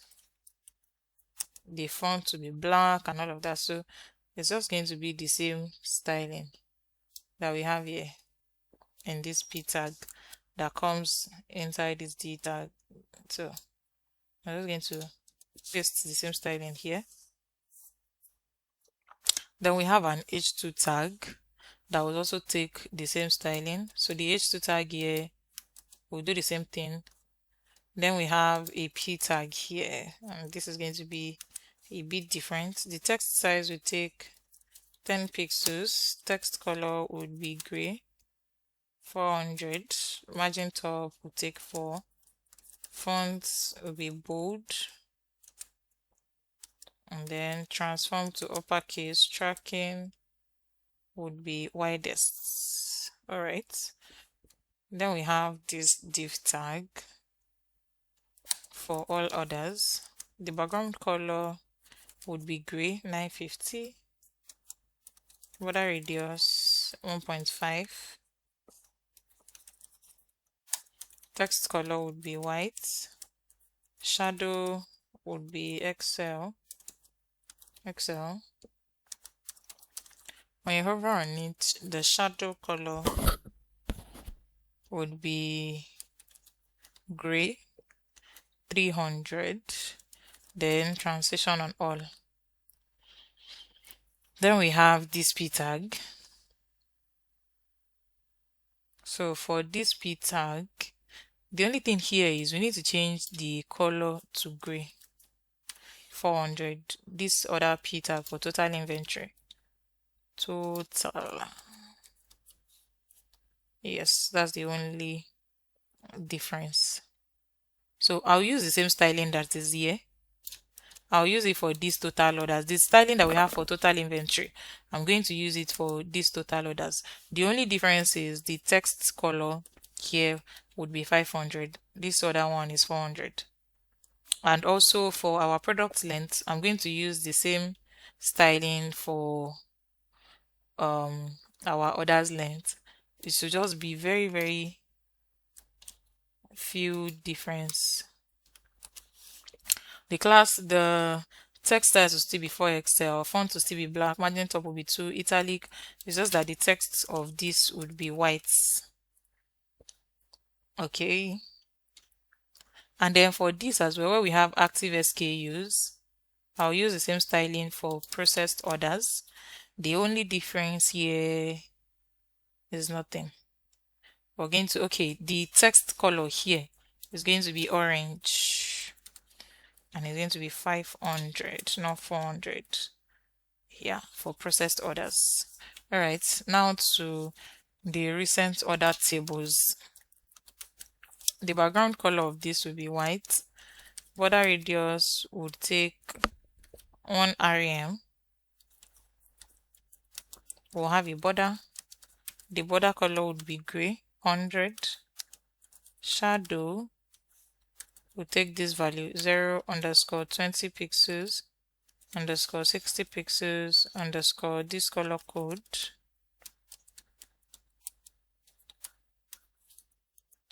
Then we'll set overflow to hidden. Then we have this other div tag. Now for this other div tag, we'll set padding on X to 10, padding on Y to 8. Display will be flex, justify, between, items, center, background color would be white. Then we have this H3 tag here. The text size, we'll set that to small. Font will be set to bold. Text transform to uppercase. Then we'll track it. Tracking will take this value 0.3 em, and then the text color would be gray, 900, and also it will be in italic. Then we have this p tag. For this p tag, the text size will take 9 pixels. Text color would be gray, 400. Then here, text transform to uppercase as well. Font will be bold. Margin top will be set to 1. Then we have a button here. Now for this button, the text size will take 10 pixels. The font will be black. Text transform to uppercase. Tracking will be widest. Background color would be gray, 50. Padding on X will take 5. Padding on Y will take 3. Border radius of Excel, when you hover on it, the background color would be orange, 500. Background orange, 500, yes. Then we have the div tag that wraps the table. So for this here, overflow on X will be auto. Then for the table, I'll set the width to full. Text should start from the left. Border collapse. Then we'll have this table row. Now for this table row, the text size will take 9 pixels. Font will be black. Text transform to uppercase. Tracking will take this value 0.2 em. Text color would be gray, 400. And then the background color would be gray, 50 by 50. Okay, now for the table header, the 5 table headers that we have, I'm going to select all of them at the same time and just style them. Padding on X will take 10, padding on Y will take 5. Then we have this table body. So we'll add this divide on Y, and then the color for it would be gray, 50. Then this table row here that has the index, when you hover on it, we want the background color to be gray, 50 by 30. Transition on the colors, and then it should be group. Okay, then we have a table data here. For this table data, the padding on X will take 10, padding on Y will take 5. And we have a div tag.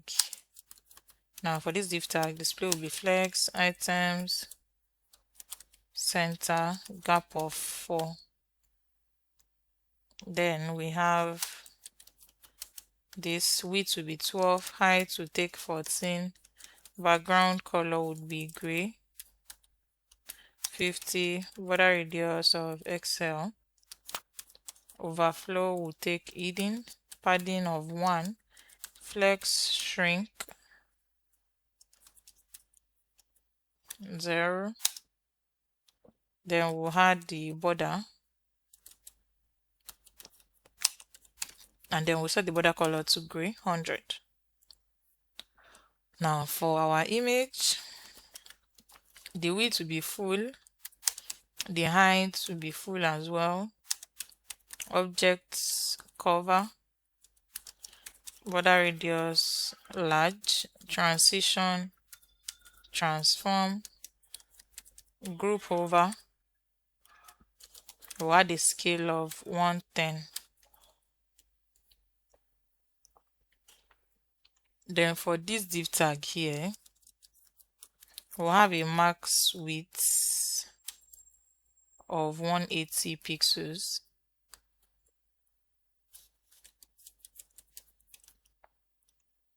Then this p tag, the text size, we'll set it to small, font will be bold, text color would be gray, 800. Text transform to uppercase, tracking, we'll set it to tights. Now the p tag that we have here as well, but for this now, where we have this product name, yes, we're going to add truncate as well. Okay, now to this p tag that we have here.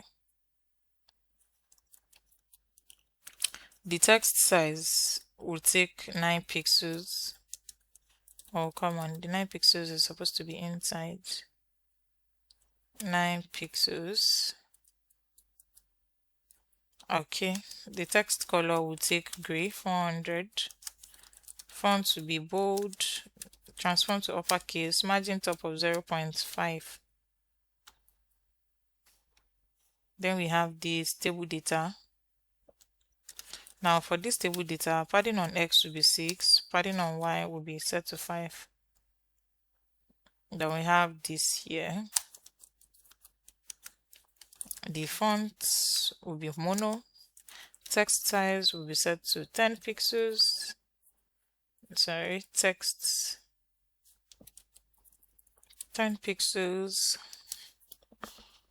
Then I'm going to set the background color to this color code. Padding on X will be 2, padding on Y will be set to 1,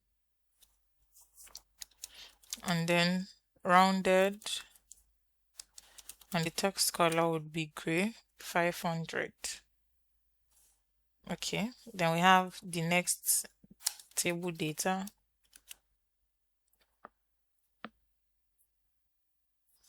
Okay, for this, padding on X will be 6, padding on Y will be 5 as well. This span tag here, text size will take 10 pixels. Come on, 10 pixels is supposed to be here. No. 10 pixels, yes. Font will be black. Text color would be gray, 600.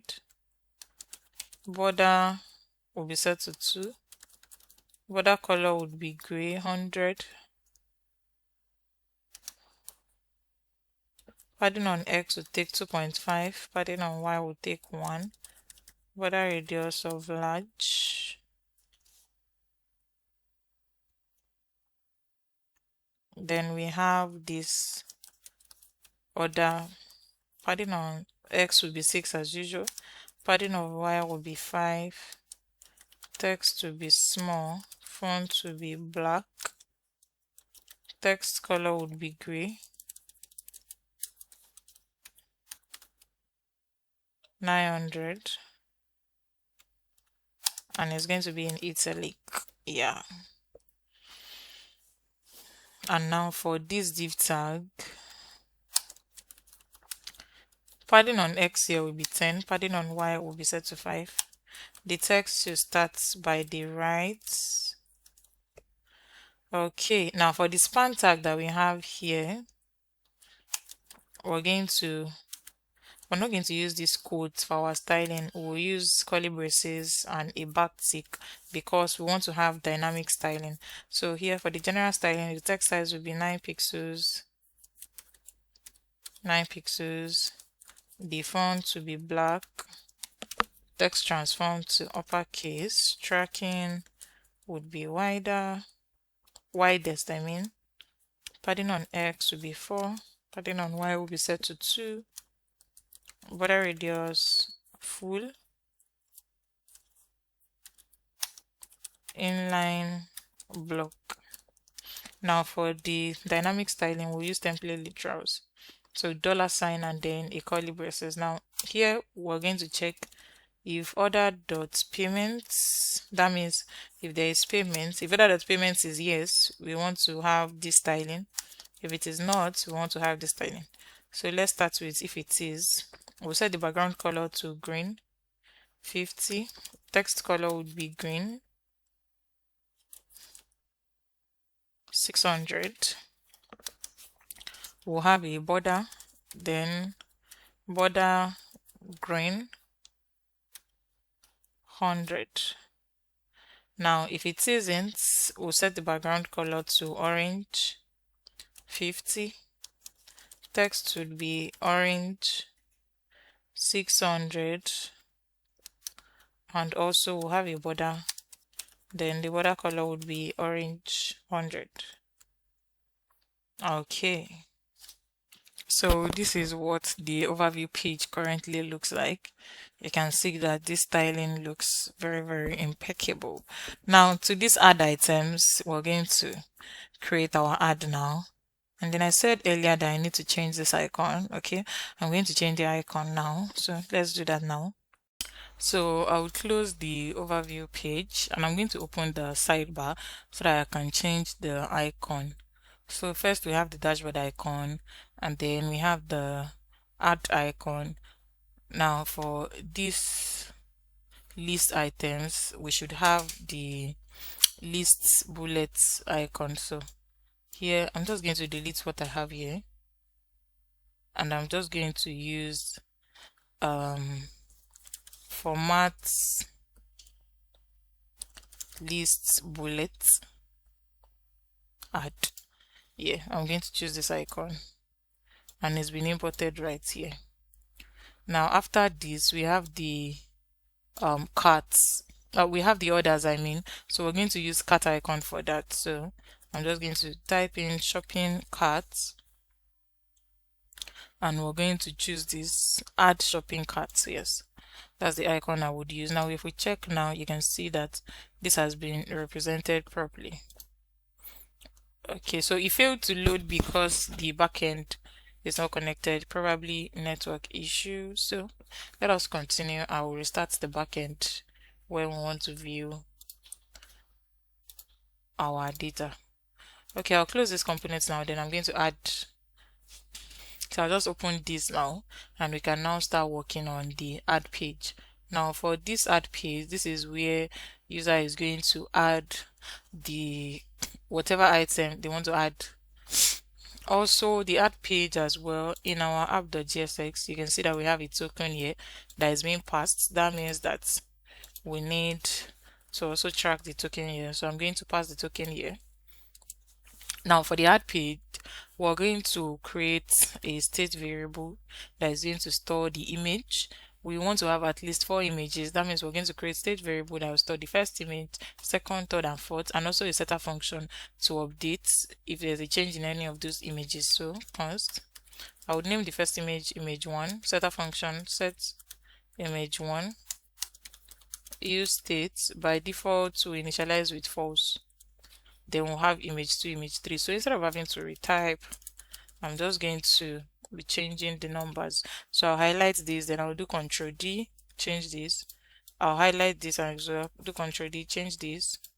I'll highlight this as well, change this. Also, we're going to create a state variable and a setter function for name of the item we want to add, the description of the item, the price, category, and also the sizes. So name, setter function will be set name to update if there's any change. and by default we initialize the name with empty string. Then we'll have description, setter function set description. Oh, what is this? Sorry about that. Description, setter function set description, and by default we initialize it as well with empty string. Also we'll have price, so const price set price. Use state, the price as well will be sent to empty. Then we're going to have the category, setter function set category, and by default we initialize our category with men. Okay, then we'll have the sizes, setter function set sizes, and we're going to initialize our sizes with an empty array. So now the next thing we need to do is to create a function that is going to undo our submission. So I'm going to name the function on submit handler, or you can decide to name it submit handler function, and it's going to be an asynchronous function. The parameters will be the event. So first we need to prevent the browser from refreshing the page when the form is submitted, when we have filled all the details in this add page. So e.prevent default, and then next we'll use our try catch statement. In the try block we're going to initialize a new form data object so that we can package the text field and file upload. So I would name that form data new form data. Then we're now going to append our text for the product details. So the text include the name, the description, price, category.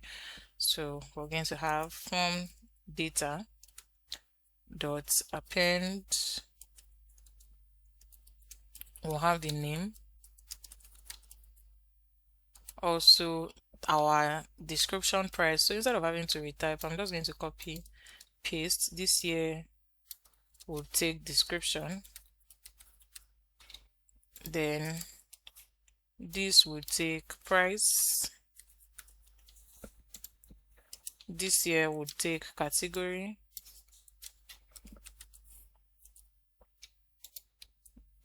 and then we're now going to do another append, but this is going to be a bit different. So for the sizes, that's the next thing we want to do. We want to convert the array. You know, our sizes will be stored in an array. We want to convert it into a stringified JSON string.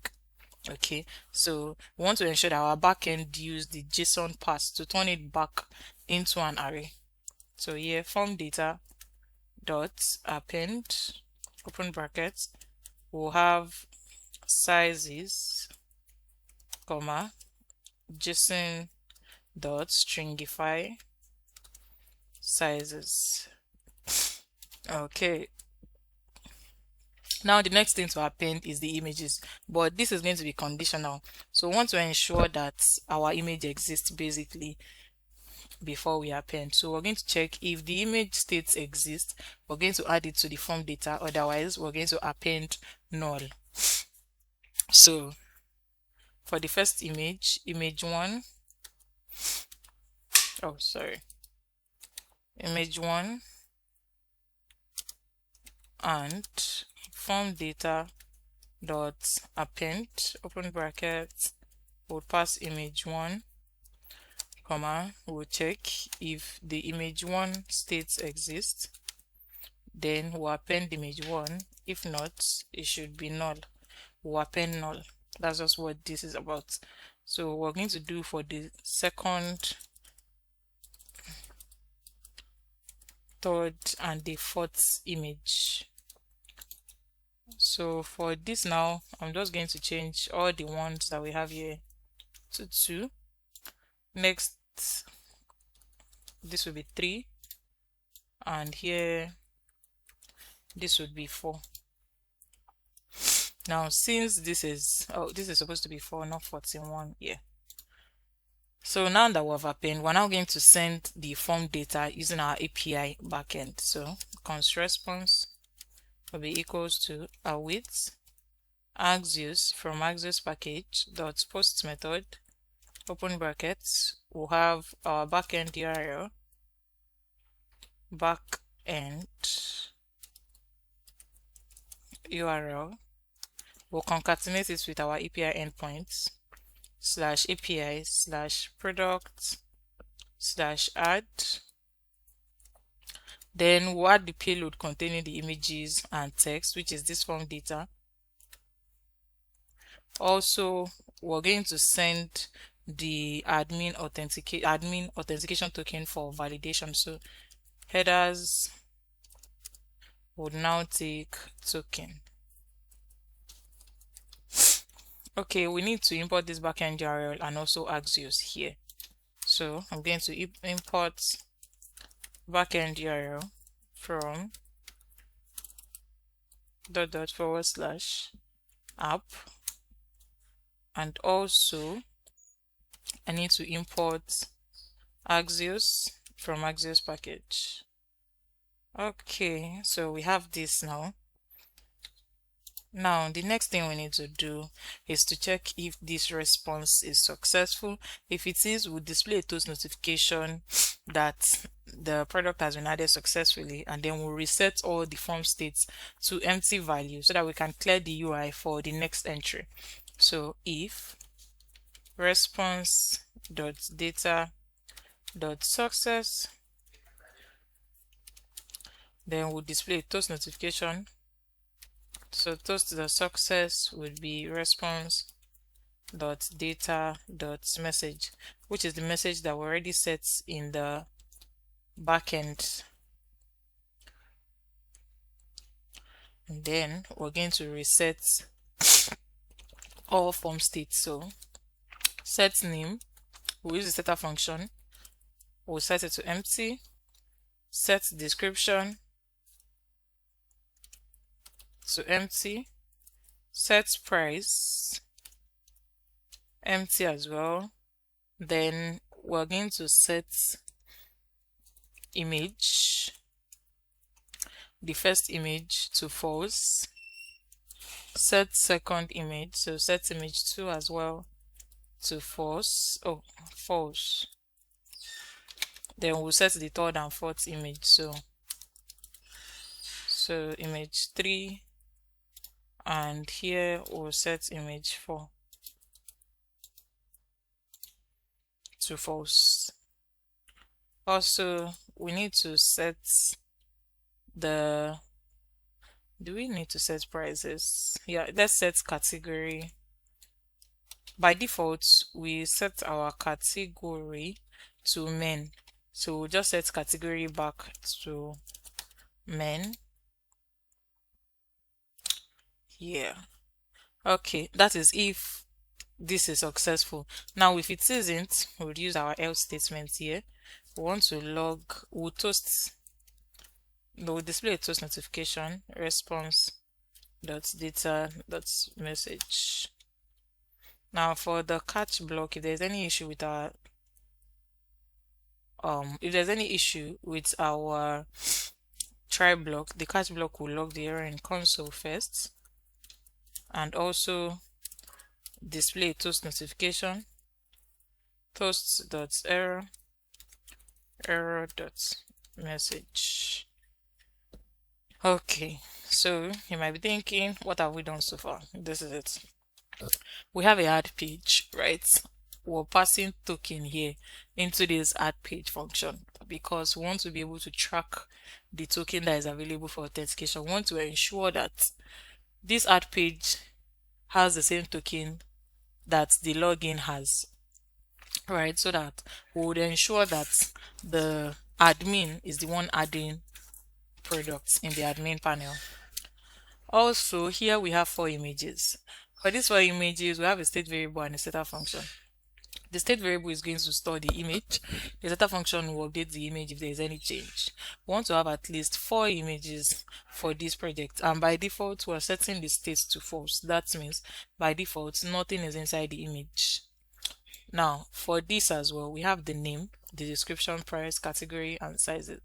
The name of the product, by default we're setting it to nothing, and we have a setter function that will always track if there is a change, if there's a new name, if we're deleting a name or whatever. We have another state variable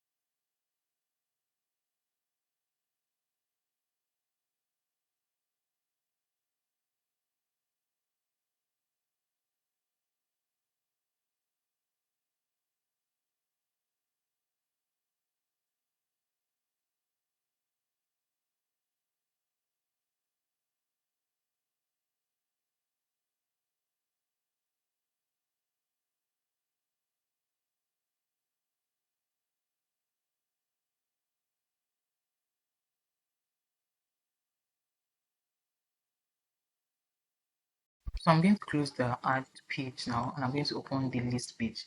Now for the list page as well, we're going to get token. So in our app.jsx, I already passed token here. So coming here, we're going to pass token so that we can track if token is available for this list page. Now the first thing we need to do here is to create a state variable or initialize a state variable that's going to store the list, and also a setter function that would update if there is a new list. So we're basically going to be fetching our list from the database where we've already stored all the product. So I'll create a state variable now. List setter function sets list, and by default we initialize this state variable with an empty array. Okay. Then next thing we need to do is to define an asynchronous function to fetch the product list from the backend.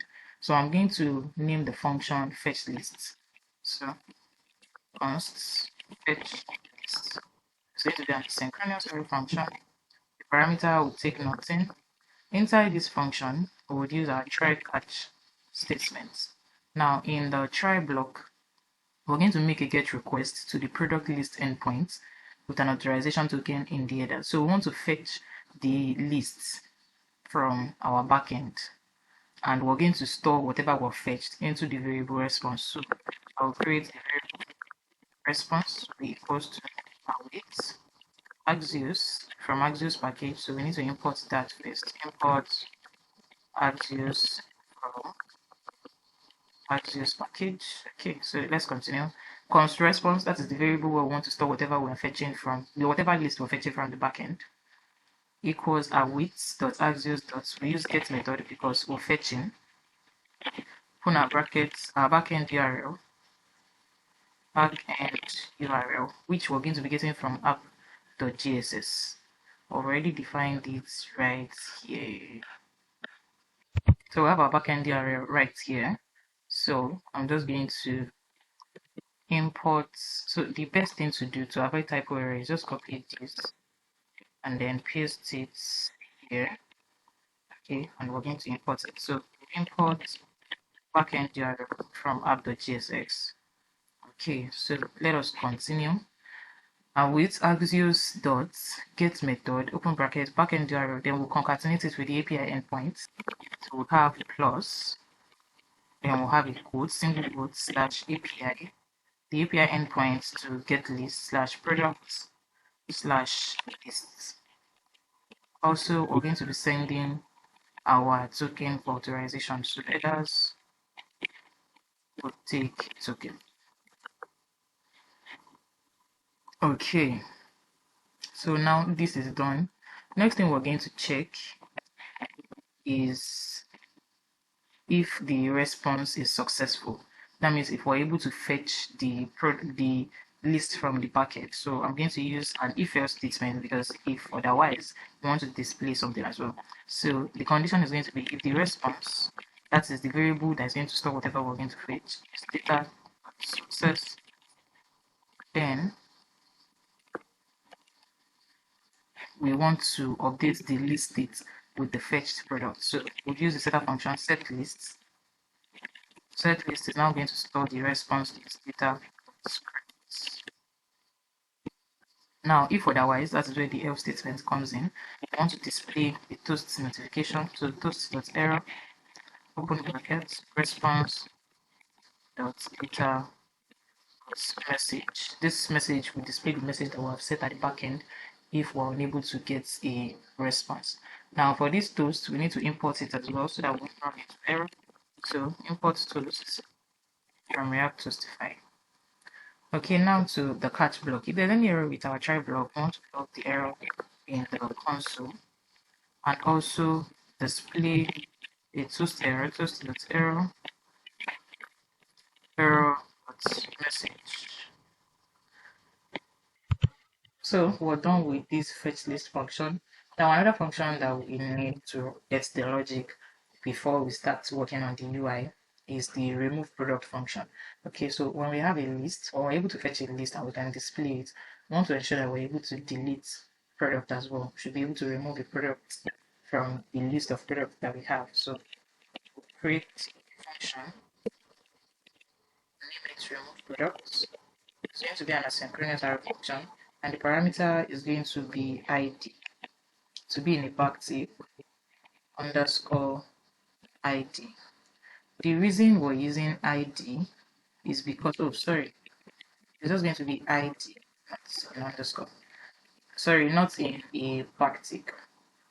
The reason we're using ID is because an ID is unique to a product. No two products have the same ID. IDs are very unique as well defined it at the backend. So for this function, I want to ensure that we're able to remove a product based on their ID. Okay, so now in this function, we're using a try catch statement as well. In the try block, we're going to send a post request to the backend to remove the product. And we're also going to include the product ID in the request body, and also we'll add our token for authorization in the headers. So as we have it before, post response with axios.post method. Get we have our backend URL. We'll concatenate with our API endpoint slash API slash product slash comma pass ID of the product underscore ID. Also our headers will pass token for authorization. Now we'll use our if statement as usual. We want to check if response.data.success. Then we want to do this. So display toast notification, toast.message, toast.success. We'll take response.data.message. Then we're now going to refresh the product list by calling the fetch list once more. Once the product has been deleted, we need to refresh our product list. So we'll call our fetch list function so that it's going to refresh and fetch the new list of products.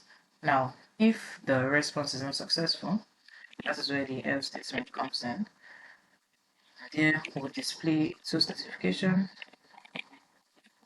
response.message as well.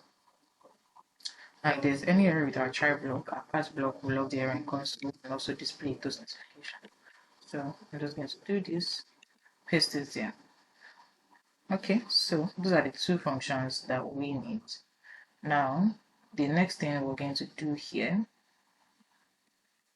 is to call our use effect so that we can call the fetch function when the component mounts. When this page mounts, instantly the fetch list function will be called. So use effects, create the function, then call the fetch list function. And right here, we're going to pass an empty dependency array. Okay, so since we're done with this now, we can now start working on the list itself. So right here, we're going to have a div tag. Inside this div tag, we have a p tag. This p tag will take this text, all products, inventory. After the p tag, we're now going to have a div tag as well. Inside this div tag, we're going to have the table headers. So let me just have list headers. And this will take div. Inside this div, we'll have span tags.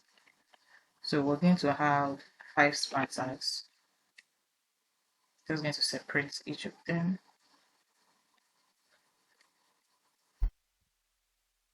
Okay, so the first span tag will take this text image. The second span tag will take the name of the product. The fourth will take the category of the product. The fourth will take the price. And the fifth, which is the last, will take action. That is to delete, basically. After this div for the list headers, we're now going to have the product list itself. Product lists. For this product list, we have a div tag. Inside this div tag, we're going to map over the list state variable that we created earlier that is going to be storing whatever we're fetching from the backend. Then pass item index so that we can uniquely identify each of them. the list item that we have, and then we'll pass a div, and the key for each of these will be index, so that each object that will be inside this div would be unique. So inside this div, we're going to have the image column. Now for this image column, we'll have a div tag. Inside this div, we'll have an image tag. Now for the image, the source is going to be item image. We want to display the first image in the array of images. Remember that what we're storing when we are going to be adding, when we start adding products, we should be able to add at least 4 images. So here in the list, we want to ensure that we're able to display just the first image. And array count starts from 0. So that's why we're using 0. The first image, the index number would be 0. Okay, so after this image column, we're now going to have the name column. Repeat. That is good. After this name column, we're going to have another p tag for the price, and this price we're going to have item dot price dot 00. So we want to display the 00 in front of each of the prices that we're going to display. Also, we want to display the currency. Now we're going to be getting currency from app.gsx. So let's see, we have currency declared here. So here I'm going to add currency. Okay, and where we need it is in front of the price. So here currency as well. Alright, so after this price now, next thing we need to have is the before price, we're supposed to have if we follow what we have here, image name category, we're supposed to have category before price. Okay, so immediately after name, we're supposed to have the category. So item dot category, then price, then we have the action column. Yes. So for this, we'll have a div tag. Now inside this div tag, we're going to have button. Inside this button, we're going to be using the trash icon. So we're using this icon here. And please ensure that it imports. If it doesn't, just go to the official website, React icons, and then just select whatever icon you want to use from there. Now for this trash this trash is going to represent the delete icon. That is what we're going to see. Okay, so that means that when the user clicks on the trash icon, they should be able to delete that particular product. So here, all we're going to do is add a click method, then call the function that was created to remove a product. So remove product, we'll pass the item and then the ID of the item.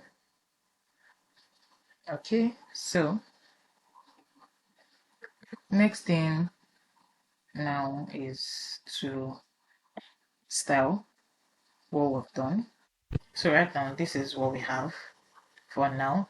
We don't have any products in the database, so this is just what we have now. Let us style, and then we'll come back to add items and we'll see what they're going to look like.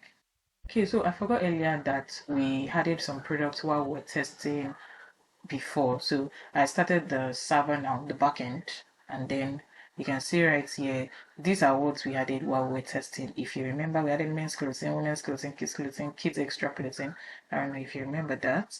So if we hit, so this is what we have now. So let's try to delete. Okay, so I'm hitting this now. Let us see what error it is. Okay, so uncaught reference error underscore ID is not defined as unclicked. Okay, so let us check why that is not defined. Okay, here we have remove product item comma no. It's supposed to be item dot underscore ID. Yes, that's the correct thing. So if I click on this icon now, we're still getting the same error. Okay, ID is not defined. Let's see again. Okay, so let's test once more. And then we're getting this invalid signature. That means we need to log in and sign up once again. So I'm going to log out now and then get the official login details from our .env file. So this is the admin email and then the password. Going to copy and paste the password, sign into dashboard. Then let's delete now. You can see product removed. Okay, so when you hit this icon here, the product will be deleted automatically, and then you're going to get a notification that the product has been removed. Alright, so let us style now. We have two product lists. If we check our overview, you should see in our total inventory we have those two products left. Okay, so let us style so that this is going to make more sense. So I'm going to close this, then I'll open this now. So let's start styling. So we'll start with this div tag. No, we'll start with the second div tag. It will be set to full. Max rate will take 6XL. Then we have this p tag. Margin bottom will take 6. Text size will be small. Font will be set to black. Tracking will take tight. Text color will take gray, 900. So we transform to uppercase and to be in italic. Then we have this div tag here. Display with text direction will take color. Wide the gap of two to each of them. Then we have this div tag here. Medium screen display will be grid holds these values 1 fr underscore 3 fr underscore 1 fr underscore 1 fr underscore item center. Padding on y will take 4, padding on x will take 6, background will take 3, 950, and then text color will be white. We'll have the border radius rounded XL, rounded to XL, I mean. Text size will be XX, font will be black,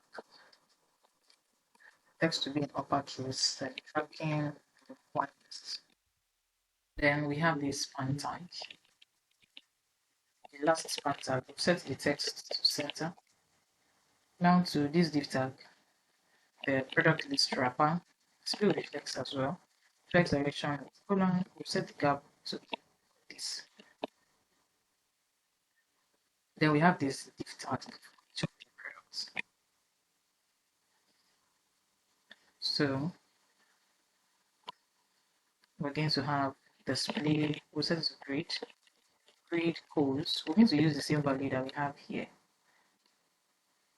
So here we'll have grid codes. We'll have 1 fr underscore 3 fr underscore 1 fr. Then on medium screen, we'll use this. So the best thing is to just copy then paste here. We'll set the items center as well. We want all items at the center. We'll add the gap of 4. Padding on y will be 3. Padding on x will take 6. We'll have a border. Then the border color will be gray, 100. Background will be white. Then we'll have a border radius of 2xl. And then when you hover, we want to set a shadow of XL. When you hover as well, we want to set a shadow color to be gray, 200 by 50. Then we'll add transition on all. Then we'll also set. Then what next? We have this the image. Now for this image, we're going to set the width to 16. The height as well will take 16. Background color will be gray, 50. Rounded XL. Overflow will be set to hidden. Display with text items at the center. Justify center. Padding of 1. Then for the image itself, the width will set it to full. Height will be full as well. Object will set it to cover. Rounded large. Then we have the Text will be set to small. Text green 800. Truncates should be in uppercase. Then tracking will be tight. Then we have the category. On medium screen, display will be block. Text will be XX. Font will be set to medium. Text color will be gray. 400. In uppercase, tracking will take widest. Then we have the price. Text set to small. Font will be black. Text color will be orange. 600. Then we have this div tag here. Display will be flex, justify, and on medium screen, justify center. And for the button itself, the width will be 8. The height as well will be set to 8. Display is flex, item at the center, rounded full. Text color will be gray, 500. That is the icon color. And then when you hover on it, the background color will take red, 500. Then we'll add transition on all. And then the font will be bold. Then when it is active, we'll set the scale to 90. So this is what the product list page looks like. If you remember, while we were adding the products, while testing the backend, we didn't add any image to it, right? So that is why no image is displaying, but you can see that we have a container for image.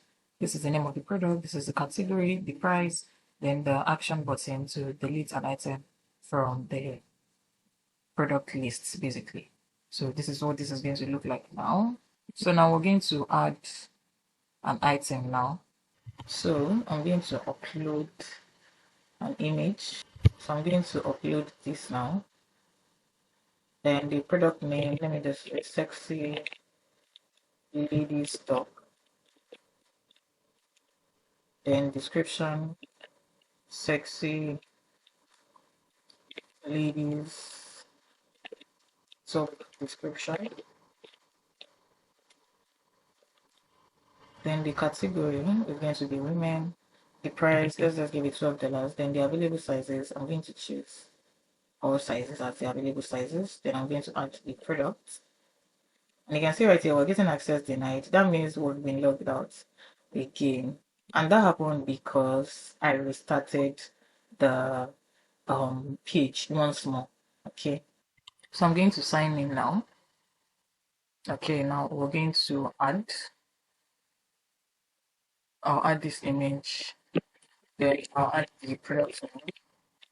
Sexy ladies top. Description as well.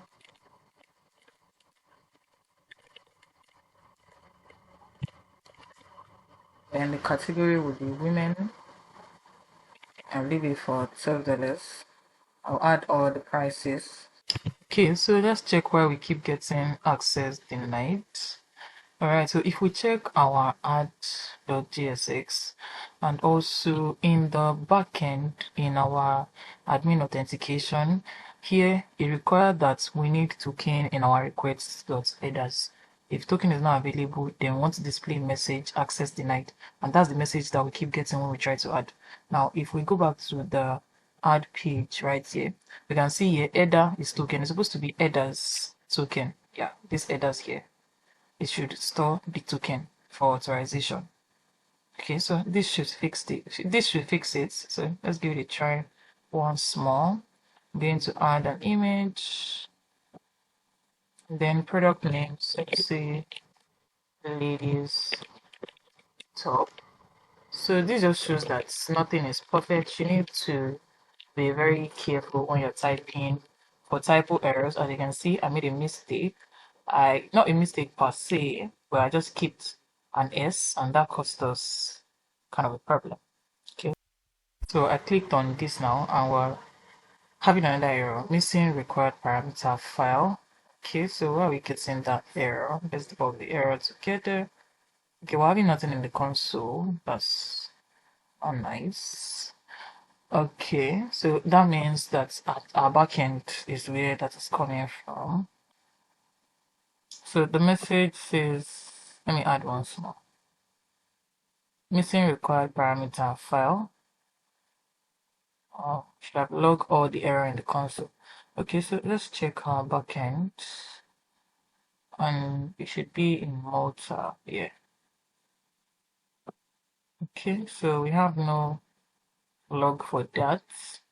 So what I'm going to do now is to check the controllers function, the product controllers, where we're adding product to file to data, I mean. Okay, so we have nowhere we are logging any error for missing required parameter file. Okay, so here we're supposed to have not const item in should be off because to allow us to grab the file object directly. So for in is going to loop through the item array and it's not going to grab the item path. That's just it. So now let us add once more and let's see. Okay, so server returned unexpected code 403. Alright. So let's just restart the backend server. This is my backend here. I'm going to restart it. Npm run server. Okay, so we're already getting server started on port 4000. Database connected. Now let us add this product. So the issue with this adding was that the Cloudinary name here, there was a misspelling with from what we had here, Cloudinary cloud name, with what we have in our .env file. So please ensure that the names are correct and the tally so that you will not be running into error. So we'll be able to add now. So I'm just going to delete everything that we have that we added while we were testing, and now let us add new items. So now I'm going to add as many as possible. So I'll add this here. So we have 3 images for this, and I'm going to name it sexy ladies clothing. Product description, I'll just use this. Category will be women, price will be $12. I'll select all the sizes, then add to product. Okay, so we're getting invalid signature. That means that we've been logged out. So I just log in again now. I'm going to add. So if you're wondering why do I keep getting logged out, it's network. So sexy ladies clothing, yes. Description, category, price, and all these sizes. Then if I click on add products, we're going to get a notification on the right that the product has been added. So you can see the product has been added and all the fields here will be cleared. So we're able to add. So I'm going to pause this video now and add as many products as possible, and then we're going to check the list of all products. So I've added all the items now. This is all the items that we have now in stock. So we're able to add, and then we can also see the list of all the items that have been added in the list page. You can see this URL right here. It is for the list page. So let us work on our orders. So now I'm going to open orders and then we'll start to write the code. So let's start with the orders. Now for orders, we're going to pass token as well. So we'll pass our token. Then before the UI, we need to do some very important things. So first, we need to create a state variable that's going to store the list of all the orders that we're going to have, and a setup function that will update that state variable when there's a change. So here, const orders, setup function sets orders, and we're going to initialize that state with an empty array. Next thing is to create a function to fetch all the orders that we have in the server. So const, we'll name it fetch all orders. It's going to be an asynchronous array function. It will have no parameter. Now inside the function, we need to first check if token is available. So if not token, so if no token is available, then we'll return null. Okay, now if token is available, it will jump to this next step, this try catch statement. Now in the try block, we're going to make an HTTP post request to fetch all the lists of orders. So we'll create a variable that is going to store that. So const response will be equal to await. We'll use Axios from Axios package dot post method, open our brackets, then we'll call our backend URL. So backend URL will concatenate with our API endpoints to fetch orders slash API slash order slash lists. We'll add a comma, then here we'll have an empty object because we have no data, we have no body data that we're going to send to this request. Then next a comma, and we're going to include the authentication token in the request header. So headers here, Control Z headers would be token. Okay, so for all this now, for Axios backend URL, we need to import. So here, import Axios from Axios package, also import backend URL from our application, so that we're doing this so that we'll not be running into error. Okay, also we need Toastify, so we need to import toast from React Toastify. Okay, so now we've created this. Now we're now going to check if the response indicates success, then we want to update the state with the retrieved orders, the state variable that we've created, the order state, we want to update it with the retrieved orders. But if the response is not successful, we just want to throw an error message. So I would use an if else statement. If else. In the if condition, we want to check if response dot data dot success, then set orders with response dot data dot orders. If it's not successful, toast dot error response dot data dot message. Now if there's any issue at all with our try block, our catch block should display an error notification. So toast that message. Okay, so now another thing that we need to work on these orders is that on the orders page, we should be able to update the status of the order that has been made so that the user can track their order. If the order is completed or is processing, we've already created that at the backend. So now we're going to create a function after this fetch all orders function. We'll create a function that would undo the status. So I'll name that function status handler. It's going to be an asynchronous array function, but this is going to take parameter, the events of clicking on the button or div tag that would update the status, will pass it, and also the order ID. Now inside this function, we'll have our try catch statement. In the try block, we're going to make HTTP request so that we can update the status of the order. So here we're going to have const response will be equal to await Axios dot post method, then open our brackets, we'll call our backend URL first, then we'll concatenate with the API endpoint slash API slash order slash status, as we've already created it before in the routes. Then we're going to send the order ID and the new status into the request.body. So here we'll pass order ID, and also we'll set the status event dot targets dot value. Okay, also we're going to include our headers for authorization. So headers here will take token. Now we're going to check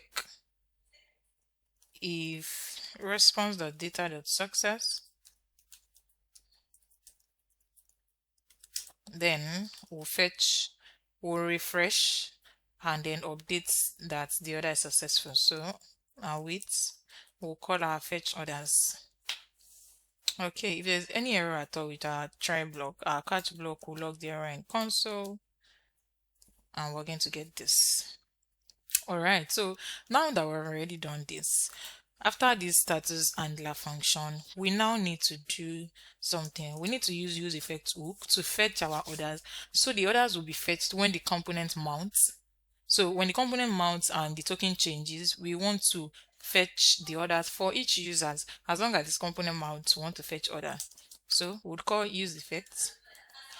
Then we're now going to use an arrow function to call the fetch orders function. And also we're going to add token as a dependency array so that it ensures that the effect runs when the token changes. So if there's a new token, if a new user is logged in or whatever, the effect is going to run. So since we have all our logic now, next thing we need to work on is the UI. So we already have all the logic. We've created our state variable right here that's going to hold orders, and the setter function to update, and we've initialized with an empty array. We've created this fetch all orders function. We're checking if no token is available, then return null. Token is the identifier that we use to identify each user. So we're checking if no token is available, we want to return null. If token is available, then this try catch statement is going to run. Now in the try block, we have a variable that is holding this. So what this does is to check inside our database, fetch the orders using this API endpoint. Our database address is this backend URL.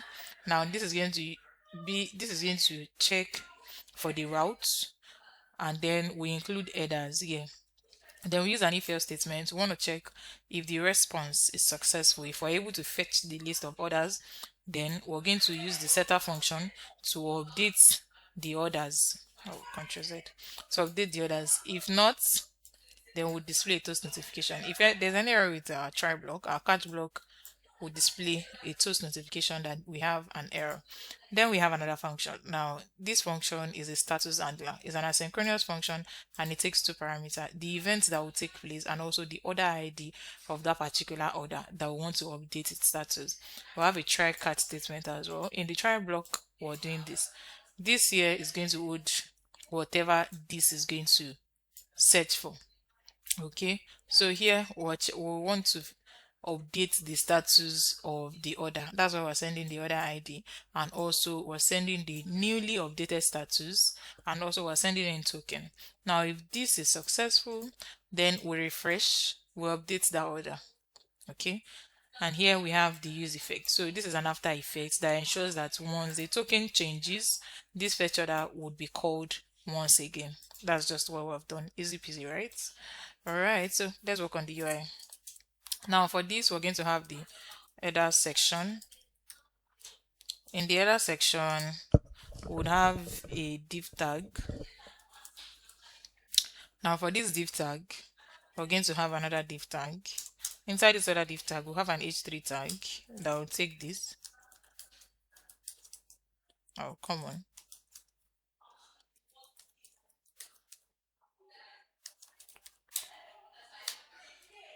After the h3 tag, we're going to have a p tag that will take this.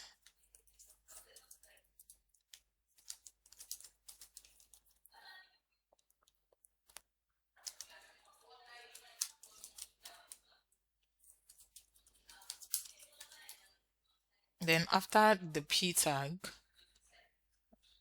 then the closing div tag, we're now going to have another div tag again. Now inside this other div tag, we're going to have two p tags. The first p tag will take this text. Second p tag is going to take orders dot length. So we want to know the number of orders that is available. Now we'll close this div tag, then we would close the header section div tag. So we're done with the header section. Now we're going to work on the body. So here we'll have another div tag. Inside this div tag we'll have another div. Inside this other div we'll have a table. For every table we'll have a table head. So here table head. In the table head we'll have our table row. For this particular row we're going to have 6 headers. So first one is going to take orders and customers. Second would take products and quantity. Third would take shipping address. Fourth would take payments. Last would take total. And here we're going to have our status updates. After the table header, we're going to have the table body. Inside that table body, we're going to map over our orders array so that we can display the orders. So here we'll pass order, then we'll pass index so that we can uniquely identify each of the orders that we have. Now we'll have a table row.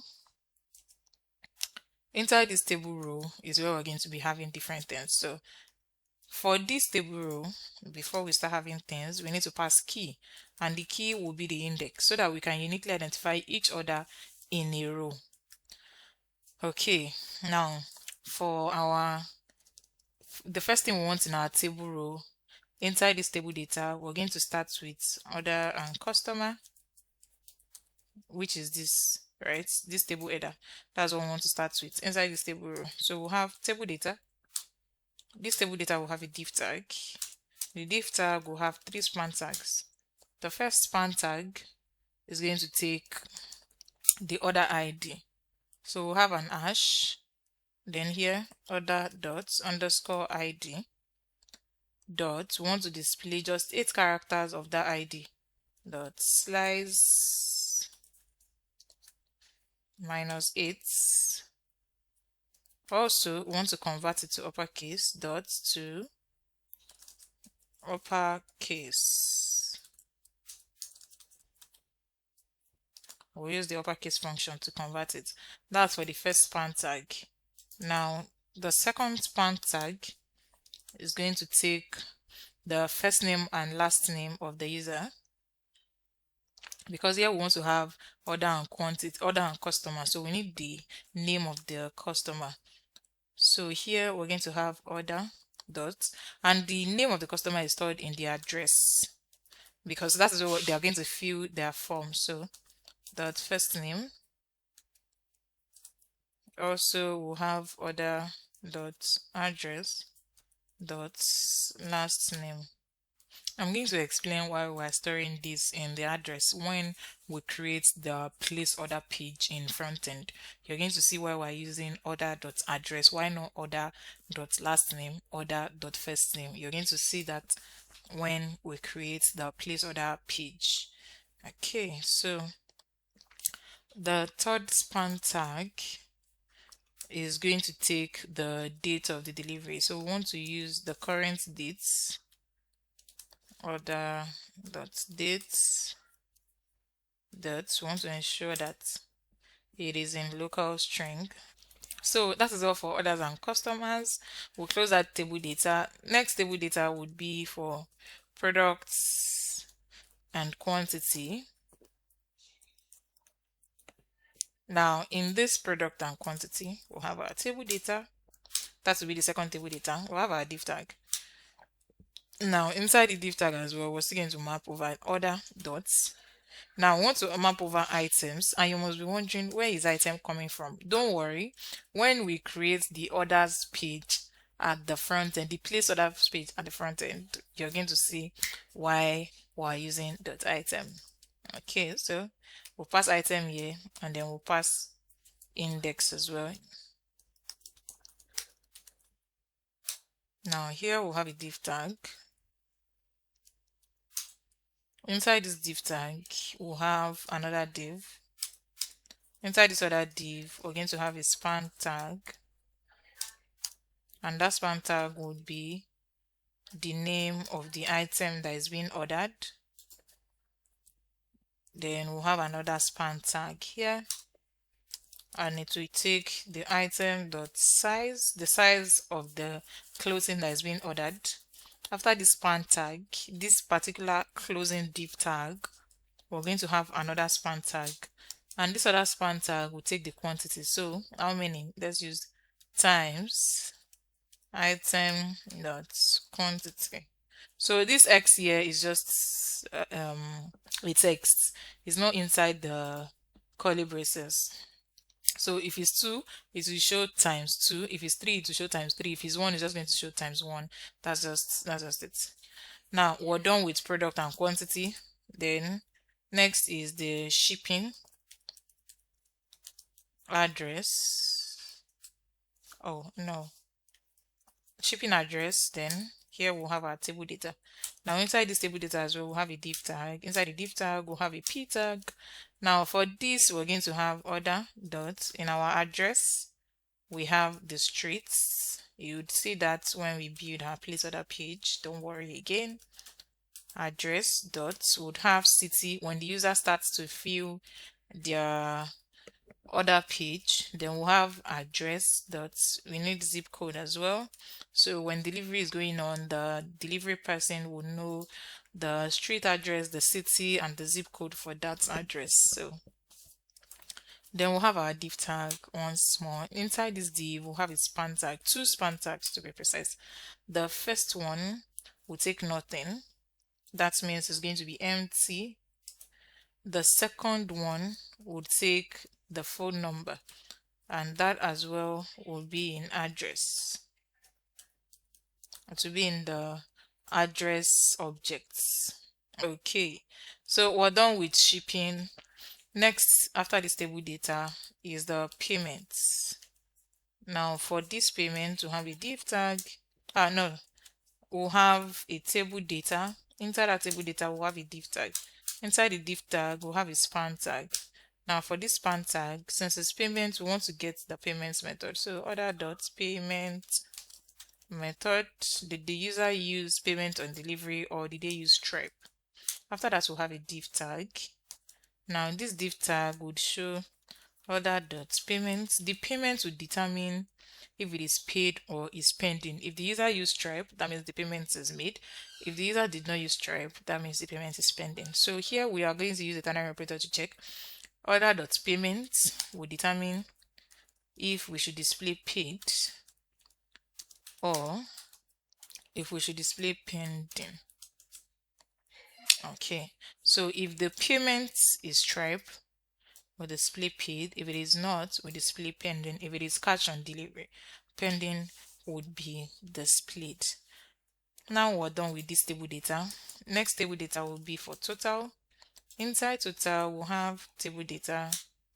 We'll have a span tag. Inside the span tag, we'll have currency from app. Then order amount, order dot amount. I want it to be in 2 decimal places. So 2 fixed, 2. Next table data would be for our status tracker. So status tracker, we'll have table data. Now this is going to be, we're going to use select. Now for this select here, we're going to first, the value would be order dot status. Next thing would be to call on change, because we're going to be making changes, right? We'll pass events, then we'll call our status handler function. So we'll now pass events and then the order ID of that order. No, I mean not order ID. We'll call event, then order dot underscore ID. We're using the ID. Okay, so now this is done. Now inside the select, we're going to have options, right? So we're going to have 5 options. So I'm just going to have 5. The first option here, this will take order placed. That is the value. The option will also display order placed, right? Next would be for packing. Let me just delete this option and just copy so that it will be very fast. Next will be for Control D. This will be for packing.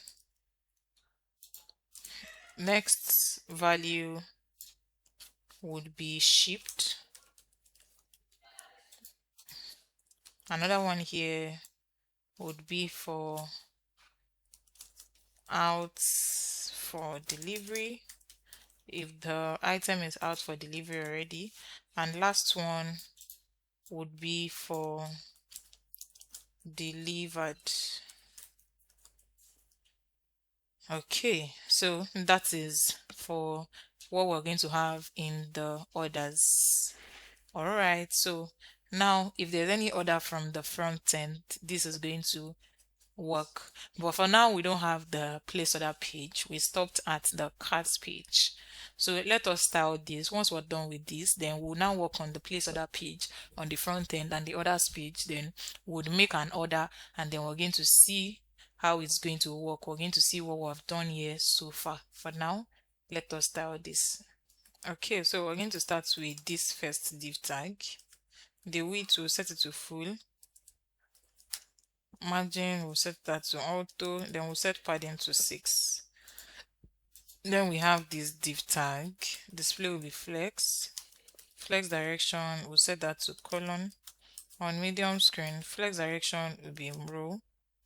On medium, items will be set to end. Justify between, we'll set gap of 4. We'll set margin bottom of 10. Then we have this div tag, which we are not going to touch. Now for the h3 tag, the text size will take 3XL. Font will be black. Tracking tighter. Text color would be gray. 900. It will be in uppercase. It will be italic as well. Then leading will be set to none. Then we have this p tag here. Now for this p tag, the text size will take 10 pixels. Font will be bold. Text color would be gray. 400. Uppercase. Tracking would take 0.3 em. Margin top will be set to 3. Then we have this div tag here. Now for this div tag, background color, we're going to set it to white. We want to have a border. Border color would be gray, 100. Padding on X will be 6. Padding on Y will be 3. Rounded 2XL. Shadow will be set to small. Then we have this p tag. Text will be 9 pixels. Font will be set to black. Text color would be gray. 400. It will be in uppercase. Tracking will be widest. And the text will be at the center. Then we have another p tag here. Text size will be large. Font will be black. Text color would be gray. 900. Leading none. And the text will be at the center. Then we have this other div tag. Background color would be white. Ctrl Z. Okay. Background color white. Border radius of 1 rem. We'll add a border. Border color gray. 100. Shadow of this value 0 underscore 20 pixels. underscore 60 pixels underscore RGBA 0,0,0,0.4. Then overflow will be hidden. Then we have this div here, overflow on X. We're going to set it to auto. Then we have a table here as well. Width will be set to full, text to be left, border separate, border spacing will be set to 0. Then we have the table row. Background color would be gray, 950. Text color will be set to white. Then we have this table header. So for this, padding on X will be set to 8, padding on Y 6, text size 10 pixels, font will be set to black, uppercase, tracking widest. But the first table head, want to have rounded on the left, top left. It should have 1.5 rem. Then for the last one, border radius on the top right should take 1.5 rem as well. So on the top left and the top right, both of them would take that value. Okay. Now for our table body, we want to use divide on Y, then the color, divide gray 50. Then we have this table row here. It should be group. When you hover on it, background color should be orange 50 by 30. We'll add transition all. Then we'll start with this table data. Now for this table data, padding on X will take 8, padding on Y will take 6. Now the first div here, display will be flex colon gap of 1. Then this span tag, text of 10 pixels, font black, text color would be orange 500, tracking wider. Then we have the other span tag, text small, font bold, text orange 500, tracking wider. Oh no, here tracking will be tight. Oh no, I typed the same thing. Okay, so font here bold, correct. Okay, text gray 900, tracking tight. All right, now to the last one, text of this size 10 pixels, text gray 400, fonts will be bold, then uppercase. Now we have the products and quantity. For this, px will be 6, px will be 6, yeah, py as well will be 6. Now we have a div tag here, flex colon gap of 2, minimum width would set it to 200 pixels. Okay, now for this div now, I realized that we didn't pass index. Okay, so we're supposed to have a key. To uniquely identify them, we'll pass the key, will take index. Okay, so we can now continue with our styling. Flex, item, center, justify between, background, gray 50, group, over. The background will be white. We'll set padding to 2, rounded large, border. Then the border will be transparent. Then group hover as well. We want to add border gray 100, transition on all. Okay, that's for the div. Now for the next div, flex direction will be colon. Then we have this span tag for name. So the text size would take 11 pixels, font bold, text gray, 800, leading tight, truncate, max width of 140 pixels.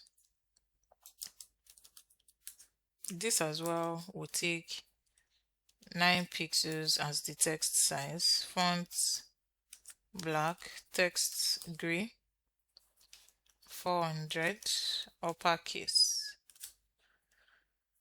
Then here as well, we need to display this text size before the actual size. Okay, so now for this last span tags, text will be 10 pixels, font black, background gray 950, text white, px will be 2, py would be 0.5, then 0.5, yeah, then rounded medium. Okay, then we have the shipping. Now for this as well, px6, py6, we have a div tag. We'll set max width to this value, 220 pixels. Then we have a p tag here. Text size will be 11 pixels, font medium, text gray 600, leading relaxed, italic. Then we have this div tag. Display would be flex, items, center, gap of 2, margin top of 2. Then we have this span tag here. The width will take 1.5, height as well 1.5, rounded full, background orange 500. The other span tag, text size will take 10 pixels, font black, text color would be gray 400, tracking widest, uppercase.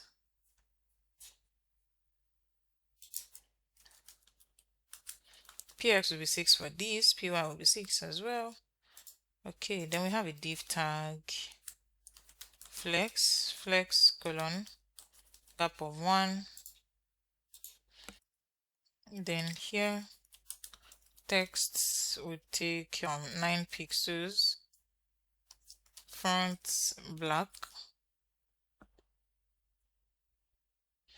Then we'll have it in uppercase. Tracking, we'll take this value 0.2 em. Now we have this div tag for payment, if it's paid or it's pending. Now we want to have a color, we want to have a conditional styling for this. So we're not going to use this. We'll use our we'll use template literals later on, but here we'll start with our backtick. So this will be the general styling for whether it's this or that, whether it's paid or pending. The text, the font color will be black. Padding on X will be set to 3. Padding on Y will be 1. Rounded will be full. Then the width will be fit. Then here we'll now have the conditional styling. So for this, we want to check if order.payment We'd use ternary operator to do that. If order.payment, that means if it is paid, then we want to have this styling. If not, we would have this styling. So if it is paid, the background color would be green, 100, text will be green, 600. Now if it is not, the background color should just be orange, 100, and the text will be orange, 100 as well. Okay, next is this total. For the table data, px is 6, py is still 6. Then we have this span tag. Text is large, font is black, text is gray, 950. Then tabular norms. Okay, then we have this of that table data. Now for this, the padding will be 8, and we want the text at the right. Now on this select tag, we're going to have conditional styling as well. But first, let's have the general styling first off. So we'll start with our backtick. Here, the width will be set to 44. Generally, px will be 4, py will be 3, rounded Excel, text of 10 pixels, fonts would be black, uppercase, tracking, widest, we'll set border to 2, outline, we'll set it to none, transition on all, cursor pointer, appearance will be set to none, then the text at the center. Then for the conditional styling, we'll have our template literals. Then here we want to check if order.status is delivered. That means if the order is delivered, if the selection picks delivered, then we want to have this styling. If not, we want to have this styling. So if it is delivered, background color would be green, 500, the border green, 500 as well, text white, shadow large, then shadow as well will be green, 100. Now if it isn't, then background color white, oh, it's supposed to be here, background color would be white, then our border would be gray, text gray, 950. When you hover on it, border would be orange, 500.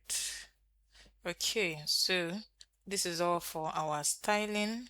Okay, so this is what the other page looks like. For now, we have no orders. That is why it is empty. So this is what the other page is going to look like. So now let us work on the place order page on the front end and the other page on the front end as well. We might have to work on the login as well on the front end before that. So let's get to work.